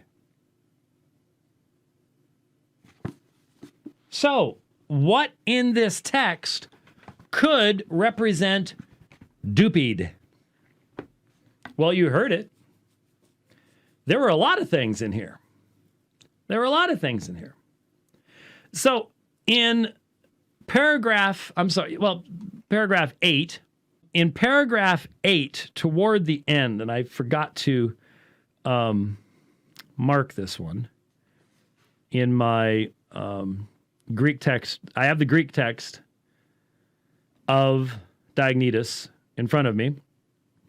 Actually, I have it in a number of different forms in my Accordance library. And I also have it in Logos. I'm sure it's probably available in a couple of the others. I don't want to make anybody angry at me. Let me see if I can find this here. But notice this phrase, and having conceived a great and unutterable scheme, he communicated it to his son alone. Now that's before the section he quotes. Doesn't that sound like God's sovereign decree? Doesn't that sound like intertrinitarian consideration of what we would call the eternal covenant of redemption? he had conceived a great and unutterable scheme. He communicated it to his Son alone. And then a little bit below, after that. But when he revealed it through his beloved Son and manifested the purpose which he had prepared from the beginning. Which he had prepared from the beginning. This sounds like Paul to me. It sounds like Ephesians 1. This sounds like sovereignty, not based upon, wonder what's going to happen to, oh, look at what happens. Oh. No. The purpose which he had prepared from the beginning. I can understand why this could represent Dupid. But now let's get into section 9. Having thus planned everything already in his mind with his Son. Yeah. Sounds like the sovereign decree of God, doesn't it? Having thus planned everything with his Son already in his mind. Aren't you provisionists into pon passapon? Isn't that everything? I mean, you really do emphasize the use of pon in that way, or ponta, depending on how it's being used. That's what's used here. It's the very first word. He planned everything already in his mind, not by looking down the corridors of time and seeing what man was going to do. He planned everything already in his mind with his Son. That's interesting. Then, let's see. Then a little bit later on, we might now be made deserving by the goodness of God. I thought Leighton doesn't believe in prevenient grace. I've heard him go through, he has that entire list of people in the Old Testament, because they were good, then God did this, that, or the other thing. We might now be made deserving by the goodness of God. Not that we deserve the goodness of God, or that by our doing we become deserving of the goodness of God. And having made clear our inability. And having made clear our inability to enter into the kingdom of God of ourselves, might be enabled by the ability of God.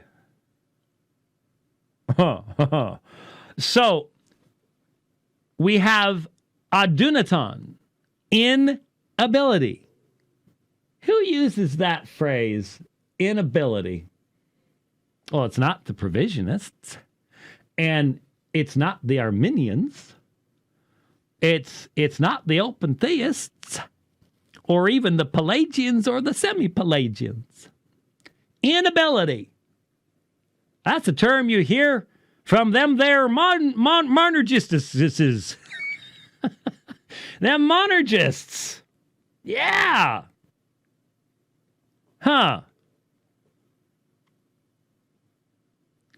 And then you need to have the dunatoi of God. His ability.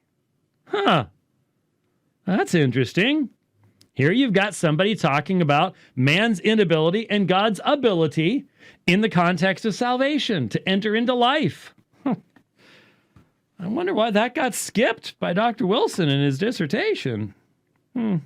Maybe could it be because just down below that you have, but when the time, here, Eiltha de ha kairos han theos praetheta. When the time or the season came which God had ordained. Who uses that language? People who believe in the sovereignty of God and his control over human events. So then you have the Son as a ransom, just for the unjust. Only by his righteousness could our sins be covered. The sweet exchange, justification by faith in Christ alone. I mean, this, if you weren't just amening almost every sentence in this section, I don't know what you were doing. I mean, listen to this. Oh, the unexpected evidence that the iniquity of many should be concealed in one righteous man. And the righteousness of one should justify many that are iniquitous. Do you think this guy has seen Romans chapter 5 before? Yeah. Yeah, that's exactly where it's coming from. Romans chapter 5. Then we have, having then in the former time demonstrated the inability of our nature to obtain life. Inability again? Yeah, there it is. There's that inability of our phuseos, our nature. By nature, we are unable. Adunaton. This guy has a reformed anthropology, not a provisionist, not a traditionalist anthropology. Why just give the reference and then skip to other stuff in Diognetus? Just wondering. It does make you wonder. Could it be because Dr. Wilson has no response to what Diognetus actually said? And that the facile references that we're given, if they were to be placed right there in light of what we're reading here, would be seen for the facile excuses that they were? It's possible. For all you provisionists that were going, we need to have a debate, need to have a debate right now. Do you think you'd want to debate this? Think you want to debate what Diognetus's, what Mathetes' view was in writing to Diognetus on these subjects? Based on the original languages? Yeah, okay. So, by nature, I think we need to, in fact, I'm going to do something here in accordance real quick. Okay. So, and again, this is on, I included this information in the quotations in the article, aomin.org. Look it up on the blog. It's the last thing on the blog. Well, once this airs, it won't be the last thing on the blog. But having then in the former time demonstrated the inability of our natures to obtain life. By nature, we do not have this ability. And now having revealed, it's the normal term used in the New Testament of showing some. In fact, I'm pretty sure, I'm just off the top of my head. Oh, yeah. James chapter 2. Show me your faith by your works. Dixon. Yeah, this is Dixos right here. So, and now having shown the Savior, Dunaton Sodzine, able to save. The Savior who is able to save. Man, that's Hebrews 7:25. That's the same terminology. He is able to save to the uttermost. Hebrews 7:25. To save who? Even, and this is what, and I provided this on the website. Here it is. Dunaton Sodzine Kai Ta Adunata. So, the Savior, he has shown the Savior who is able to save even the unable ones. Literally. The ones lacking ability. This guy is a monergist in the 2nd century. He's a monergist. And Wilson's dissertation requires them all to be what? Synergists. I'm just reading you the stuff. I'm just translating the original language for you. Let me ask a simple question of you provisionists. How many of you checked him out on this? How many of you? Those of you in your Facebook groups, so confident. How many of you looked it up? Do you have, can you pop up the screen?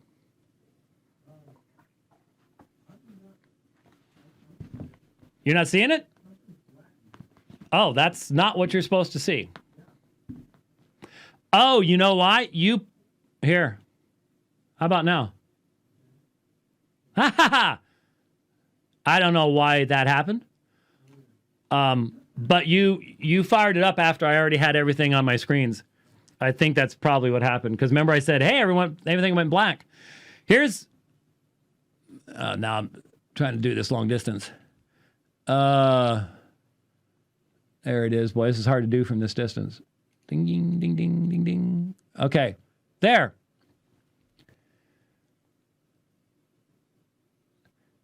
And now the Savior shown, Dixon, Dixos, able to save, even, Kai being used in the sense of even there, ta, adunata, those who lack ability. He has ability, they have the alpha privative, do not have ability. Okay, provisionist group. Okay, Leighton Flowers. Did you look that up? Why did I have to look it up? Why is that my job? Did you check it out? Now look, I know, it's a huge book. Why do you think this takes so much time? Why do you think this takes so much time? Because it takes time to do this. I was sitting out on my front porch Saturday night before Easter reading. And then you go inside. Didn't want to because it was beautiful outside. Man, it's been nice recently. And you mark this stuff up. And then you stay up. The wife comes in, kisses you goodnight, and says, don't stay up too late. And you write it up and post it on the website. And not too many people get overly excited about it. I understand that. I understand that. I get it. That's why it takes so much time. If you're going to do it right. And you all challenged me to do it right, so I can't imagine any of you would be complaining that I would be checking things so closely. They are complaining? I'm a big fat meanie weenie? I've actually lost a lot of weight recently. I'm not a big fat meanie weenie. I'm a big medium weight meanie weenie. Soon to be a lightweight meanie weenie. Yeah. Yeah. Okay, so now the fun part is, how do I get that back? I just realized I can't grab it. Oh! Hold on a second. I gotta get it back here. Oh, no! Did you zoom it? Unzoom it, because I can't grab anything now. Okay. Oh man. See, I don't know what's going on here. No.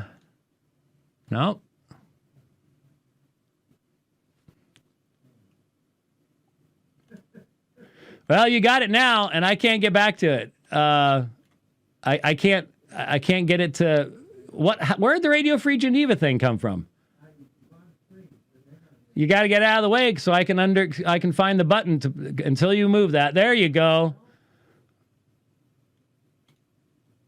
There. Thank you. There we go. Phew.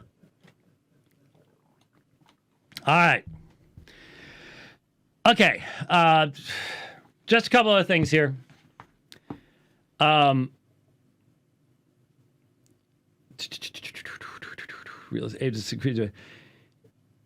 Okay, but I do have to show you this, and again, I put this up on the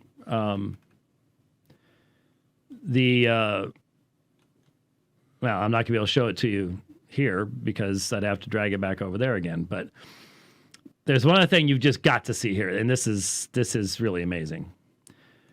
again makes me go, wonder why this didn't get cited. Next sentence. And having now revealed a Savior able to save even those creatures that have no ability, he willed, actually it's a continuation of the sentence, he willed that for both reasons we should believe in his goodness and should regard him as nurse, father, teacher, counselor. When you look at the Greek, it's literally ebulethe pistuon hemos. He willed us to believe. He willed us to believe. The same term, bulimai, that is used in Ephesians 1, it's used in Acts chapter 4, where God predestines according to his will. It's used in Ephesians 1, like I said. This is the term, and we've already seen him clearly pulling from Paul. So here you have this 2nd century writer speaking of God's divine will, willing us, pistuine, to believe. The very thing the provisionists say God doesn't do. Right there in the Epistle to Diognetus. Unrefuted. I challenge anyone. Go, I put it in the article, go read how Wilson tries to say, well, we can't interpret it that way because of these other paragraphs. There is no argument given. None.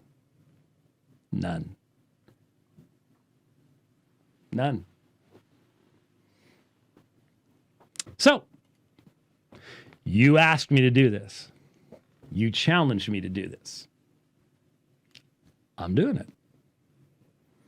And the process, hopefully, edifying a lot of believers to recognize when you're told that what we believe today has never been believed before, it's nice to see.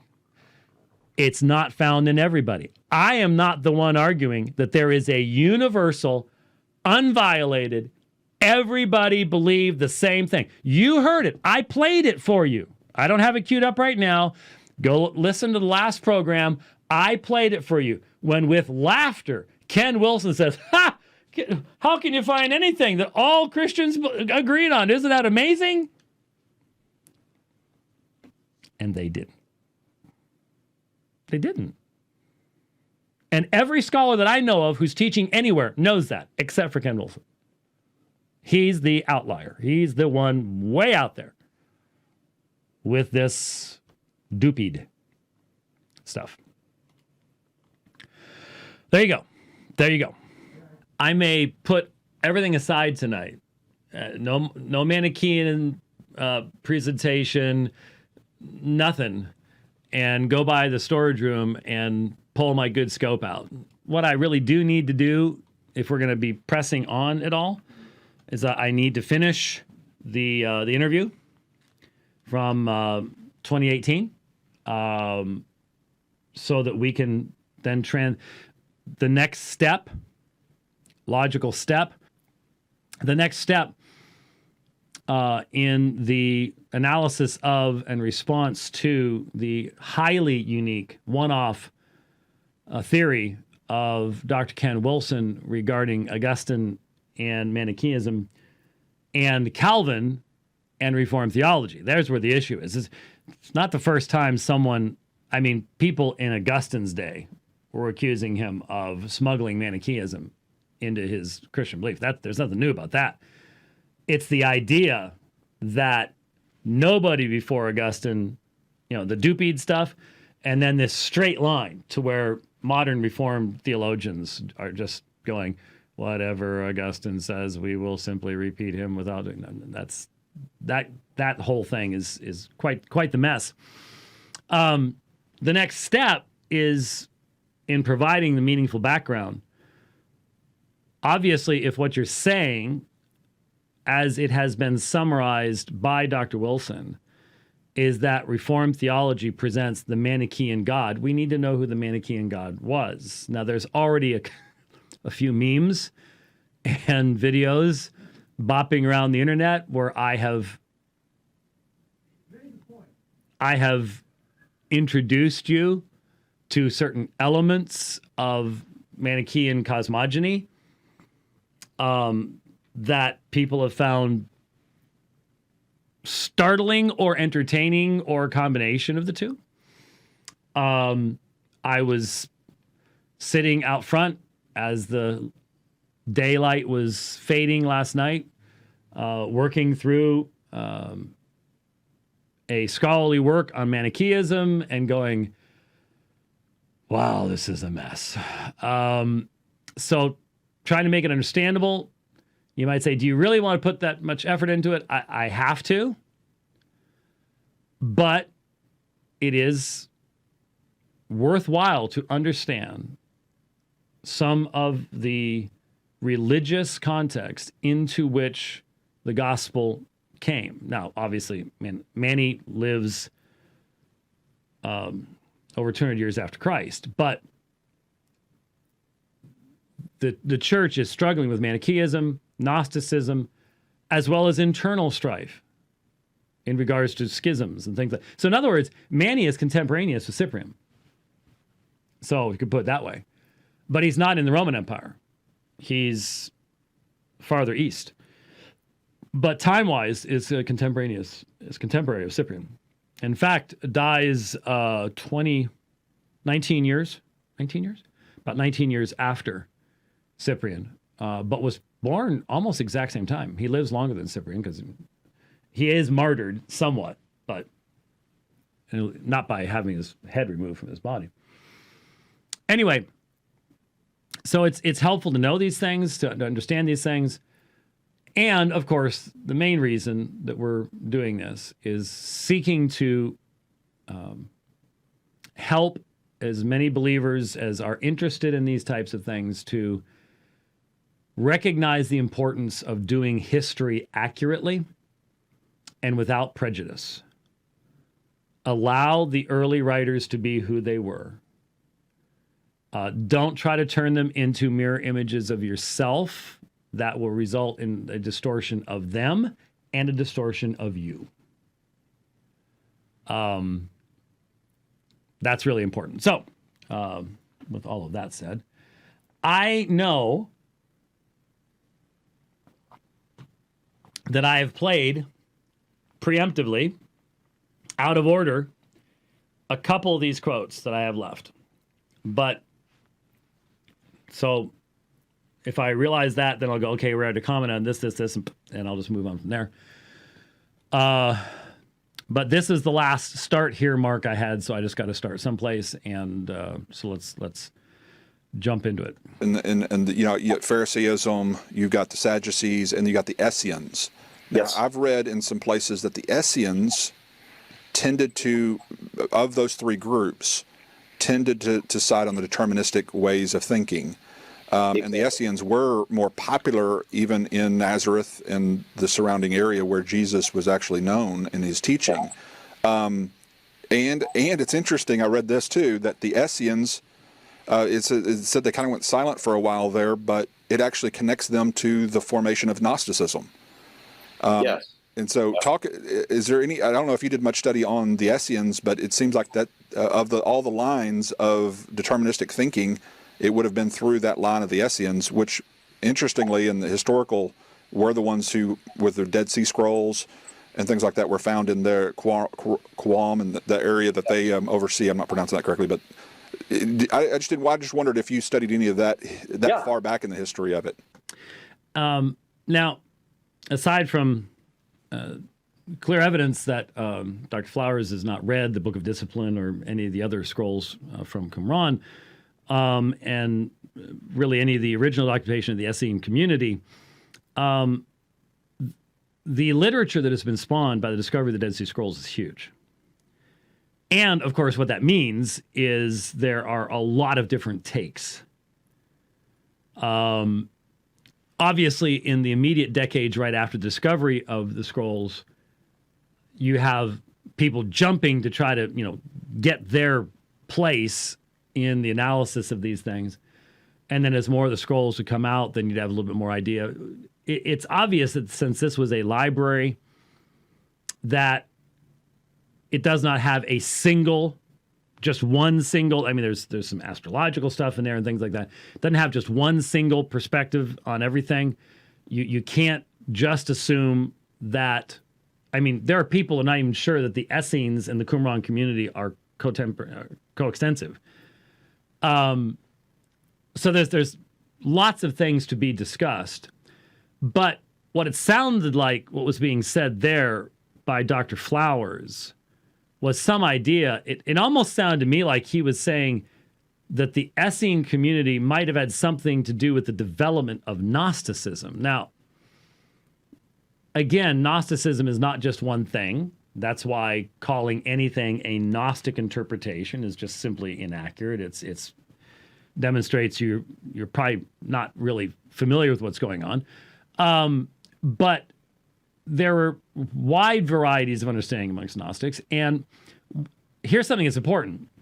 One of the questions that immediately is raised is the Apostle Paul and the Apostle John both write against Gnostic concepts, or at least concepts that are found within the more fully formed Gnosticism of the 2nd century.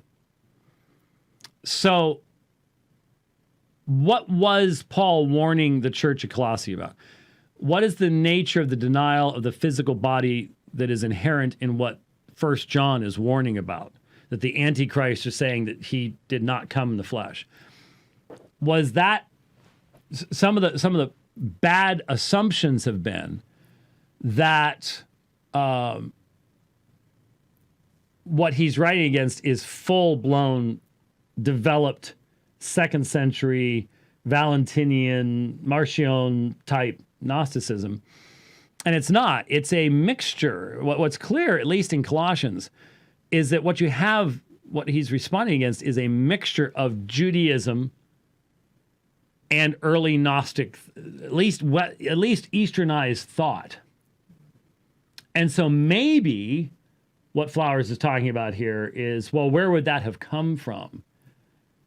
Of course, there's next to zero possibility that the Qumran community would have had anything to do with a movement coming into Colossae in the 5th or 6th or 7th century, 6th or 7th decade of the 1st century. So I'm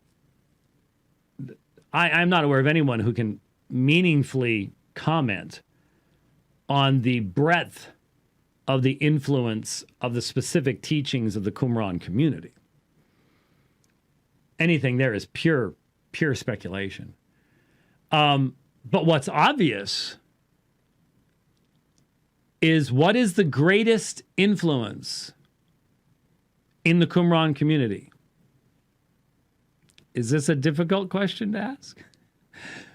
What are they most known for? Well, things like the Isaiah scroll and the Leviticus scroll.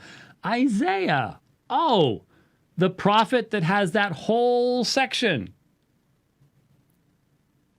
word for word identical to the way it is today, about God's sovereignty over time, and tell me what's going to happen in the future, tell me what happened in the past and why it took place, and all this stuff.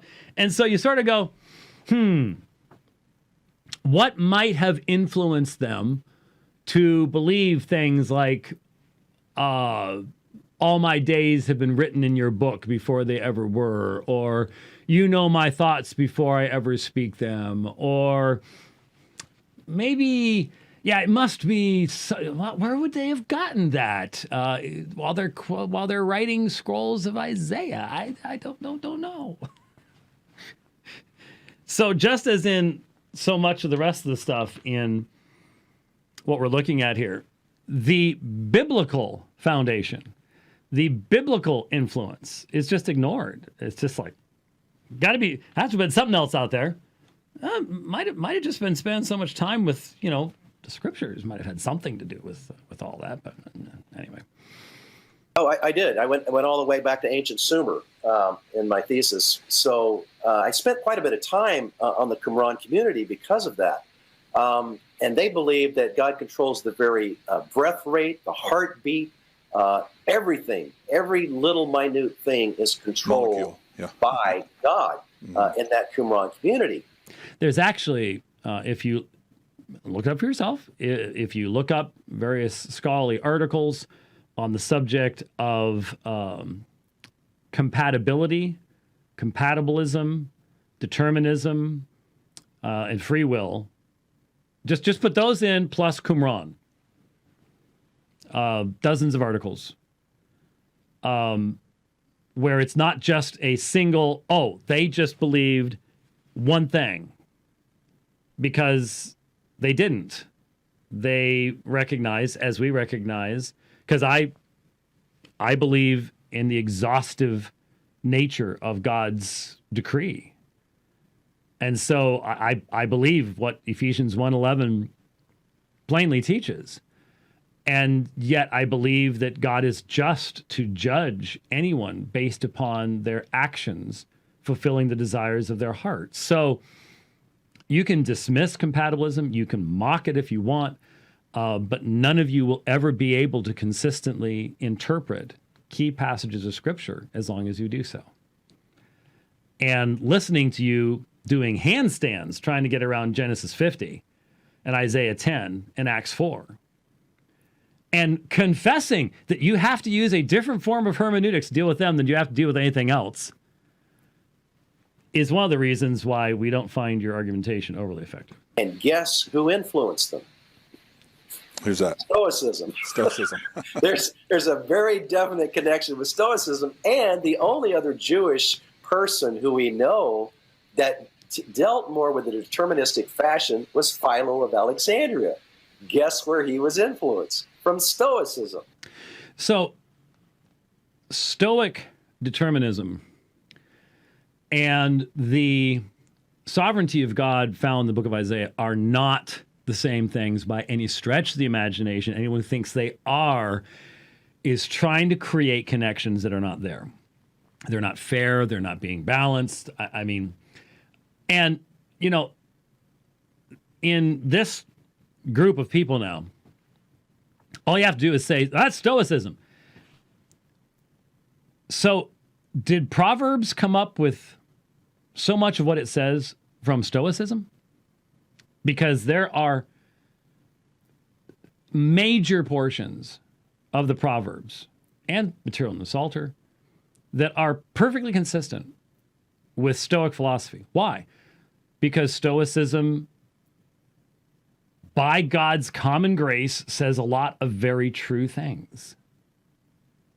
So unless you buy into the history of religions garbage, where all religions just simply are patchwork quilts of all other religions, then you have to recognize that in certain areas, such as in the expression of wisdom, you're going to find similarities across religious bounds. And Stoicism especially was exactly right when it encouraged self-discipline, self-control, and long-term thinking in its adherents. But its view of the world did not have a personal God who was accomplishing his own self-glorification. And so whatever you can keep flattening out determinism all you want into just something that isn't meaningful, which is what you've got to do. But honest people are going to look at what Stoicism believed and what Reformed people believe and go, that's not the same thing when it comes to the issue of the nature of God's sovereign decree by any stretch of the imagination. Now, people who don't want to get into all that, they just want to have a bat to throw at Calvinists so you don't have to actually deal with the exegesis. That's, that'll work that way. The debate between foreknowledge and free will and God's sovereignty was going on long before Christ. And Cicero was one that definitely influenced Augustine. And he had to reject foreknowledge in order to get there. So I make it pretty simple when I tell my students that The real question is foreknowledge causative? Now, this is we have discussed this for decades. Since Radio Free Geneva started, whatever it might be, we have discussed the assertion that God can have passive foreknowledge of future events. So in other words, the assertion you're going to hear is that you can know something is going to happen without causing it to happen. And the example that's going to be used is human knowledge.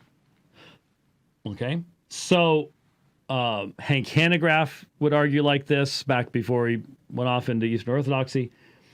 Many people who promote, for example, a simple foreknowledge view will say this is the nature of God's knowledge of future events as well, is that he knows things so well that he knows future events, but he did not determine future events, which then leads you inevitably to the question, who did, or are they all uncaused? And if they are uncaused, how can God have future knowledge of them? The open theist says he can't. The open theist recognizes this doesn't actually work, that you're asserting something, but you've removed its foundation. The foundation for God having infallible, exhaustive knowledge of future events is that God is the creator of time itself and everything therein.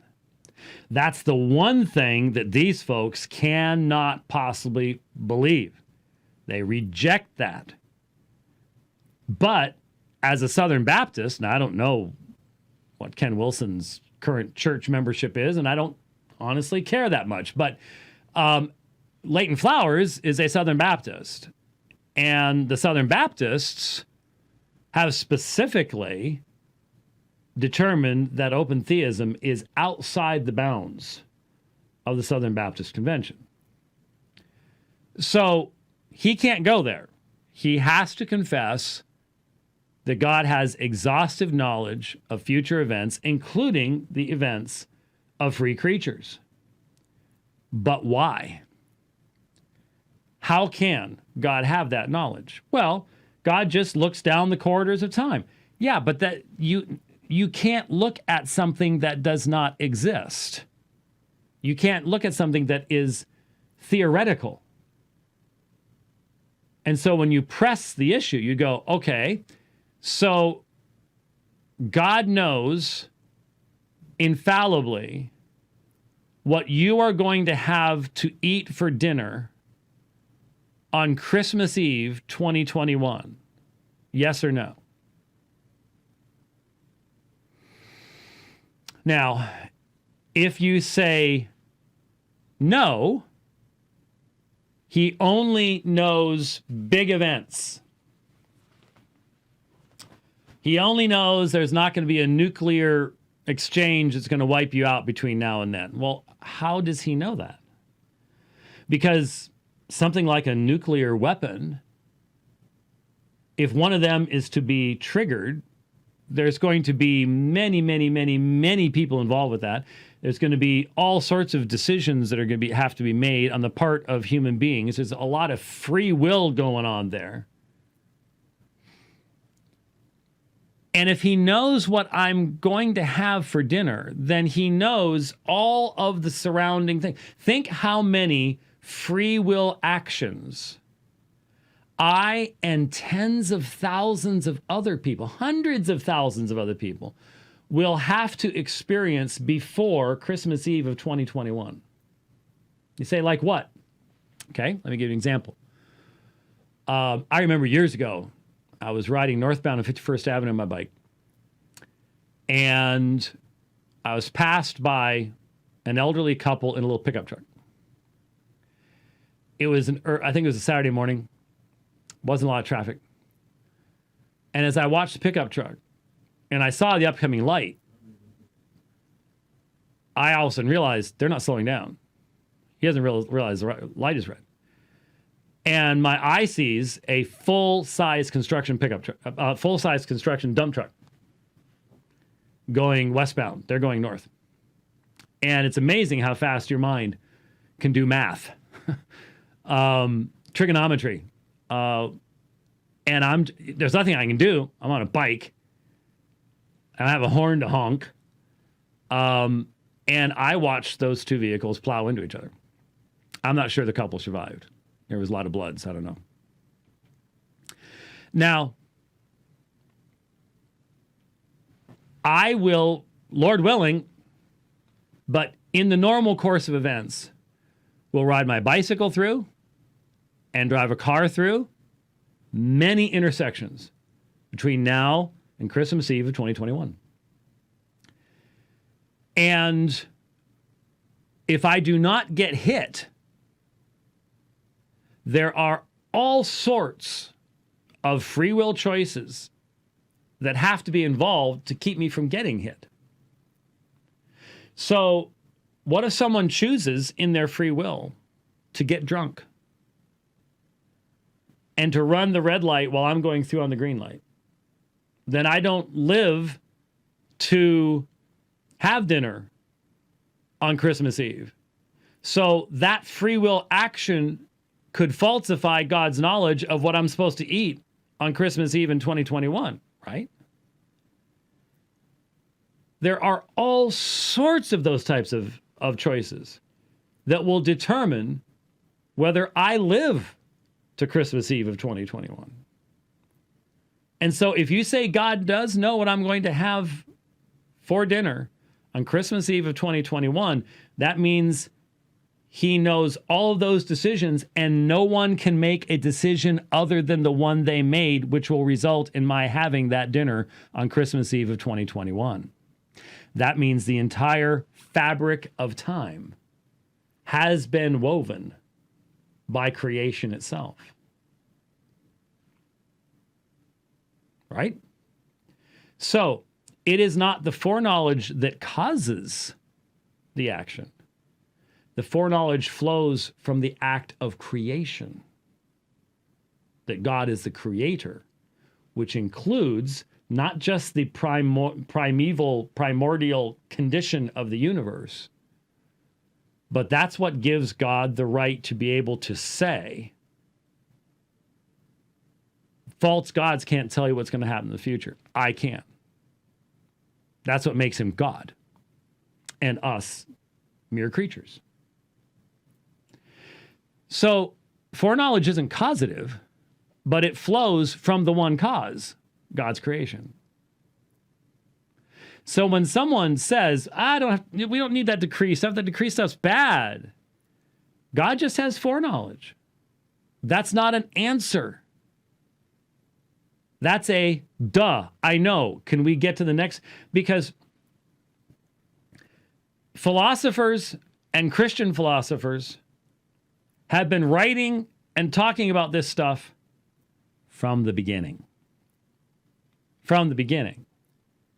So if you're just repeating the surface level, oh, God just knows what's going to happen in the future, you haven't even gotten into the topic yet. The question is how?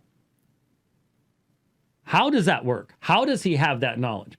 And if all you can do is say, it's a mystery, then you have no ground for criticizing someone who says, actually, we know more than that. Here's the revelation that says that. But if you say it's a mystery, you have no basis for criticizing someone who says, well, the basis is given in Scripture, and it's in God's sovereign decree. Because you're out of the game.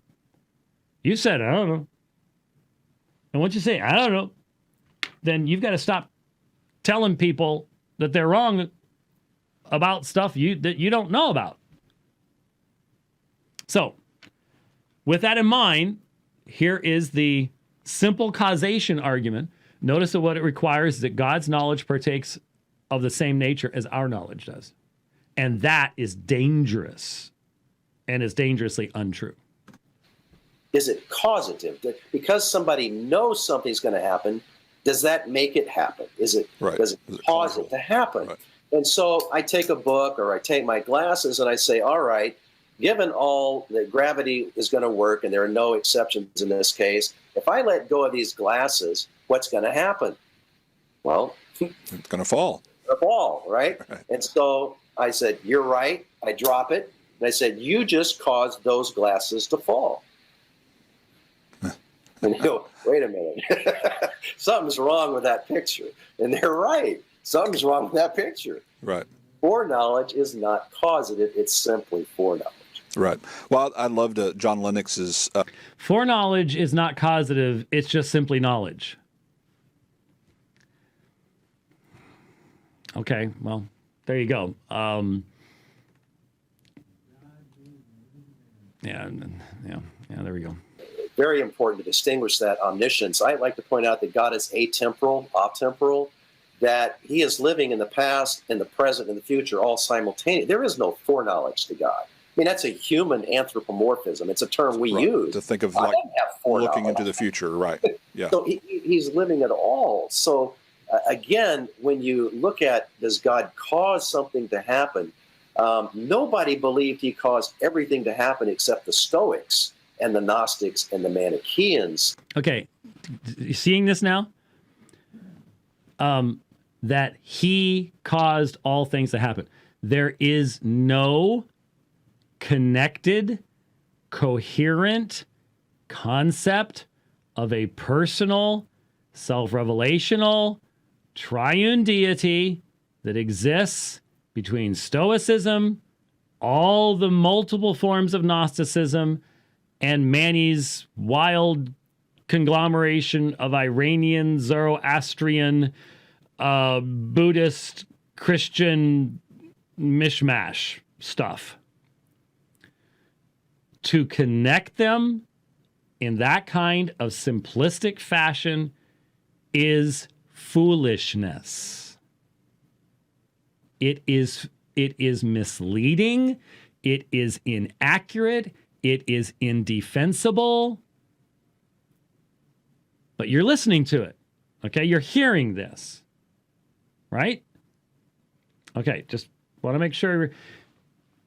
The idea of God as creator, monotheistic God, triune revelation, revealing his glory, honor, and power, is not found in Stoicism. It is not found in Gnosticism. It is not found in Manichaeism in any way, shape, or form. To say otherwise is to engage in sophistry in its worst level. Those groups, Christians, again, held to a general sovereignty, that he didn't plan every detail of the universe to happen as the way he wanted to happen. He gave freedom, that he gave, this is going to happen. I'm going to prophesy this through my prophets. This will happen. How do you know it will happen? Here's a good example. Here's a good example. What is one of the key prophecies that in modern Old Testament studies is taken as evidence that the book in which it is contained was written after the events it prophesied? I'm referring to the fact that the prophecy of Isaiah specifically mentions Cyrus as the king who will free the people. Gives a name. How can that be? That's impossible. God can't know that. Now, I don't know what Wilson's view on that is. There are a lot of people, again, you go to the Christian bookstore, you discover this, that believe that's second Isaiah and that was written after Cyrus. Okay, so that's what you're going to find, a bunch of commentaries. Just warn you ahead of time. I don't know what his view is on that, but let's take the prophecy, because he just said God prophesies about stuff. So let's take that as a prophecy. Isaiah says Cyrus is going to do this. Can Cyrus do anything other? And you might say, well, in that one instance, okay, in that one instance, then God's, yeah, he can't do anything other than that. So in that one instance, God's sovereignty is going to overrule human freedom. But in everything else, God just lets things happen. Do you really think that Cyrus's letting the people go was just simply a one-day, one-person decision? Uninfluenced by anything else, uninfluenced by what's going on in the world, by what wars he's fighting, the political situation. And so I've used an illustration over the years, came up with it probably right after my first kid was born. And you start dealing with the reality of toys left on the floor. What if one morning Cyrus, the great king, gets out of bed and one of the little princes has left the ancient equivalent of a Lego block, you know, all the real sharp ones, on the floor next to the king's bed. And the king's royal foot comes down upon the Lego block, and the royal anger is greatly aroused. And he picks up the ancient equivalent of the Lego block, and he looks at it and realizes it was made by one of those Jewish slaves from Jerusalem. And so he was that day going to let them go. But now he's mad. And so he decides not to and turns Isaiah the prophet into a liar. Not possible? Someone else couldn't come and influence the king against that decision? They make the free will decision to do that? You see, all these decisions, all these acts in time are complicated webs of free will decisions. And so if you're going to say God can prophesy what's going to happen amongst men, you can't do that and then say, but everything else is just freedom. This general sovereignty is a non-working sovereignty. That's the problem with it. It just doesn't work. You haven't thought it through. But everything else, I'm going to give some flexibility here. Right. That was the view that was held. So just because, as you said, omniscience does not imply ordaining, foreordaining, or planning everything that's going to happen. So we're being told that there's another book coming out from Dr. Wilson. I'm sure that's going to be really interesting along those lines. It doesn't even exist hardly, which is also just, it's like that first 300 years or 400 years of church history. This debate can't be found really. Okay, I did play this, but let's go ahead and just listen to it real quick. Yes. And in Eastern Orthodoxy, it's almost the exact same way. You don't find this parsing of Romans 9 and back and forth and determinism, all that. But in Western Christianity, you find it all over the place. Why is that? Why is Eastern Orthodoxy, though it has its other issues, obviously every stream of Christian thought, because it's made up of human beings and sinful human beings, that's going to have its problems. But why is it that Eastern Orthodoxy, it's just like this debate or this issue almost virtually doesn't exist? Good question, Leighton. So it's because they didn't. Okay, now what do you think the answer to that is? Because, see, we've spent a lot of time talking about Eastern Orthodoxy recently, right? And I'm pulling up something I've been intending to read here. We've been spending a lot of time talking about the emphases in Eastern Orthodoxy, and you've got the concepts of theosis and tradition and, all the rest of this stuff. So what do you think the answer to this question is going to be? It's pretty interesting. Oops, wrong thing here. There we go. Good question, Leighton. So it's because they didn't incorporate Augustine. If we took Augustine out of Western Christianity, we would not be having this debate, right? It's that simple. So all that stuff like that I read in the last program, from the Epistle to Diognetus that was ignored, didn't have that's none of that there. Don't worry about any of that kind of stuff. So they did not recognize him as a church father. They kept all the first 300 years of the teachings on who God is and the human free will and how he relates. Now listen to this. Now I want to deal. I didn't intend to. We're going to 4. I'm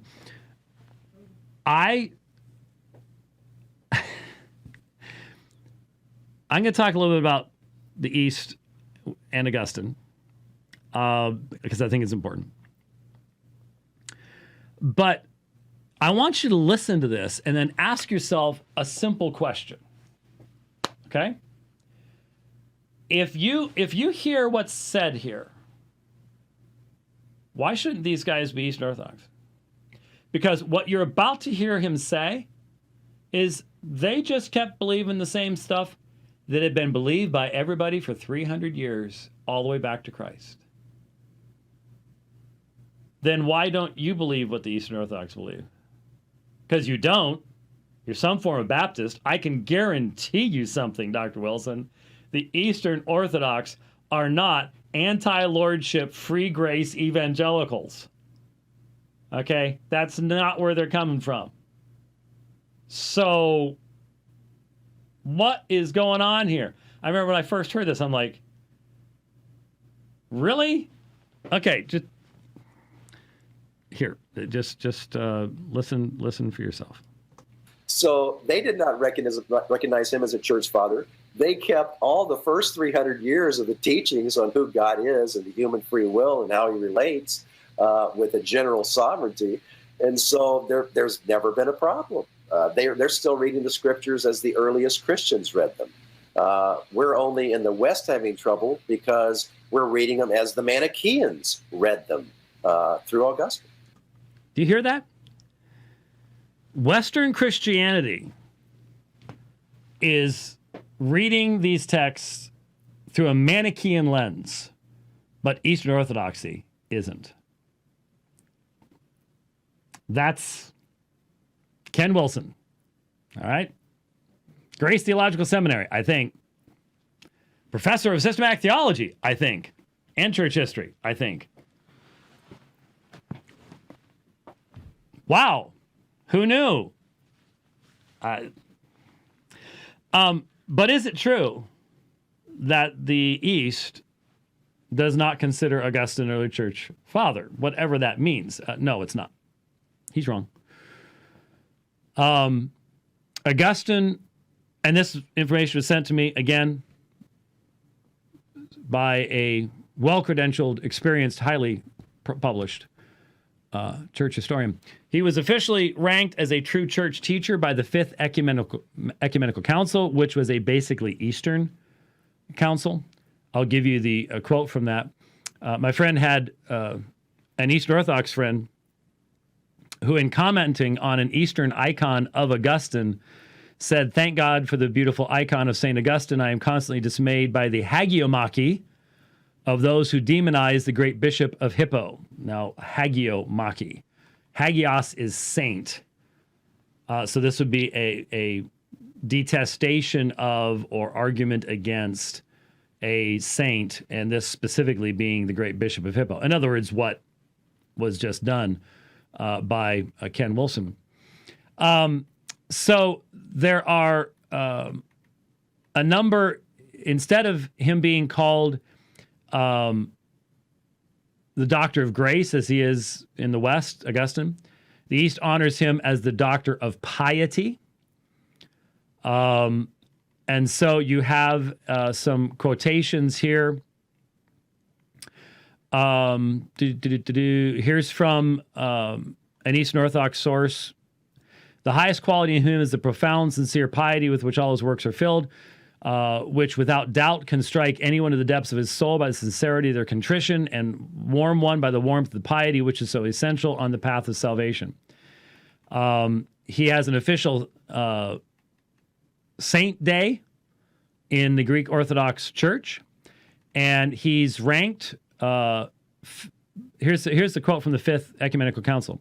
"We further declare that we hold fast to the decrees of the 4 councils and in every way follow the Holy Fathers, Athanasius, Hilary, Basil, Gregory the Theologian, Gregory of Nyssa, Ambrose, Theophilus, John Chrysostom of Constantinople, Cyril, Augustine, Proculus, Leo, and their writings on the true faith. For with us, the holy multitude of the supernal spirits adorn one Lord Jesus Christ. Moreover, several letters of Augustine of most religious memory, who shone forth resplendent among the African bishops, were read, showing that it was quite right that heretics should be anathematized after death, and this ecclesiastical tradition and the other reverend bishops of Africa have preserved, and the Holy Roman Church as well had anathematized certain bishops after their death, although they had not been accused of any falling from the faith during their lives, and of each we have evidence in our hands. That's called the sentence of the Synod from the Fifth Ecumenical Council. And so while there are very anti-Augustinian Eastern Orthodox today, it's more of a modern tradition rather than ancient tradition, and it probably has a lot to do with the fact that since 1054, in the conflict that has existed between the East and the West, Augustine would be frequently cited by those on the West, and therefore that probably has diminished his being viewed amongst those. Was there something you wanted to? Just so folks don't think that maybe this is an ancient secret that they don't really, follow today. Every time the subject of Augustine comes up on the show, we have Eastern Orthodox listeners. Yeah. And they go on our Facebook page and they get upset because they acknowledge Augustine and they want us to know that they acknowledge Augustine. So just saying. Yeah. Well, that's all. Okay. All right. And I've had that queued up. I don't know how many times. My sincere thanks to I have a good friend who knows a lot about Eastern Orthodoxy, and we have good conversations about those things. I'm gonna go ahead and go to 4. I'm gonna sneak in the rest of it, and I guess that would help if I reactivated the program. Other resources that would help somebody that really wants to go back and study for themselves. They want to be good Bereans in the sense of saying, hey, I'm not going to take Dr. Wilson's word for it. I want to go read all this stuff for myself. So all of you in the provisionist camp that are angry that that's what I'm doing, that I am going deeper than Dr. Wilson did, I'm just doing what Leighton told me to do. I had that queued up. I had to play that part. The problem is there's nothing else that's been written like this. This is the first time that's come out and this be exposed in this way in a scholarly manner. That's dangerous. When you encounter someone who thinks that they are the first ones to have found something, especially when it's in a field where tomes have been written, be very careful. I think this man thinks he's the first person who read all of Augustine in chronological order. He is not. We were talking about the development. For centuries, people have been talking about the development in Augustine's theology. And he may have some interesting point on the editing of a particular, so that it changes a date someplace. That's not relevant to the final thesis. And so when someone really thinks, yeah, I'm the first one that's ever done this, and then they come up with a conclusion that, to my knowledge, nobody else has either come to or is sitting here going, wow, that's pretty good. I've not seen anybody citing it, only the provisionists. Nobody else. I don't see it impacting anybody, and I don't think that it will. Not from what I've looked at. It's not going to be impacting anybody. So be really careful when you run across somebody who says, hey, I got something brand new here. I had this trouble with James White in my debate where I quote from Clement of Rome, and he says, well, Clement speaks of the elect several times, and as if speaking of the elect automatically makes you a Calvinist. I'm not sure how that flows, but... Not laughing anymore, are you, Dr. Wilson? Yeah, because that wasn't Clement of Rome, was it? No, it wasn't. And actually, Clement does speak of the elect in a way utterly inconsistent with your own theories. How did that happen? Yeah, it's fun to laugh when you're all on the same side and you're throwing stuff out and misrepresenting me as if I was saying Clement was a Calvinist because he talked about election and I pushed him on that. But if you hadn't said that, Leighton, I never would have gone back and discovered that you were using secondary sources and had never read the actual singular epistle of Clement of Rome, and were using other stuff. But you're how many phone calls did you get from people saying we need to deal with this book? A lot of people. So, you can talk to them about it. But anyway, speak to that. I mean, what about those who do have lists of quotes from early church fathers that claim they're Calvinistic supporting? Well, they're not. And if you go back and actually read the entire work, you'll understand that. When you take one little snippet, Now listen to what he's going to say here.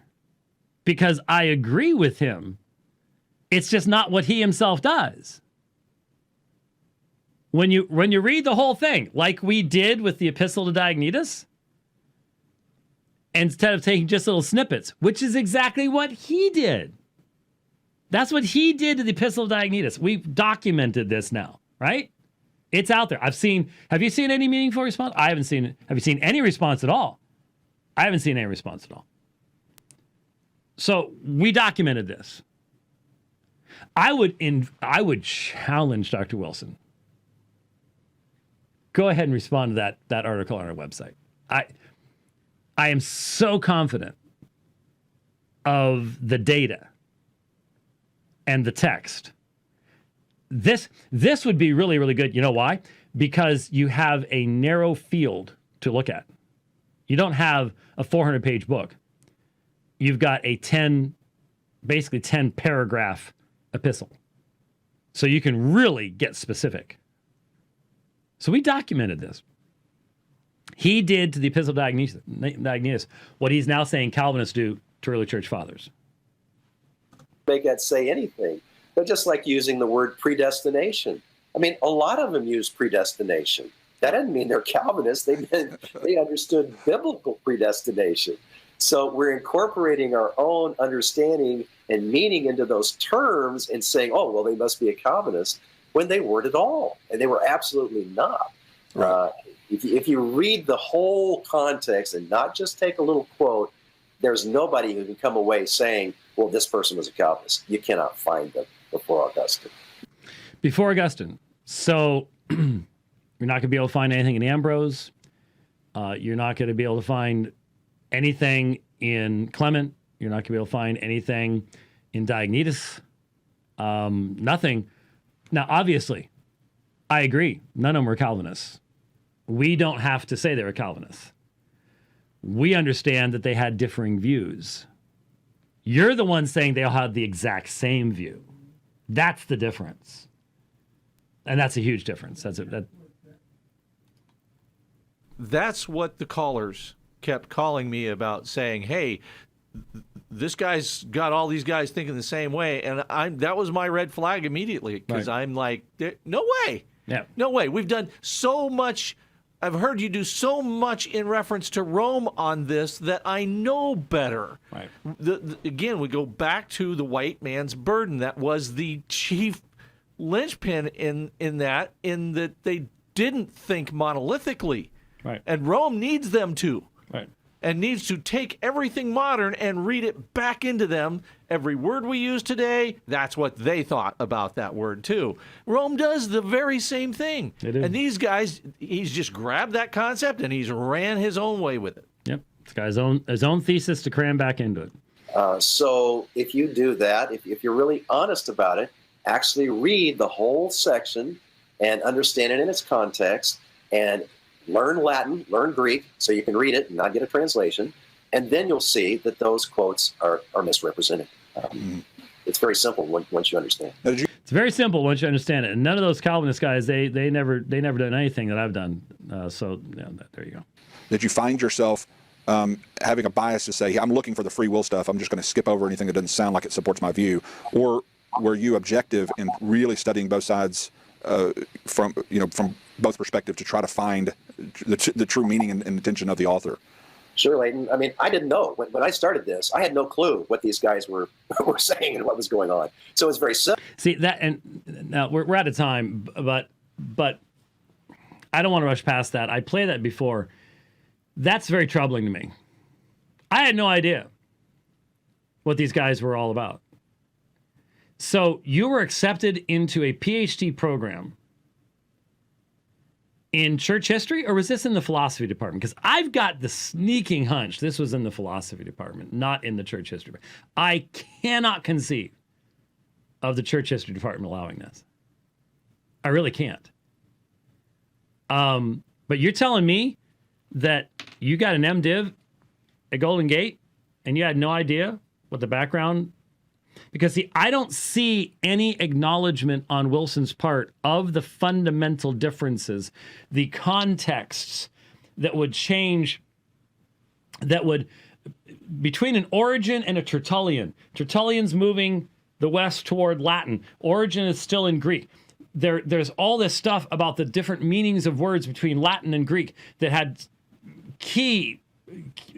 very key issues in regards to the East and the West, in the 4th century in regards to Christological controversies. The point is, if you really know church history, then you know there are complexities that I do not see reflected in any of the commentary that Ken Wilson gives. So maybe he didn't have any idea. Then he shouldn't be trying to pretend to write about something like this.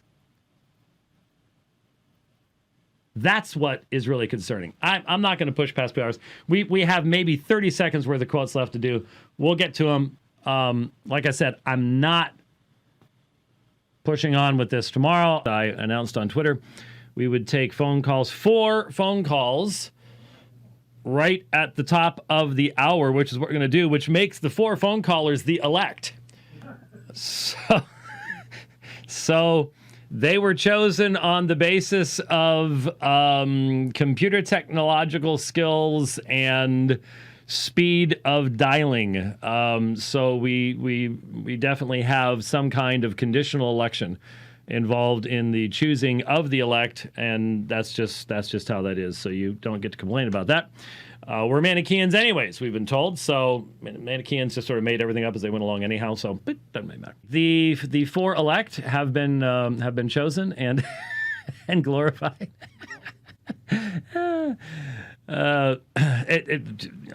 We're talking about wacky ideas of the elect from the past and the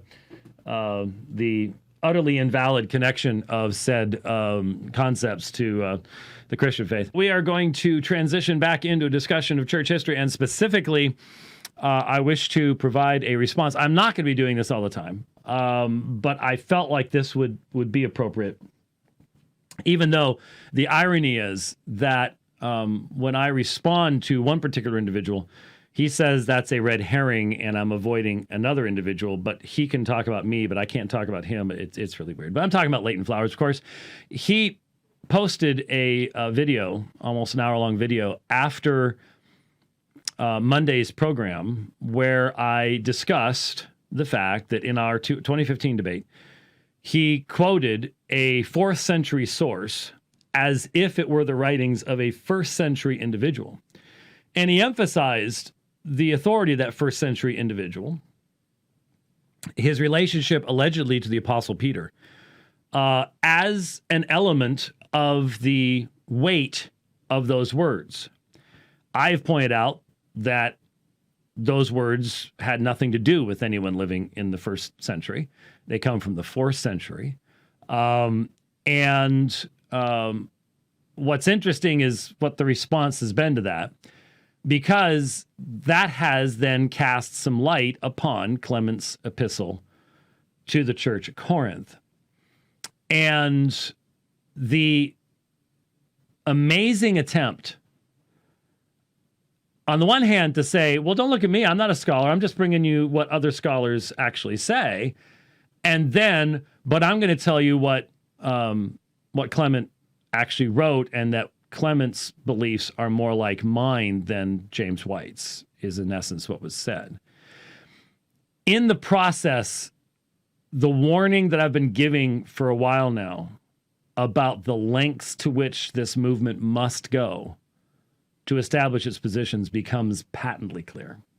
But it also gives us the opportunity of looking a little bit more at Clement, at how he exhorted not he, but how the church at Rome exhorted the church at Corinth. And we keep talking about Clement. Again, we don't know who wrote this epistle. We know that Clement's name is associated with the early leadership of the church at Rome, but the singular, what's called the monarchical episcopate, did not develop at Rome until about 140. So if Clement is the writer, then he's writing as the secretary or as one of the elders for the church. It's not him having some type of authority. It's the church speaking here. Why does this become important? One of the things that Leighton's going to say is, red herring, red herring, red herring. Every time I bring up the background information that makes it possible for us to handle this type of patristic information in a fair fashion, in a contextual fashion, allowing it to speak for itself. He thinks that's just all a bunch of red herring stuff. I'm bringing it up to point out that this kind of material is subject to abuse if people are wanting to establish a particular perspective. But when I have to deal with this kind of stuff, I'm debating atheists, I'm debating liberals, I'm debating Roman Catholics, I'm debating Jehovah's Witnesses, Unitarians, Mormons, and they're all coming at this information from different perspectives. If I'm not consistent and careful, if I try to twist something to go one direction, there's somebody waiting over here to get me from that direction that I'm twisting it toward. That is not the case for Leighton Flowers or anyone in the provisionist movement. They are not engaging in it to any of these people at all. They just don't do that kind of thing. They're not teaching this stuff. This is just part of how to promote the movement. And that results in some pretty twisted stuff. So I have picked up the speed to 1.2 because I'm going to seek to be, because I want to, I don't know if anybody else is having this problem. Normally, I tell people go to ccel.org to look up patristic stuff. It's not working for me. Ever since this pandemic stuff started, I don't know if they're not going in. Oh, the website will come up. The search stuff doesn't. So it'll bring up Clement, and then it's a blank page. So maybe they fixed it. I don't know. There are other sources. Realize the New Advent source is a Roman Catholic source. But there are various sources online, and I have always highly recommended the reading of these sources.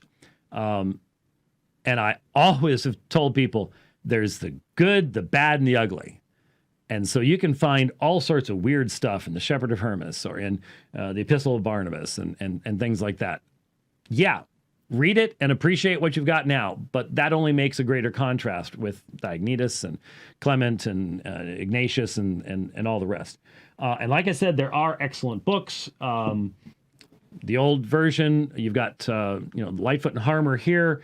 You've got Holmes now is sort of the standard paperback edition. These things are available in Accordance. They're available in Logos. I think most of them are available in Olive Tree. So you can get them electronically to have in your library and things like that. It's good to have these resources, be able to check them out. They're normally original language versions as well. Certainly for the Apostolic Fathers there are. So, for example, in Accordance, I have what I'm going to be looking at in Clement in English on one side, Greek on the other side. You can check the references and do things like that. So there you go. So with that, let's run through this. I'll try to be brief. I'll try to be quick. I will try not to expand on too many things. My temptation is to want to teach. I've said before, the first class that I taught starting in 1990 at Grand Canyon University, church history. It's a passion of mine. I have seen so many people. I was given a passion for church history by having a great church history professor.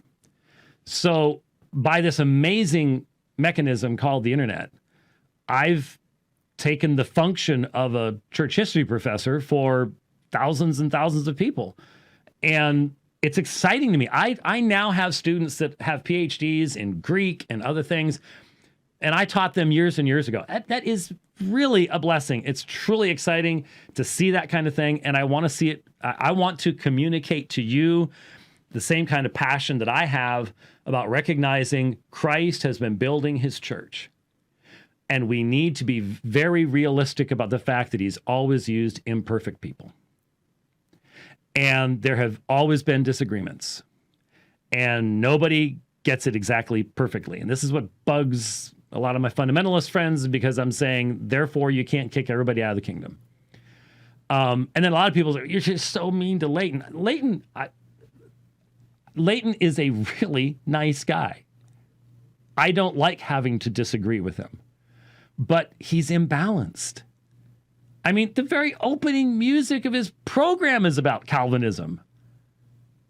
I'm so glad that we deal with so many other issues rather than just quote unquote Calvinism. But he doesn't. And the result is what it is. So let's listen to what Leighton had to say. Oops, why isn't, I guess it would help if I clicked on it. Some of the red herrings that James White continues to kind of plug in to this discussion by taking his attention off of Ken Wilson and focusing it back onto me. So he does an hour-long response to me, accusing me of red herrings because I'm talking about him. So that makes his response a, think it through, red herring. It's not a red herring at all. It was perfectly relevant. And in fact, I'm playing the interview that he himself did. He raised his use of Clement in our debate, and I responded to it. And that makes me raising a red herring? Nope, don't think so. Now, as I talked about in my last episode, there are some pseudo-Clementine writings that are attributed to Clement by some scholars, but then others have brought questions to whether that should be attributed to Clement or not. I would love to know what scholars you're talking about. Please tell me any modern scholars that believe that the pseudo-Clementine writings are actually traceable to the first century. I'd really like to see where that's from. And I read from some of those pseudo sources in my debate, which you said were not the pseudo sources. You were using a secondary source. You were wrong. Please admit it. And I attributed it to Clement. Now, I think James White is perfectly within his right to call those out and to say those seem like pseudo sources. We're not sure those are from Clement. No, it's not a matter of not sure they're Clement. You said it was the letter of Clement to the church at Corinth. You identified it as a source that it wasn't. You misquoted it.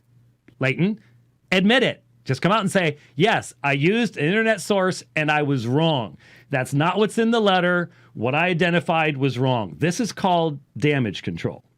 This is called spin. Okay, I'm about to insult you, Leighton. This is MSNBC. It doesn't change the fact that they are early writings, and they are consistent with many of the same writings that we see from Clement and the other early church fathers. And so... Oh, wait a minute. How do you know they're consistent with Clement? Leighton, honestly, in your next 57-minute long response, I have a question for you. When was the first time you read Clement's epistle? What's called First Clement, which is probably a first century, maybe early second century, but most people think first century letter. When did you first read it? All of it. My gut feeling is it was last weekend. That's my gut feeling. Tell me I'm wrong. Show me. Prove it. Tell me I'm wrong. I can show you my students from 1990 where I taught them about Clement. Okay? So when did you read Clement? I am that close to absolute certainty, and I'm going to ask you to confirm it.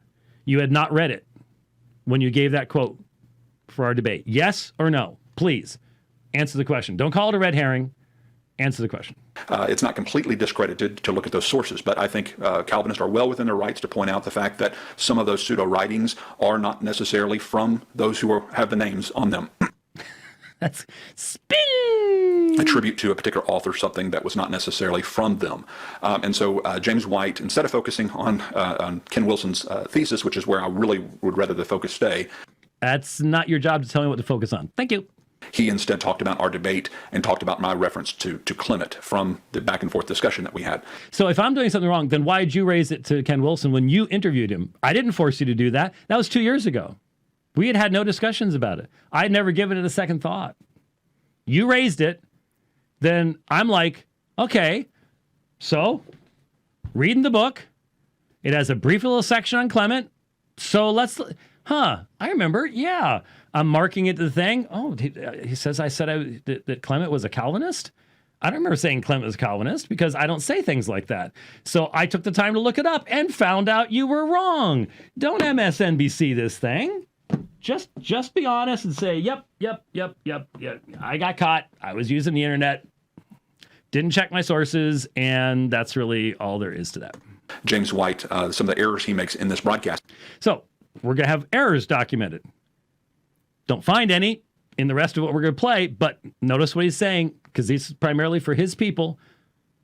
We're gonna document errors here. One, he interprets, of course, Clement much like he interprets Paul and the other New Testament authors by assuming, in my estimation, he's assuming that if somebody uses the word elect or the number of the elect or something of that nature, that they must be talking Calvinistically. Now, did I ever say that Clement was a Calvinist? I've never said it. I've never suggested it. Anyone who listened to what I said, whether I'm talking about Clement, whether I'm talking about the Epistle Diognetus, what have I always said? What do I say about all church writings? You have to let the fathers be the fathers. I have demonstrated this in debate with people from many different perspectives for decades. Why misrepresent me? I'm not saying he was a Calvinist. What I am saying is there's certain people out there that are promoting the idea that everybody in the early church had the exact same view on this topic. And that's you guys. That's not me. You're the ones that are making the argument. And I'm going, doesn't seem like this was the same thing you're saying. Seems like this could mean something. Seems like someone writing a doctoral dissertation might want to have looked at those sections in the Epistle to Diognetus. Maybe you might want to talk about the number of the elect. Maybe there's something more to be said here. We're the ones responding to your argumentation, and you're dodging and ducking. And of course, that's question begging. The debate, the point up for debate is what is meant by the authors of Scripture, and thus Clement as well, someone who was along there with the authors of Scripture at the same time that they were. What is their meaning when they reference the elect? Now, the one who was with them, that would mean the real Clement, which would mean you just demonstrated that it's important to look at him, not somebody 300 years later, 200 years later, right? Did you catch that part? No. Anyway, well, you should have caught that part because it's sort of important. They're just not being honest. Obviously, we all have our theological baggage. We have our presuppositions. We have the things that have influenced us from our perspective. And we all have to acknowledge that. Yep. And that's why you do exegesis. Not only the biblical text, but that's why you handle patristic evidence with great care. Because it is far too easy to read into people who came before you a reflection of yourself. And you know why I am loath to do that? Because I've had to debate all sorts of people who were doing that. One of the things that was echoing in my mind, I remember right now, I'm seeing the room. Well, before it went dark, thanks to a certain Alan, but I'm seeing the room in Seattle, and I'm debating a man who's much more intelligent than I am. John Dominic Crossan, one of the most brilliant men I've ever met. IQ off the charts. Really is. And I'm debating him. And I'm sitting here, I'm looking at, I can see my notes. I think I had them on a computer. And the thought is going through my mind over and over again. I had read it in a book, so I didn't develop it myself, but it was so brilliant. And it was the reality that the people in the historical Jesus movement, and Crossan would be sort of the radical edge of that one, because they have such a disdain for the historical sources as to anything supernatural in it, whatever it's like when they're looking down a well, and when their eyes adjust to the gloom, they think they see Jesus, but what they're actually seeing is their own reflection in the water. And that's what these people end up doing. They see in history, they fill in the gaps because they don't believe that there's a consistent viewpoint anyways. And that's how history can be abused. And so we all have our theological baggage. No two ways about it. That's why you have to have consistent hermeneutical principles and consistent historiographical principles. Absolutely important. And so anytime you hear James White or others say, well, this person's coming to their conclusion because of their tradition or because of their presupposition, well, we could turn that around and say the exact same thing back to James White. We can say, well, you're coming up with your interpretation because of your Calvinistic tradition. If I did not provide the stuff you call red herrings, then you'd be right. I provide the context. I provide the background. I provide the consistent method of interpretation that I would use for each one of these sources. You don't. You just throw it out there. That's the difference. And that's just a question-begging argument. It's a very low form of debate. It's kind of like the playground, kind of back and forth. Because again, any question-begging is anytime you can just repeat what your opponent says, and you can just repeat it back to them without changing a word, you can know that's a question-begging argument. And James White uses that quite regularly in his discussions. And so what I wanted to do is play a portion at least. So I was just accused of using question begging all the time on this program. Anybody who listens to it knows that's a false assertion or he doesn't understand what it is. And in fact, the thing I'm normally faulted for is going into too much detail to provide the very foundation for not doing question begging. So this is the pot calling the kettle black in a major, major, major way. What is most likely the appropriate interpretation of Clement in the context of Clement's writings? And so let's go through some of that. Yes, that's the right way to do it. I just point out there aren't any writings to do that with. There's just one. Don't you remember the debate? I asked you. So you said that he had many writings. What many writings are you referring to? You didn't know. I don't know that you know now. It's frustrating, Leighton. Because you're still going, I'm the one making the errors. And then you can say stuff like that? It's not the way it was understood throughout Old Testament times. Even though Paul interpreted it that way. Okay, so... Now, this is fascinating. Because he's actually going to accuse me of promoting apostolic eisegesis. Because what I have said is, isn't it tremendous when we get to have apostolic exegesis of Old Testament texts? So phone call earlier in the program, Romans chapter 4, quotation from Psalm 32, you get apostolic interpretation. You get apostolic interpretation of Genesis 15:6. We can look at it. When was that in the timeline of Abraham's life? How is this relevant to the doctrine of justification? Remember the phone call? It's coming up on an hour ago now. So when we have apostolic interpretation of Old Testament texts, that is an inspired interpretation. And that is a vital element of New Testament studies. I have never suggested that the apostles are eisegeting. In fact, I have defended the apostles against the allegation of eisegesis, especially in regards to what? This is again where when you're a one-string banjo, that one string is going to wear out. But I have defended apostolic exegesis of Old Testament text against Jewish objections in regards to the messianic prophecies of Jesus. Michael Brown and I did an hour and 20-minute long program going through Isaiah 53. But there are so many other texts where they're directly quoted in the New Testament and you have an apostolic interpretation. That's an inspired interpretation. Now, sometimes that really throws us curves because then we have to wrestle with what is said. But the point is, the New Testament provides that light. That's going to be turned here into the idea that what I'm saying is we should eisegete the Old Testament. He says, he's playing my opening statements from the debate. And so I'm pointing out that no one has interpreted election in this way that Augustine does.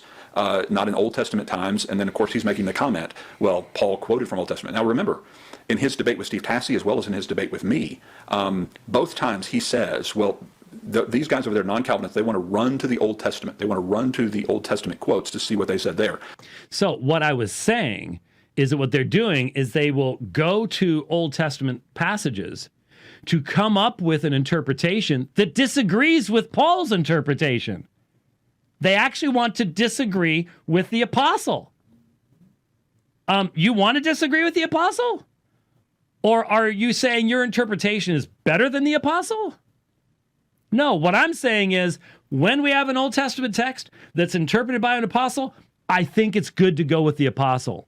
Yeah, that's, and I don't remember, I have actually honestly never listened to the Steve Tassi thing. Sometimes I think it was just a bad dream. Got some bad beef that night, and instead of looking at, quote unquote, the apostolic interpretation. So what James White is saying there, he did this with John Cramen in the debate on Unbelievable as well. Who? What? Oh, okay. All right. Now I okay. This concept or idea that Paul is ultimately taking these quotes from the Old Testament, and he is eisegetically reading a new doctrine into them and saying, even though it didn't mean this then when he quotes from it, he's using his apostolic interpretation. He's taking this quote from the Old Testament and he's using it to establish a new understanding or a new theology. And that's ultimately what White requires that Paul is doing. Baloney. We can go on from there. That's just all it is. There's some things that are just so wrong, so completely misrepresentational, so straw man. You know, I need some matches. You're not allowed. Go get it, man. I think this is time. I think it's finally ready. You got it. You got. Leighton. Yeah, and this is another thing he just brought up recently in Twitter, pointing out somebody's inability or lack of ability is just a fact of the matter. So if you have somebody who is being deemed a scholar or somebody that other people are referencing as their scholar or source, then just like in a courtroom, if the defense attorney puts up a witness who is an expert in a particular field, then the DA can cross-examine that expert's ability and their capabilities because they're being put up as the expert. Now, nobody's putting up little old Leighton Flowers as the expert on all of these things. Which is why you're doing 57-minute long videos on these things. No, you are putting yourself out there, sir, whether you want to admit it or not. And what he's talking about is Leighton Flowers put out a tweet where he described Augustine as a former Manichaean heretic who knew hardly any Greek at all. Now, why do you think he'd put that out there? Do you think I'm just relating, the factual data? No, it was an ad hom against Augustine. And my response was, you don't seem to know Greek any better than Augustine did. I would drop that part. Oh, you're ad homing me. Whatever. There's no standards here. You can use ad hom against Augustine all you want, but when someone turns around and says, you might want to drop that because it's not really relevant and you're in the same boat, well, then you're just being mean to me. And I am the big meanie weenie anyways, aren't I? So that's sort of the thing. It's what everybody on Twitter says. A decade of his life, and Manichaeanism, though very different than what we know as Calvinism, has some similarities, like the concept of total moral inability from birth, because Mani, as I've heard it pronounced more regularly now by scholars, Mani actually taught that because the flesh is evil and bad, that people are born in a condition where they cannot do good things or righteous things or good things whatsoever without some kind of a divine effectual work. Now, let me just stop right there. Just brief question. Is that a meaningful parallel to the Reformed concept of federal headship and the fallenness of man in sin and total depravity? What would you need to know to answer that question? You would need to know, are we talking about a theistic system? Is there a God who has created man Is there a revelation of this God's will? Is this God holy? Why does birth result in the necessity of some divine intervention for the human being? The answers to all of those questions between Orthodox Christian belief and Manichaeism are 180 degrees opposite. I believe that utilizing the argumentation of Ken Wilson and Leighton Flowers, these men would never be able to consistently defend the Christian faith against the arguments of those who try to draw parallels of every aspect of Jesus' life to Greek religion, Roman religion, and Egyptian religion, because they're using the same kind of argumentation. They ignore categorical differences. So if you buy the Osiris, Horus, Dionysus, Mithra, all that stuff, then you're going to buy this too. That's why I can see the fundamental problem is because we're dealing with it over here. We're dealing with this idea. Well, you see that Osiris and Horus and Dionysus was sewn into the thigh and virgin birth. It's absurdity. Well, there's sort of a connection there. It's similar. No, it's not. It's not similar at all. And capturing and encapsulating and capturing portions of light from the light realm that were captured when the primeval man was defeated by the darkness, but he did it purposefully. But then he was raised up, but parts of his armor were left, and the light is now in the darkness. And so now that's captured in Adam and Eve, which are part of the creation, but they are evil because they do with our matter and capturing light particles. Nothing. If you cannot see that absolutely destroys the thesis, well, we're going to can't see the categorical distinction. I don't know what to do for you. I really don't. That's similar to Calvinism. Now, we're not trying to say that what Manichaeanism teaches and all the forms of Manichaean weird Gnostic backgrounds and conclusions are exactly equal with Calvinism. We're just simply saying this is one aspect of Manichaeanism that is similar. Similar. Well, it's not exactly equal.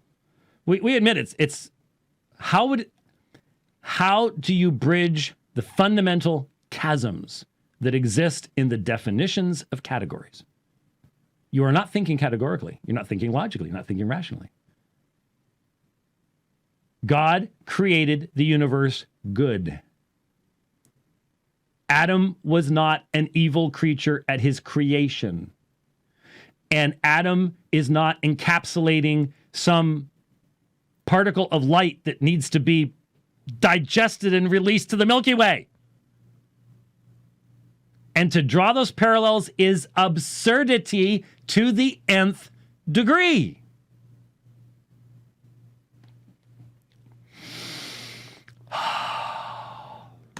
Okay. Now, first, if you don't see the irony in that, let me point it out to you. Okay, because what an ad hominem is trying to ignore or dismiss a person's argument based upon a flaw in their character or their ability. Okay. So, based upon my flaw, my inability to do Greek very well live and to pronounce Greek very well live, though I do consider myself trained to do Greek in writing, but not in speaking. That's one of the reasons I refrain from speaking Greek very often, because I know I'm going to mispronounce words. But the fact that I have a lack of ability in that area, therefore I'm going to dismiss the argument that was just made. That's an ad hominem. That's dismissing the argument, okay? And so he is dismissing my argument. No, I'm pointing out that is what you're doing to Augustine. That's what you're doing to Augustine. And you can't see it. And so when I turn the mirror on you, oh, you're ad hominem meanie. Well, look in the mirror, Leighton. You're doing it all the time. The earliest church. Again, if I was trying to make a point that's not already been established by hundreds upon hundreds of scholars before me, then you might have a point. But it is a accepted and known fact that the earliest church fathers taught a libertarian form of the freedom of the will, and only until Augustine do we see anything like that change. Augustine's the first on record. So, any evidence against the thesis is just automatically dismissed. Your thesis is your ultimate authority. And so when anyone presents anything in Clement or Diognetus or anything else that is against your thesis, when people provide you over and over again with quotes from people who lived before Augustine, who used John 3:5 or talked about faith as a gift, as has been done, dismiss it. Just dismiss it. Just ignore it. It's not there because it's been established. Well, there's really no reasoning with that, but we will keep demonstrating that as time goes along. Ken Wilson's dissertation goes through a lot of these quotes, and I'm looking forward to when Mike gets to those, because I think those are devastating to what he's trying to claim, because they clearly show Gnostics and Manichaeans using the very verses that Calvinists used to establish their deterministic philosophies. And you have early church writings like Ignatius and Irenaeus and others who are repudiating that interpretation. Now, once again, we have the Gnostics used your verses, so therefore you're wrong argument. I'm sorry, but plainly these people do not engage the rest of the world's religions. They do not engage any, this is their one thing, and so they can use this kind of argumentation and not realize that it can be used against them over and over and over again. They don't debate Unitarians. The Unitarians could look to certain people in the early church, say, look, you're using the same verses. You're a bad person. Ha, ha, ha.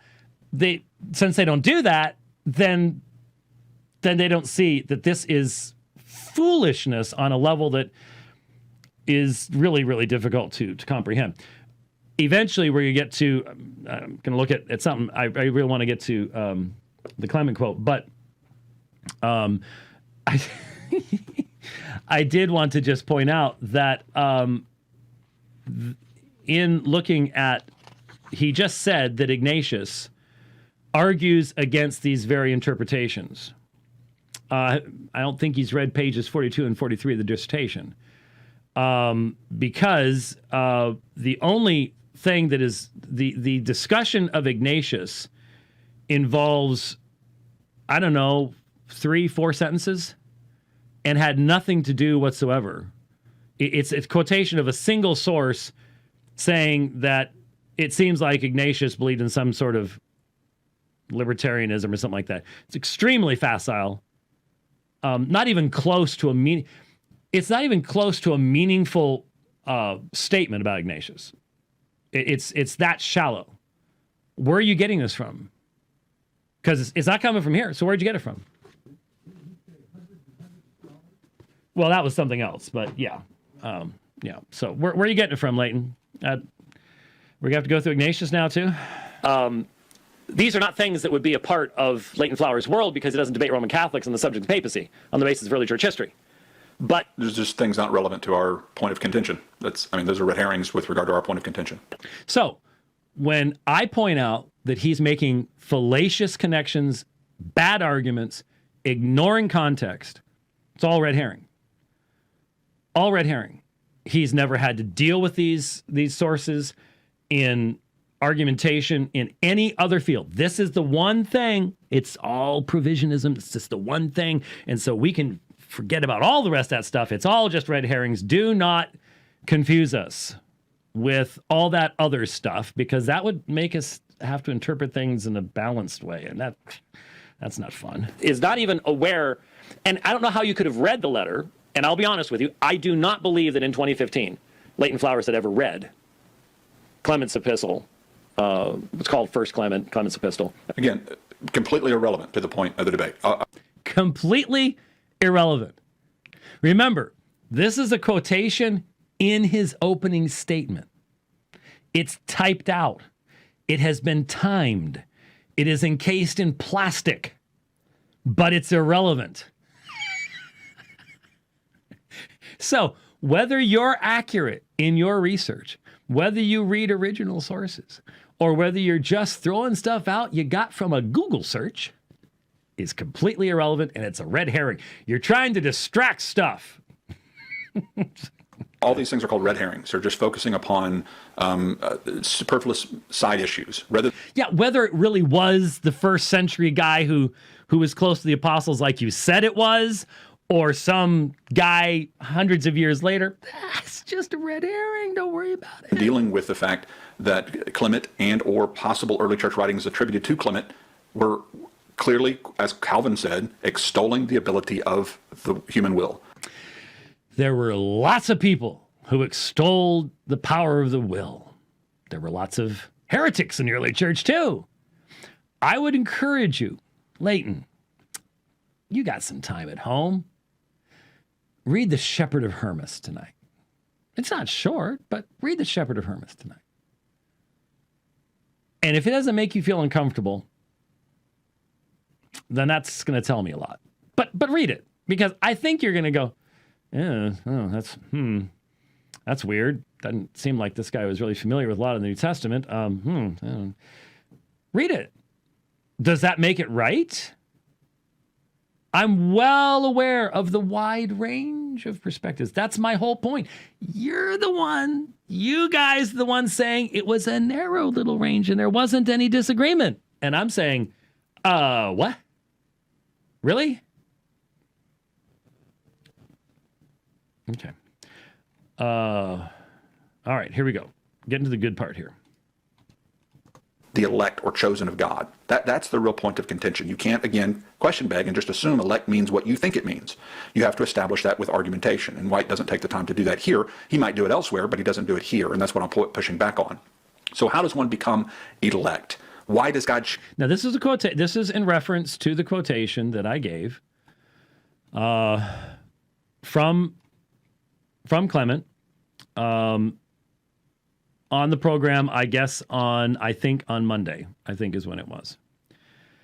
And I had quoted the number of the elect. Remember, it was from right at the beginning of Clement. I gave the quotation that the number of the elect might be saved. And I said, now, I would expect that if you're seriously analyzing, now, if you're just providing surface level, I didn't see it, move on type stuff, fine. But how has Wilson's dissertation been presented to us? As the be-all, end-all of the highest scholarship ever produced on the early church. I read all of them, and all of them viewed it in this way. No, they didn't. No one's ever said that. And there's the documentation against that is not even questionable. So we dare to go, if you're going to talk about Clement, then you might want to consider this. You might want to consider that. If you could talk about Diognetus, well, boy, sure is a lot of stuff in here that you skipped right over, didn't seem to note. And that's what we're talking about here. He doesn't establish what elect means. The point is, who talks about the number of the elect? You guys don't. You guys don't. And it's going to be explained here in just a moment why that is. Because you don't believe God elects anybody. God elects to do something. He doesn't elect anyone in your system. There is no number of the elect in your system. So it is perfectly logical to ask the question that if you think they were a bunch of traditionalists like you, then why did they speak like this? I'm not just assuming something. I'm saying, number of the elect means there is a specific number to the elect. Who gets to decide that? Is it possible, given how often Clement quotes from, who is that guy? Oh, Paul? That might be the background? Might be. In fact, I think it probably is. Someone over another, okay? So why did God choose to save James White and not the latest atheist that he has debated, who may gone on to be with the Lord, okay? So the last atheist... What'd I do, kill him or something? Knocking off my atheist opponents or now? I don't know what that was. That has died. Why did God choose James White and not that person? Well, the Calvinist answer to that question is, well, we don't know. It's not... No, the Calvin...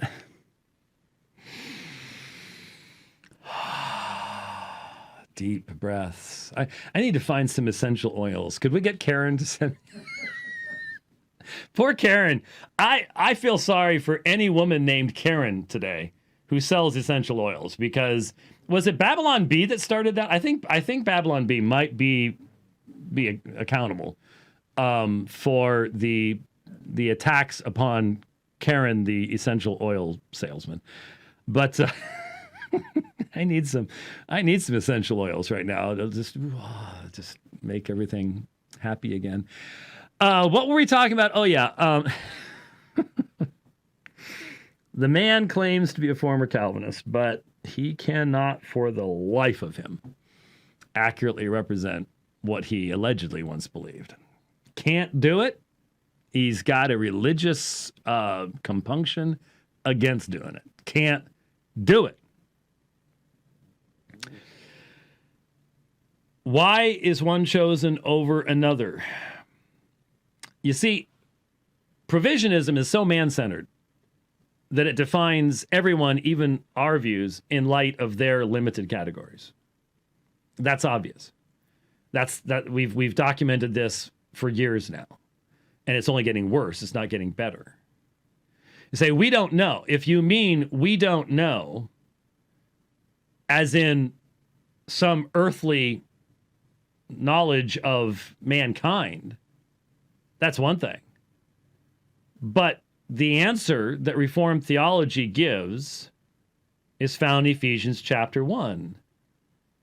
The grounds of the choice in Romans 9, which we're supposed to have debated once, Ephesians chapter 1 is God's will. The goodness of God's will resulting in the praise of his glorious grace. So it's within God, and God does not have to reveal this to us, but it's not a, oh, we don't know. It's a God. It's a God thing. It's for his glory, and he doesn't have to reveal that to us. But there is a reason, and what we do know is if it's based upon what man does, then God's a respecter of persons. And grace is no longer free. And I think that's what you're going to end up saying by the time we get done with this. The scary thing about this is I think Leighton Flowers ended up saying in this very presentation that the elect are those that love God. They love God, therefore they become the elect. As if the rebel sinner has the ability to take out a heart of stone, give himself a heart of flesh, and love God. And you know why that really bothers me? Because that's what the Book of Mormon says. Isn't it? What does the Book of Mormon say? What did I do? Put it back? Oh, yeah, I put it back. Well, I've got the big one down there, but that weighs 47 pounds. Nope, no, that's an open Bible. It's same cover, but what does the Book of Mormon say? If you shall love the Lord your God with all your heart, soul, mind, and strength, then is his grace sufficient for you. I don't know how to differentiate that from what Leighton Flowers is about to say about the Epistle to Clement and how he's going to interpret chapter 59. That's frightening. That's frightening for Leighton. We should pray for him because he's going way, way out there. Well, the Calvinist answer to that question is, well, we don't know. It's not revealed to us. It's a mystery, and it's according to God's secret counsel. We don't know, and we just know this. Calvinists say they know this. It has nothing to do with us personally. It has nothing to do with our faith, our choices, our behaviors, our actions. God's election is unconditionally done, and it's an unconditional election, okay? And so it is completely without regard to the person's decisions, actions, their faith, anything of that nature. It's eternal. It is God's activity in eternity. It is to his glory alone. And it is, that part is true. That's exactly, it has to be for grace to be free. Not deserved, not earned. Okay, so let's see what the other option is. We as provisionists, we would say this instead. We'd say, God has graciously chooses to save those who put their trust in him. Okay. Now, God has let me slow it back down here. I want you to hear this. I want you, we want to accurately represent here. Of that nature. Now, we as provisionists, we would say this instead. We'd say, God has graciously chooses to save those who put their trust in him. I think there was a mispronunciation of something in there, but it sounded like God graciously chooses to save those who put their trust in him. I think that's what it says. So their trust results in their being chosen. Okay, so if God knows who's going to do that, then the number of the elect would be fixed. So I'd like to know from Leighton, when God created, was the number of the elect fixed in God's mind? I think that's a fair question, isn't it? I think it's a fair question. But there's more to it. Okay, so we don't believe that God unconditionally elects people to be saved. We believe that God graciously chooses to save those who freely choose to put their trust in him. God's election to send the gospel to all people is not conditioned upon their good or bad things that they do. Did you catch that? God's election to do what? To send the gospel to people. It's to act. It's to do something, to provide something. It's not actually a choice of anyone. There is no free, positive act of God in this matter. He sends a gospel. He chooses not a person, but an act. It's impersonal than that. It's choose to act. And that act only provides. May have provided for nobody, I guess. I don't know. Whether there is again, as a Southern Baptist, he can't escape this, but his system really doesn't have room for it. I mean, to me, Leighton Flowers needs to seriously consider leaving the Southern Baptist Convention and becoming an open theist. He would finally find his people if he were to do that. It's, in other words, unconditional of their morality, but it is conditioned upon their faith in him. Now, this is the distinction that sometimes Calvinists are not very good at pointing out, and this is what I'm trying to point out to you. Yeah, so we somehow have a duty to point out this distinction that you're... Okay, all right, fine. So that you see the difference. When we can talk about somebody being saved unconditional of their morality, the good or bad they do, because there's good and bad people both in heaven and hell, relatively speaking.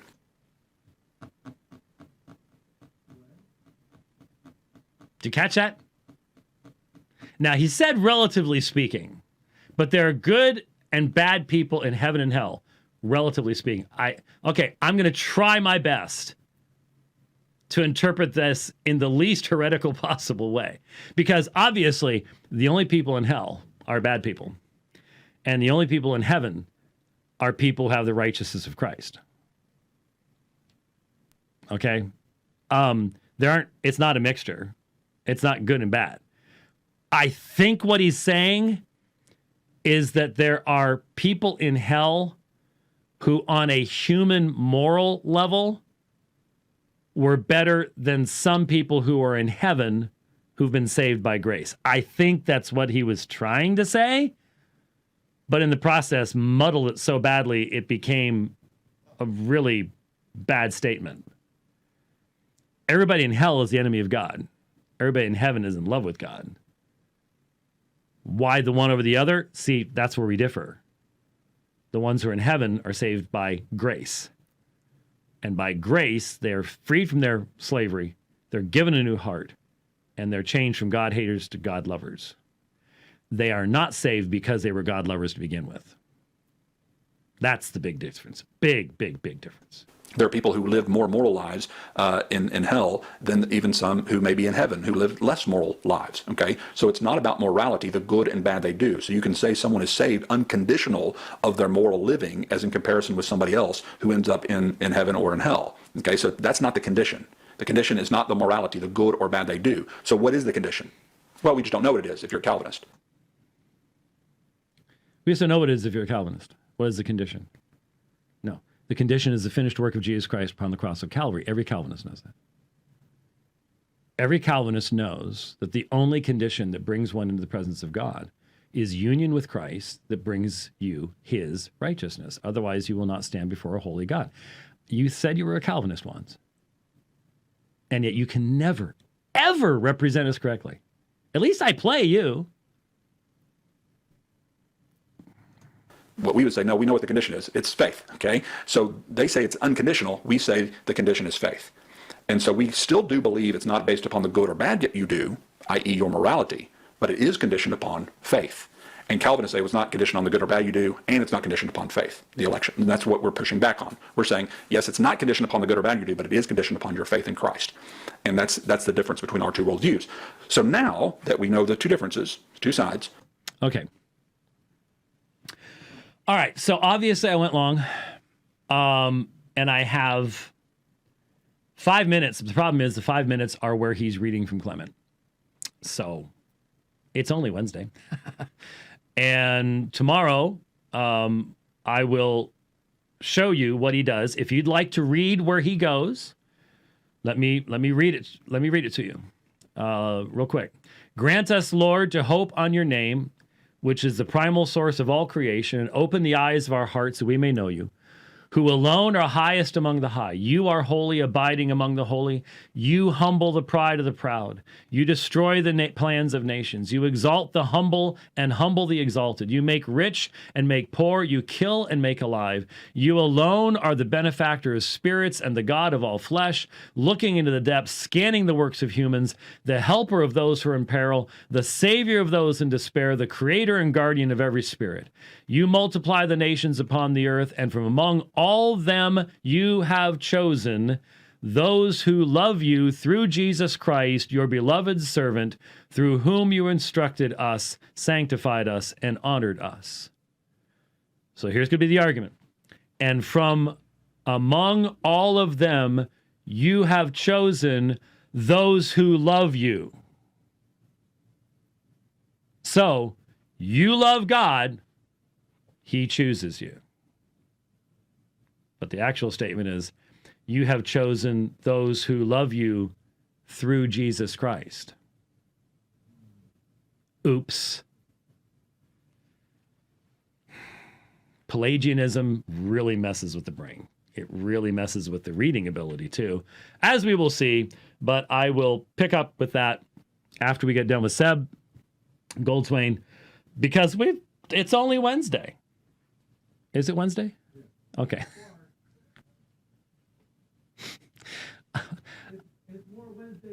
It's more Wednesday than not. Thank you. I don't know. Yeah, there we go. What? I don't know. I've lost. It's the third dividing line. The first one was an hour and a half. Yesterday was 2 hours. Today's 2 hours. We're up to 5.5 hours so far. The question is, did you choose Wednesday or did Wednesday choose you? It's a good question. It's a good question. But the question really is, will I be able to see the Milky Way tonight to know where the light particles are going and where they're going to the moon? Never mind. Because we're Manichaeans. Oh, and by the way, I forgot. One last thing. One last thing. Leighton, you think that it's a argument against Augustine that he was a former Manichaean and didn't know Greek well. You're a former Calvinist who you now say that means you were once a Manichaean and you don't know Greek well. You and Augustine are like brothers. That's why you don't want to use that kind of argumentation. We didn't finish this yesterday. Need to try to get to it. Back to church history here. We've covered a bunch of other stuff. Now back to church history. Let me give you the put you back up to speed here. On Monday, I talked about the fact that there's a lot of backstory here. That we have been dealing with Ken Wilson's theories concerning the source of Augustine's understanding of predestination and election, his theory that this is a Stoic, Gnostic, Manichaean understanding of determinism. One of the things we've been talking about is the fact that any careful scholar will recognize that there are multiple forms of Stoic determinism. There are multiple understandings in Gnosticism based upon different cosmologies. And of course, Manichaean understandings of cosmology are fully dualistic, none of which can have any logical or rational connection to a Christian theistic understanding of the sovereignty of God. The category errors are manifest, clear, and stunning in their obvious nature. Obviously, people who are not Christians don't care about that type of thing. If you're familiar with the history of religion schools, you know that there are a lot of people who are willing to try to make connections between Egyptian mythology, Greek mythology. That's the background of the Christian mythology. Everything's mythology. And they begin with the assumption that all religion is just simply made up in people's minds anyways. There can't be divine revelation, so on and so forth. And so you'll find lots of that kind of stuff out there. But so we have been looking at part of the assertion. We've been listening to an interview that Leighton Flowers did with Ken Wilson. I'm not sure why they're complaining, but we're picking on. We're just simply playing what they themselves have asserted. As a background for digging into the dissertation itself, which will allow us to talk about a lot of church history stuff that's very, very important. It helps to root us in our tradition and understanding where we came from, in recognizing there have been great men of God in the past. They were flawed. We don't have to agree with everything everyone said. There's lots of things to disagree with Augustine, exegetically and things like that, and yet still recognize not only the great influence that he had, but the great insights he had. That's not a common perspective, unfortunately, for a lot of Christians to have. And as a result, a lot of Christians don't read church history because they're afraid of encountering stuff that's different from where they are, rather than finding that to be an exciting thing, an enriching thing, something that only deepens you in your foundational beliefs and things like that. So one of the things that we've been dealing with is the earliest Christian sources outside of the New Testament, which are called, in general, called the Apostolic Fathers, the writers that would have been living in the time of or immediately after the period of the Apostles, which includes books such as the Didache. It includes Ignatius of Antioch, who dies 107, 108, and the little epistle to Diognetus, and then the epistle of Clement, as it is traditionally known. It's actually the epistle of the Church of Rome to the Church at Corinth. Traditionally dated around 95. It could be even before the fall of Jerusalem in AD 70. And so last week we documented the fact that because Leighton Flowers brought up in his own interview, he didn't have to do this, but he brought it up in 2018 when he was interviewing Ken Wilson. He brings up his assertion that I tried to turn Clement into a Calvinist, which of course I did not. But I had mentioned the fact that the term elect is utilized in Clement's epistle. He used pseudonymous later material that wasn't from Clement. He didn't realize that. He had not, I believe, read Clement at that point in time, the actual historical individual. And so we brought that out. And so he tries to spin that in a video, and we started responding to some of the assertions that were made. The last tough stuff that we talked about was the provisionist idea that, in essence, God does not elect people. He elects to save people who believe in Jesus. And so if you were to write this out in a logical progression, human autonomous acts, because there is no divine decree. There is no divine decree in provisionist theology. So autonomous human acts, undetermined by God, so they come from something other than God himself. So they are unaccounted for facts in the sense of God creates the ability for them to come into existence, but does not determine what they're going to be. They determine who then is going to be saved in a provisionistic system, because all God is elected to do is to save people who do something. So he does not elect them. They have the ability autonomously to engage in this act of faith. Over against the misrepresentation that he consistently makes that we don't know, because we're not saying it's within the human realm that determines who is elect by God. It is a part of his good will. It is his goodwill that chooses. So with that, what Leighton attempts to do is he attempts to make the argument in this that if you read Clement sounds more like a provisionist than he does a Calvinist, both of which obviously are anachronistic terms. And obviously, I pointed out that the reality is this isn't Clement's topic.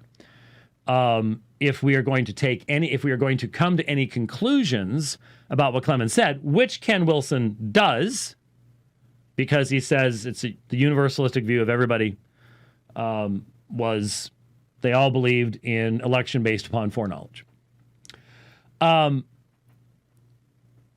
When I first saw the video, it said, strive to be counted among the elect.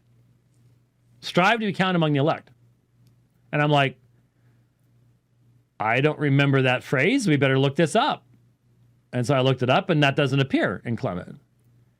That's because it is Leighton Flower's interpretation of a book that he read for the first time this past weekend. It's the interpretation of someone who has no idea what the Clementine literature is, can't tell the difference between the good and the bad, what century it was written, and thinks that when I bring up those issues from having debated these topics for decades, that's all red herring. I will allow you to make the decision as to the value of that type of interpretation, but let's take a look at what is said, and we'll wrap up when we get a chance to finish this up, because there's only a couple minutes here. I am at 1.2. It's a little bit faster, but that's the only way to get things done. Here we go. We go to Clement's other teachings here in the same epistle.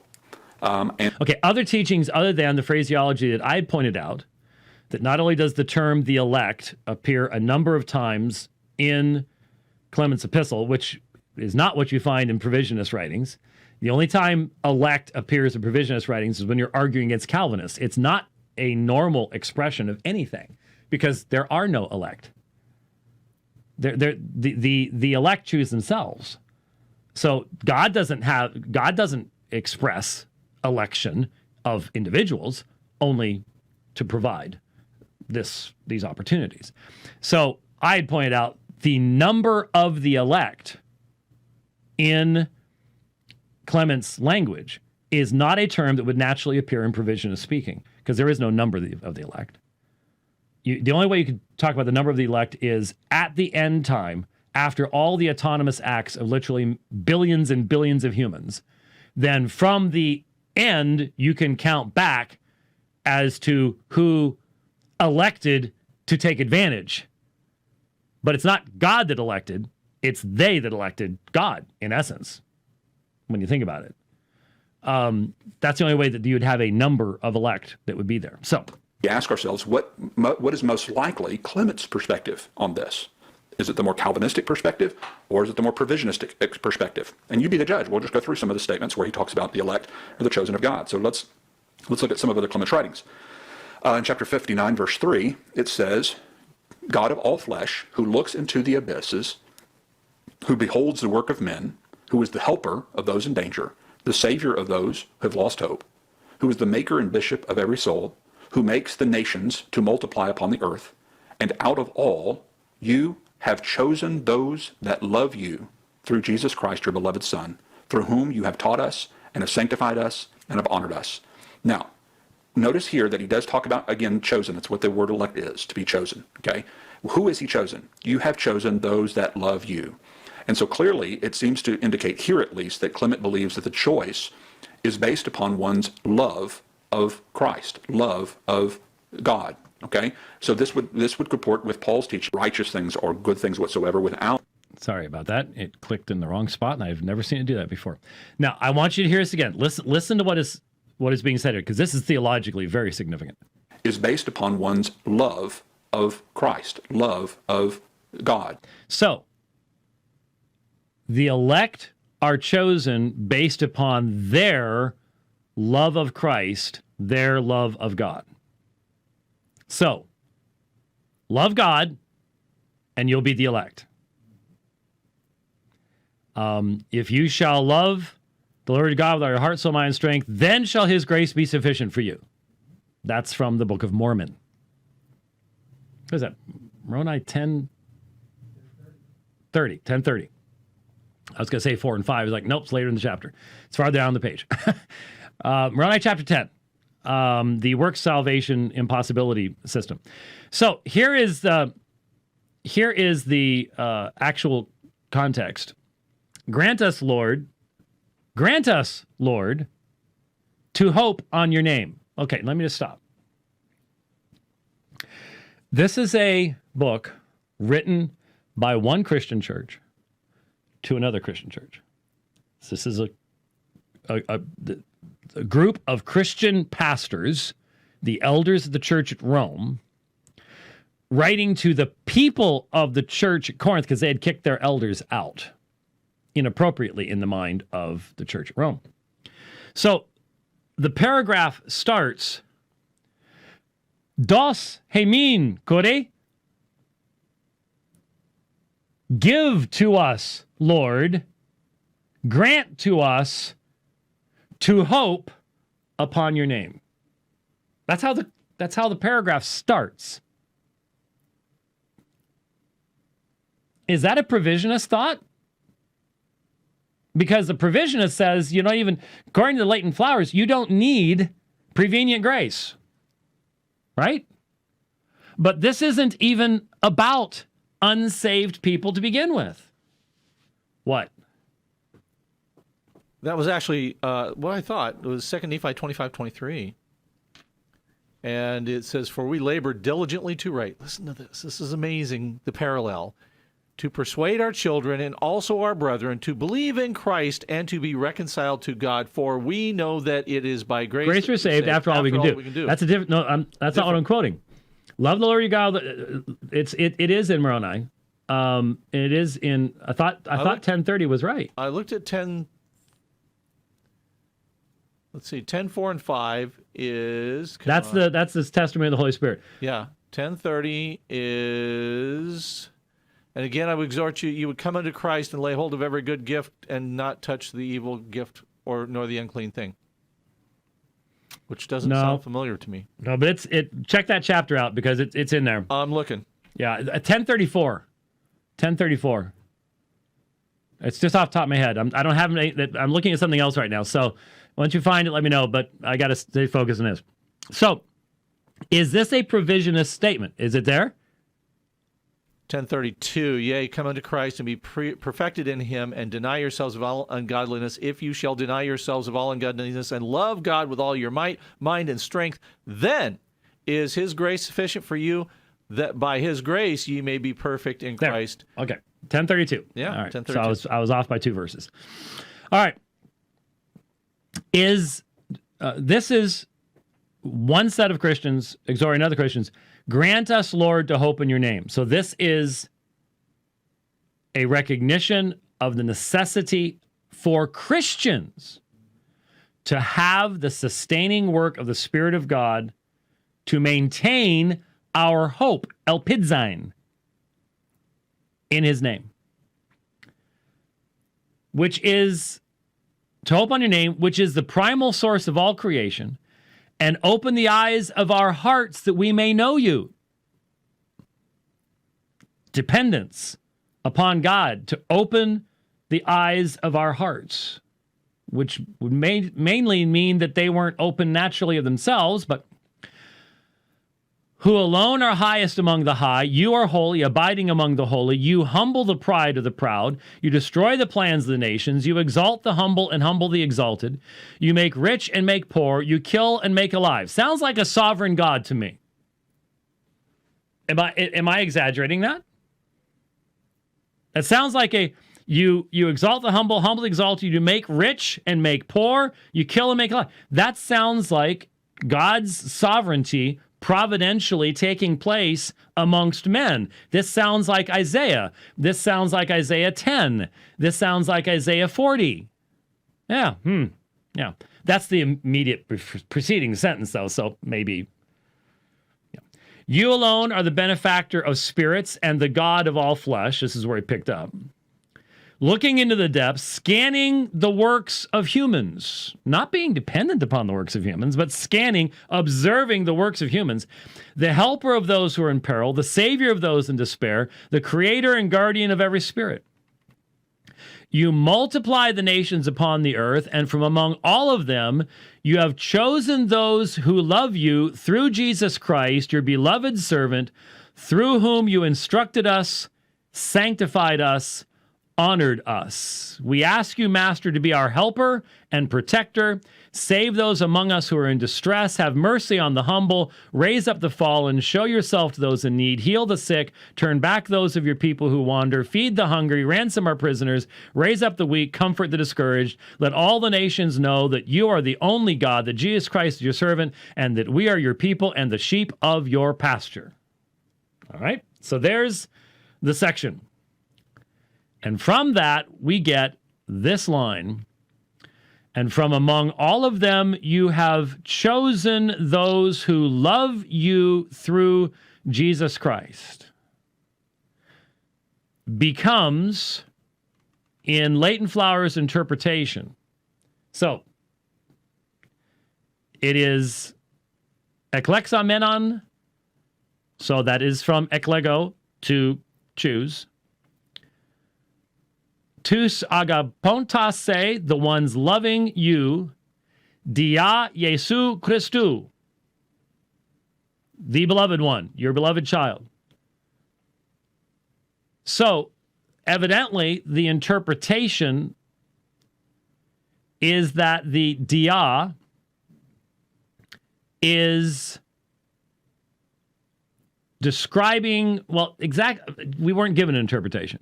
But the conclusion is that the election of these individuals, and it's assumed this has to do with salvation, the election of these individuals is because of their loving God first. As John said, he loves us because we loved him first. Oh, I'm sorry. John didn't say that, did he? No. We love him because he first loved us. Well, that's just John. This is Clement. Maybe it's something else. I don't know. So, in a section beseeching God to bestow all these mercies and save and sustain and sanctify and rescue and everything else, in the middle of this, we have Leighton Flowers telling us that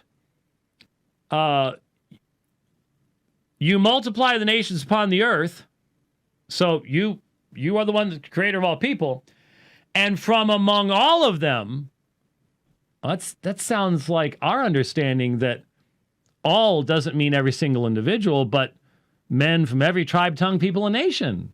Because he's talking about nations upon the earth, right? So from among all of them, you have chosen those who love you through Jesus Christ. You want an example, my friends? I remember some guy, some fellow, a brother, I'm sure, on Twitter, about 4 months ago.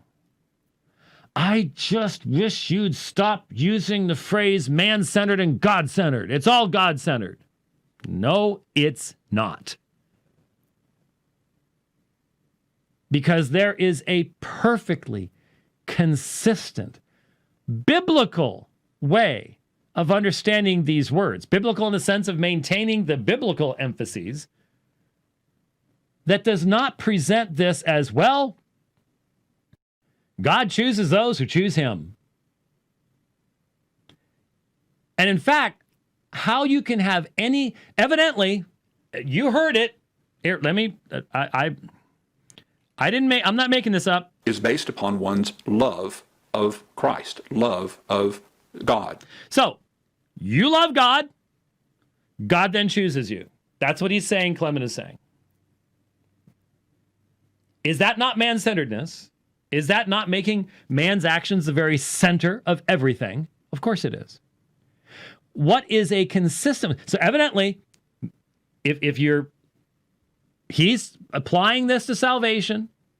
He's applying this to the election of God. And he's saying Clement says that out of all the nations, he chooses those who love God. Not that his choice results in our loving him. Not that his choice is why he would say, give to us to hope in your name. Why would we need God to give us the ability to hope in his name if we didn't need God's ability to love him in the first place? That's the beginning of the paragraph. Give to us, Lord, that we might hope in your name. Is hope tougher than love? Because the idea here is you have the capacity. You, as the rebel sinner against God, dead in your trespasses and sins, have the ability to love God. And once you choose to love God, then he'll love you too. And I've been trying to tell people, this stuff will just keep going farther and farther out there. There's no stopping place once you start down this road. They don't like the name.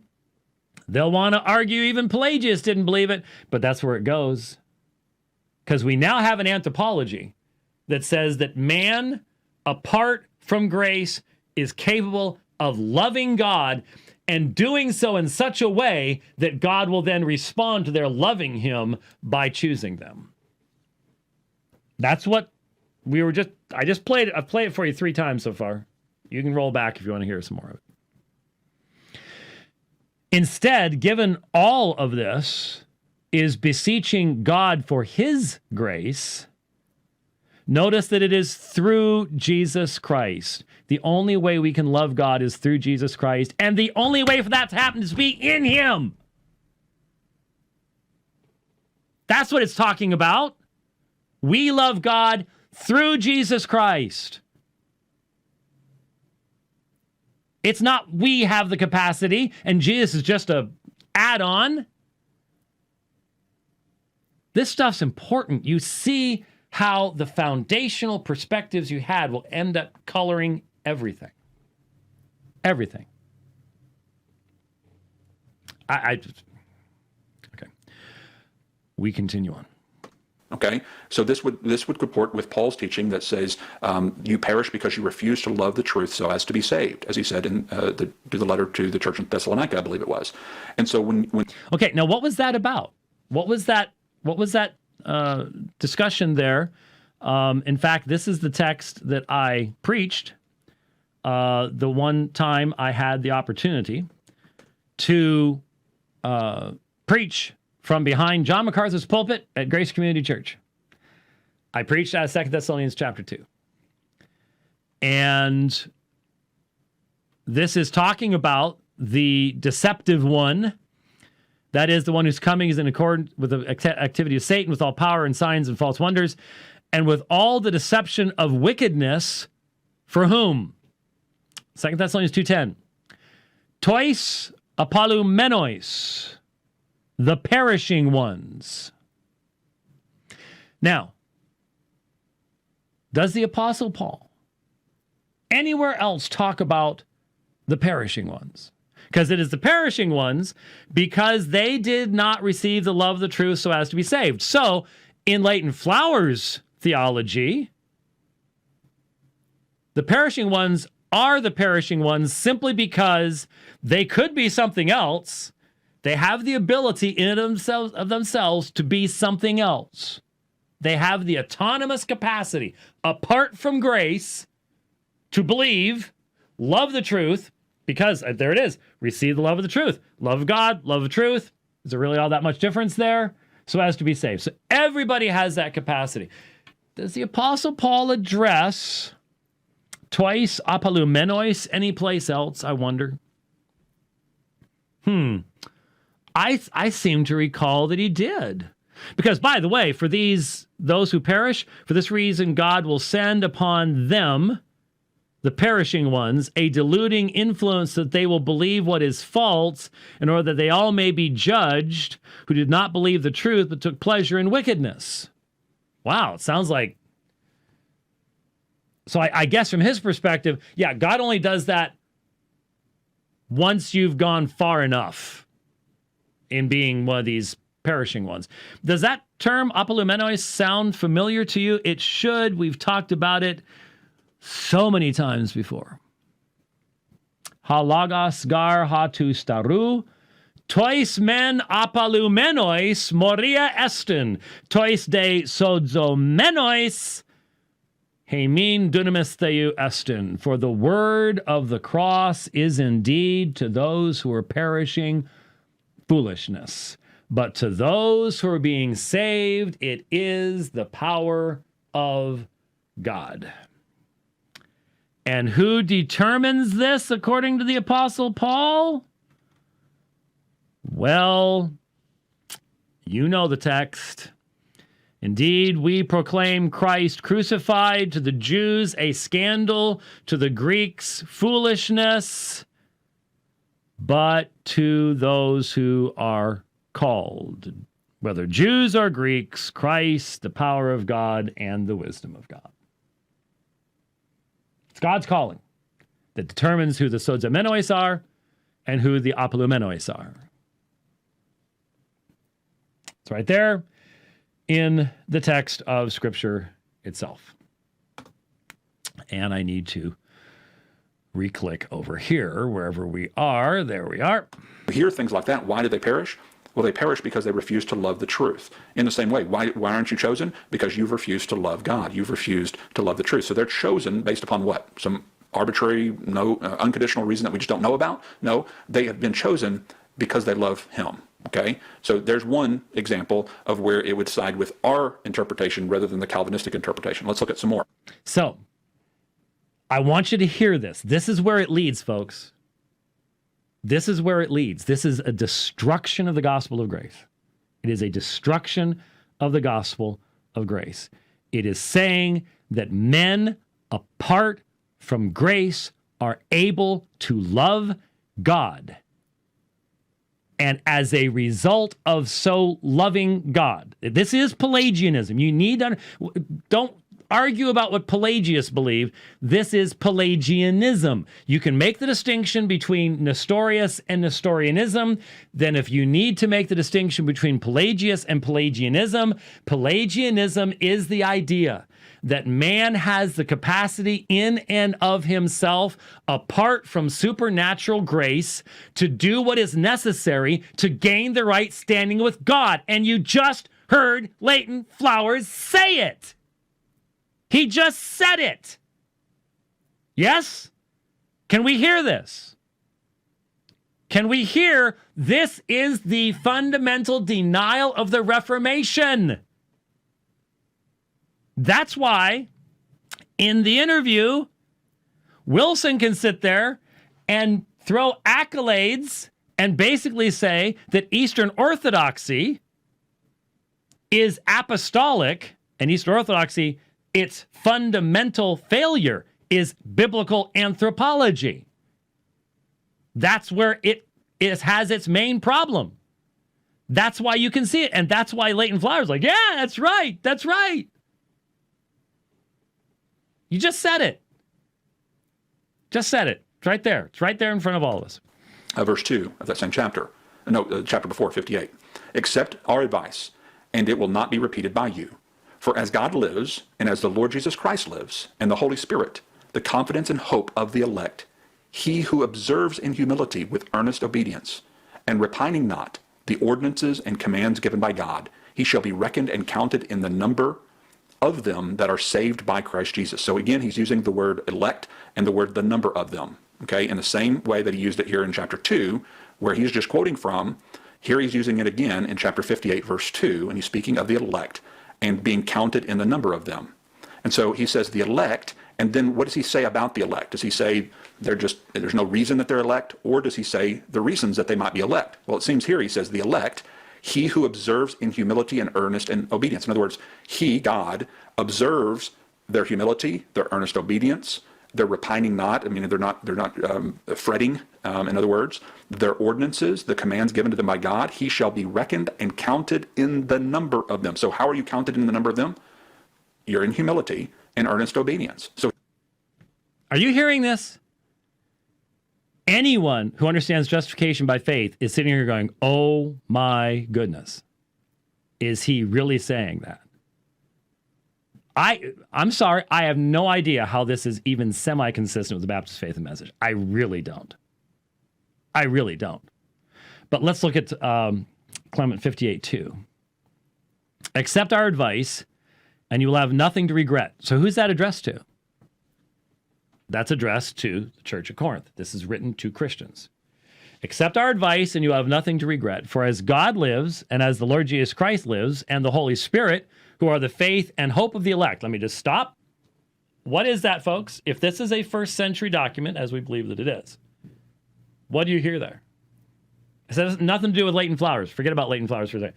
What do you hear there? It's Trinity. For as God lives, as the Lord Jesus Christ lives, and the Holy Spirit, who are the faith and hope of the elect.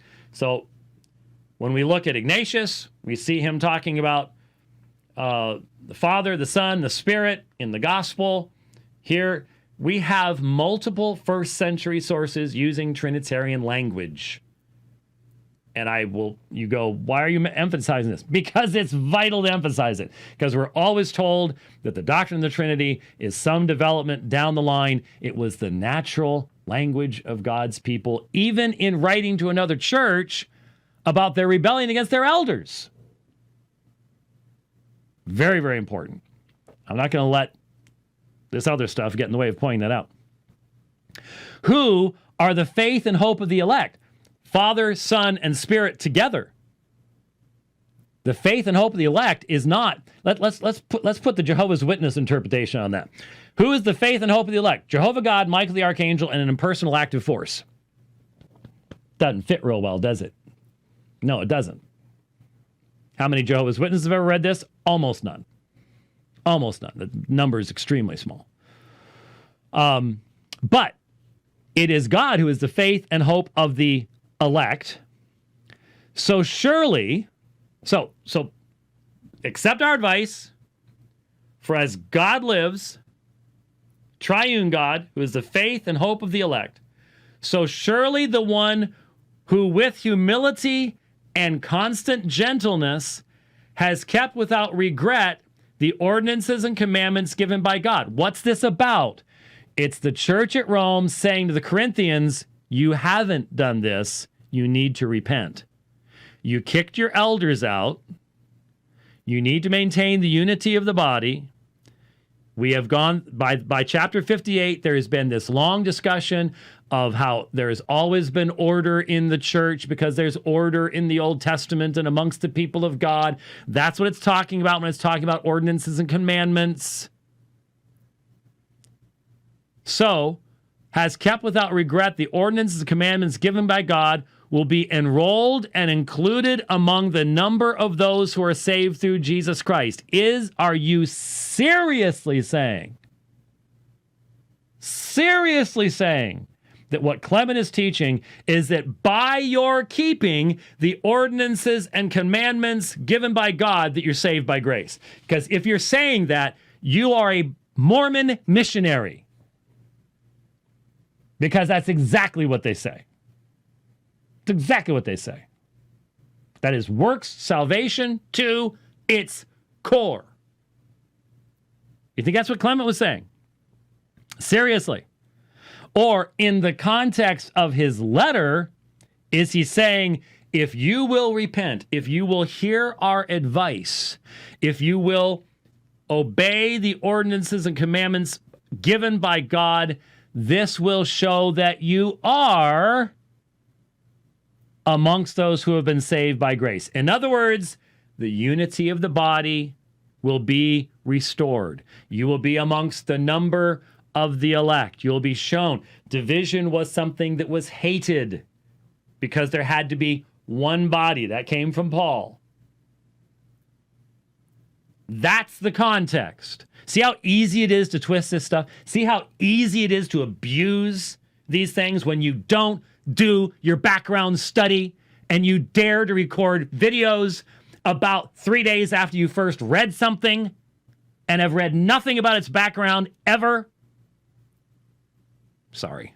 Probably shouldn't have said that, but it really annoys me. Really does. To take something like this and then promote this kind of destruction of grace?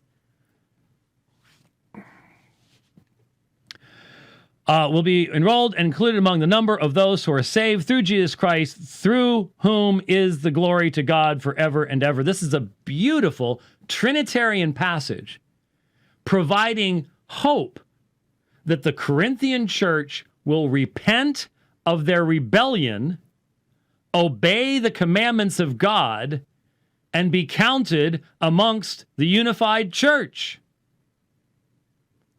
By ignoring all of that, you turn it into a proof text for works salvation.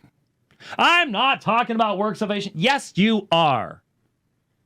If you are saying you can love God enough and obey God enough for God to then choose you, what is the difference?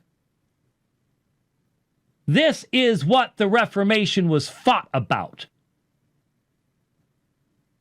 And you're on the other side. You're on the other side. That's what it was about. I expected to be quite calm about this, but when you start hearing people, it's literally telling people that apart from God's grace, you can love God. And that's what's going to make the difference between you and other people. Aside from the abuse of 2 Thessalonians chapter 2, not seeing 1 Corinthians chapter 1, all the rest of that kind of stuff.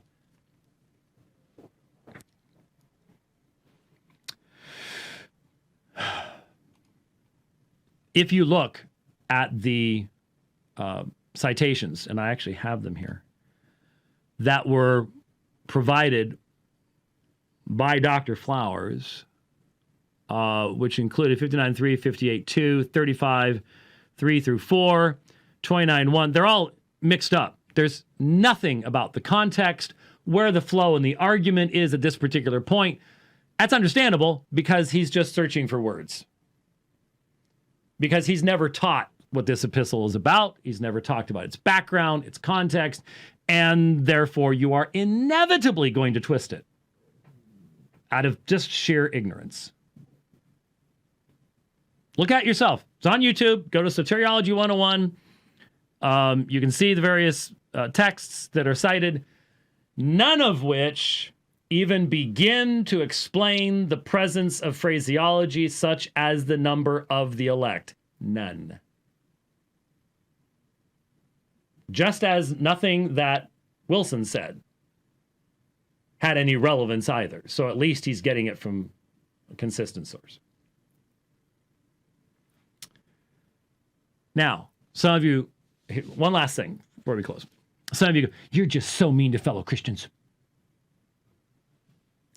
When fellow Christians start promoting not just the abuse of early church fathers, not even knowing what they're talking about and totally changing their context, not just that, but when you start promoting a fundamental denial of the centrality of grace, and I know what he's going to say, oh, God didn't have to provide the opportunities. Grace is the power of God that brings about the change in the heart of man. And when you start denying that, I'm going to come after you.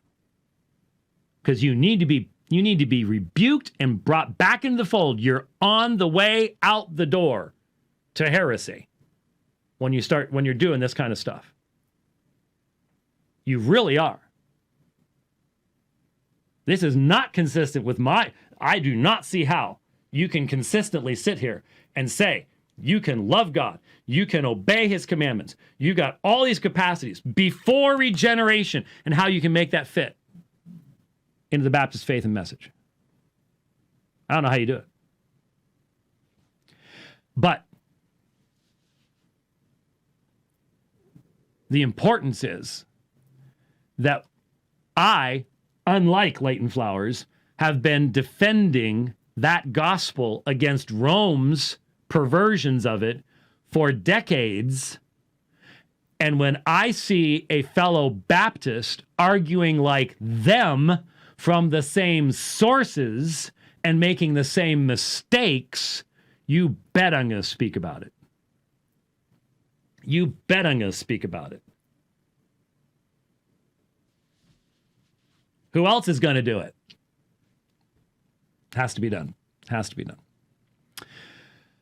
I thought I would then be able to finish up the last 2 or 3 sections, very brief sections in the interview, but we'll get to them. The lockdown continues probably till the end of May, unless, I don't know, there's supposed to be a big announcement tomorrow, right? Today? I thought it was Friday.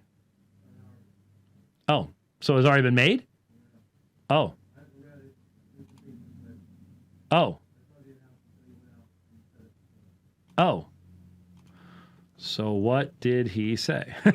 So I texted somebody I know will be going immediately right back to me. So whenever, whatever.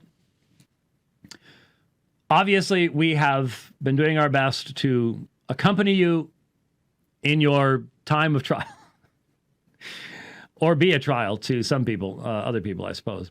But we're actually, this will be the first, I think this is, well, have we ever done 5 dividing lines in 1 week? I don't think so. If we have, I don't remember it. I don't think so.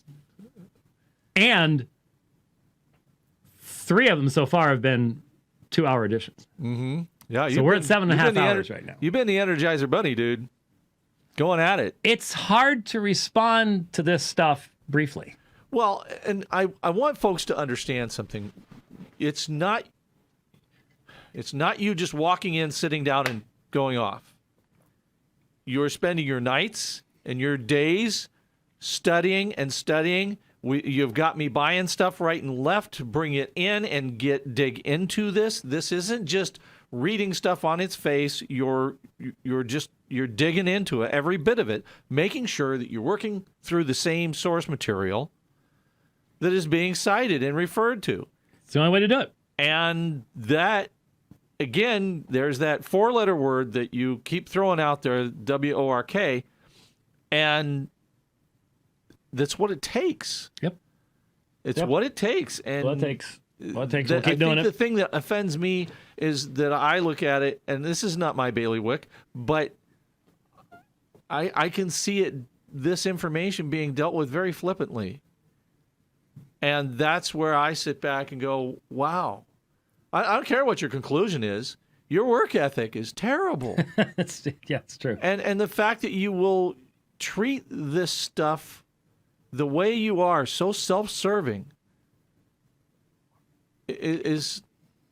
I had been looking at a topic, was going to be discussing a topic when everything was sort of taken over by the Wilson Flowers discussion, which has allowed us to do what I enjoy doing. I mean, you got to do what you enjoy doing, and what you have some facility to do. And church history and theology and apologetics, we've been doing that for a long time now. And so that's what we've done, and it sort of pushed this other subject out of the way. Stay away from the lighter. I'm gonna bring it in here someday. I'm gonna remember. I would just suggest to you that if I have to keep dealing with Ken Wilson, you had better get a fire extinguisher. There was a lot of discussion about these things, but traditional understandings, that doesn't make them right. We have to back up what we believe. There has to be serious thought. But this, more than almost any other subject, requires us to bring into our thinking multiple threads of biblical reality and biblical truth. So what is God seeking to accomplish? What is the nature of man? What is the nature of justice? Why does the Bible talk about punishment? And is that punishment simply annihilation? Is it simply cessation of existence? Is there a correspondence When we talk about the death that Christ died, what is the nature of the substitutionary element of that? Is it necessary that Christ be the God-man for his death to be propitiatory for many people, all who are united with him? And what is the relationship of the nature of his person to the atonement that is offered? And again, church history is important to understand here, but it's insufficient to give us an answer. It helps us to evaluate our answers, and we cheapen the answer we give if we are not aware of the answers that have been offered in the past. So, what have you heard me saying in the Ken Wilson stuff recently? What have I said a number of times in the background information? There wasn't a major treatise on the subject of atonement until the 4th century. So that was not where the focus of their attention was. When you have early writers who address the subject because they are forced to by something outside, because the consistency of Christian revelation has not been worked through and we don't have the shoulders of giants stand on, people come up with some really weird stuff. So, for example, I was going to spend some time today, I'm not going to now, obviously. I was going to spend some time talking a little bit about, I was studying today, spent hours this morning studying for future programs. That's what I've been doing. While trimming a tree and while doing a 2-mile walk. And what I was studying is Gnosticism. Now, I've studied Gnosticism for years, but generally my interest would finally end once it started getting to the level of all the names that Gnosticism uses, because there are so many names, and one writer would use one name and another writer would use another name for the same figure or concept. Most of them are Greek names, sometimes Coptic, sometimes Egyptian, depends on who you're reading. But and the categories of existence, it is absurdly complicated. Absurdly complicated. Let me just tell you one thing this morning. If you know about Gnosticism, you know about the demiurge, right? I've told you about you've heard me talk about the demiurge. I only have an audience of one, and he sometimes goes catatonic. So the demiurge is the creator of the physical universe. So Yahweh, the creator God of Genesis, to the Gnostics was not only a lower form of divine being, but a deceived, depraved, arrogant form of divine being who actually proclaimed himself to be the only true God. Gnosticism is without a doubt the most wicked, demonic religion I've ever encountered. It knows the scriptures and intentionally seeks to pervert them. This wasn't just some sort of innocent, we have the idea here in Arizona, we're not far from a city called Sedona. And Sedona, the Sedona area is one of the most beautiful places in the world. It's the Grand Canyon upside down. It really is beautiful. But it is inhabited by wackos. Just complete, total wackos. Remember the harmonic convergence? What year was that? 2005? For some reason, 2005 comes up in my mind. Everybody was talking about the harmonic convergence, which was supposed to be focused in Prescott, Arizona. And so you go driving through Prescott today, if you need any crystals, what? What did I say? Prescott. Oh, I'm sorry. Sedona. Prescott. That's where Rich was born.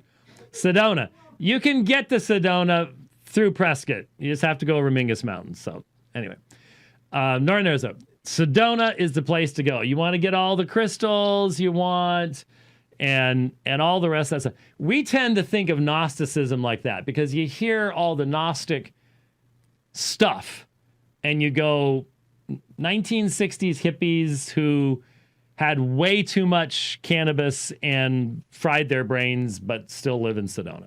That's not what Gnosticism was. Gnosticism was simply demonic. And so you can't use the term demonic in most church history classes, or at least in most history classes. You're not allowed to say things like that. But for a believer, you look at what Gnosticism taught, it's demonic. It is devilish, satanic to its core. Because the one true God that the New Testament belabors the fact, the God of Abraham, Isaac, and Jacob, has revealed himself in Jesus Christ. This is fundamental to the New Testament teaching. That is fundamentally denied.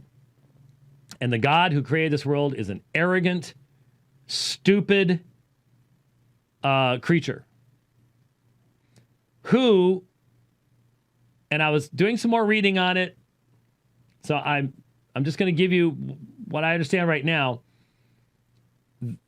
I've talked to you about the eons that, how did I get into this? I wasn't going to spend as much time, but this is the problem. You can't even talk about a little part of it and make it understandable without fitting it into this massively complicated cosmogony.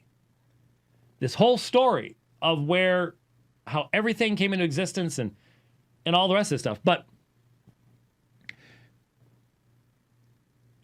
the one true God who isn't a God like we conceive of a God.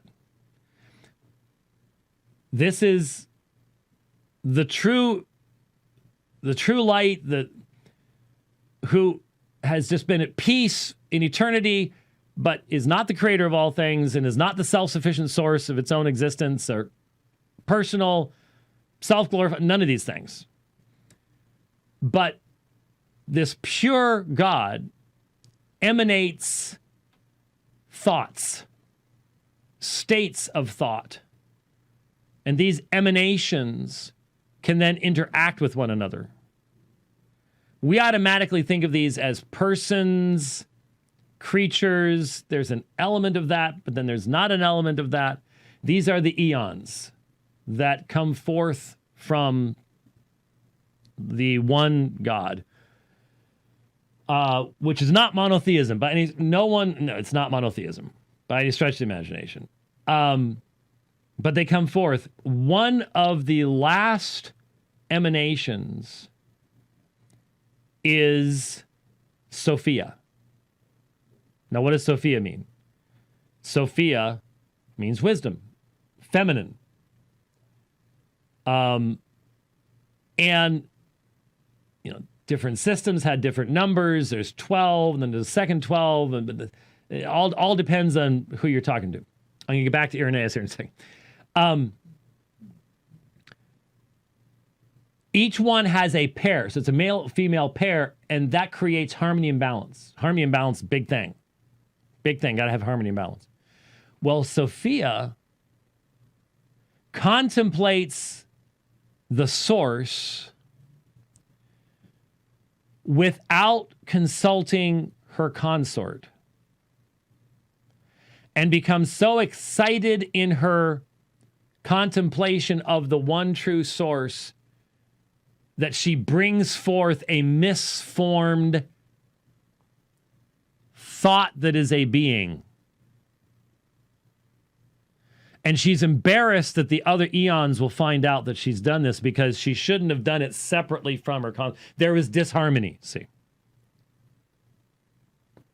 And so she basically thrusts this thing out of the pleroma, the fullness,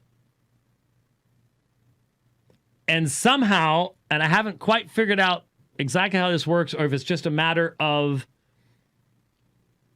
differing views, because there were Valentinian spins, and if you get down toward Egypt, then it has another spin, and just tremendously complex. From this divine but misshapen creature that is removed by Sophia from the pleroma, somehow that either becomes or gives birth to the God of this world, called a number of different names within Gnosticism, but attached to the name Jehovah. That's where Jehovah comes from in Gnosticism. And hence, there's this really complicated, just as there is in Manichaeism, there's this really complicated mythology about how mankind becomes created and how the eons get involved. So there is the dual nature of man, the spiritual nature and the fleshly nature, and there's rape involved, but then again there is a Manichaeism too. So yeah, okay, it gets incredibly complex, just wild. But the whole idea is disharmony between what we would call attributes of the one God. And interesting enough, it's wisdom, Sophia, that is responsible. Now, she is sort of like redeemed. And, once it becomes known what she did amongst the eons, she's brought back in and everybody's cool. And, if you can describe it that way. But it was wisdom, Sophia, that was the one that started the path toward the creation of this. She experienced confusion and something else. I was just reading it. I was actually going to have a little story time with Jimmy today, but I just decided I didn't want to put you all through it because takes us back to where we were. Irenaeus. Up until we discovered the Nag Hammadi library in the last century,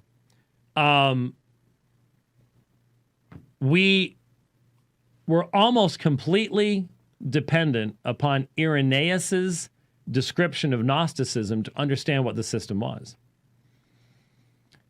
His book Against Heresies starts off with a entire section.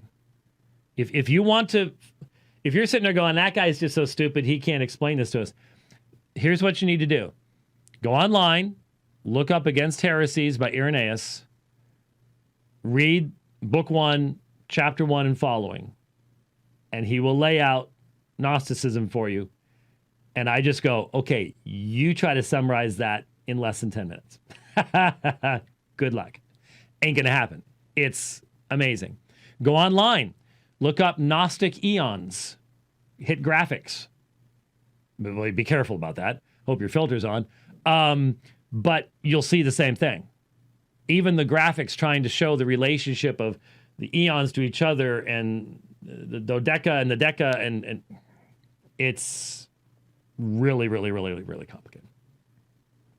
So I guess mentioning Irenaeus is what got me off on this tangent, because I can really appreciate the fact that Irenaeus did a really good job describing Gnosticism.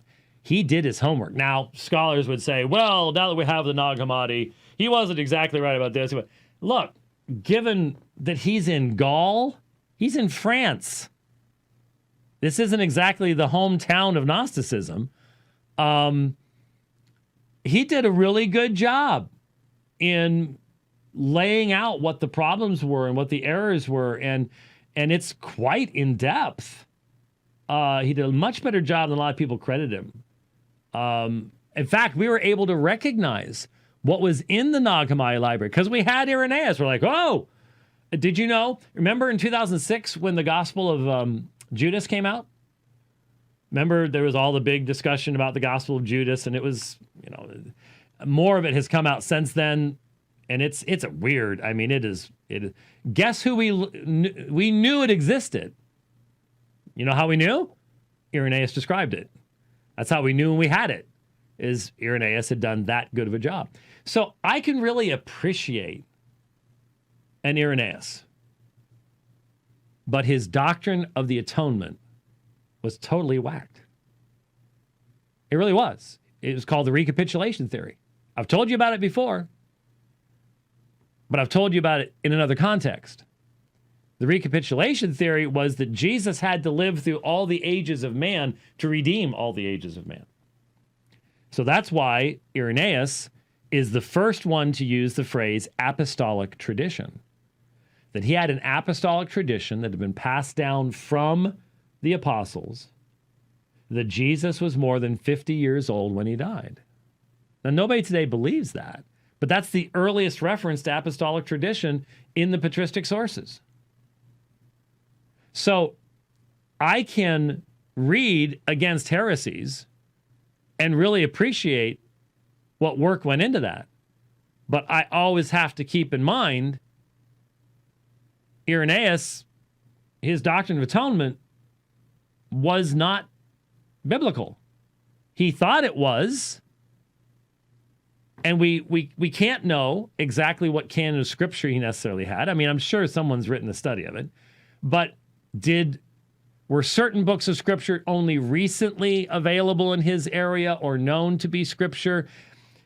You know, I try to have as broad a extension of grace that I possibly can in those first years, in those first centuries, because I know how dependent I am, and you are, on those who came before us.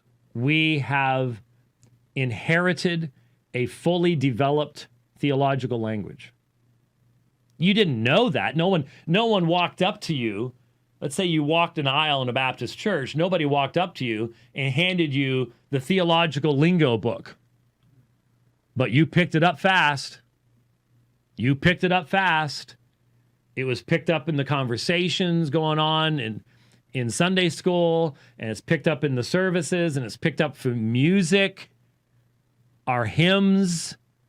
Man, there's a lot of theology in those things. And you learn the language. Well, that took a long time to develop. We've had an advantage that those early church fathers did not have. And so I can appreciate Irenaeus while going, yeah, but his doctrine. Now, he didn't know what I know about some of the backgrounds and didn't have the commentaries, and he took over the group there in Lyon because the previous bishop was killed. There had been bad persecution, and we don't know when he died because he probably died in persecution too. So cut the guy a break, basically, is what I'm saying. Don't judge him on standards that he didn't have. Okay? But that also means I have to go, yeah, okay, I hear what he's saying on this, that, or the other thing. That's why we have to be so careful in how we handle the early church fathers. Let's tie this together, because I do intend to wrap this program up, because this may have been the most meandering discussion we've ever had. But the end of 5 consecutive dividing lines, I can meander a little bit. I hope you don't mind. What? Well, I am. Yeah, it is hard to. The subjects that we're addressing today are somewhat complex. Not just Gnosticism, but dealing with eschatology and punishment. And the point is this: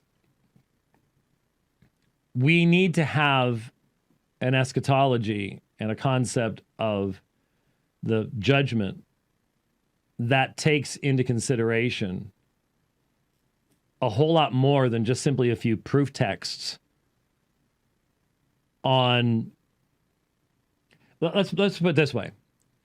I think the meaning of basanis mas is important. I think that the parallel in Matthew 25:46 is important. Yes, Chris, I listened to what you said, and it was very unconvincing to me. But the point is, I heard it, and I can see why you're extremely concerned about that particular text. But what I'm saying to people on my side is, for most of us, we have held to a position and we don't know why we hold to it. It's tradition. And let's just put it this way. People like Chris Date challenge us to know why we believe on the subject. And I'll tell you one thing. Most people haven't responded to him overly well. There are some people out there, but this is just the subject people don't want to talk about. And the reason I haven't adopted that perspective is because I see it to be in conflict. And see, Chris says, and this is why I believe it the way that I believe it in his particular view. Fine, great. I'm glad that that's what you think. But issues of justice, anthropology, atonement are generally not the context in which our eschatology has been formed. You see where this was all coming to this. You want to hear what the end of the week exhortation is here? We spent a lot of time this week in historiography, being fair to early church fathers, recognizing the abuse of early church fathers, and all the rest of that stuff. Okay? Theologically, the challenge for us is that we need to be honest when there are parts of our theology that are basically unformed because we have not wrestled with what are the real constituent factors of that theology. Do you hear what I'm saying? If you have simply adopted a traditional understanding in any area without seeing what the foundations are and the consistency of those foundations, that's going to be a weakness for you. And in my experience, once somebody pushes upon an area of our theology that we have formed out of tradition, we tend to respond with emotion, first and foremost, because we know that we have a weakness there. And we know that if you push us too far, there's nothing, I got no place left to go. I've never really thought through what this is all about. And so we want to have a consistent theology. Why am I even investing my time other than the cool, enjoyable thing about getting to teach church history on the dividing line to a depth that at least some of you appreciate, some others maybe have just tuned us out, I don't know.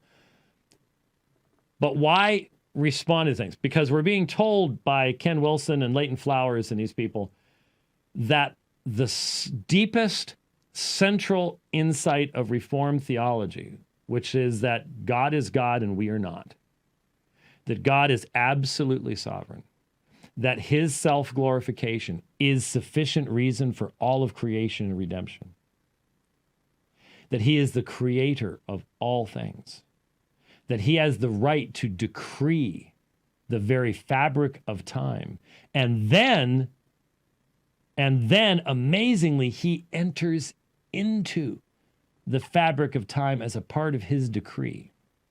Something no Manichaean, Gnostic, or Stoic could have ever dreamed of. But anyway, we're being told that that central, beautiful reality that changes everything. And you in the audience, you know what I'm talking about. You know what it was like to all of a sudden realize God is really God. And he has the right to do with his creation as he sees fit to his glory. And the amazing thing is, he's chosen to enter into his own creation and join a people to himself. That central reality we're being told is actually a straight line borrowing from Stoicism, Gnosticism, and Manichaeism. So I know that's not true. I know that's patently absurd. But I'm seeing people being influenced by that because it comes from two directions. It is natural for man to put himself in the center. It is natural for man to decentralize God's intentions and go with the man-centeredness on the theology side. And then join that with the simple reality that the man in the pew in the world today has no idea what Manichaeism was, what Gnosticism was, what the Stoics believed. And therefore, someone comes along and says, believe me, here's some quotes. You put the two together, and it becomes a very noxious fume. And I'm just turning the fan on to blow it out the windows, that's all. But I think it's an important thing to do. And in the process, hopefully, edify a whole bunch of folks and teach you, and by example, to be able to read Irenaeus against heresies and go, man, this guy put a lot of work into this. And isn't it amazing? It's something written this long ago. We can still read it. And he was really concerned about apologetics in his day. And man, his stuff is really twisted by liberals and things like that today. And he's attacked and all that kind of stuff.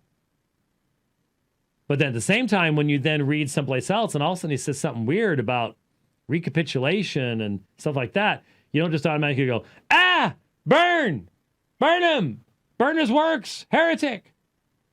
No, you go, well, he's alive in the 2nd century, and man, I've got access to a whole lot more. And isn't it wonderful that God has not left us to our own devices, and there has been people who've been able to work through these things, and we can use the language we've developed to understand these things. And so instead of it being I'm going to exercise judgment and get the flamethrower out and identify Irenaeus as a heretic because he had a different view than I do, though he wouldn't have known what your view was. So that's the point, you see. I can be really thankful for even people who had different views than I did in the past. I think that involves maturity and growth, and that's what we need in our day.